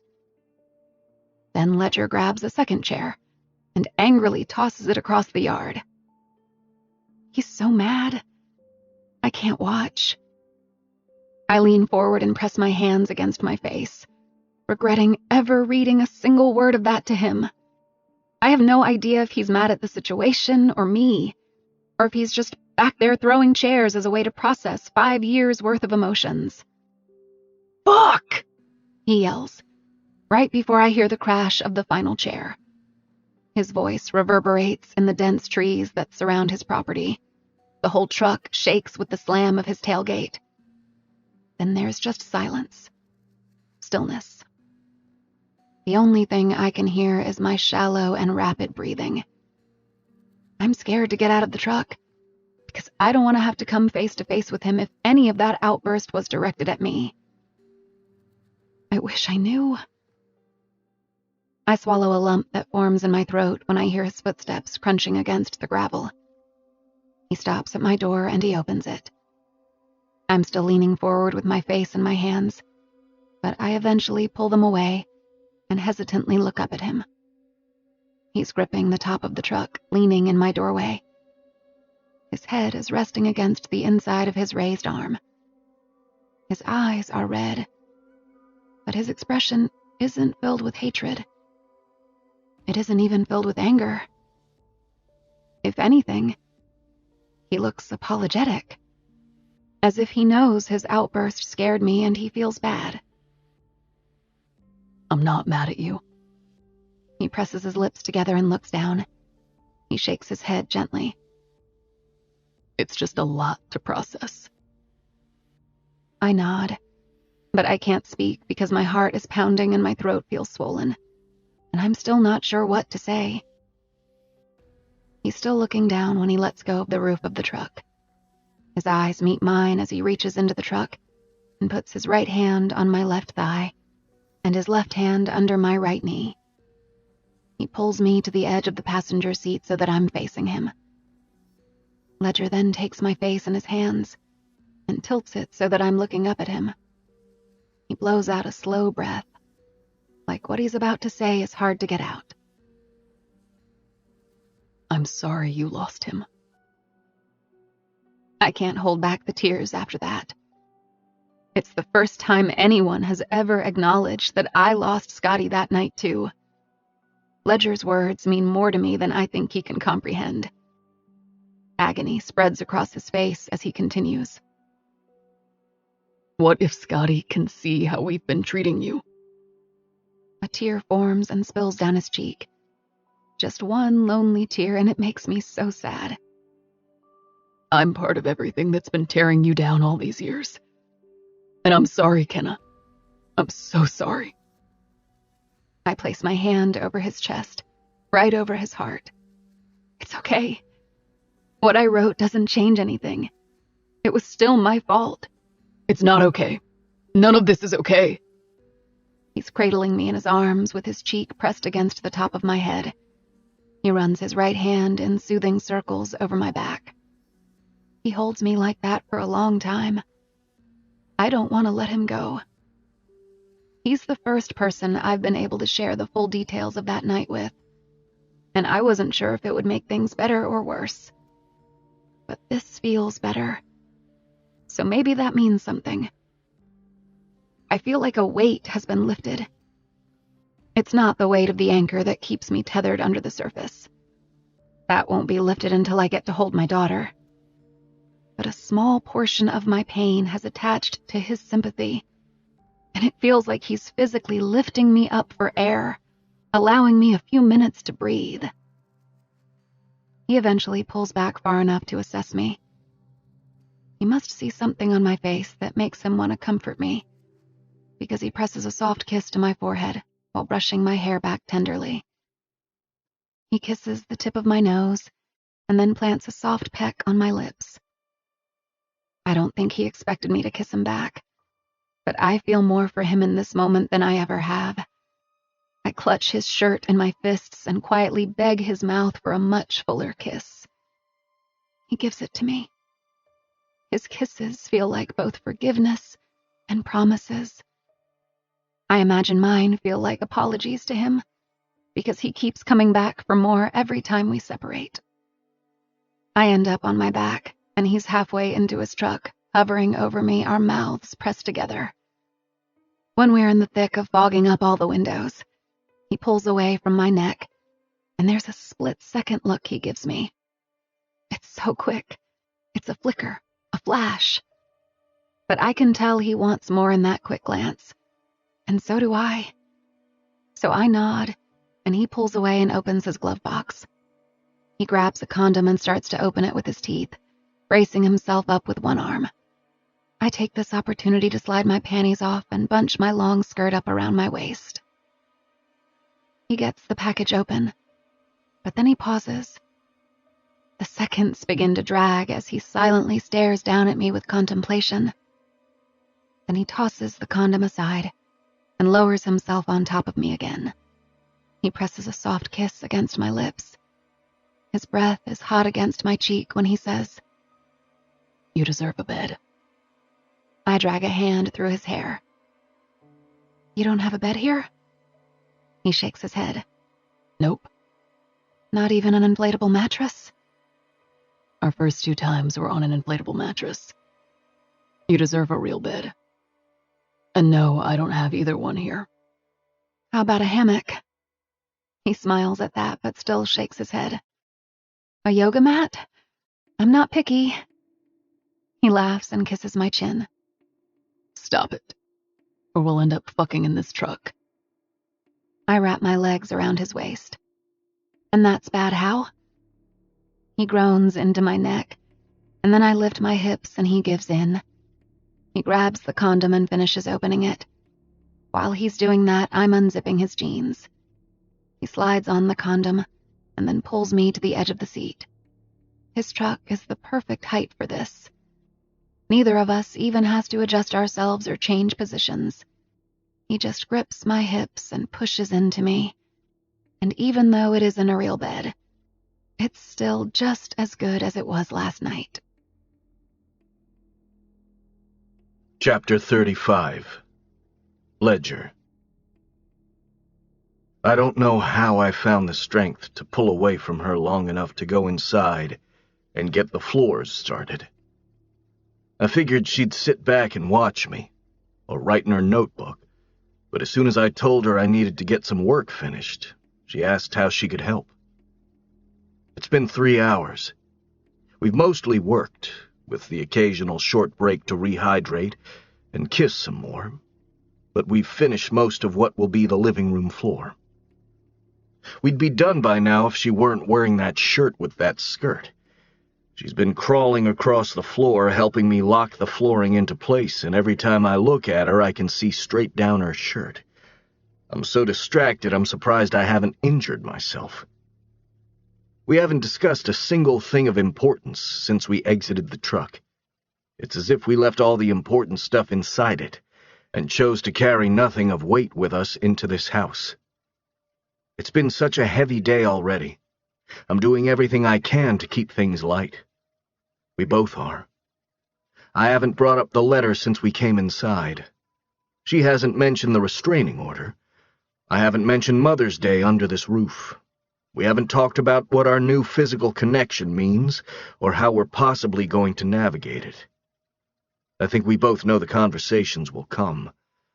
But right now it feels like we're on the same page, and all we want out of today's page is to ride the high of each other. I think Kenna and I needed today. Kenna especially needed today. She always looks like she's carrying the weight of the world on her shoulders.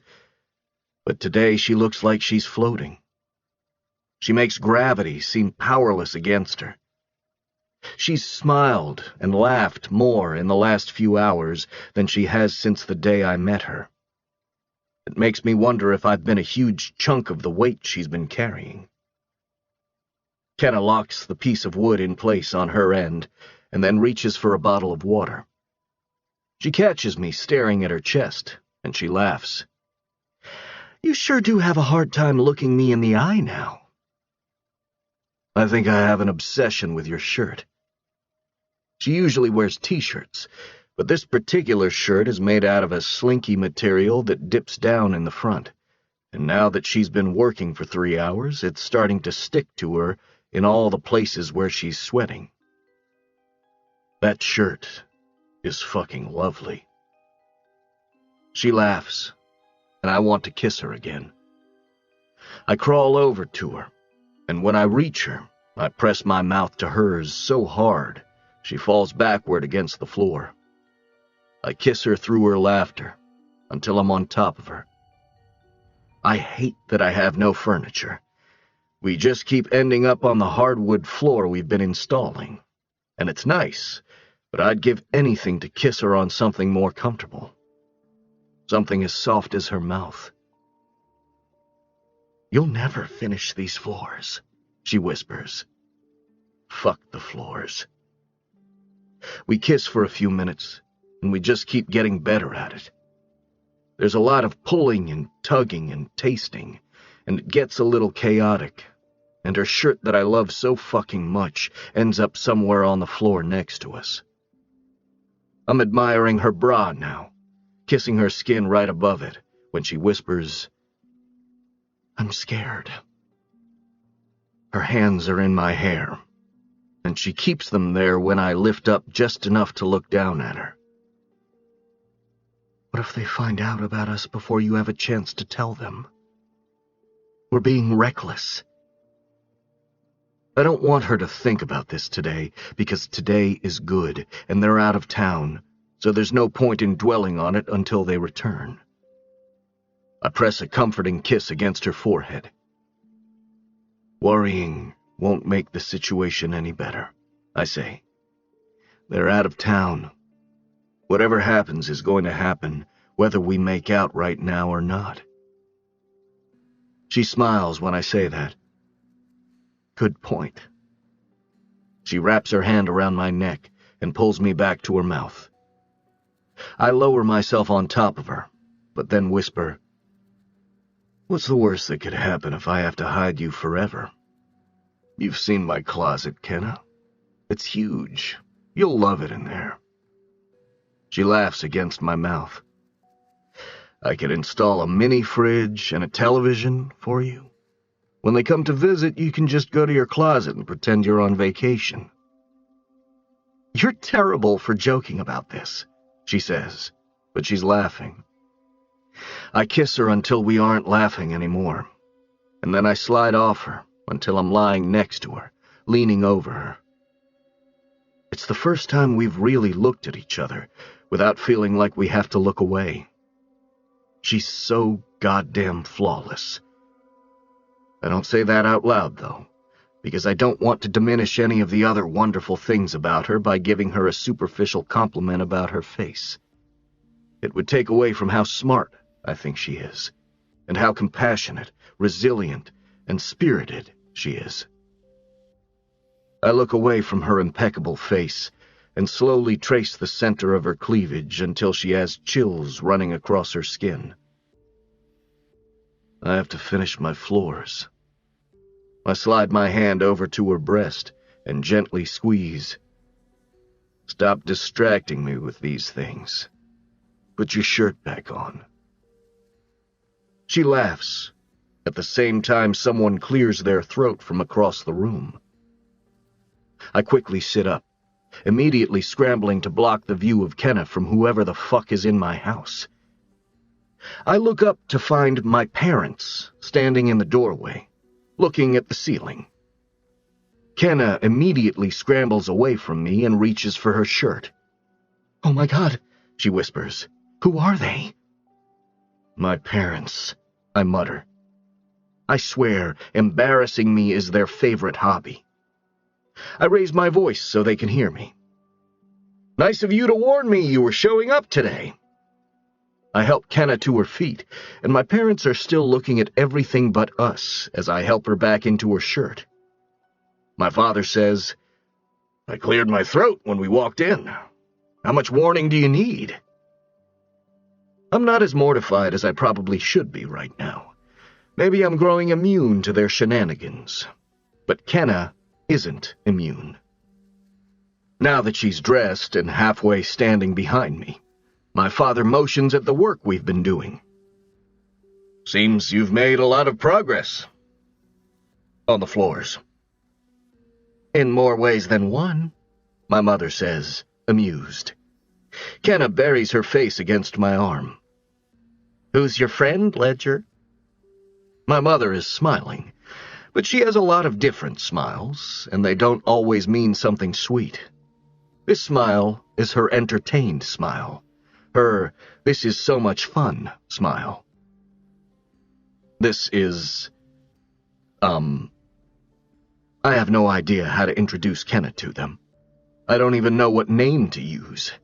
They'd definitely recognize her name if I said Kenna, but I'm not exactly sure they won't recognize her face, so lying to them would be pointless. This is my new employee. I need to ask Kenna how she wants me to confront this. I wrap my arm around her shoulder and lead her to the bedroom. "Excuse us while we go coordinate our lies," I say over my shoulder. Kenna and I make it to the bedroom, out of their view, and she looks at me wide-eyed. "You can't tell them who I am," she whispers. "I can't lie to them. My mom will probably recognize you once she gets a better look at you. She was at your sentencing, and she never forgets a face. She also knows you're back in town." Kenna looks like she's about to fold in on herself. She starts to pace, and I can see the weight of the world begin to return to her shoulders. She looks up at me with fear in her eyes. "Do they hate me?" That question digs at my heart, mainly because she's starting to tear up, and it's only in this moment that I realize she assumes everyone who knew Scotty must hate her. No, of course they don't hate you. I realize as I say those words that I don't necessarily know if they're true. My parents were heartbroken when Scotty died.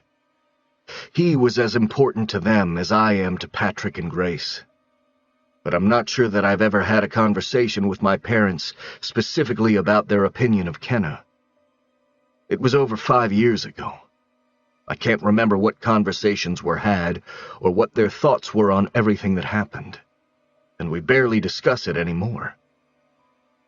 Kenna can see that I'm processing, and she grows a little panicked. "Can't you just take me home? I can sneak out the back and meet you at your truck." Whether my parents realize who Kenna is or not, Kenna doesn't know what kind of people my parents are. She doesn't realize she has nothing to be concerned about. I cup her face with my hands. "Kenna, they're my parents.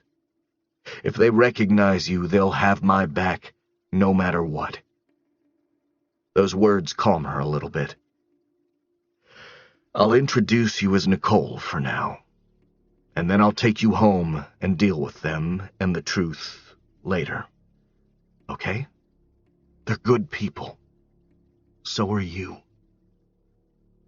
She nods, so I give her a quick kiss and grab her hand and lead her out of the bedroom.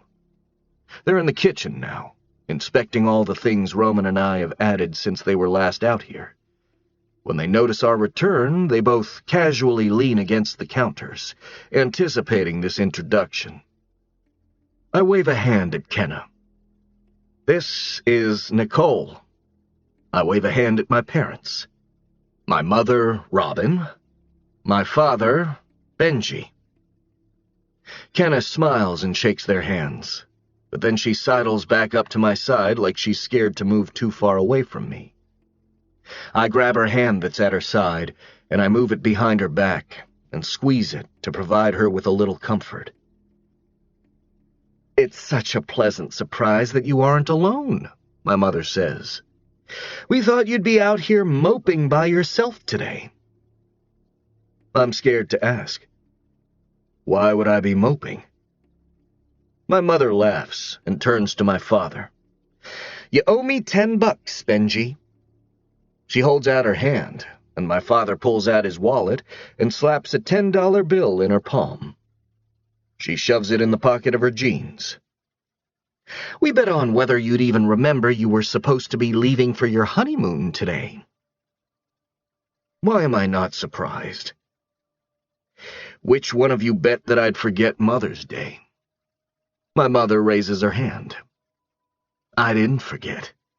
Check your email. I sent a gift card because I had no idea where to send flowers to this week. My mother takes the $10 bill out of her pocket and hands it back to my father. She walks over to me and finally gives me a hug. Thank you. She doesn't look at Kenna because her attention is stolen mid-hug by the patio door. "Oh, wow! It looks even better than I imagined." She releases me and passes us to go play with the accordion-style door. My father is still focused on me and Kenna. I can tell he's going to attempt to be polite and include her in conversation, but I know how much she wants to be ignored right now. "Nicole has to get to work," I blurt out. "I need to give her a ride, and then I can meet you both at the house." My mother makes a sound behind me. "We just got here," she says. "I wanted a tour of everything you've done." My father's attention is still on Kenna. "What do you do, Nicole? Besides..." He waves a hand toward me. "Besides Ledger." Kenna gasps quietly and says, "Wow. Okay, well, I don't do Ledger." I squeeze her hand again, because that is not what my father meant. But if we're being technical, I think he means, what do you do other than work for me? She's looking at me blankly. "Because I said you're my employee earlier. But then I just lied and said you have to go to work, and they know my bar is closed on Sundays, so he assumes you have a different job besides the bar, and he said, what do you do besides..." I'm rambling now, and it's just making the moment worse because my parents can hear this conversation, and I know they are enjoying the shit out of it. My mother has returned to my father's side, and she's grinning with delight. "Please take me home," Kenna pleads. I nod. "Yeah, this is torture." "It's such a treat for me, though," my mother says. "I think this might be my favorite Mother's Day yet." "And here we were thinking he was going to be sad because he didn't get married," my father says. "What do you think he has in store for Father's Day?" "I can only imagine," my mother says. "You two are mortifying. I'm almost 30. When will this stop?" "You're 28, my mother says. That's not almost 30. 29 is almost 30. "Let's go," I say to Kenna. "No, bring her to dinner," my mother begs. "She's not hungry." I lead Kenna out the door. I'll meet you both at the house. We're almost to my truck when I realize what leaving my parents alone means. I pause and say, I'll be right back. I point to the truck so Kenna knows she can go ahead without me. I turn around and walk back to the house, and then I lean in at the doorway. Do not have sex in my house. Oh, come on, my father says. We would never. I'm serious. This is my new house, and I'll be damned if you two christen it. We won't, my mother says, shooing me away. We're getting too old for that anyway, my father says. So old. Our son is almost 30. I step out of the doorway and motion for them to leave. Get out. Go. I don't trust either of you. I wait for them to join me outside, and then I lock the front door. I point toward their car. I'll meet you at the house. I walk to my truck and ignore their chatter. I wait for my parents to back out, and then Kenna and I both sigh simultaneously. They can be a lot, sometimes, I admit.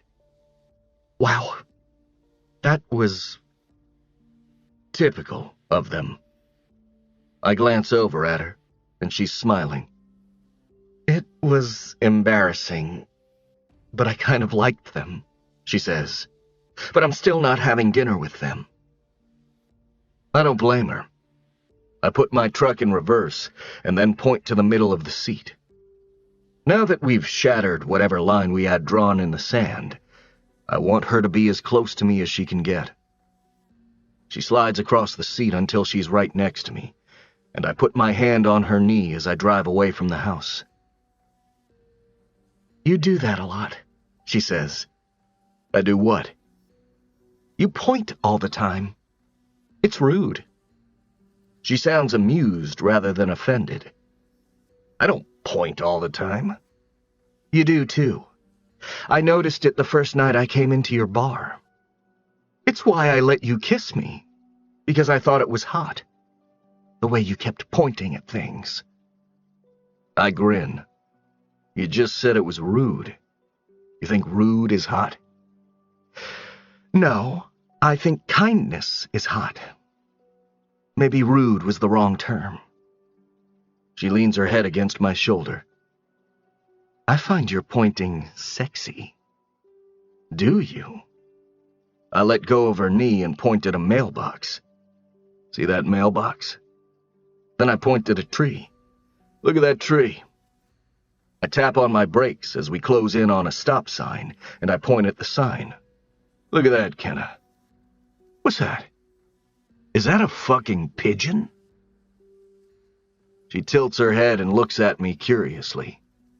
When I come to a full stop at the sign, she says, Scotty used to say that sometimes. What does it mean? I shake my head. It was just something he used to say. Patrick is the only one who knows where that phrase originated. And even though there's no huge secret or story behind it, I still want to hold on to it. Kenna doesn't press me. She just lifts up and kisses me before I pull out onto the street. She's smiling, and it feels so good to see her smile like this. I look back at the road and put my hand on her knee again. She rests her head against my shoulder, and after a quiet moment, she says, I wish I could have seen you with Scotty. I bet you two were fun together. I love that she admitted that out loud. It feels good to hear, because at some point, we're all going to have to move past the fact that Scotty died the way he did. I think I'm at a point where I want his memory to be accompanied by only good feelings. I want to be able to talk about him with people, especially with his father, but in a way that doesn't make Patrick cry. We all knew Scotty, but we all knew him in different ways. We all carry different memories of him. I think it would be good for Patrick and Grace to get to hear the memories Kenna has of Scotty that none of the rest of us have. I wish I could have seen you with Scotty, I admit. Kenna kisses my shoulder, and then rests her head there again. It's quiet until I lift my hand and point at a guy on a bicycle. Look at that bike. I point at an upcoming gas station. Look at those gas pumps. I point at a cloud. Look at that cloud. Kenna releases laughter mixed with a groan. Stop! You're ruining the sexiness of it. I reluctantly dropped Kenna off at her apartment 2 hours ago. It might have taken 15 minutes for me to stop kissing her long enough to walk back to my truck, but I didn't want to leave. I wanted to spend the rest of the evening, and possibly even the night, with her. But my parents are assholes who don't believe in schedules, and they're always showing up at the worst times. At least this time it was in the middle of the day. They once showed up at 3 a.m., and I woke up to my father blasting Nirvana in the backyard and cooking steaks on the grill. My father made burgers tonight, and we just finished eating dinner about an hour ago. I waited throughout the whole dinner for them to ask me about Kenna, or Nicole, rather, but neither of them brought it up. All we've talked about tonight has been their latest adventures on the road and my latest adventures with Diem. They were disappointed to find out Diem and the Landrys are out of town. I suggested they call ahead the next time they feel like dropping in. It would make it easier on all of us. My parents have always gotten along with Scotty's parents, but the Landrys had Scotty later in life, so they're a little older than my parents. I would say they're more mature than my parents, but immature isn't the right term to describe my parents. They're just a little more carefree and unstructured. But even though I wouldn't categorize the four of them as actively close, they share a bond because of Scotty and me. And because Diem is like a daughter to me, she's been like a granddaughter to my parents, which means Diem is important to them, and they want the best for her. Which is probably why, as soon as my father goes to the backyard to clean up the grill, my mother slides onto the bar stool and gives me one of her many smiles. This is her, "you have a secret and you better spill it" smile. I ignore her smile, and her, and continue to wash the rest of the dishes, but my mother says, "Get over here and talk to me before your father comes back inside." I dry my hands and sit across the bar from her. She's looking at me like she already knows my secrets. It doesn't surprise me. When I say my mother never forgets a face, I don't say that lightly. It's like a superpower. "Do the Landrys know?" she asks. I play dumb. "Know what?" Her head lilts to the side. "I know who she is, Ledger. I recognized her the day she walked into your bar." "Wait, what? The day you were drunk?" She nods. Now that I think about it, I remember her staring at Kenna when she walked into my bar that day. Why would she not say anything to me about that? She didn't even bring it up when I spoke to her on the phone a few days later and told her Kenna was back in town. "You told me she was leaving town last time we talked," she says. She is. I feel guilty when I say that, because I'm hoping with everything in me that it isn't true. Or she was. I don't know anymore. "Do Patrick and Grace know the two of you are—" "No." My mother blows out a soft breath. "What are you doing?" "I don't know," I say honestly. "This isn't going to end well." "I know." "Do you love her?" I blow out a heavy, slow rush of air. "I definitely don't hate her anymore." She takes a sip of her wine and gives this conversation a moment to settle. "Well, I hope you do the right thing. I lift an eyebrow. What's the right thing? My mother shrugs. I don't know. I just hope you do it. I release a short laugh. Thanks for the non-advice. That's what I'm here for. To tiptoe around this thing they call parenting. She smiles and reaches across the bar to squeeze my hand. I know you'd rather be with her right now. We don't mind if you abandon us tonight. There's a moment of hesitation on my part, not because I don't want to go to Kenna's place, but because I'm surprised my mother knows who she is, yet she's still okay with it. Do you blame Kenna? I ask her after a short pause. My mother looks at me honestly. Scotty wasn't my child, so I felt sorry for everyone involved, even Kenna. But if what happened to Scotty had happened to you, I can't say that I would make a different choice than Patrick and Grace.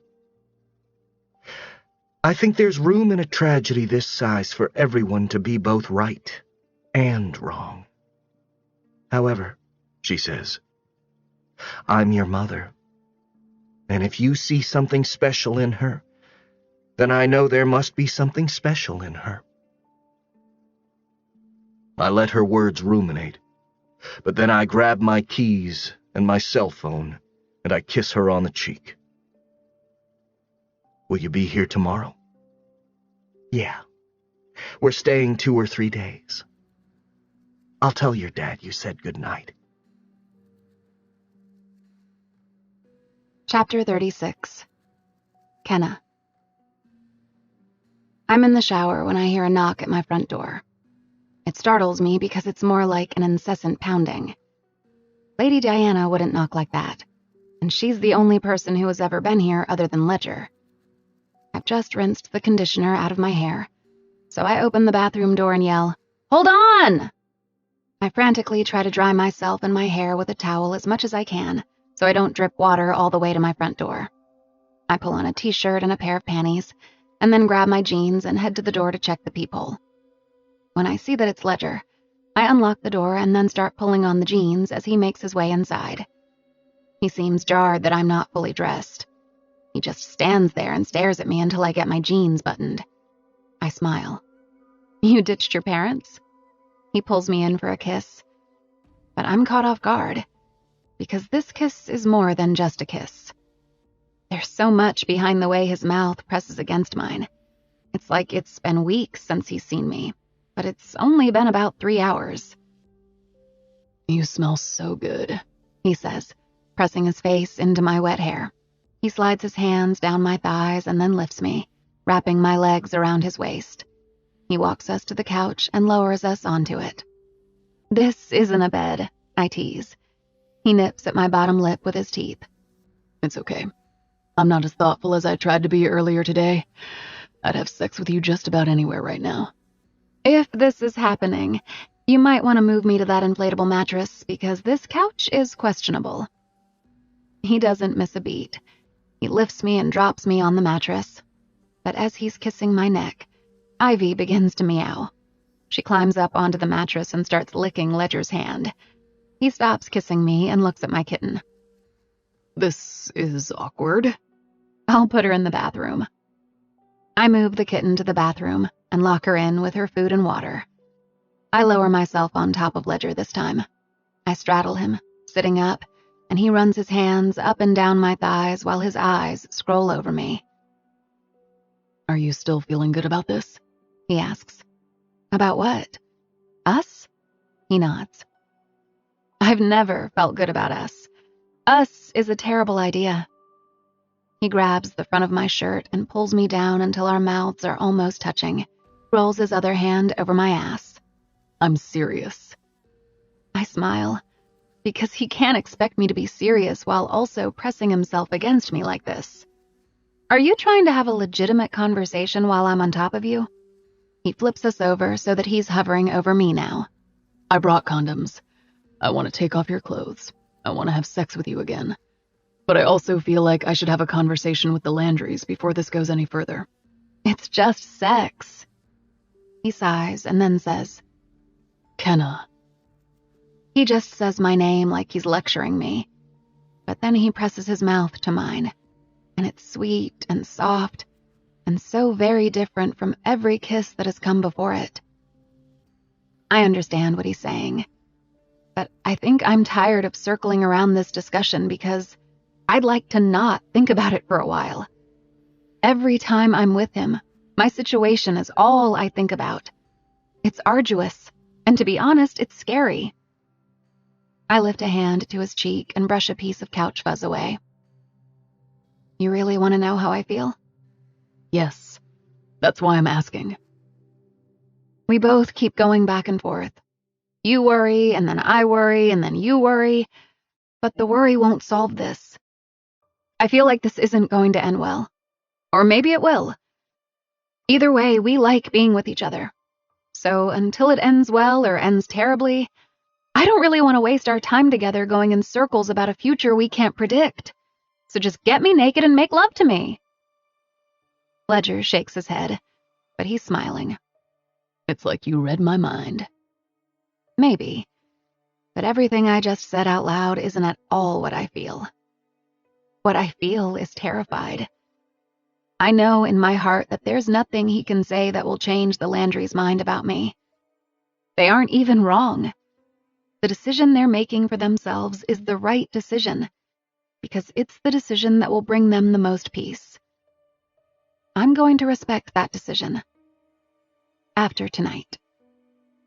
But right now, I'm going to be selfish and focus on the one person in this world who sees me the way I wish everyone could see me. And if that means I have to lie to him and pretend this story can possibly have a happy ending, then that's what I'll do. I pull off his shirt, and then my shirt is next, followed by our jeans, and within seconds, we're both naked and he's putting on a condom. I don't know why we're rushing, but we're doing everything with urgency. Kissing, touching, gasping as if we're running out of time. He kisses his way down my body until his head is between my legs. He kisses both thighs before slowly separating me with his tongue. The sensation is so strong, I dig my heels into the mattress and slide up it, so he has to grip my thighs and pull my body back to his mouth. I reach for something to grab onto, but there's not even a blanket, so I put my hands in his hair and keep them there, moving in rhythm with his head. It doesn't take me long to finish, and as the sensations roll through me and my legs tense, Ledger intensifies the motion of his tongue. I tremble and moan until I can't take it anymore. I need him back inside me. I pull on his hair until he crawls up my body, and this time, he pushes into me in one quick movement. He thrusts so hard, over and over, until we somehow end up on the floor next to the inflatable mattress, covered in sweat and out of breath by the time it's over. We wind up in the shower together, my back against his chest. The water is running over us as he holds me quietly. The thought of saying goodbye to him at some point makes me want to curl up and cry. So I try to convince myself that I'm wrong about the Landrys. I try to lie to myself by saying things will work out between us. Maybe not tomorrow, maybe not this month, but hopefully Ledger is right. Maybe one of these days he can change their minds. Maybe he'll say something to them that will plant a seed, and that seed will grow and grow until they start to feel empathy for me.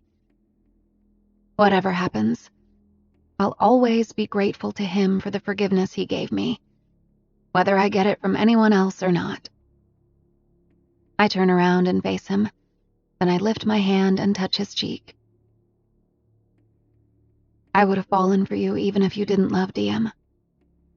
His expression shifts, and then he kisses the inside of my palm. I fell for you because of how much you do. Damn it, Ledger. I kiss him for that. Chapter 37. Ledger. It's funny how life works out.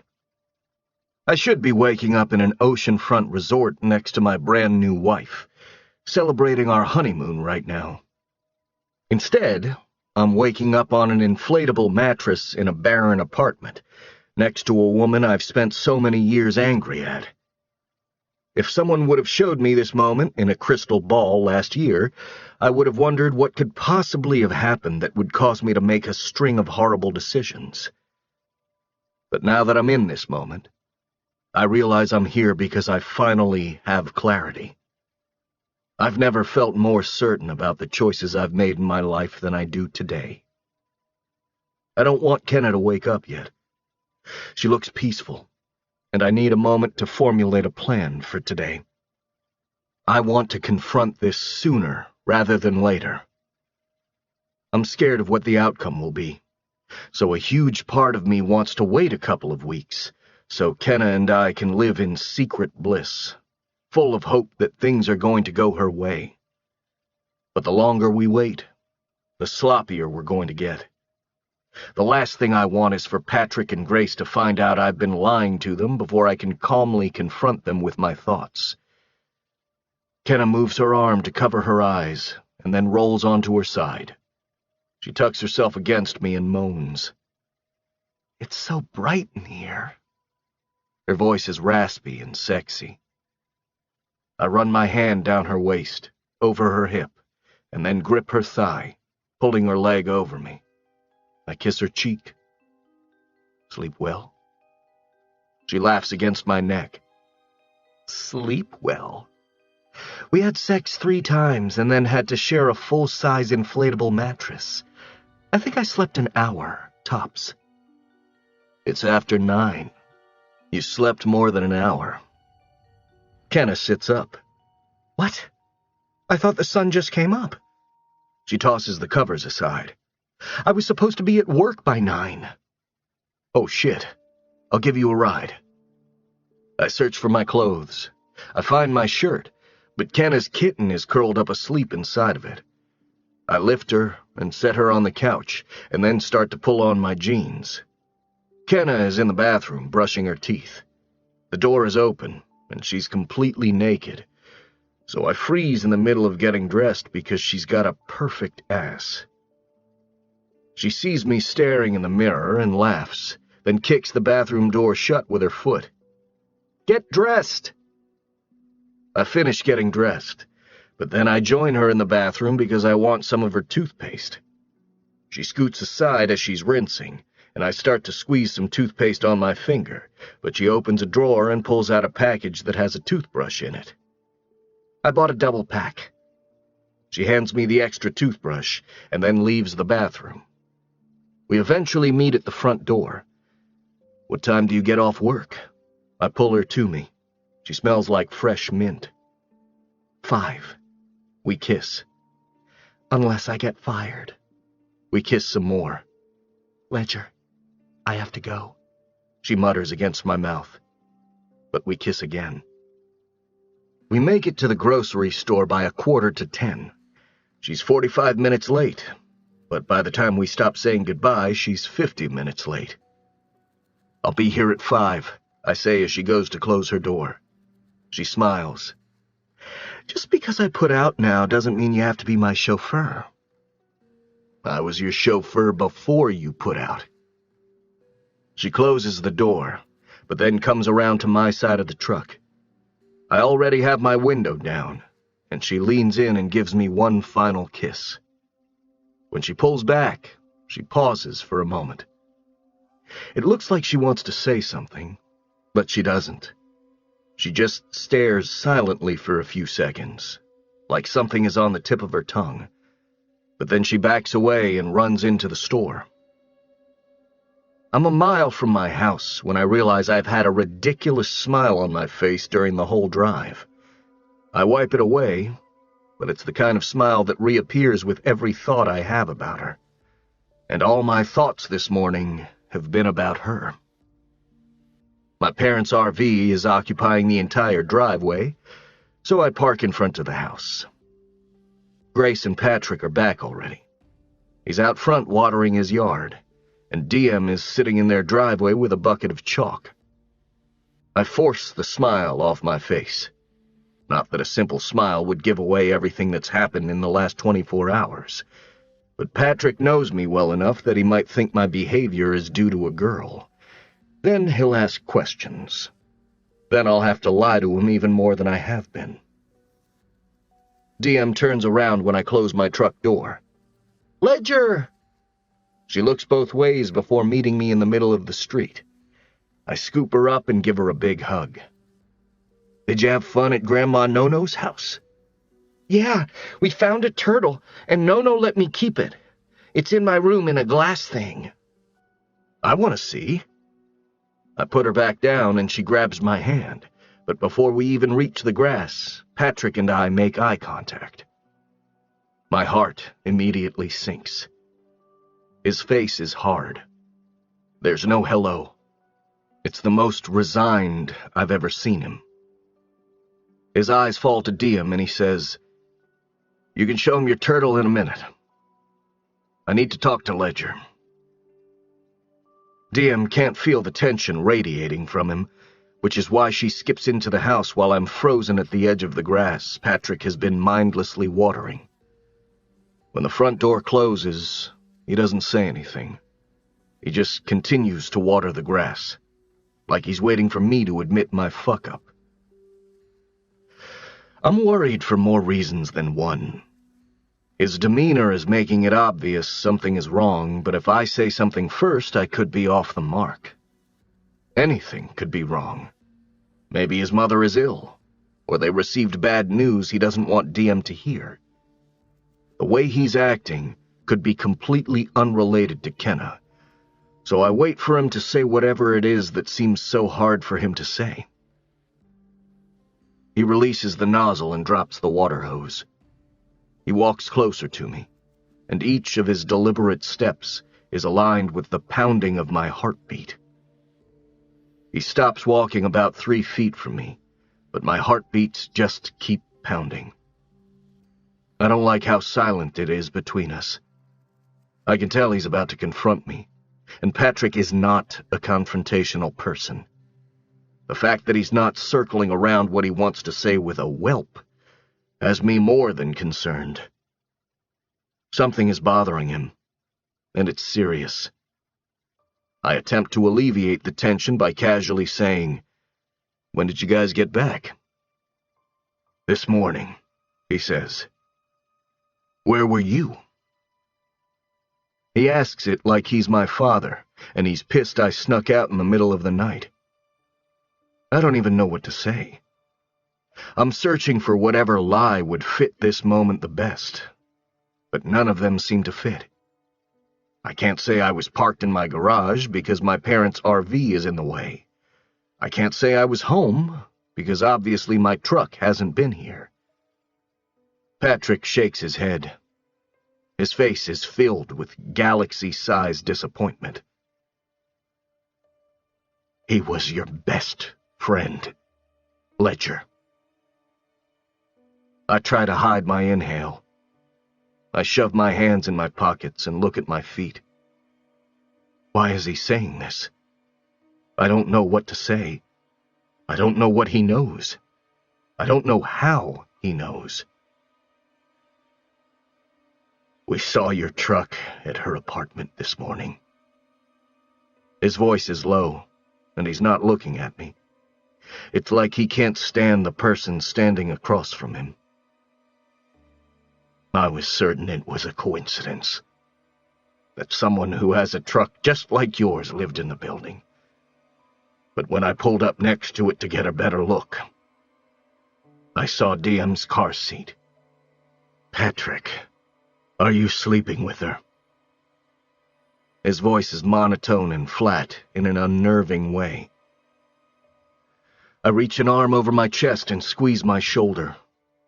My chest is so tight it feels like my lungs are in a vice grip. "I think the 3 of us need to sit down and talk about this." "Are you sleeping with her?" he repeats, much louder this time. I run a hand down my face, frustrated that this is how it's coming to a head. I just needed a few hours, and I was going to talk to them about it. It would have been so much better that way. We've been all wrong about her. I say it unconvincingly, because I know nothing I could say right now is going to be absorbed by him, not when he's this angry. He releases a half-hearted laugh, but then his face just falls into the saddest frown, and his eyebrows draw apart. Have we? We've been wrong? He takes a step closer to me, finally looking me in the eyes. His expression is full of betrayal. Did she not leave my son to die? Did your best friend not spend his last hours on this earth alone on a deserted road, barely breathing because of her? A tear escapes, and he angrily wipes it away. He's so angry he has to blow out a steady breath to keep him from screaming at me. It was an accident, Patrick. My voice is almost a whisper. She loved Scotty. She panicked and made the wrong choice, but she paid for that choice. At what point can we stop blaming her? He chooses to answer that question with his fist. He punches me hard in the mouth. I do nothing, because I feel so guilty that they found out this way, I'd let him punch me 1,000,000 more times, and I still wouldn't defend myself. Hey! My father is running out of my house, heading toward us. Patrick hits me again, right when Grace runs out her front door. My father pushes himself between us before Patrick can get in a third punch. What the hell, Pat? My dad yells. Patrick doesn't look at him. He's looking at me without even an ounce of regret. I take a step forward to plead with him, because I don't want this conversation to end now that it's finally out there, but Diem runs outside. Patrick doesn't see her before he tries to lunge at me again. For Christ's sake! My dad yells, pushing him back. Stop it! Diem starts crying when she takes in the commotion. Grace reaches for her and starts to take Diem in the house, but Diem wants me. She's reaching for me, and I don't know what to do. I want to go with Ledger, Diem pleads. Grace half turns and looks at me. I can tell by the look of betrayal on her face that she might even be hurting more than Patrick is right now. Grace, please, just hear me out. She turns her back to me and disappears with Diem inside her house. I can hear Diem cry, even after the door closes, and I feel like she just ripped open my chest. Don't you dare try to put your choices on us, Patrick says. You can choose that woman, or you can choose Diem, but don't you dare try to make us feel guilty for a choice we came to peace with 5 years ago. You did this to yourself, Ledger. Patrick turns and walks back inside. My father releases my arm. He moves so that he's in front of me, and I'm sure he's going to try to calm me down, but I don't give him the opportunity. I walk to my truck, and I leave.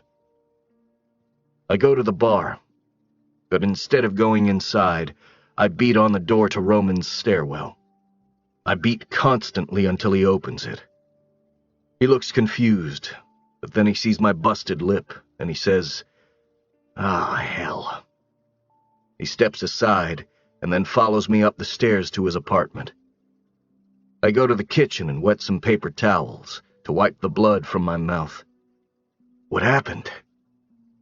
I spent the night with Kenna. The Landrys found out. Patrick did that? I nod. Roman's eyes narrow. You didn't hit him back, did you? He's like 60 years old. Of course not.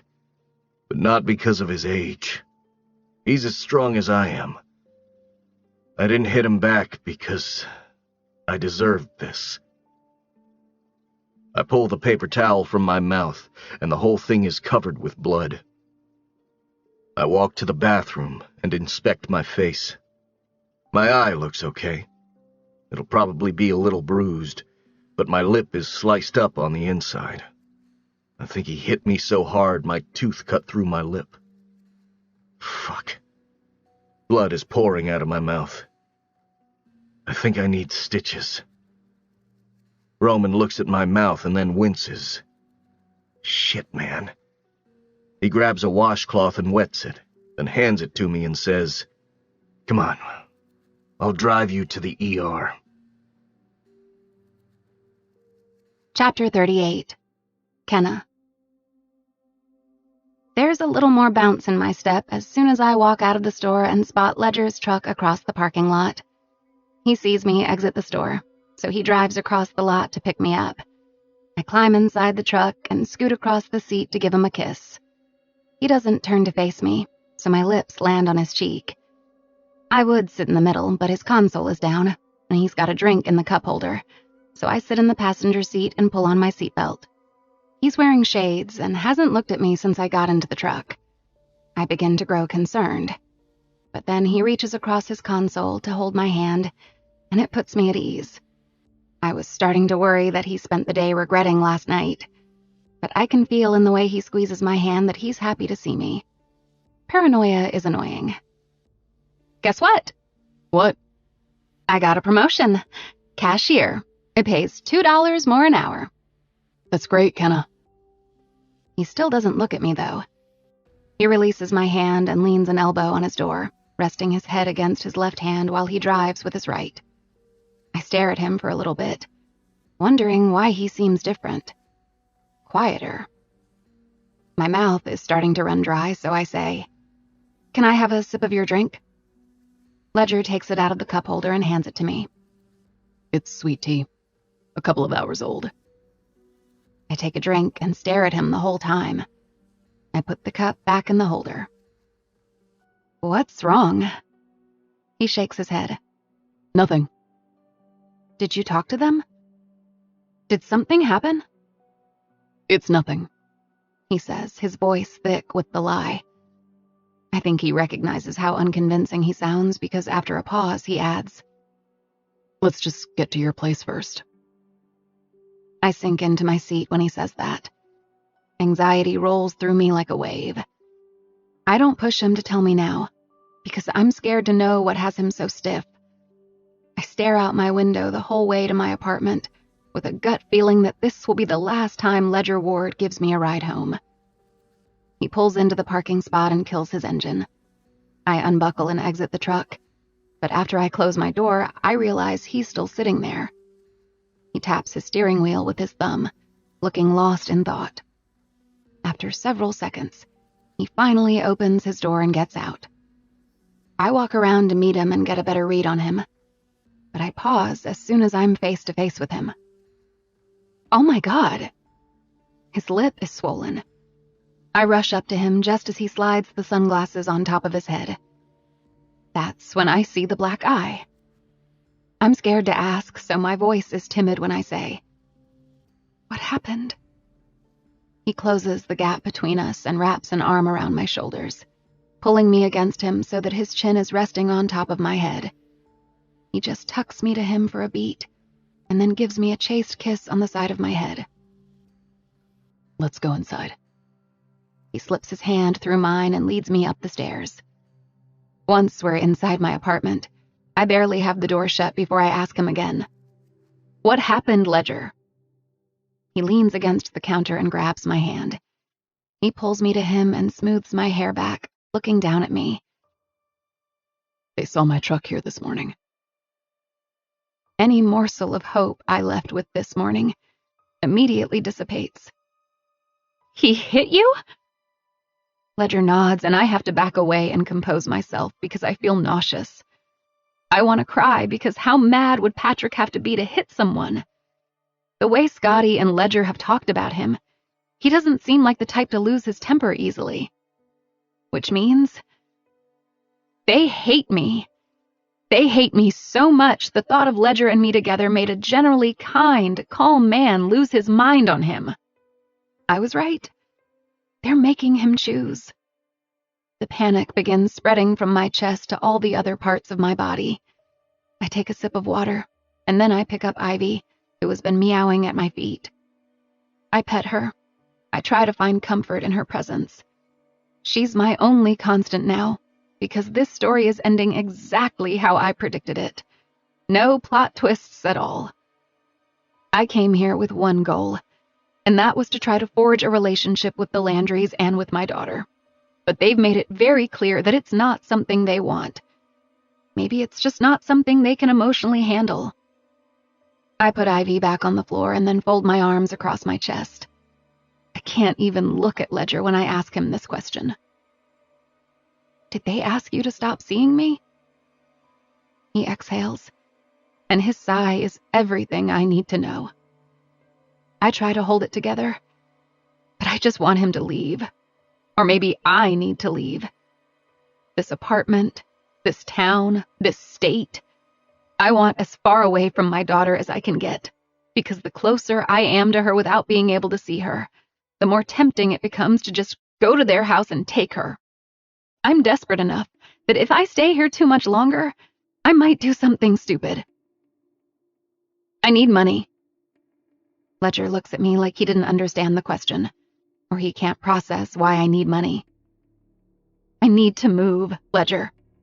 I can pay you back, but I need to leave, and I don't have enough money to get a new place. I can't stay here. Wait, he says, stepping toward me. You're leaving? You're giving up? His choice of words makes me angry. I'd say I tried pretty damn hard. They have a restraining order against me. I wouldn't call that giving up. What about us? You're just going to walk away? Don't be an asshole. This is harder for me than it is for you. At least you still get Diem in the end. He grips my shoulders, but I look away from him. So he moves his hands to the sides of my head. He tilts my face and directs my focus back to his. Kenna, don't. Please. Wait a few weeks. Let's just see what happens.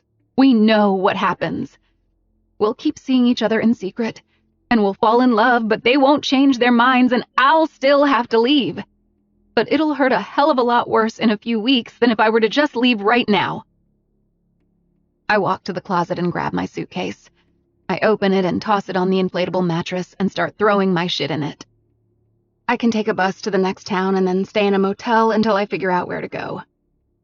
I need money, I say again. I'll pay you back every cent, Ledger. I promise. Ledger stomps over to me and shuts my suitcase. Stop it. He makes me turn and face him by pulling me in and wrapping me up in his arms. Stop. Please. We're too late. It already hurts so bad. I press my hands against his shirt and grip it in my fists. I start to cry. I can't bear the thought of not being around him, not seeing his smile, not feeling his support. I already miss him even though I'm still standing right here in his arms. But as much as the idea of leaving him hurts, I think my tears are for my daughter. They're always for her. Ledger. I say his name quietly, and then I lift my head from his chest and look up at him. The only thing you can do at this point is go over there and apologize to them. Diem needs you. As much as it hurts, if they can't move past what I did to them, it isn't your job to repair or mend what's broken inside of them. It's your job to support them, and you can't do that with me in your life. His jaw is clenched. It looks like he's trying not to cry, but it also looks like he knows I'm right. He takes a step away from me and then opens his wallet. You want my credit card? He asks, pulling it out. He removes several $20 bills, too. He seems so upset and mad and defeated as he angrily yanks stuff out of his wallet. He tosses his credit card and the cash on the counter, and then he steps toward me, kisses me on the forehead, and leaves. He slams the door as he goes. I lean forward and press my elbows into the counter, and I hold my head in my hands and I cry even harder. because I'm angry I allowed myself to get my hopes up. It's been well over 5 years since it happened. If they were ever going to forgive me, they'd have done it by now. They're just not the forgiving type. There are people who find peace in forgiveness, and then there are others who look at forgiveness as a betrayal. To them, forgiving me would feel like betraying their own son. I can only hope they change their minds someday. But until then, this is my life. This is where it's led me. This is where I start over. Again. And I'm going to have to do it without Ledger, or his encouragement, or his belief in me. I'm sobbing now, but I'm still able to hear the front door when it swings back open. I lift my head as he slams the door shut and strides across the room. He lifts me, setting me down on the counter so that we're eye to eye, and then he kisses me with a sad desperation, as if it's the last kiss he'll ever give me.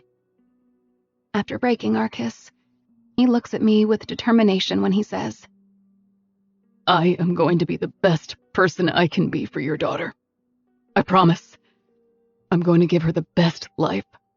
And when she asks about her mother, I'm going to tell her what a wonderful person you are. I'll make sure she grows up knowing how much you love her. I'm a fucking mess now, because I'm going to miss him so much. He presses his swollen mouth to mine, and I kiss him gently because I don't want to hurt him. Then our foreheads meet. It looks like he's struggling to keep his composure.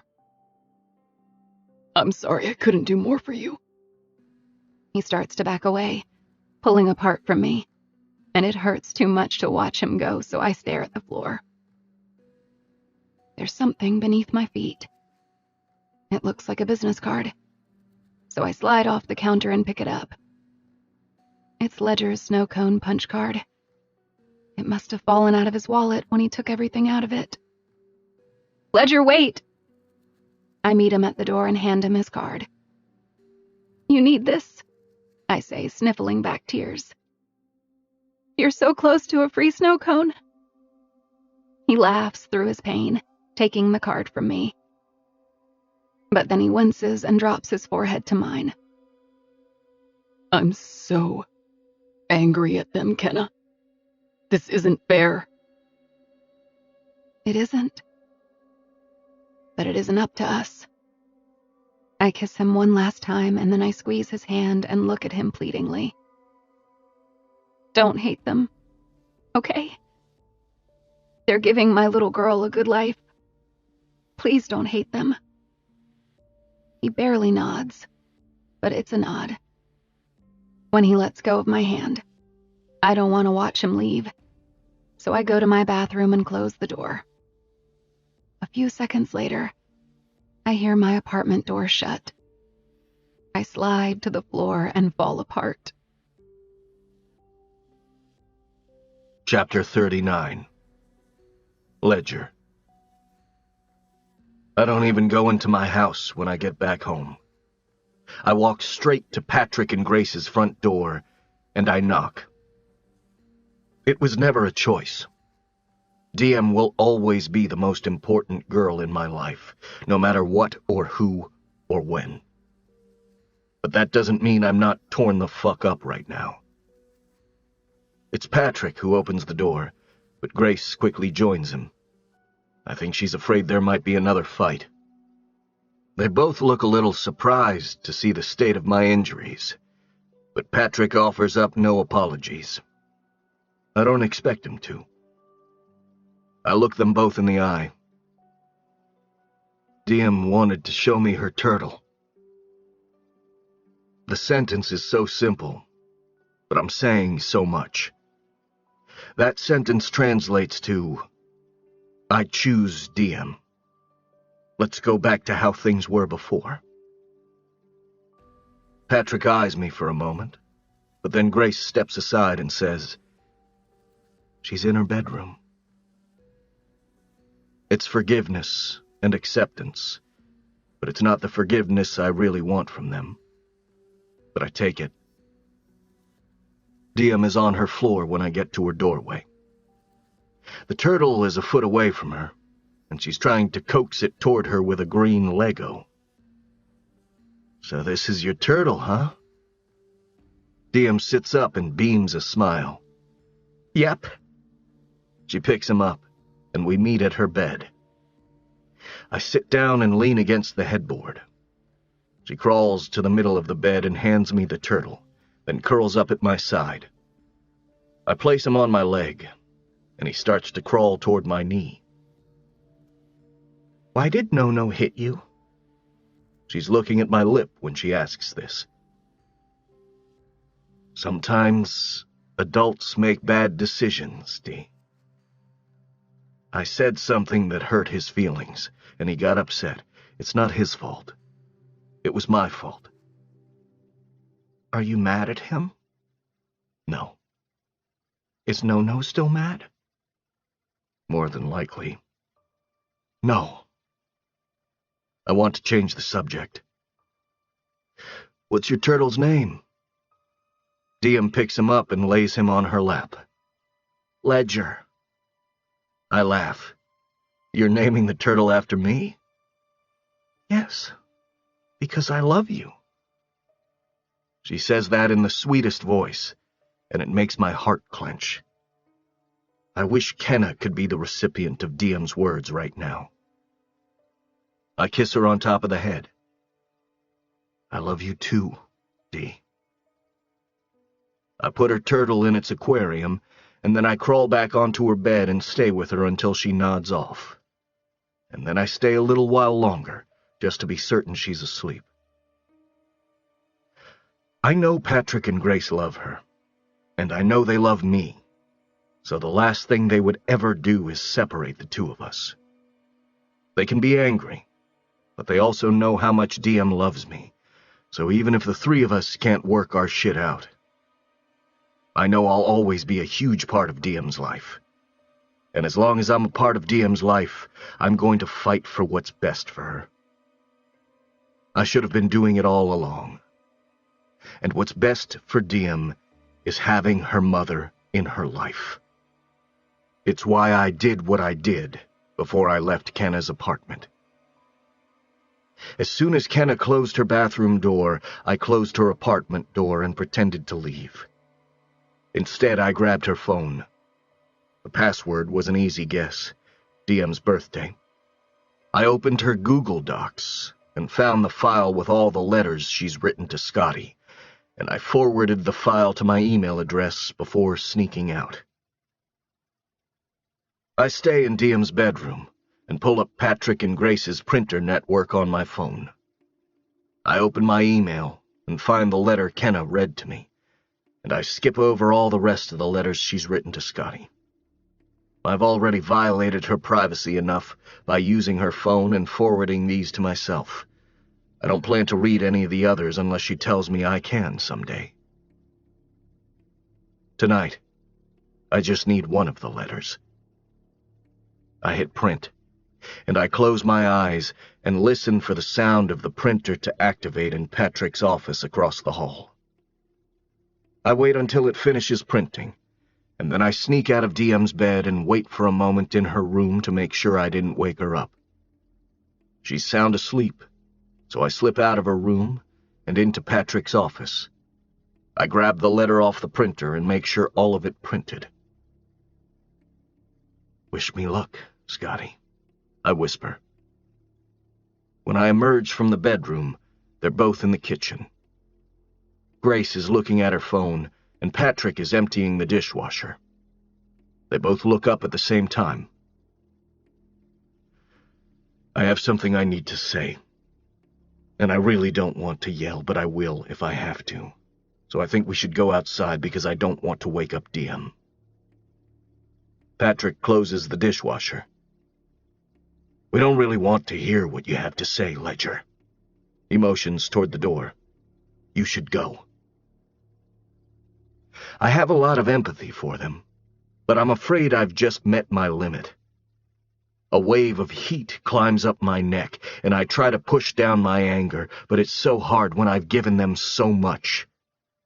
I recall the words Kenna said to me right before I left her. Please don't hate them. I've given my life to that little girl, I say. You owe this to me. I'm not leaving your property until we talk about this. I walk out the front door and wait in their yard. A minute passes, maybe 2. I take a seat on their front patio. They're either going to call the police, or they're going to come outside, or they're going to go to bed and ignore me. I'll wait here until one of those 3 things happens. It's several minutes before I hear the door open behind me. I stand up and spin around. Patrick walks out of the house just far enough to give Grace space in the doorway. Neither of them looks open to what I'm about to say, but I have to say it anyway. There will never be a good time for this conversation. There will never be a good time to take the side of the girl who ruined their lives. I feel like the words I'm about to say are the most important words that will ever come from me. I wish I were more prepared. Kenna deserves better than to have me and my plea be the only hope left between her and Diem. I blow out an unsteady breath. Every decision I make is for Diem. I ended my engagement with a woman I loved because I wasn't sure she would be good enough for that little girl. That should tell you that I would never put my own happiness before Diem's. I know you both know that. And I also know you're just trying to protect yourselves from the pain Kenna's actions caused.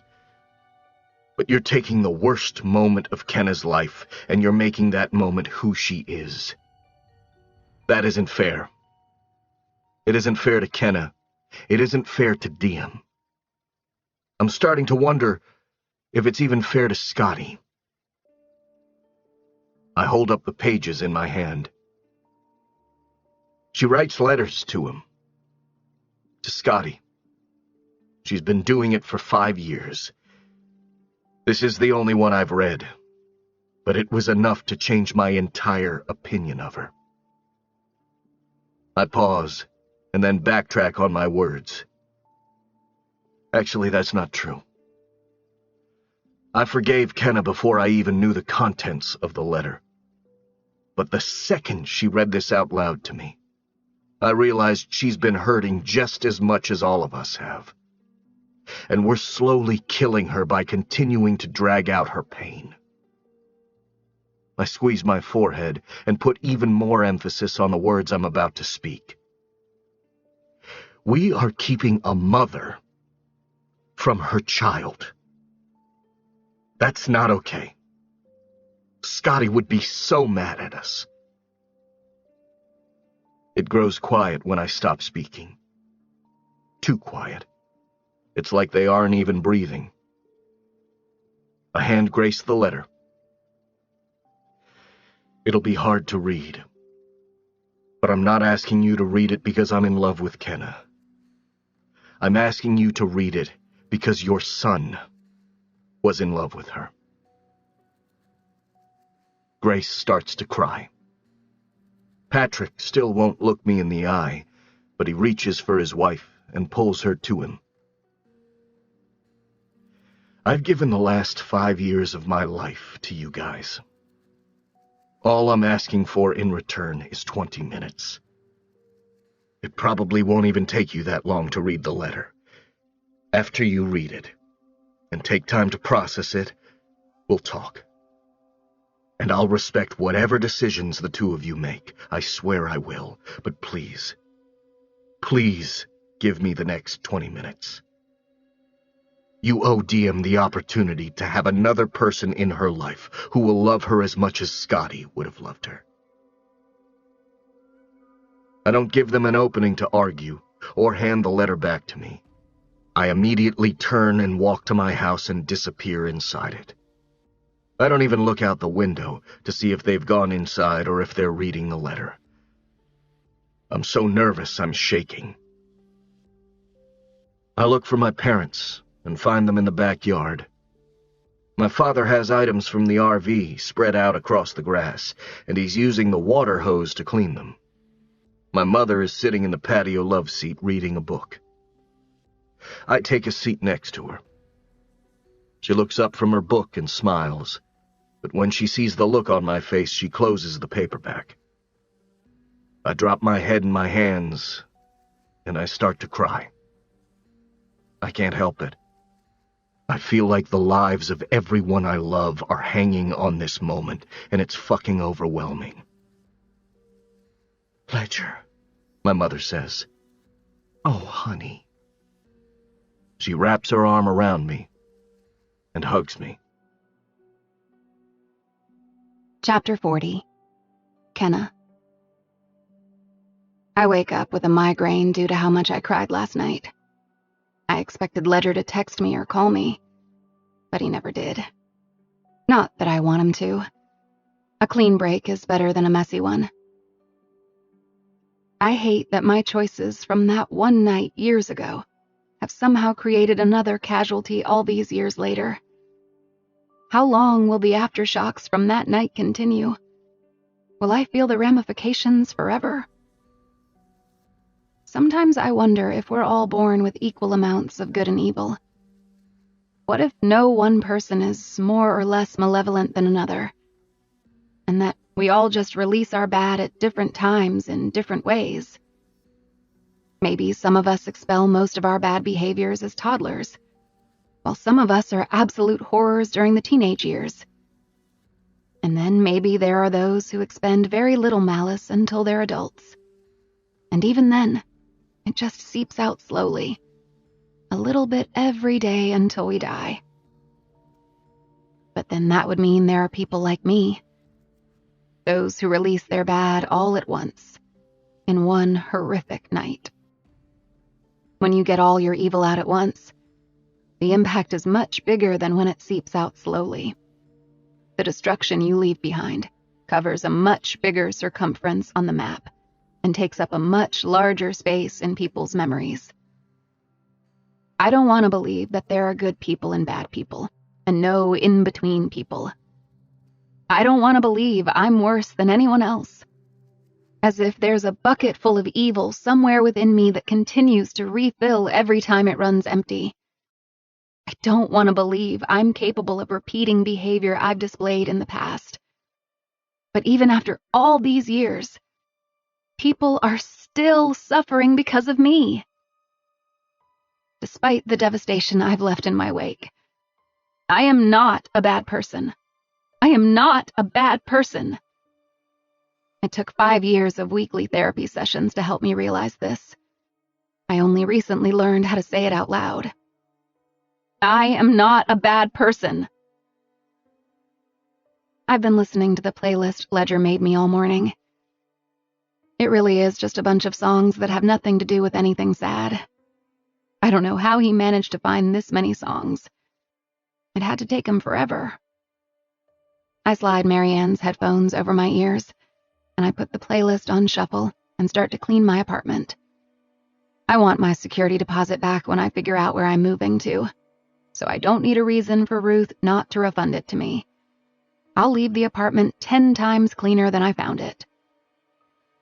I clean for about 10 minutes when I start to hear a beat in the song that doesn't belong. It takes me way too long to realize the beat is actually not in the song. It's a knock. I slip off my headphones and hear it even louder this time. Someone is definitely knocking at my front door. My heart rate speeds up because I don't want it to be Ledger, but I need it to be Ledger. One more kiss wouldn't break me. Maybe. I tiptoe toward the door and look through the peephole. It's Ledger. I press my forehead to the door and try to make the right decision. He's having a weak moment, but I shouldn't do this. His weak moments will be my downfall if I cater to them. We'll just go back and forth until we're both completely broken. I open my text to him on my phone and type out, "I'm not opening the door." I watch him read it through the peephole, but his expression is unwavering. He looks right into the peephole and points down to the doorknob. Fuck. Why did he have to point? I unlock the deadbolt and open the door just 2 inches. Don't kiss me or touch me or say anything sweet. Ledger smiles. I'll do my best. I open the door cautiously, but he doesn't even try to come inside once I have the door open. He stands up straight and says, Do you have a minute? I nod. Yeah, come in. He shakes his head. Not for me. His attention moves away from me, and he points inside my apartment. But then he steps away from the door. Grace walks into my line of sight. I immediately slap my hand over my mouth because I wasn't expecting her, and I haven't been face to face with her since before Scotty died, and I had no idea it would knock the breath out of me. I don't know what it means. I refuse to let myself think this means anything at all. But there's too much hope inside me to keep buried in her presence. I back into my apartment, but tears are spilling from my eyes. There's so much I want to say to her. So many apologies. So many promises. Grace steps inside my apartment, and Ledger stays outside but closes the door to give us privacy.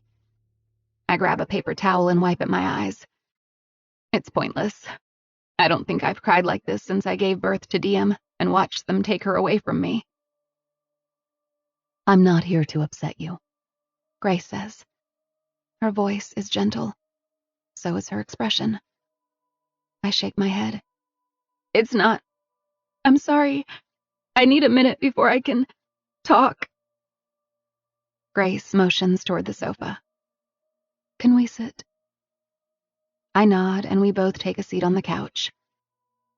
Grace watches me for a moment, probably judging my tears, wondering if they're real or forced. She reaches into her pocket and pulls something out. At first, I think it's a handkerchief, but upon closer inspection, I realize it's a small black velvet bag. Grace hands me the bag, and I have no idea why. I pull the strings to loosen the opening to the velvet bag, and then I dump the contents into my palm. I gasp. What? How? I'm holding the ring I fell in love with all those years ago when Scotty took me to the antique store. The $4,000 gold ring with the pink stone that he couldn't afford. I've never told anyone that story, so I'm extremely confused as to how Grace is in possession of this ring. How do you even have this? Scotty called me the day you two saw the ring. He said he wasn't ready to propose to you, but that he already knew what ring he was going to propose with when the time came. He couldn't afford it, but he was afraid someone else was going to buy it before he got the chance. We let him borrow the money. He gave me the ring and made me promise to keep it in a safe place until he could pay us back. My hands are shaking as I put the ring on my finger. I can't believe Scotty did that. Grace releases a quick rush of air. I'll be honest, Kenna. I didn't want that ring after he died, and I didn't want you to have it because I was so mad at you. But when we found out Diem was a girl, I decided to hold on to it, just in case I wanted to pass it on to her someday. But after giving it some thought, that's really not my decision to make. I want you to have it. Scotty bought it for you. There's too much coursing through me to process this, so it takes me a moment to recover. I shake my head. I'm too scared to believe her. I don't even allow the words to sink in. Thank you. Grace reaches over and squeezes my hand, prompting me to look at her. I promised Ledger I wouldn't tell you this, but he gave us one of the letters you wrote to Scotty. I'm shaking my head even though she isn't finished talking. How did Ledger get one of those letters? Which one did he give them? He made me read it last night. Her expression falls. After hearing your version of events, I was even more devastated and angry than I was before I read it. It was so hard, hearing all those details. I cried all night. But this morning when I woke up, it was as if an overwhelming sensation of peace had washed over me. Today was the first morning I didn't wake up angry at you. She wipes at the tears now sliding down her face. All these years, I assumed your silence in the courtroom was indifference. I assumed you left him in that car because you only cared for yourself and didn't want to get in legal trouble. Maybe I assumed all those things because it was easier to have someone to blame for such a horrific and pointless loss. And I know your grief shouldn't bring me peace, Kenna. But it's so much easier to understand you now than when I assumed you never grieved at all. Grace reaches toward a strand of hair that's fallen loose from my ponytail, and she brushes it gently behind my ear. It's something a mother would do, and I don't understand it. I don't know how she can go from hating me to forgiving me in such a short amount of time. So I continue to be wary of this moment. But the tears in her eyes feel like the truth. I am so sorry, Kenna. She says that with such sincerity. I'm responsible for keeping you from your daughter for 5 years, and there's no excuse for that. The only thing I can do is make sure you don't go another day without knowing her. My hand is trembling when I bring it to my chest. I get to meet her? Grace nods, and then she hugs me when I fall apart. She runs a soothing hand over the back of my head and allows me several minutes to absorb everything that's happening. This is everything I've ever wanted, and it's all coming at me at once. It's both physically and emotionally overwhelming. I've had dreams like this before. Dreams where Grace shows up to forgive me and lets me meet Diem. But then I wake up alone and realize it was a cruel nightmare. Please let this be real. Ledger is probably dying not knowing what's going on in here. She stands up and walks to the door to open it for him. Ledger's eyes search frantically until they land on mine. When I smile at him, he immediately relaxes, as if my smile is the only thing that mattered in this moment. He pulls Grace in for a hug first. I hear him whisper, "Thank you," against her ear. She looks at me before she leaves my apartment. "I'm making lasagna tonight. I want you to come for dinner." I agree with a nod. Grace leaves, and Ledger is wrapping me in his arms before she even closes the door. "Thank you, thank you, thank you." I say it over and over because I know this would never have happened if it weren't for him. "Thank you." I kiss him. "Thank you." When I finally stop thanking and kissing him long enough to pull back and look him in the eye, I see he's crying too. It fills me with a sense of gratitude like I've never known. I am so grateful for him, to him. This might be the exact moment I fall in love with Ledger Ward. I'm about to be sick. Want me to pull over? I shake my head. No, drive faster. Ledger squeezes my knee reassuringly. It was torture having to wait until this afternoon to make our way to Patrick and Grace's house. I wanted him to take me to Diem as soon as Grace left my apartment. But I want everything to be on their terms. I'll be as patient as I need to be. I'm going to respect their rules. I'll respect their timeline and their choices and their wishes. I'm going to show them as much respect as I know they've shown my daughter. I know they're good people. Scotty loved them. They're just also hurt people. So I respect the time they needed to come to this decision. I'm nervous I'm going to do something wrong, say something wrong. The only other time I've been inside their house was such a series of missteps, and I need this time to be different because there's so much at stake. We pull into Ledger's driveway. but we don't immediately get out of the truck. He gives me a pep talk and kisses me about 10 times, but then I become more nervous and excited than I've ever been, and all the emotions all start to run together. If I don't get it over with, I might explode. He holds my hand tightly in his as we cross the street and walk across grass Diem has played on, and knock on the door to the house Diem lives in. Don't cry, don't cry, don't cry. I'm squeezing Ledger's hand like I'm in the middle of an intense contraction. The door finally opens, and standing right in front of me is Patrick. He looks nervous, but he somehow smiles through it.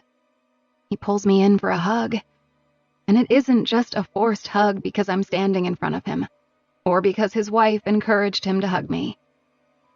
It's a hug full of so many things. Enough things that when Patrick pulls away, he has to wipe at his eyes. Diem is out back with her turtle, he says, motioning down the hallway. There are no harsh words from him, no negative energy. I don't know if now is the right time to apologize, but since Patrick is pointing us toward Diem's location, I feel like they want to save whatever sits between the three of us for later. Ledger holds my hand as we walk into the house. I've been in the house before, and I've been in the backyard before, so there's a sense of familiarity that's comforting. But everything else is frightening. What if she doesn't like me? What if she's mad at me? Grace appears from the kitchen, and I pause before we head to the backyard. I look at Grace. What have you told her? About my absence? I just want to make sure. Grace shakes her head. We really haven't talked to her about you at all. She asked once why she didn't live with her mother, and I told her your car wasn't big enough. I laugh nervously. What? Grace shrugs. I panicked. I didn't know what to say. My car isn't big enough? I can work with that. In my mind, I had feared they had poisoned her against me. I should have known better. We thought we'd leave the rest up to you, Patrick says. We weren't sure how much you wanted her to know. I nod and smile and try not to cry. I look at Ledger and he's like an anchor by my side, keeping me steady. Will you come with me? We walk toward the back door. I can see her sitting in the grass. I watch her from the screen door for a couple of minutes, wanting to take in everything about her before whatever comes next. I'm scared of what comes next. Terrified, really. This is almost the exact same feeling as being in labor with her. I was terrified, in uncharted territory, but also full of more hope and excitement and love than I'd ever felt. Ledger eventually gives me an encouraging nudge, so I open the door. Diem looks up and sees Ledger and me standing on the back porch. She gives me a quick glance, but when her eyes land on Ledger, she lights up. She runs to him and he catches her in his arms. I get a whiff of strawberry shampoo. I have a daughter who smells like strawberries. Ledger sits on the back porch swing with Diem and points to the empty seat next to him, so I take a seat with them. Diem is in his lap, looking at me as she curls up to Ledger. Diem, this is my friend Kenna. Diem smiles at me, and it almost sends me to the floor. Do you want to see my turtle? She asks, perking up. I'd love to. Her tiny little hand grips two of my fingers, and she slides off Ledger and pulls me. I glance at Ledger as I stand, and he gives me a reassuring nod. Diem takes me to the grass, and she plops down next to her turtle. I lie down on the other side of her turtle so that I'm facing Diem. What's his name? Ledger. She giggles and holds up the turtle. He looks just like him. I laugh, and she's trying to get her turtle to come out of his shell. But I can't stop staring at her. Seeing her on video is one experience, but getting to be near her and feel her energy is like a rebirth. Want to see my jungle gym? I got it for my birthday. I turn 5 next week. Diem is running toward her jungle gym, so I follow her. I glance back at Ledger, and he's still sitting on the porch swing, watching us. Diem pokes her head out of the jungle gym and says, Ledger, can you put Ledger in his tank so he doesn't get lost? Sure will, he says, standing. Diem grabs my hand and pulls me inside the jungle gym, where she sits down in the center of it. I feel more comfortable here. No one can see us, and that puts me a little more at ease knowing people aren't judging how I interact with her in this moment. This used to be my daddy's, Diem says. Nono and Ledger put it back together for me. I knew your daddy. Were you his friend? I smile. I was his girlfriend. I loved him very much. Diem giggles. I didn't know my daddy had a girlfriend. I see so much of Scotty in her right now. In that laugh. I have to look away from her face because the tears start to fall. Diem notices my tears, though. Why are you sad? Do you miss him? I nod, wiping away my tears. I do miss him. But that's not why I'm crying. I'm crying because I'm so happy I finally get to meet you. Diem cocks her head and says, Why? She's 3 whole feet away from me. And I just want to hold her and hug her. I pat the spot right in front of me. Come closer. I want to tell you something. Diem crawls toward me and sits with her legs crossed. I know we've never met before, but I don't even know how to say this. So I just say it in the simplest way. I'm your mother. Diem's eyes fill with something, but I don't know what her expressions mean yet. I don't know if that's surprise or curiosity. Really? I smile at her. I am. You grew inside my tummy. And then when you were born, Nana and Nono took care of you for me because I couldn't. Did you get a bigger car? I release a laugh. I'm glad they gave me that tidbit of information, or I would have had no idea what she's referring to. I actually don't have a car anymore, but I will soon. I just couldn't wait to meet you, so Ledger gave me a ride. I've been wanting to meet you for so long. Diem doesn't have much of a reaction. She just smiles, and then she crawls across the grass and starts flipping tic-tac-toe squares that make up a part of the wall of the jungle gym. You should come to my t-ball game. It's my last one. She spins one of the letters on the wall. I would love to come watch you play t-ball. Someday I'm gonna do that thing with the swords, though, Diem says. Hey, do you know how to play this game? I nod and move closer to her so I can show her how to play tic-tac-toe. I realize that this moment isn't nearly as monumental to Diem as it is to me. I've played out a million scenarios in my head of how this would go, and in every scenario, Diem was either sad or angry that it took me so long to be a part of her life.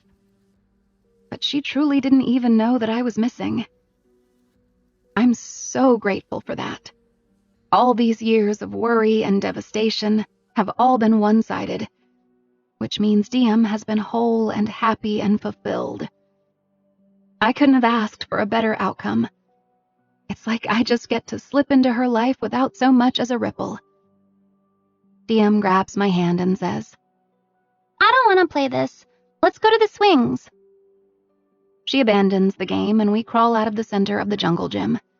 She climbs into a swing and says, I forgot your name. It's Kenna. I say that with a smile, because I know I'll never have to lie to anyone about my name again. Will you push me? I push her on the swing, and she starts telling me about a movie Ledger took her to see recently.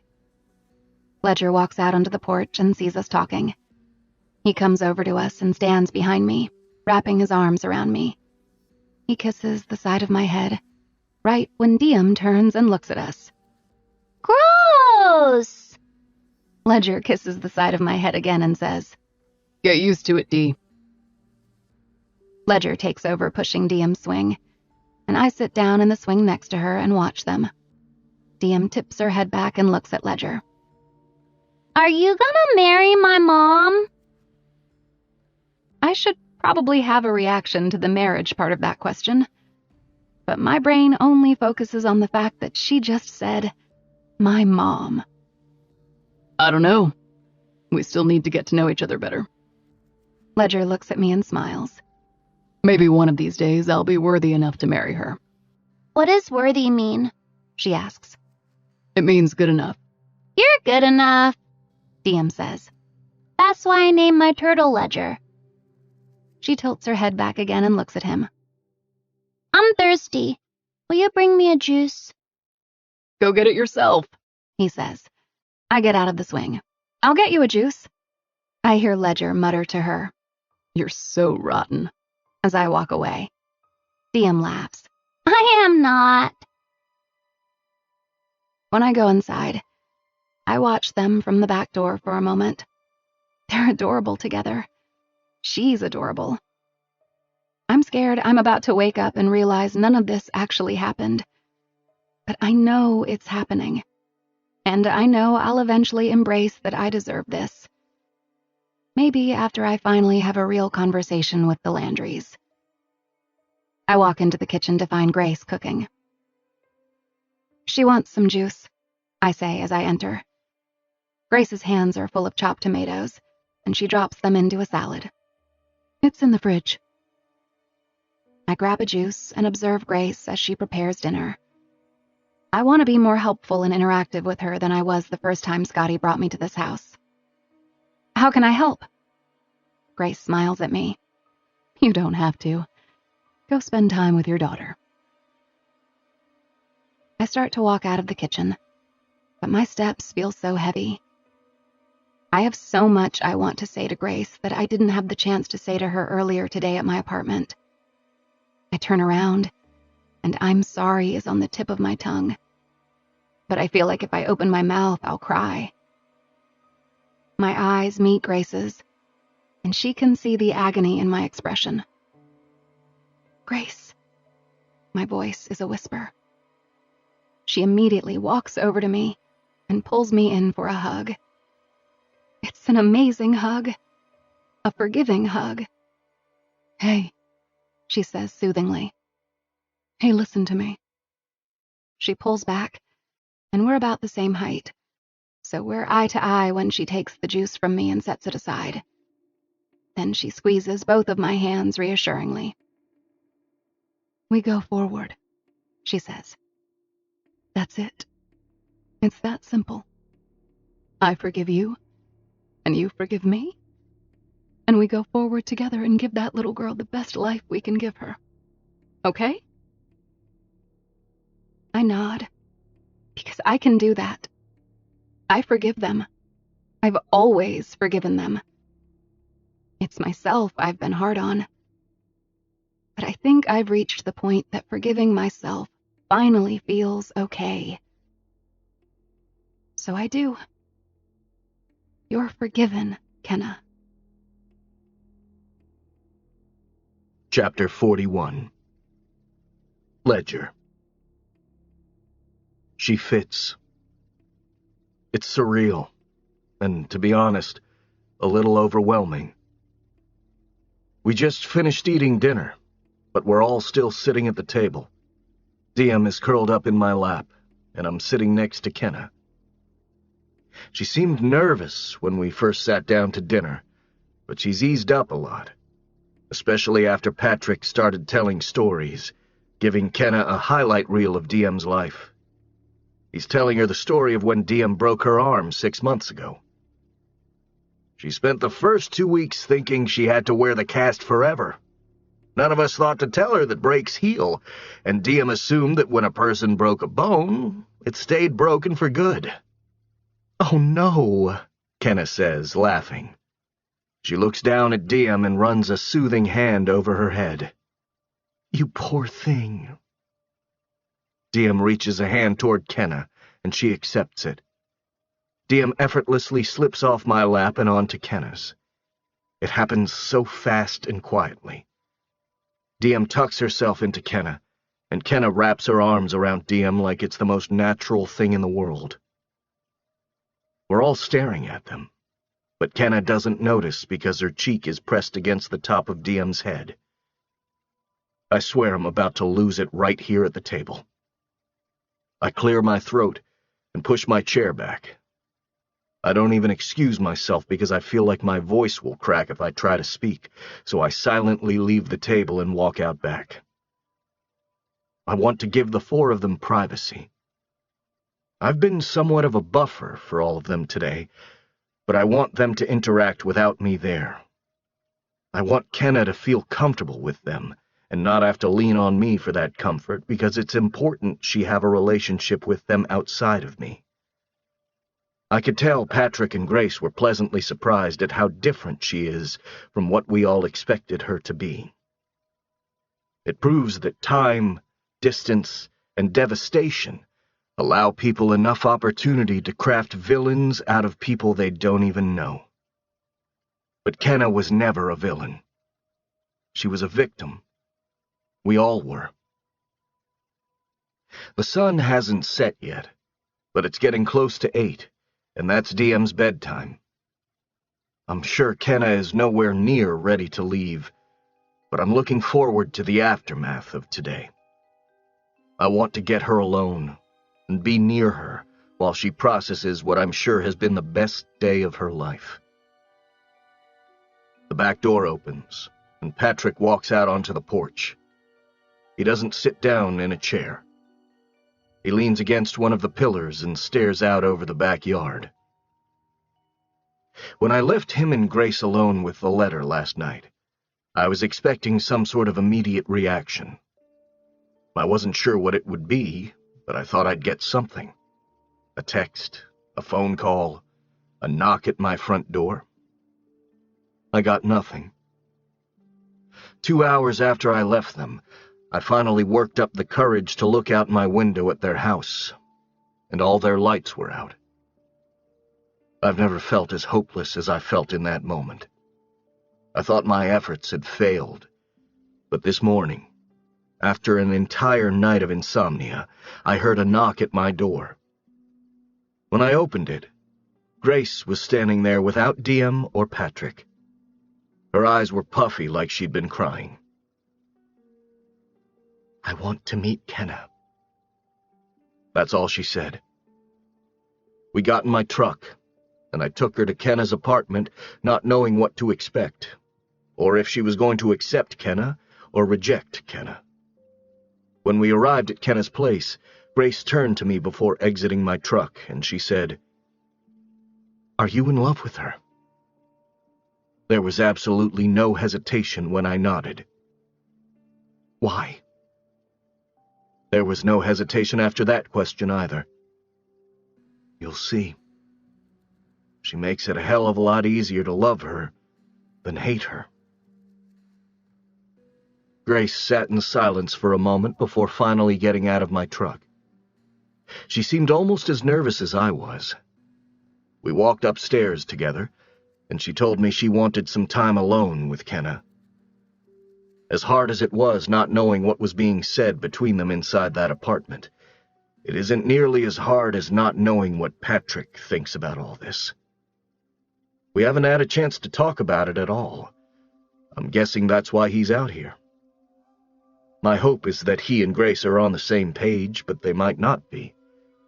He might only be accepting Kenna because Grace needs him to. "What are you thinking?"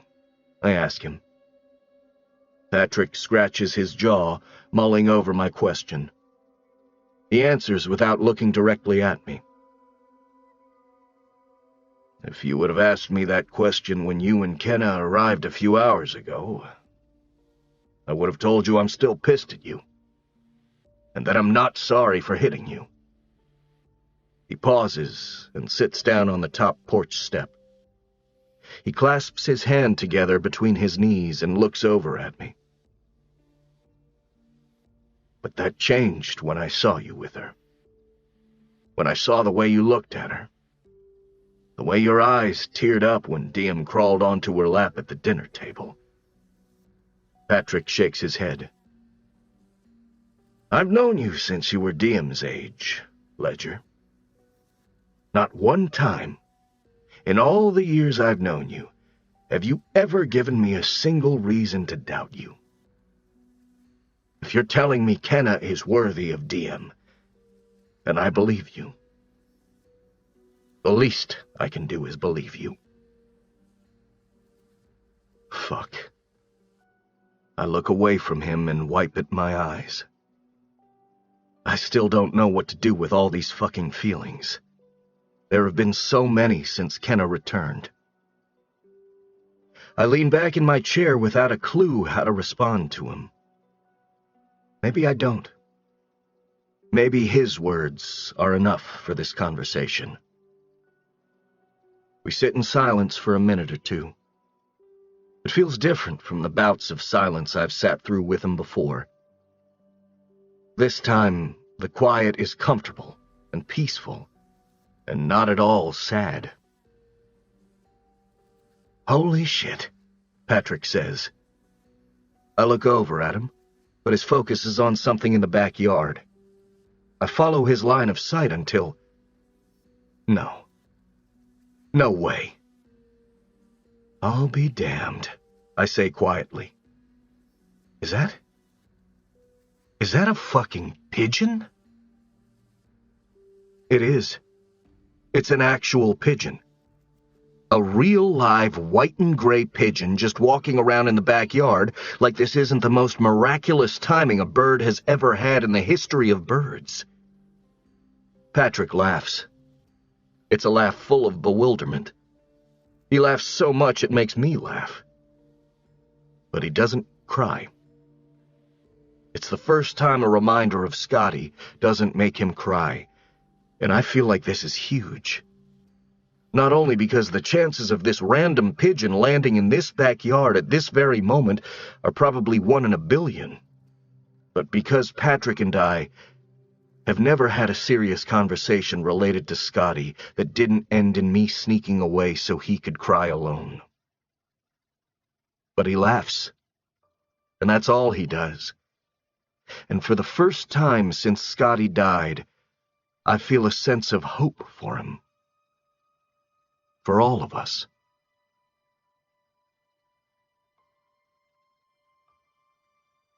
The only other time Kenna has been inside my house was right after she showed up on this street unannounced.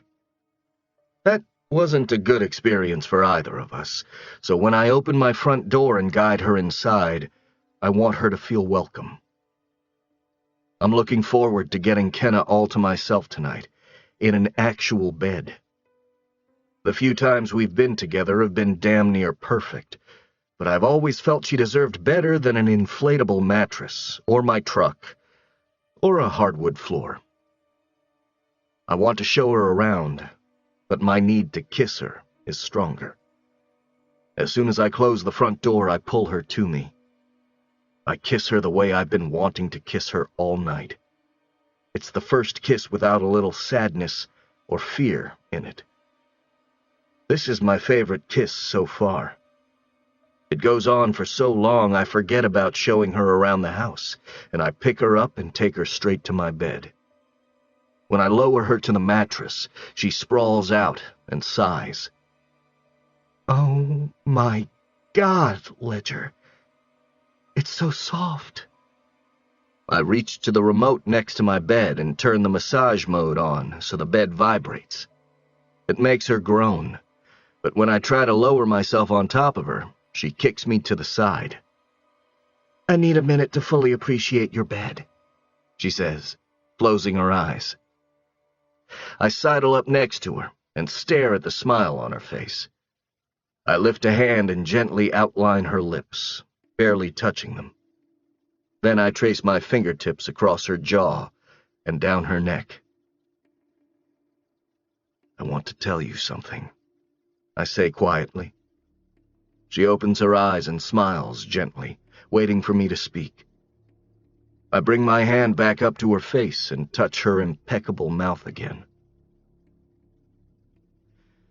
I've spent the last couple of years trying to be a good role model for Diem, so I've read a few books on feminism. I learned that putting too much focus on a girl's looks can be damaging, so instead of telling Diem how pretty I think she is, I put the focus on all the things that matter, like how smart she is, and how strong she is. I've tried treating you the same way. It's why I've never complimented your looks before, or told you how fucking beautiful I think you are.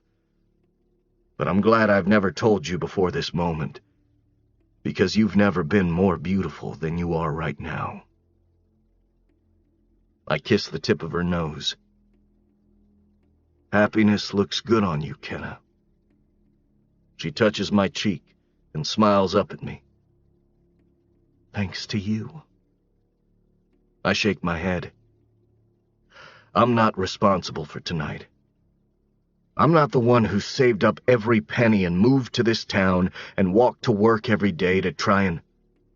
I love you, Ledger. She says it so effortlessly, like it's the easiest thing she's ever said. You don't have to say it back. I just want you to know how much I love you too. She grins and then presses her lips firmly to mine. I try to kiss her back, but she's still smiling against my mouth. As much as I want to take off her clothes and whisper I love you repeatedly against her skin, I'd much rather just hold her for a while and give us both time to process everything that happened today. So much happened today, and there's still so much left. I'm not moving, I say. What do you mean? I'm not selling this house. I'm going to sell the new one. I want to stay here. When did you decide that? Just now. My people are here. This is my home. Maybe I'm crazy, considering how many hours I've put into building that house, but Roman put those hours in too. Maybe I'll sell it to Roman for the cost of materials. It's the least I can do. After all, Roman might have been the catalyst for how today turned out. Had he not forced me to go back and check on Kenna that night, I'm not sure any of us could have gotten to this point. Kenna is done talking, apparently. She kisses me, and she doesn't stop until an hour later when we're exhausted and sweaty and satiated and wrapped in each other's arms. I stare at her until she falls asleep, and then I stare up at the ceiling because I can't fall asleep. I can't stop thinking about that fucking pigeon. What are the chances Scotty had no connection to that? What are the chances he did? It could have just been a coincidence, but it also could have been a sign. A message from wherever he is. Maybe it doesn't matter whether something is a coincidence or a sign. Maybe the best way to cope with the loss of the people we love is to find them in as many places and things as we possibly can. And in the off chance that the people we lose are still somehow able to hear us, maybe we should never stop talking to them. I'm going to be so good to your girls, Scotty. I promise. Chapter 42. Kenna. I unbuckle Diem from her booster seat and help her out of Ledger's truck. I already have the cross in my hand, so I grab the hammer from the floorboard. You sure you don't want me to help? Ledger asks. I smile at him reassuringly and shake my head. This is something I want to do with Diem. I lead her to the edge of the road where I first found the cross, and I kick around in the grass and dirt with the toe of my sneaker until I find the hole the cross was in. I hand the cross to Diem. See that hole? She leans forward to inspect the ground. Stick it right there. Diem drives the cross into the hole. Why are we putting this here? I push down on the cross, making sure it's stable. Because it'll make your Nana happy to know it's here, in case she ever drives by. Will it make my daddy happy? I kneel down next to Diem. I've missed so much of her life, which is why I want every minute we spend together to be authentic. I'm always as truthful as I can be with her. No, probably not. Your daddy thought memorials were silly, but your Nana doesn't. And sometimes we do things for people we love, even though we wouldn't choose to do those things for ourselves. Diem reaches for the hammer. Can I do it? I hand her the hammer and she hits the cross a few times. It doesn't do much, so when she hands the hammer back to me, I hit it 3 times until it's secured into the ground. I wrap my arms around Diem and we stare at the cross. Is there anything you want to say to your daddy? Diem thinks about it for a moment, and then says, What do I say? Do I make a wish? I laugh. You can try, but he's not a genie or Santa Claus. I wish for a baby sister or a baby brother. Don't you dare grant her wish yet, Scotty. I've known Ledger for all of 5 months. I pick up Diem and walk her back to the truck. It takes more than a wish to make a sibling. I know. We have to buy an egg from Walmart. That's how babies grow. I buckle her into the booster seat. Not exactly. Babies grow in their mother's tummies. Remember how I told you that you grew in my tummy? Oh, yeah. Then can you grow another baby? I stare at Diem, not sure how to answer that. How about we just get another cat? Ivy needs a friend. Diem throws her hands in the air, excited. Yes, another kitten! I kiss her on the head and shut her door. Ledger is side-eyeing me when I open the passenger door. He points to the middle of the seat, so I scoot all the way over and buckle in. He grabs my hand and threads our fingers together. He's looking at me with a glimmer in his eye, as if the idea of giving Diem a sibling excites him. Ledger kisses me and then he starts to drive. For the first time in a long, long time, I want to listen to the radio. I want to hear any song, even the sad ones. I lean forward and turn on the radio. It's the first time we've listened to anything in this truck, other than the safe playlist Ledger made me. He glances at me when he realizes what I've done. I just smile at him and lean against his shoulder. Music still makes me think of Scotty. But thinking of Scotty no longer makes me sad. Now that I've forgiven myself, the reminders of him only make me smile. Epilogue. Dear Scotty, I'm sorry I hardly write to you anymore. I used to write to you because I was lonely, so I guess it's a good thing the letters are few and far between now. I still miss you. I'll always miss you. But I'm convinced that the holes you left behind are only holes felt by us. Wherever you are, you're complete. That's what matters. Diem is growing so fast. She just turned 7. It's hard to wrap my mind around the idea that I wasn't here for the first 5 years of her life, because it feels like I've always been here. I'm sure that has a lot to do with Ledger and your parents. They tell me stories about her growing up and show me videos, so it sometimes seems like I missed nothing at all. I don't know that Diem even remembers a life without me in it. To her, I've always been here. I know that's because all the people who loved you gave her everything she needed when you and I couldn't be there. She still lives with your parents, although I see her every day. She stays with Ledger and me at least 2 nights a week. She has her own bedroom at both houses. We eat dinner together every night. I'd love for her to live with me full-time, but I also know it's important she keeps the routine she's had since birth. And Patrick and Grace deserve to be the major component in her life. I would never want to take that from them. Since the day they accepted me into her life, I've never felt unwelcome, not for one day or even 1 second. They didn't accept me with conditions. They just accepted me like I belong here with all the people who loved you. You were surrounded by good people, Scotty.